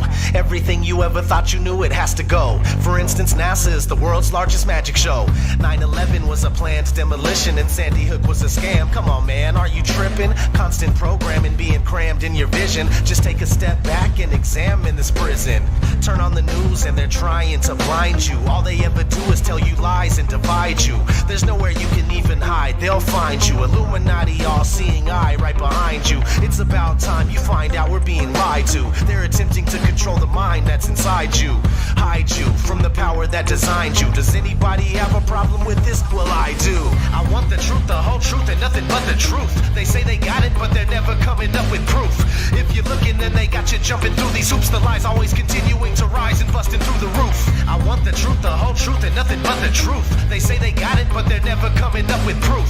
If you're looking, then they got you jumping through these hoops. The lies always continuing to rise and busting through the roof. They're lying to us about everything. How can this be? I know I'm not crazy, and yet I'm questioning my sanity. I see what the Illuminati's doing to humanity. The truth is stranger than fiction. We're living in a fantasy. What I'm witnessing is unreal. It's a one-way battle for us cattle going uphill. If we don't stand and fight now, then no one will. Our children will never know freedom. It's a done deal. The future's not looking so promising. It's the poor who go to war while the rich keep on profiting. It's us that they're slaughtering and money that they're honoring. And soon it's gonna be the new world order that they're offering. It's mind-boggling how so many don't seem aware. And if they are, it's like they really just don't even care. Our world is broken and I'm hoping it can be repaired. But we'll have to fight for it, so just be prepared. I want the truth, the whole truth, and nothing but the truth. They say they got it, but they're never coming up with proof. If you're looking, then they got you jumping through these hoops. The lies always continuing to rise and busting through the roof. I want the truth, the whole truth, and nothing but the truth. They say they got it, but they're never coming up with proof. If you're looking, then they got you jumping through these hoops. The lies always continuing to rise and busting through the roof. Forget the politicians. Politicians are put there to give you the idea that you have freedom of choice. You don't. You have no choice. You have owners. And they own all the big media companies, so they control just about all of the news and information you get to hear. They got you by the balls. They don't want a population of citizens capable of critical thinking.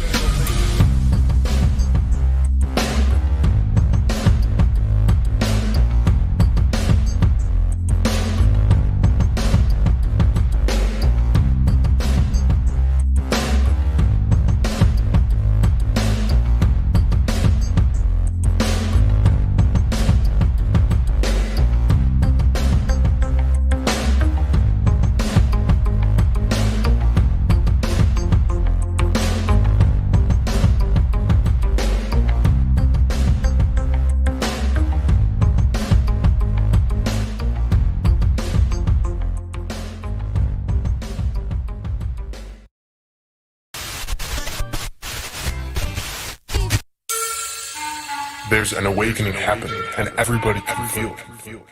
Each of us has a responsibility to cultivate a positive inner space.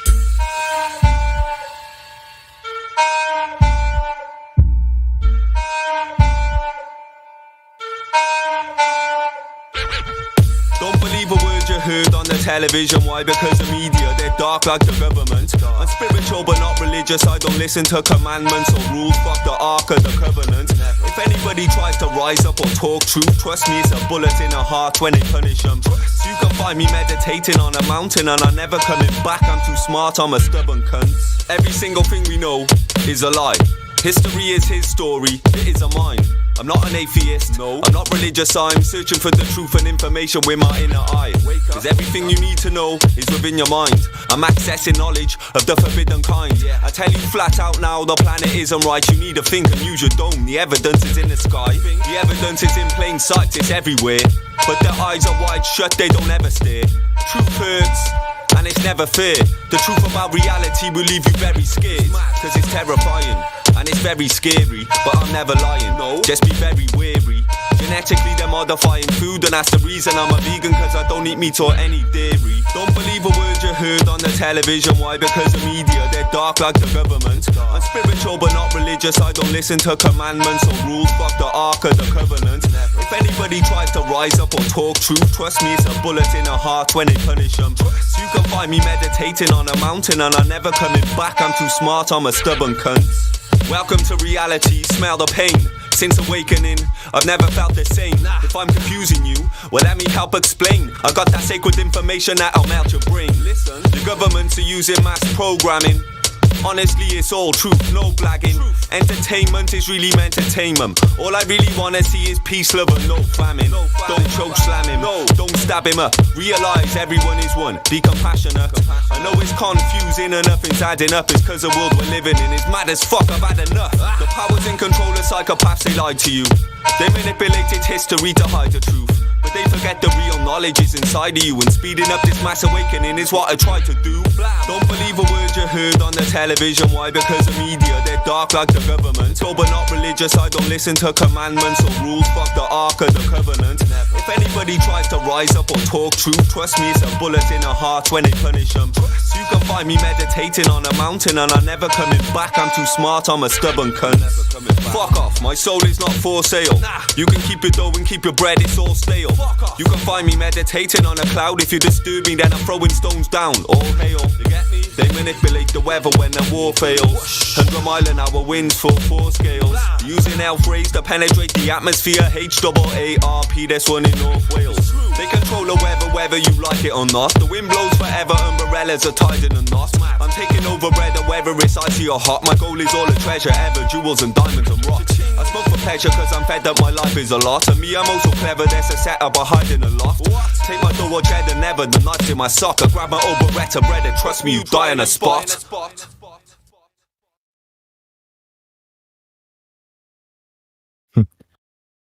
I think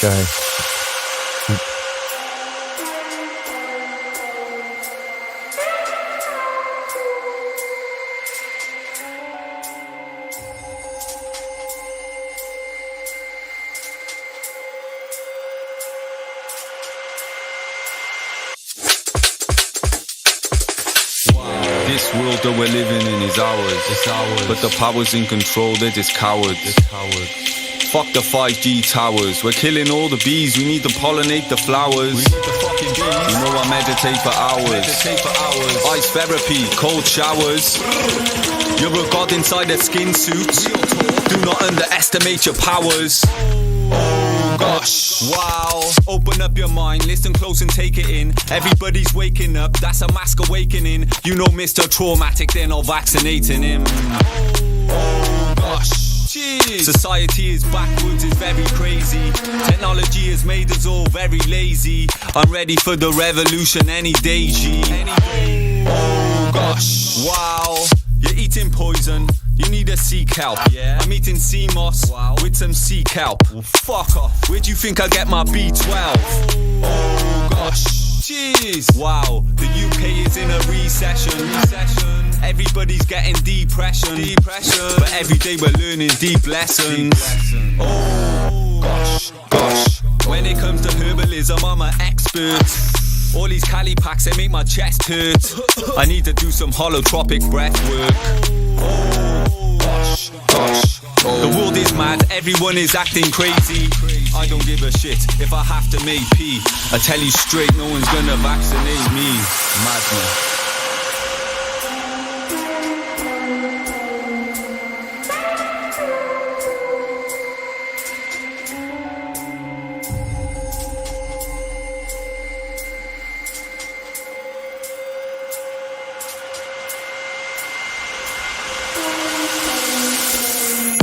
This world that we're living in is ours. It's ours. But the powers in control, they're just cowards. Fuck the 5G towers. We're killing all the bees. We need to pollinate the flowers. We need the fucking bees. You know I meditate for hours. Ice therapy, cold showers. You're a god inside a skin suit. Do not underestimate your powers. Oh gosh. Wow. I'm philosophical, I'm an oracle. My demons are very diabolical. Sleep paralysis is fucking horrible. It doesn't make sense, it's not logical. It doesn't. Society's a joke, it's comical. Anything is possible. Anything. The mass awakening, that's unstoppable. Oh gosh. Wow. Plant-based diet, I've cracked this. You haven't got a clue, you need to practice. Do it. If you're eating fish, you're eating plastic. I love eating magic mushrooms, they're fantastic. But being trapped in an underworld is drastic. I nearly died. I vomited a black sick. It was close, I nearly died from a bad trip. Oh gosh. Wow. Every day I'm seeing psychedelic colours. Even when it's winter, it's colourful like summers. So colourful. Mother Nature, I think I fucking love her. Every day there's something new that I discover. Be compassionate cause everybody suffers. The human race are family, we're brothers. Be the change you wanna see in others.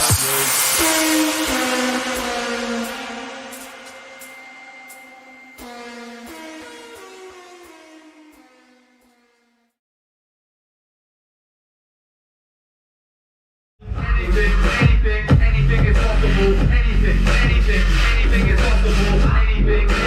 Anything is possible. The definite probability is highly probable.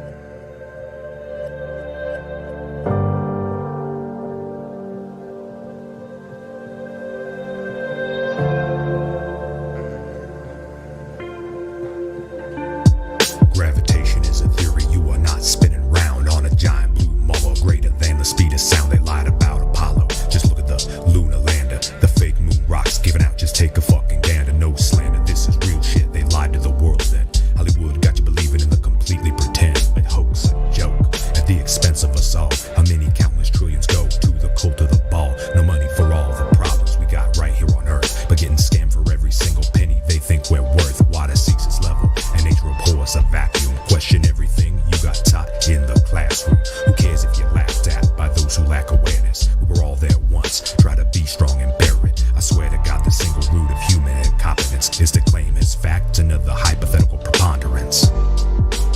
What do you believe? Where does this life lead? What does it mean to be alive in a dream? And not everything is something you can conceive. Take a minute to breathe and tell me, what do you believe? What do you believe? Where does this life lead? And what does it mean to be alive in a dream? And not everything is something you can conceive. Take a moment to breathe and tell me, what do you believe? Incredulous postulates got you acting obstinate. It's monstrous, the overconfidence you have in flatulence, and blasphemous, the adamance behind your haughty arrogance. Belief is the polar opposite of true cognizance. It's perilous, believing what you want without evidence, and decadent, thinking that your eminence is heaven sent. It's evident for betterment, your time would be better spent pondering possible parallels for parables. Rather than assuming that your ass is inerrable, it's terrible. Conversation has become unbearable, and soon your whole thought process will be narrable, cause every word out of your mouth is inferable. From a literal interpretation of the biblical, it's critical, and at the very minimal divisional, claiming that your miracles are anything but mythical and fictional. Walking on water's not empirical, it's mystical. Talking snakes are meant to be cryptical. You imbecile, it's pitiful and bordering on criminal, episcopal, rabbinical, pontifical, subliminals, inimical, despicable, while taxing all that's tittable. Dominical domination of the archetypical. You hypocrites know that the book is metaphysical, but still you will claim a staff changes to a snake just as readily as Moses to the pharaoh dots fake. In reality, this fallacy was known before Christ, that the snake is kundalini and the staff is your spine, even though you know damn well oceans can't bend. You believe Jesus walked on them straight to the end. Yeah, I got a big beef with belief, let me tell ya. The lie in the middle of the words, what they sell ya. Believing's what you do when you really don't know. Lying to yourself in order to bestow truth on the things that you really can't show. Stunting your thoughts so your mind can't grow. Believing's what you do when you really don't know.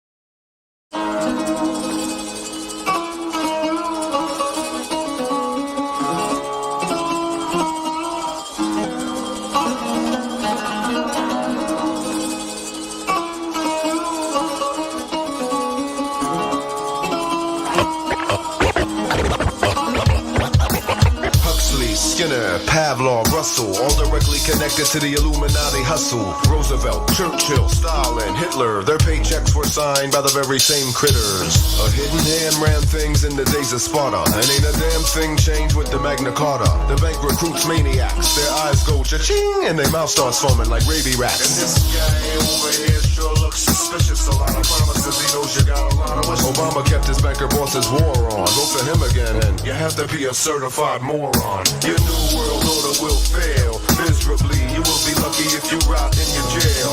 We know exactly what your agenda entails. Make no mistake, the people will prevail. I said your new world order will fail miserably. You will be lucky if you rot in your jail. We know exactly what your agenda entails. Make no mistake, the people will prevail. If you think they're gonna save you, I'm obligated to laugh at ya, cause their idea of peace resembles Attica.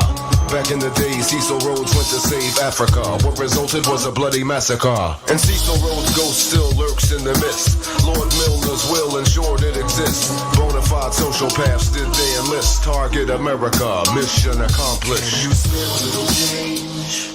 If my debt isn't paid, they said I'm going on one of the trains. Remember when a million was a million? Can you spare a little change? If my debt isn't paid, they said I'm going on one of the trains. Remember when a million was a million?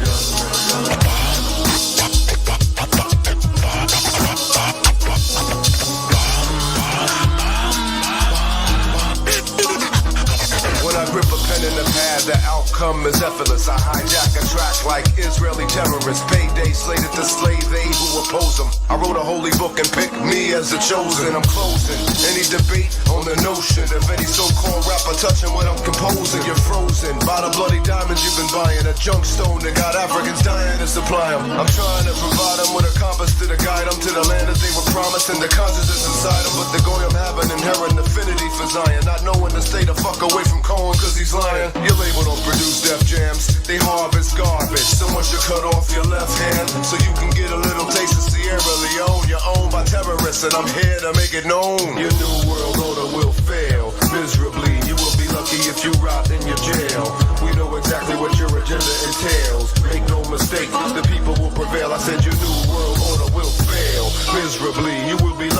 you rot in your jail. We know exactly what your agenda entails. Make no mistake, the people will prevail.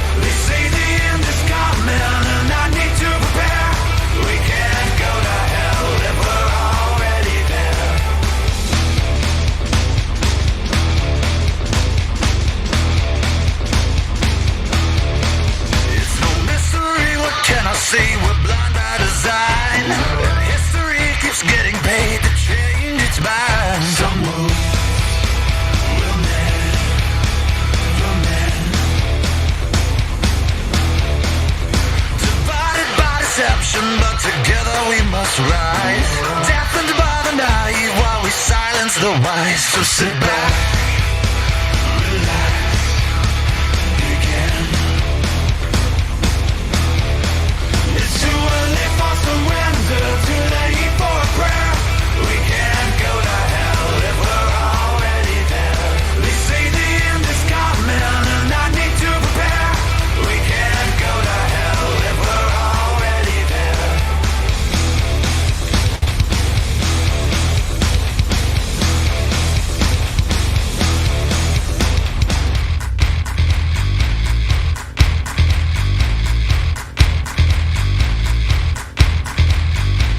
Turn that fear into a souvenir. The world is waiting and the hour is near. So if you need a reason, and if you need a sign, open up your eyes, you'll see they stole your water, turned it into wine.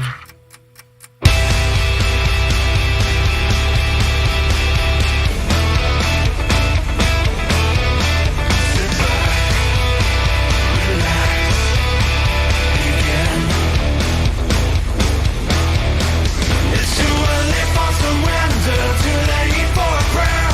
We can't go to hell if we're already there.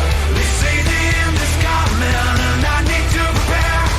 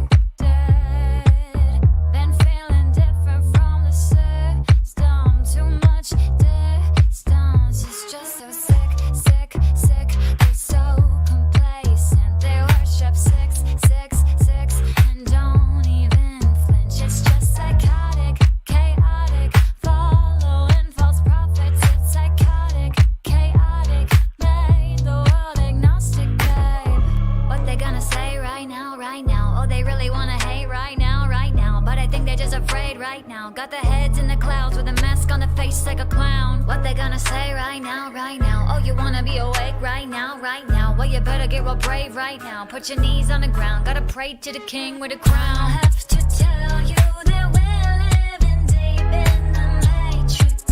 We in the matrix. Chase all the lies and you'll find that this place was created. You were created, darling.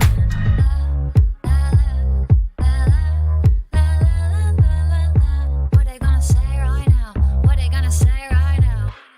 You about to have a panic attack real quick. Like, sorry, the earth's flat, it's fact, no trick. Just look at the proof and the true measurements. Cause I've been winning arguments against the best physicists. But this, don't know what it is. Lately I've been going around in circles, but I do not for the spin. Oh, this, don't know what it is. But you gotta keep it like a secret, you can't even tell your friends. And if you tell them, they say, how could it be? Don't mean nothing to me, they're gonna pick up and leave.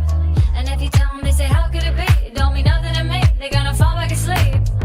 What they gonna say right now, right now? Oh, they really wanna hate right now, right now. But I think they're just afraid right now. Got their heads in the clouds with a mask on their face like a clown. What they gonna say right now, right now? Oh, you wanna be awake right now, right now? Well, you better get real brave right now. Put your knees on the ground, gotta pray to the king with a crown. I have to tell you that we're living deep in the matrix. We in the matrix. Chase all the lies and you'll find that this place was created. You were created, darling.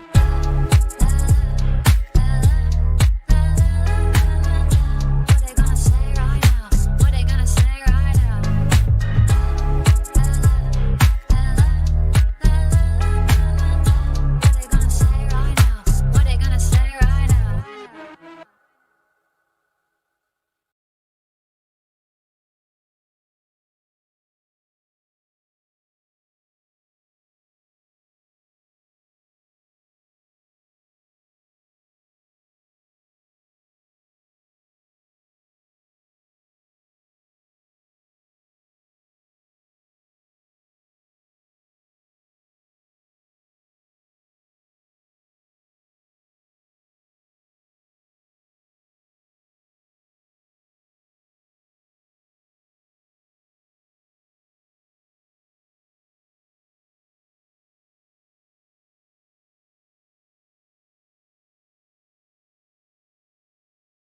Good morning, everybody. I figured I'd wait for a second before adding anything. Just see if anybody wanted to talk. Good morning, AG. Doing pretty good today. I hope everything's well with you. Feeling pretty good. I'm looking for that, hard for me to describe. That picture that you're talking, yeah. It's that video. I know you know what I'm talking about. I'm sure I've seen it, but there's so many of them. It's like it's hard to find what you're talking about.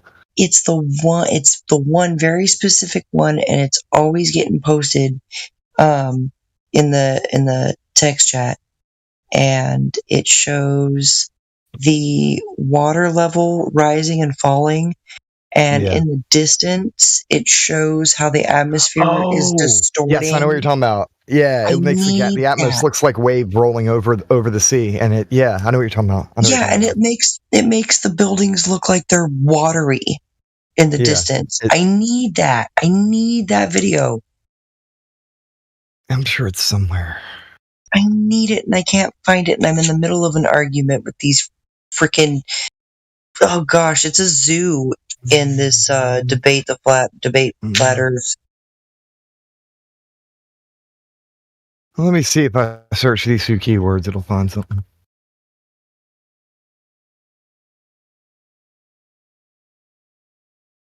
Type in the big words.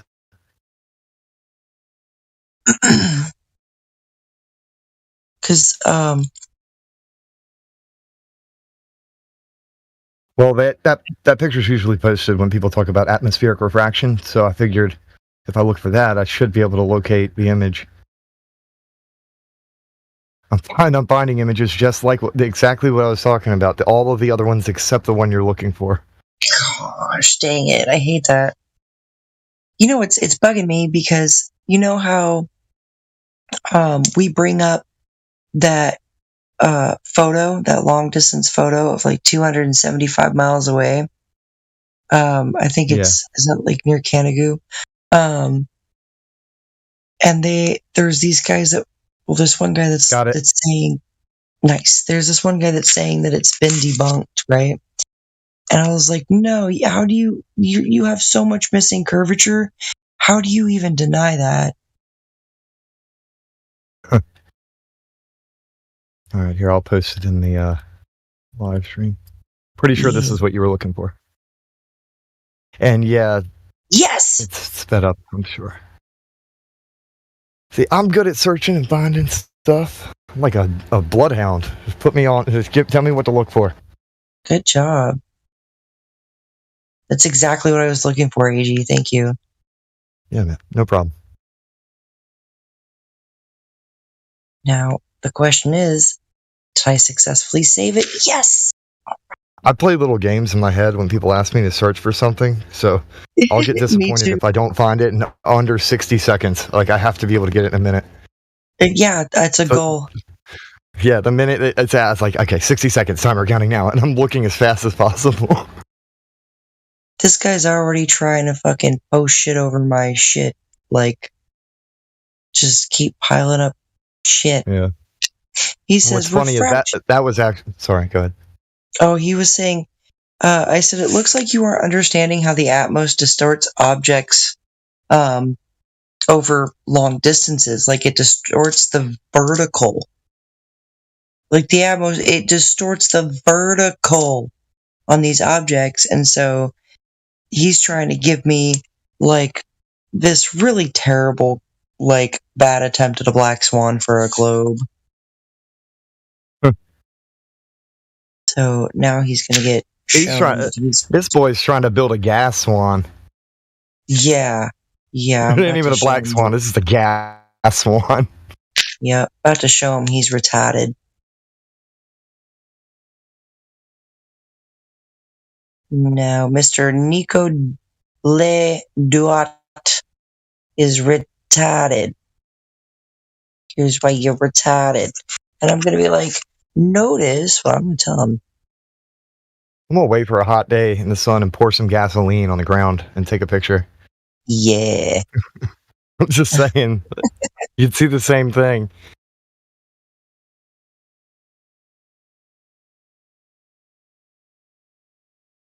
This is like if you told a child that Santa Claus is not real and they try and justify Santa being real. Like, no, my parents really are Santa then. They have to actually be Santa Claus. Like, no, you're going the wrong direction with this. My parents are Santa Claus. Yeah. Like, oh, okay, so if Santa's not actually... then my parents are obviously Santa then. Because they're real. So... and then they'll, like, actually honestly believe that Mr. and Mrs. Claus are their parents. It just shapeshift around Christmas. Because magic, you know? It's like gravity. Makes shape shift. I'm going to show you what this guy... If you think about it, gravity really is a magical shape-shifting property that people invoke. Like, oh yeah, because gravity, shapeshifters, you know. Like, wait, what? Shape-shifting gravity, yeah. Yeah. Oh, no, this same guy asked me, how does the bubble move in the leveler? Was it supposed to be gravity? Is that the answer? Magic gravity is why the bubble moves in a leveler? Because I told him, show me a leveler that curves. And he just wanted to be like, why does the bubble move? Surface tension works both ways. I don't think they understand how this shit works. What a dingus. It's the same reason why a drop of water will sit there because of the surface tension, or a bubble will float in the air. It's the same reason why the bubble is in the water. It's the surface tension, the separation of the gases. Oh my god, what a retard. It has to do with density and buoyancy, not gravity. Look, yeah, he's fucking retarded, but here's this little straw man thing that he's got going on at me about the distance, the size of the buildings and the distance. So he's not understanding the basics of perspective. How when you get further away from something, it's going to look fucking shorter. Yeah, and it shrinks in all directions. Like, here's the thing, a lot of these people, they have no idea how graphic design works, right? So if they were to just get like GIMP or Photoshop and then click an object, anything, right? And you do the reshape, like the reform. So you change it, like, got to keep it symmetrical. And you change it and shrink it. And lo and behold, the whole fucking thing gets smaller in all directions. Exactly the same way as it happens in real life when you're watching an object disappear in the distance. It just gets smaller until it's gone. But you know what's crazy is the more I study these pictures that this guy tried to gaslight me with, the more I'm seeing that. Notice how when the building looks shorter and shorter, it's also looking fatter and fatter. Look at it. Yeah, there's a blur to it. The shorter it gets, distorted. the more it widens out. The shorter it gets, the more it's widening out. Are you seeing this, AG? I'm not tripping, am I? It has to do with the magnification thing, and it's also getting lower to where because there's certain gases that float over the water itself. And it's going to dissipate the higher it gets, dude, because there's pressure. Like, there's certain thicker gases and thinner gases. So obviously, you're going to get a magnifying lens type effect at certain angles, especially when you're closer here down. The same thing that happens to the sun when people think that it's like going over the horizon, and it's actually just being magnified, and then it disappears out of sight. Like, I don't know how this proves curvature, because all I'm seeing is level frickin' water. Yeah. Like, they just proved flat Earth with a straw man. He got to flip this shit upside down and backwards in his head just to make it prove a globe. I mean, I'm sitting here looking at this going, yeah, as these buildings look like they're smaller and smaller in the distance, they're also wide. The same building is widening out.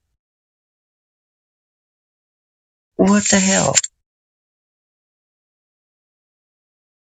Yeah, that's what that looks like. I'm like really analyzing the shit out of this. This is what these globe believers don't understand, is that we analyze and overanalyze and overanalyze. Yeah. I need to talk about something I've had a thought about. These people honestly believe that we are living in an insignificant piece of dust floating in a very, very minute part of the universe. Yeah. In a fucking cosmic space bubble. So if they're under the impression that there's aliens out there, this Earth can die, and if we don't leave this place, that we're all going to go extinct, they will consider us the enemy, and that we're literally trying to kill off the entire human race. Because they believe that they have to escape in order to evolve. It's about to get serious. I'm just saying. Like, that's why yeah. You know what I mean. Yeah, I do. That's why they exist. It's pretty nutty. That's pretty fucking bad. My shit. point is expect it to get worse, and don't be surprised, because they think that we're trying to kill the human race. Oh damn! I'm not wrong, because they believe that you have to go off into some freaking weird space station shit and fly away in order to achieve salvation. And they want to build their own rapture and fly off into the heavens. It's so funny. You know, anytime anybody has ever tried to, like, you know, build a tower and get to God, it's been struck down. Yeah. I hate the attitude that people have where they'll take a high altitude picture of some astronaut floating above the Earth and be like, "Oh, well, I see no God up here but me." What the fuck, dude? Humanism is what it is. It's humanism versus nihilism. They don't give a shit about deism, spirituality, religion, none of that. It's just humanism versus nihilism. They'll do anything to gaslight the subject, too. From their perspective, religion doesn't even exist, so it's a joke. It's just like the flat earth thing. It's a joke. It's a meme to them. They don't take it seriously at all. They should drink more fluoride. Huh. May as well get an IV, a fluoride IV. Like, how? Oh, it's so frustrating. How do they observe level water? How do they observe? Like, we use water to measure level. It's liquid in that fucking leveler. But level's not level. It's round. You just gotta think big enough, because level turns round when you get off the ground. That's what they say. They're like a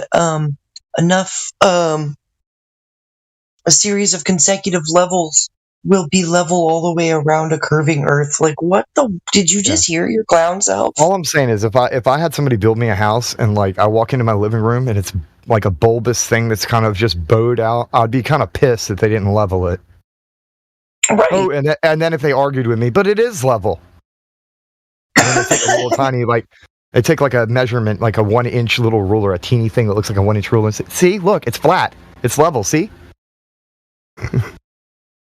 Yeah. It's like you like reversing the flat Earth argument, and then being like, yeah, see, look, this is why it's level, but also it's round.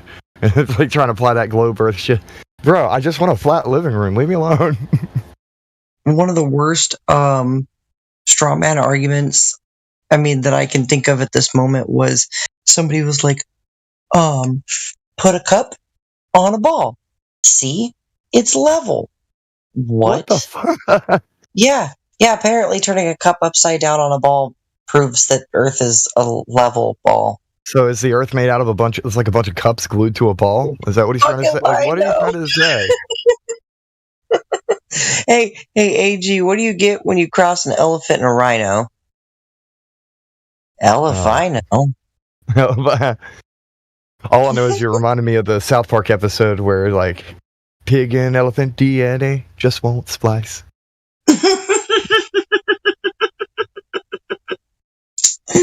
Oh, shit, I about forgot about that. Oh, that's great.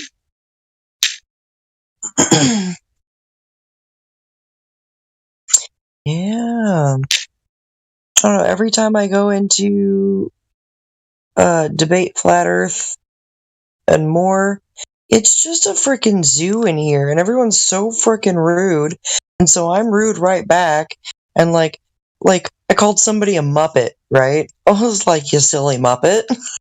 And oh my gosh, the butt hurt. Yeah. God forbid you call them anything. Yeah, someone wanted to call me something,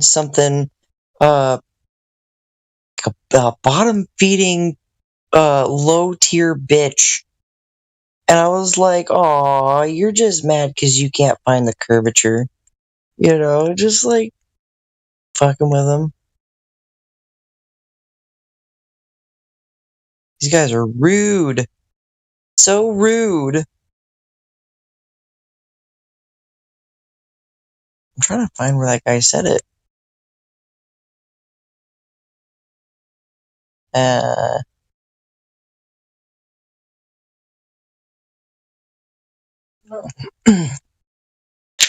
It's just like a zoo in there. I'd rather not even be in there because none of those people even want to come into our VC to have a talk. They're just like, fuck you, fuck you, fuck you, fuck you, fuck you.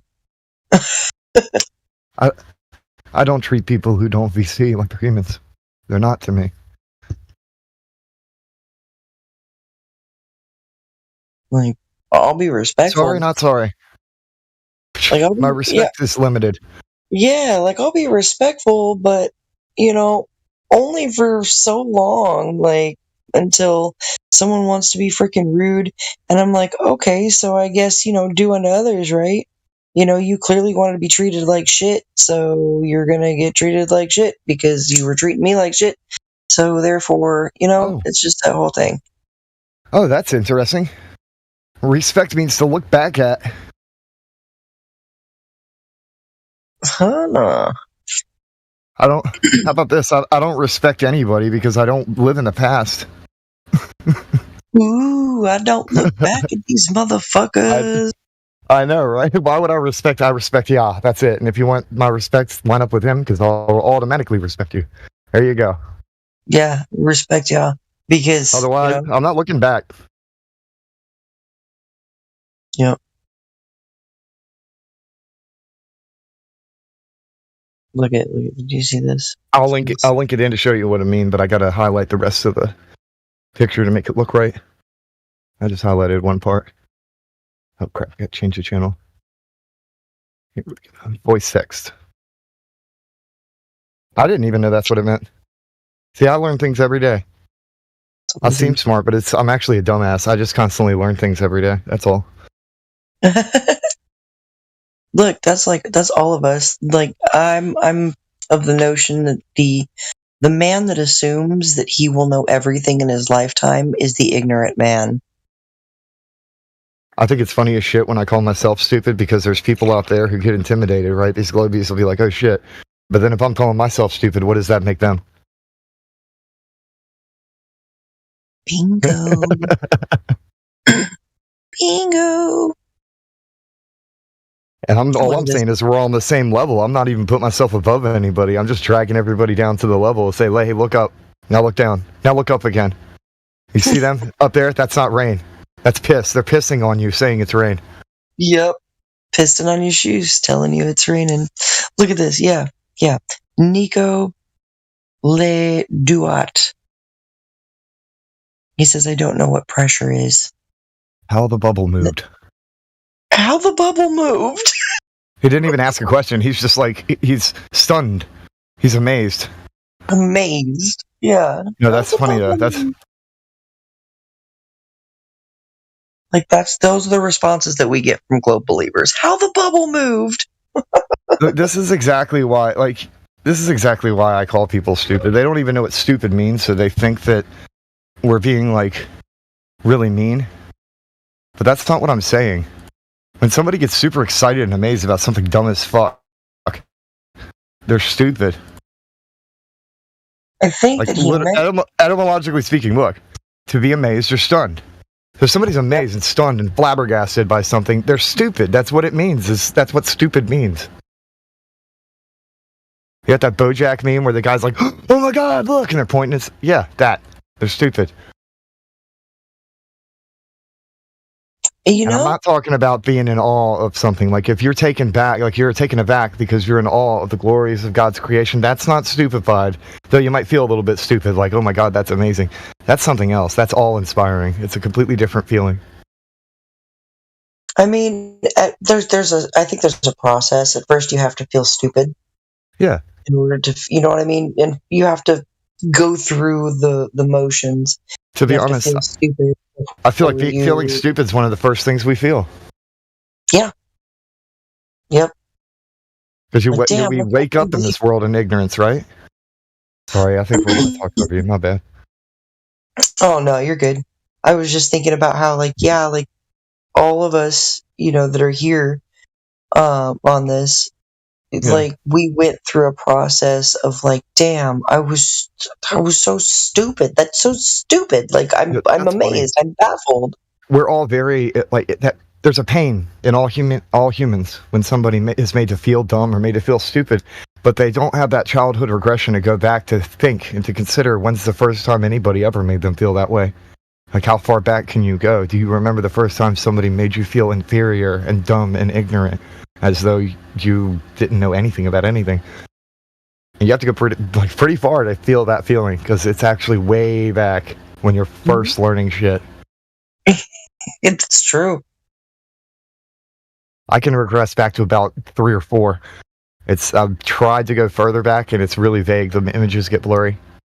I can go, I can go way far back. Yeah. Like it's just pictures. Yeah, that's what I'm saying. But it becomes more like pictures and like little sound bites instead of video clips. Is all I'm saying. It's a lot harder.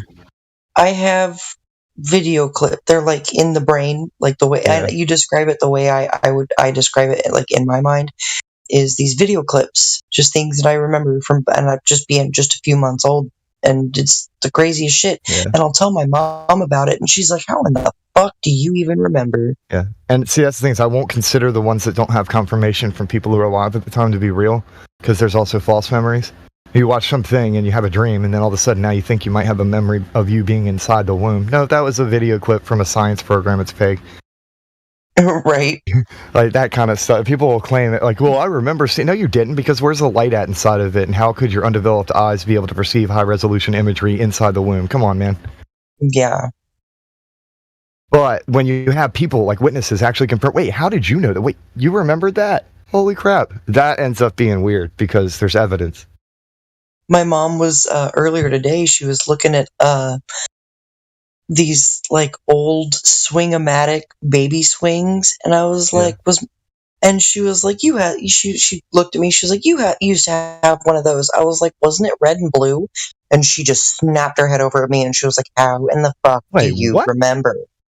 Yeah, because children remember color, shapes, and sounds better than the actual subject matter, just the color, shape, or sound. And that makes sense. Yeah, so I remembered that my little swing chair was red and blue. And my mom was like, holy shit, yeah, it was red and blue. Yep.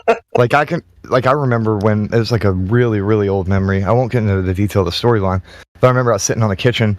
I had to have been like 4 years old. I was playing with Matchbox cars. There's like a red one, a blue one, and a green one, and then some other like an airplane thing that I think was like had yellow on it. It's real vague, but I do remember like sitting there, kind of Indian style type thing, like just sitting on the floor and riding cars around. Not really in it, kind of a half-ass Indian style. And then the video clip cuts out, but I do remember what happens at the end of it. That's why I'm not going to get into detail. Gotcha. Drama. But it's look. One day I called my mom up and I asked her because, like, I don't know, I was like down the rabbit hole of like all of like human trafficking and child trafficking and stuff, and so like I had this memory that like shot forward, and I called my mom and I was like, "Mom, was I almost kidnapped when I was about 2 years old?" And she just fell dead silent, right? She just fell dead fucking silent. I was like, and she was like, "Oh my gosh." She was like, I don't know how you even remember that. I was like, I don't know. I just remember having this memory. I had to call you. In my mind, it's kind of like the color of the memory is in sepia, probably because of the drama. Yeah. But like my mom was able to get me away from the kidnapper, and my dad doesn't remember it. So it must have been really traumatizing for my dad, because my dad. Our happy memories are vivid. That's what it is. Horrible trauma memories become detuned and detoned. I think that's what happens. I'm thinking, because I'm thinking about my traumatic memory. You're right. The colors are different. I told you. Yeah, I've done some research on that, and I've just kind of like soul searching on my own, I guess, in a way too. But I've noticed that a lot of my traumatic memories are in like a sepia color or like a black and white color, or you know what I mean? Like it's just weird as shit. It's like happiness causes the color, and when you don't have that, it detunes. Like being at peace causes the that's weird. So it's out of color. So my dad doesn't remember me being kidnapped, even though I remember my dad pinning this guy on the ground with a gun to his head. You know, like crazy. And it'll happen within one memory, because I remember vividly the cars and the color, and then it starts detuning as it goes to the trauma part of the memory. And like, you're right. Holy shit. You're right. Yeah. See?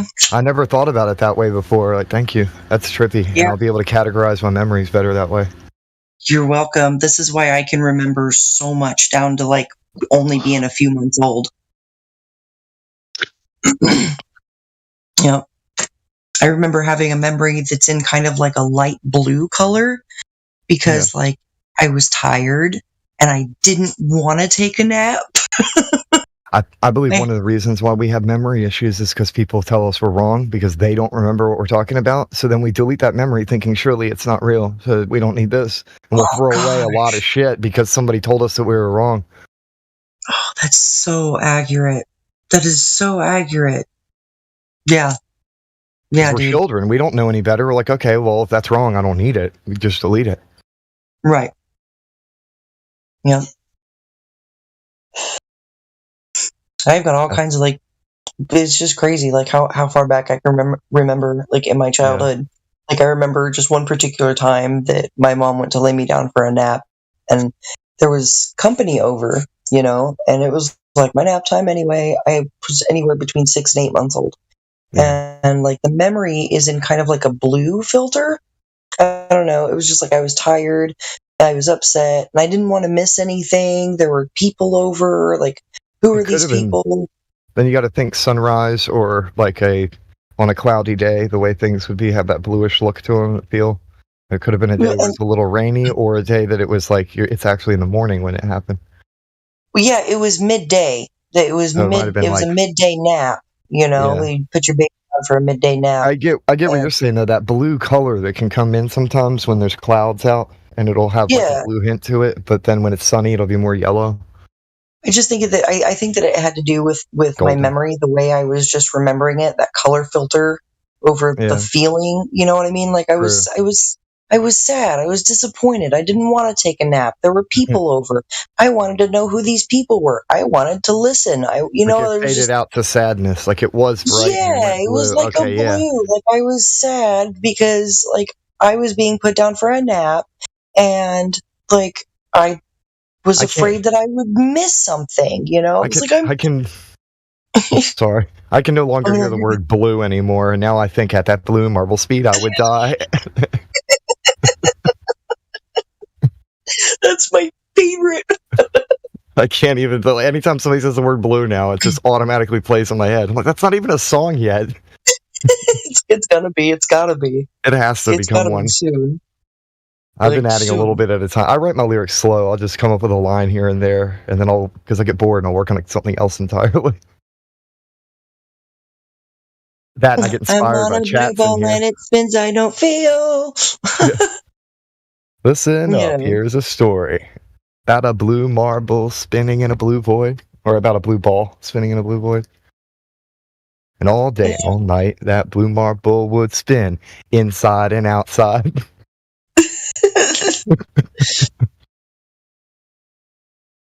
I have what a they blue say. marble. It spins. I don't feel.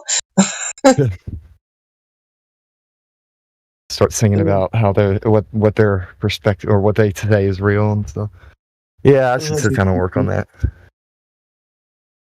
I honestly, since I've been here, I have like 30 different parodies that I haven't finished based off of so many different conversations. But I saved a file. I just have to keep adding to it. I'll download the lyrics and replace them a bit at a time, and then I'll count how many. Like you have to count how many, like the rhythm of each of the words in order to make it match with the song. Yep, that's what I do. Yeah. I make sure that I can find words that I can replace that will rhyme and fall in the same Yeah. cadence. The first thing I do is I go through and I'll count all, like the entire song line by line, and then put the numbers on the right side, and then I change the lyrics so that I can match it with and make it like fit. I've developed a method to my madness. Like I can also freestyle it, but when I'm trying to work on it, I'll format it like that. There's a method to my madness. There's a madness to my method. Madness is thinking about it. I should look that up. Madness, Madness. insanity, lunacy. That's not a proper. Let's just look up mad. Out of one's mind, and it's from the English word jamade. Are you mad, boy? So jamade, I guess like Gem Panda server. Yeah. Wow. Dude, the universe just kind of does stuff on its own, doesn't it? Hey, I'm not atheist for no reason. Look at the Gem Panda. Fucking those guys. It's like, and what's funnier is that I'm like, it's like a fucking zoo over there, bro.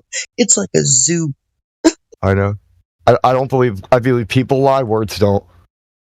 People Exactly. use words to lie, but words don't lie. They can't. You can make lies out of words, but the word itself cannot lie because it's a word. And words were created out of love, so we could pass on information to our descendants and take care of them. They weren't created out of hatred and ignorance. They were made out of. They're literally science. Words are scientific, producing knowledge. Yep. And that's something that I can't seem to get through to a lot of globe believers, you know.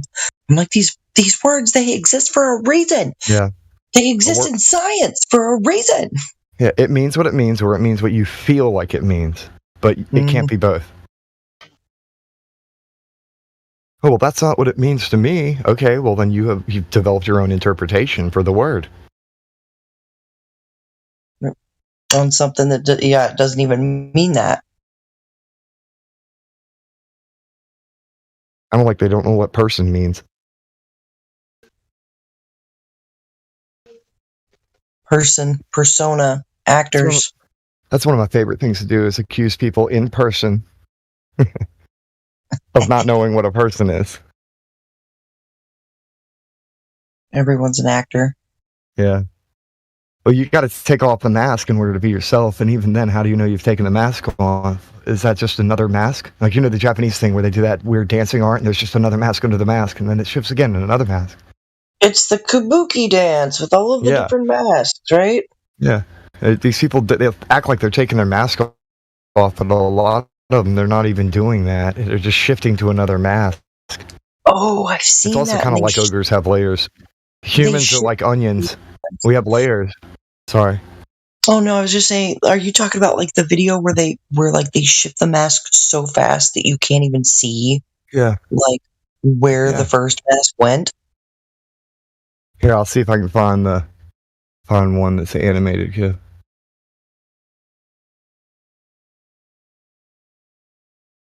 Well, that's not it. Mask.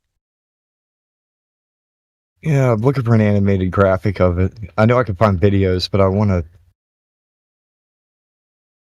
Okay, yeah. You probably had the right word for it then.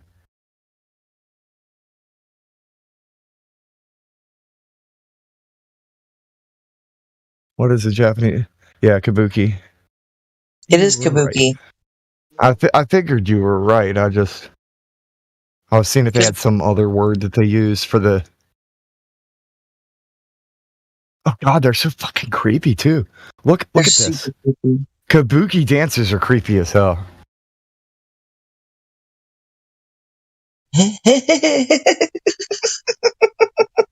But that's not even what I'm looking for. I want to find the one where they shift the mask. You know what I'm talking about? Like they'll shift to like 5 different masks. It just keeps going. It's weird. Mask change. Maybe that'll help.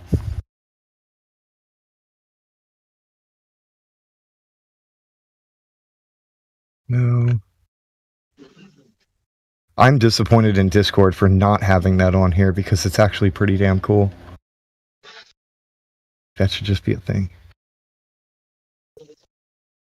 Okay, I give up. I'll find a YouTube video. So, just to let you know, folks, I spoke to Ron Hagberg about he's going to come in and do the event on roughly Central Time at 5 o'clock on Sunday. So he's going to be discussing the stars and focus problems with the P900 and P1000. So if anybody you know is interested in that, please let them know and we'll schedule the event soon. Yeah. Sounds good.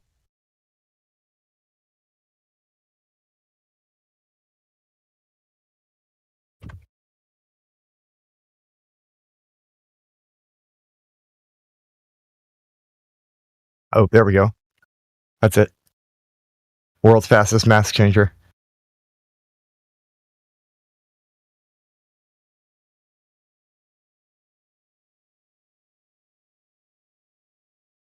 Yep. They'll come in here and be like this. Oh yeah. These are so crazy. The Theosophists are the best at doing it. They'll go mask, and just keep changing their mask really fast. Yep. They're like Super Saiyan Sophists. There's a couple of them that are regulars here that are Theosophists, but they're pretty much just Super Saiyan Sophists, and they're really good at shifting their mask very fast.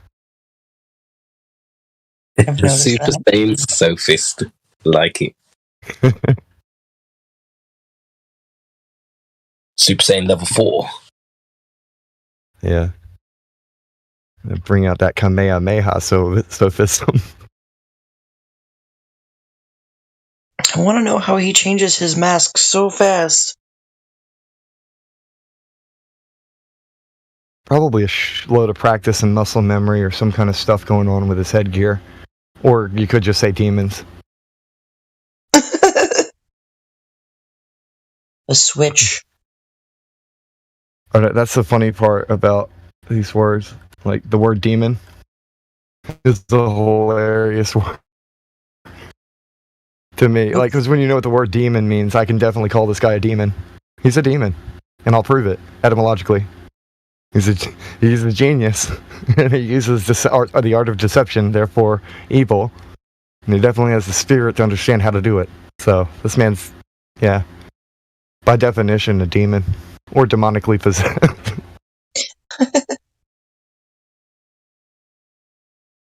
Anybody can take that any way they want to, but he's still pretty genius at being able to do it so fast.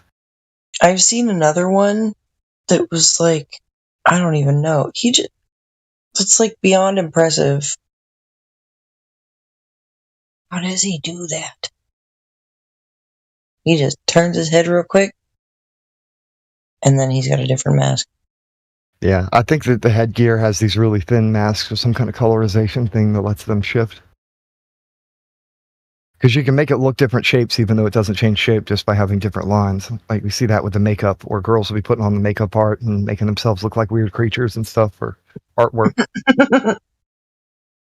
It's all about just the perspective, and you can't see the side of his face too, so mostly when he's showing he's looking directly at the camera of the audience.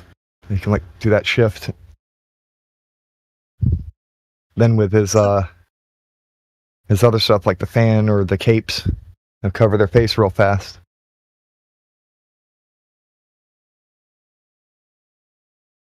That would be funny to make a mask like that. Make a helmet and you put on and shift a mask really fast. Actually, it'd be even more hilarious to have so it looks like I have no mask on, and then I can just wave my hand in front of my face and it looks like I'm wearing a mask. Like, oh, you got to wear a mask in here. Okay. And they're like, wait, what? Well, you said I had to wear a mask. And I just go on like there's nothing happened. My morbid mind, oh my gosh. Just the fact that you said that, my mind went straight morbid. Like the other direction. The face is gone. They're like, oh my God. No, my brain went straight to I got your face. And so like but I am wearing a mask. And then they just see skull. Like your raw face is Would you like me to put it back on? And then it's just my face again. It's just my face. Take off the mask. I got your face. They would not try to tell me to put a mask on again. They would just leave that alone. Like, no, I'm good. Okay, he is definitely wearing something. It would be like this. Hold on. I actually want to make a my 5-year-old son said that he wants a hat kind of like Finn from Adventure Time that looks like a lion. And then he added to it that he wants a mask so he could put that on. It looks like he's a lion. He can run around. I'm like, that's cute. Everybody will encourage their children to dress up on Halloween so that they can go out and like do whatever on the Devil's Day. But then every other day out of the year, their imagination creativity is like crushed. What's that? Oh, unless it's gay, then it's okay because they're dressing up as something. That's fine. But everything else, you're not allowed to do that. You can't use your imagination to try and pretend to be anything. Yeah, they really squash a child's will to create and explore. Yeah. They just squash that out of people at a very young age. My children came to me and they're like, hey, we read Lord of the Rings and we want you to make us outfits that look like hobbits so we can go on an adventure out in the woods. I was like, all right. Okay. Let's suit up. I'll go with you. I'll make myself some Gandalf the Grey stuff and be the tallest. That's cool. Oh, yeah. I know how to play imagination stuff. That's cool. I'd rather play imagination games than be playing video games. Like go out and hang out with the children in the real world. It's more fun. I don't get a chance to do it enough though. It's hard to drag them off of tech. That video game addiction's worldwide.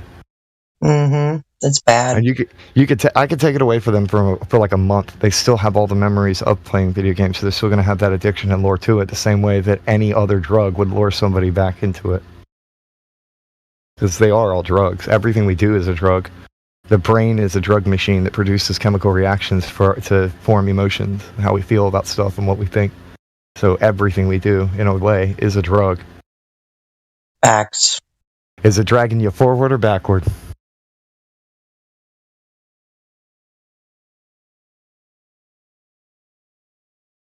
Got me posting GIFs from the movie They Live. Yeah. But they advertise it too, and they push it in everybody's faces as though it's normal.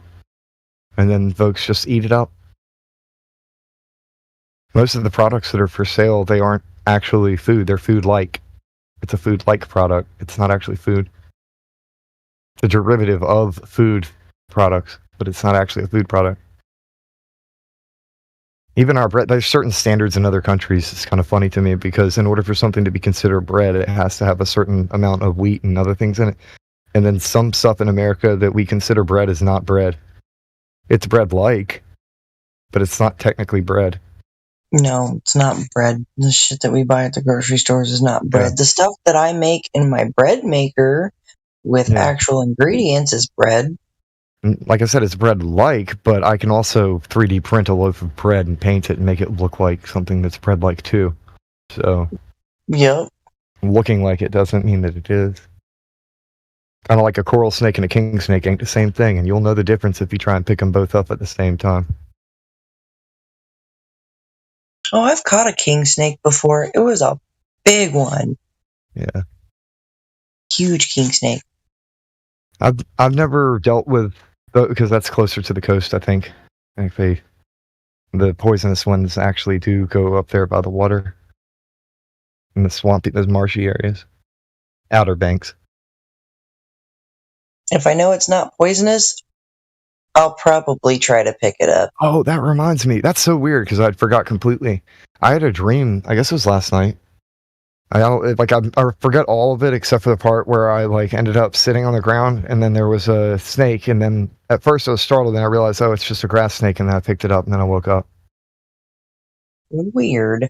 Yeah, and I don't know any normally I can interpret dreams really well, but I haven't even bothered with trying to. Like I said, you just reminded me of that. So, what does it mean? Not all snakes bad. Why is the serpent? Have you heard Frontier Psychiatrist? What was that? I didn't catch the last part. Have you heard what's it called? I think it's called Avalanche by Frontier Psychiatrist or something like that. You were like, what does it mean? And this is such a crazy song, right? And it's like, what does it mean? The boy needs therapy. He's cuckoo. He's crazy in the coconut. And it's just this crazy song with these awesome, trumpets and shit. Hold on. I'll send it. Yeah, you should send it to me or link it in. I'll check it out later. Yeah. Frontier Psychiatrist. It's funny because, there's, as you're, listening to the song, and it sounds like there's, a psychologist or a psychiatrist or whatever talking to, a little girl.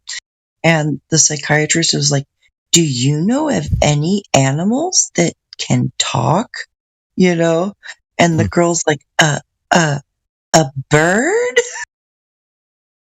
It was really cool. The talking animals thing is so interesting now because a lot of people, it's trending that people are teaching their animals how to use buttons and make word associations. And I've already, I believed that it could be done a long time ago because I've seen animals do things. But the fact that it's going viral is cool. It makes me want to buy a bunch of buttons and try and teach animals to talk, Dr. Dolittle style. You know, Rick and Morty showed us that. Yeah. Rick and Morty shows that, these animals are really, they're far more sentient than people give them credit for. Yeah. If a dog has the intelligence of a 2 to 4 year old, then it's surely capable of using buttons very easily and telling you how it feels. I guarantee that someone is going to trip you out. Yeah. Oh no, I have there's one what's her name? Bunny. There's this dog named Bunny, and she's so smart. And it's oh yeah. Yeah, you know Bunny. Yeah, she's famous. Yeah, Bunny has become so self-aware that she's like, I'm dog, you're human. That dog is smart enough to say, why is the dog? Why is dog? Why am I a dog? Yeah, that dog is smart enough to say, why is the dog? Yeah. Why is the dog a dog? This dog is smart enough to ask. I would say Bunny is smarter than most humans. She knows what words mean. Yeah, and I think Bunny's sad that she doesn't have opposable thumbs. I think Bunny wishes she could be a human. There's probably a lot of things that she needs more buttons so she can ask questions. I love how they do the question thing. They'll have it so it's it's a button to emphasize kind of a question sound, so she can add a question mark on the end, and that's kind of cool. That's real smart. I like that. I want to get buttons for my little chihuahuas because they're very, very smart. Very smart. I think it'd be hilarious to have a chimpanzee and then flat smack the chimpanzee and then teach him how to use buttons and then bring him on here and let him talk to everybody using buttons and just listen to conversation. It'd be funny. Dude, you'd be like, this fucking chimpanzees flat smacking you. I'd name him Bobo, the finger painting. That'll get a chimp, not a chimp, but a capuchin monkey. I really want a capuchin monkey. Name him Bobo, so he can be Bobo, the finger painting monkey. I just hand him paint, and be like, make me paintings, Bobo. I just let him finger paint. No, that's an inside joke for my siblings, because when I was like a teenager, and one of them drew something, and I was like, "You draw like Bobo, the finger painting monkey." And it ended up becoming we started repeating that joke. It ended up becoming an inside joke for the family. Like a French accent, you draw like Bobo. Should play this song. You should hear this song. I wish I could play this song over the air. I'm very weary about what songs we play, because if it's signed, it can cause problems. Yeah. I don't know if this is signed or not, but you should definitely give it a listen, because it's like... Video unavailable. Content from UMG is blocked from display on this website or application. Watch it on YouTube. Yeah, see, if we try to play stuff like that, we could get in trouble here. But I can still open it up on YouTube. I think that's a good idea. Post it before we play it. Because if it gives this message, then it's not a good idea to play it.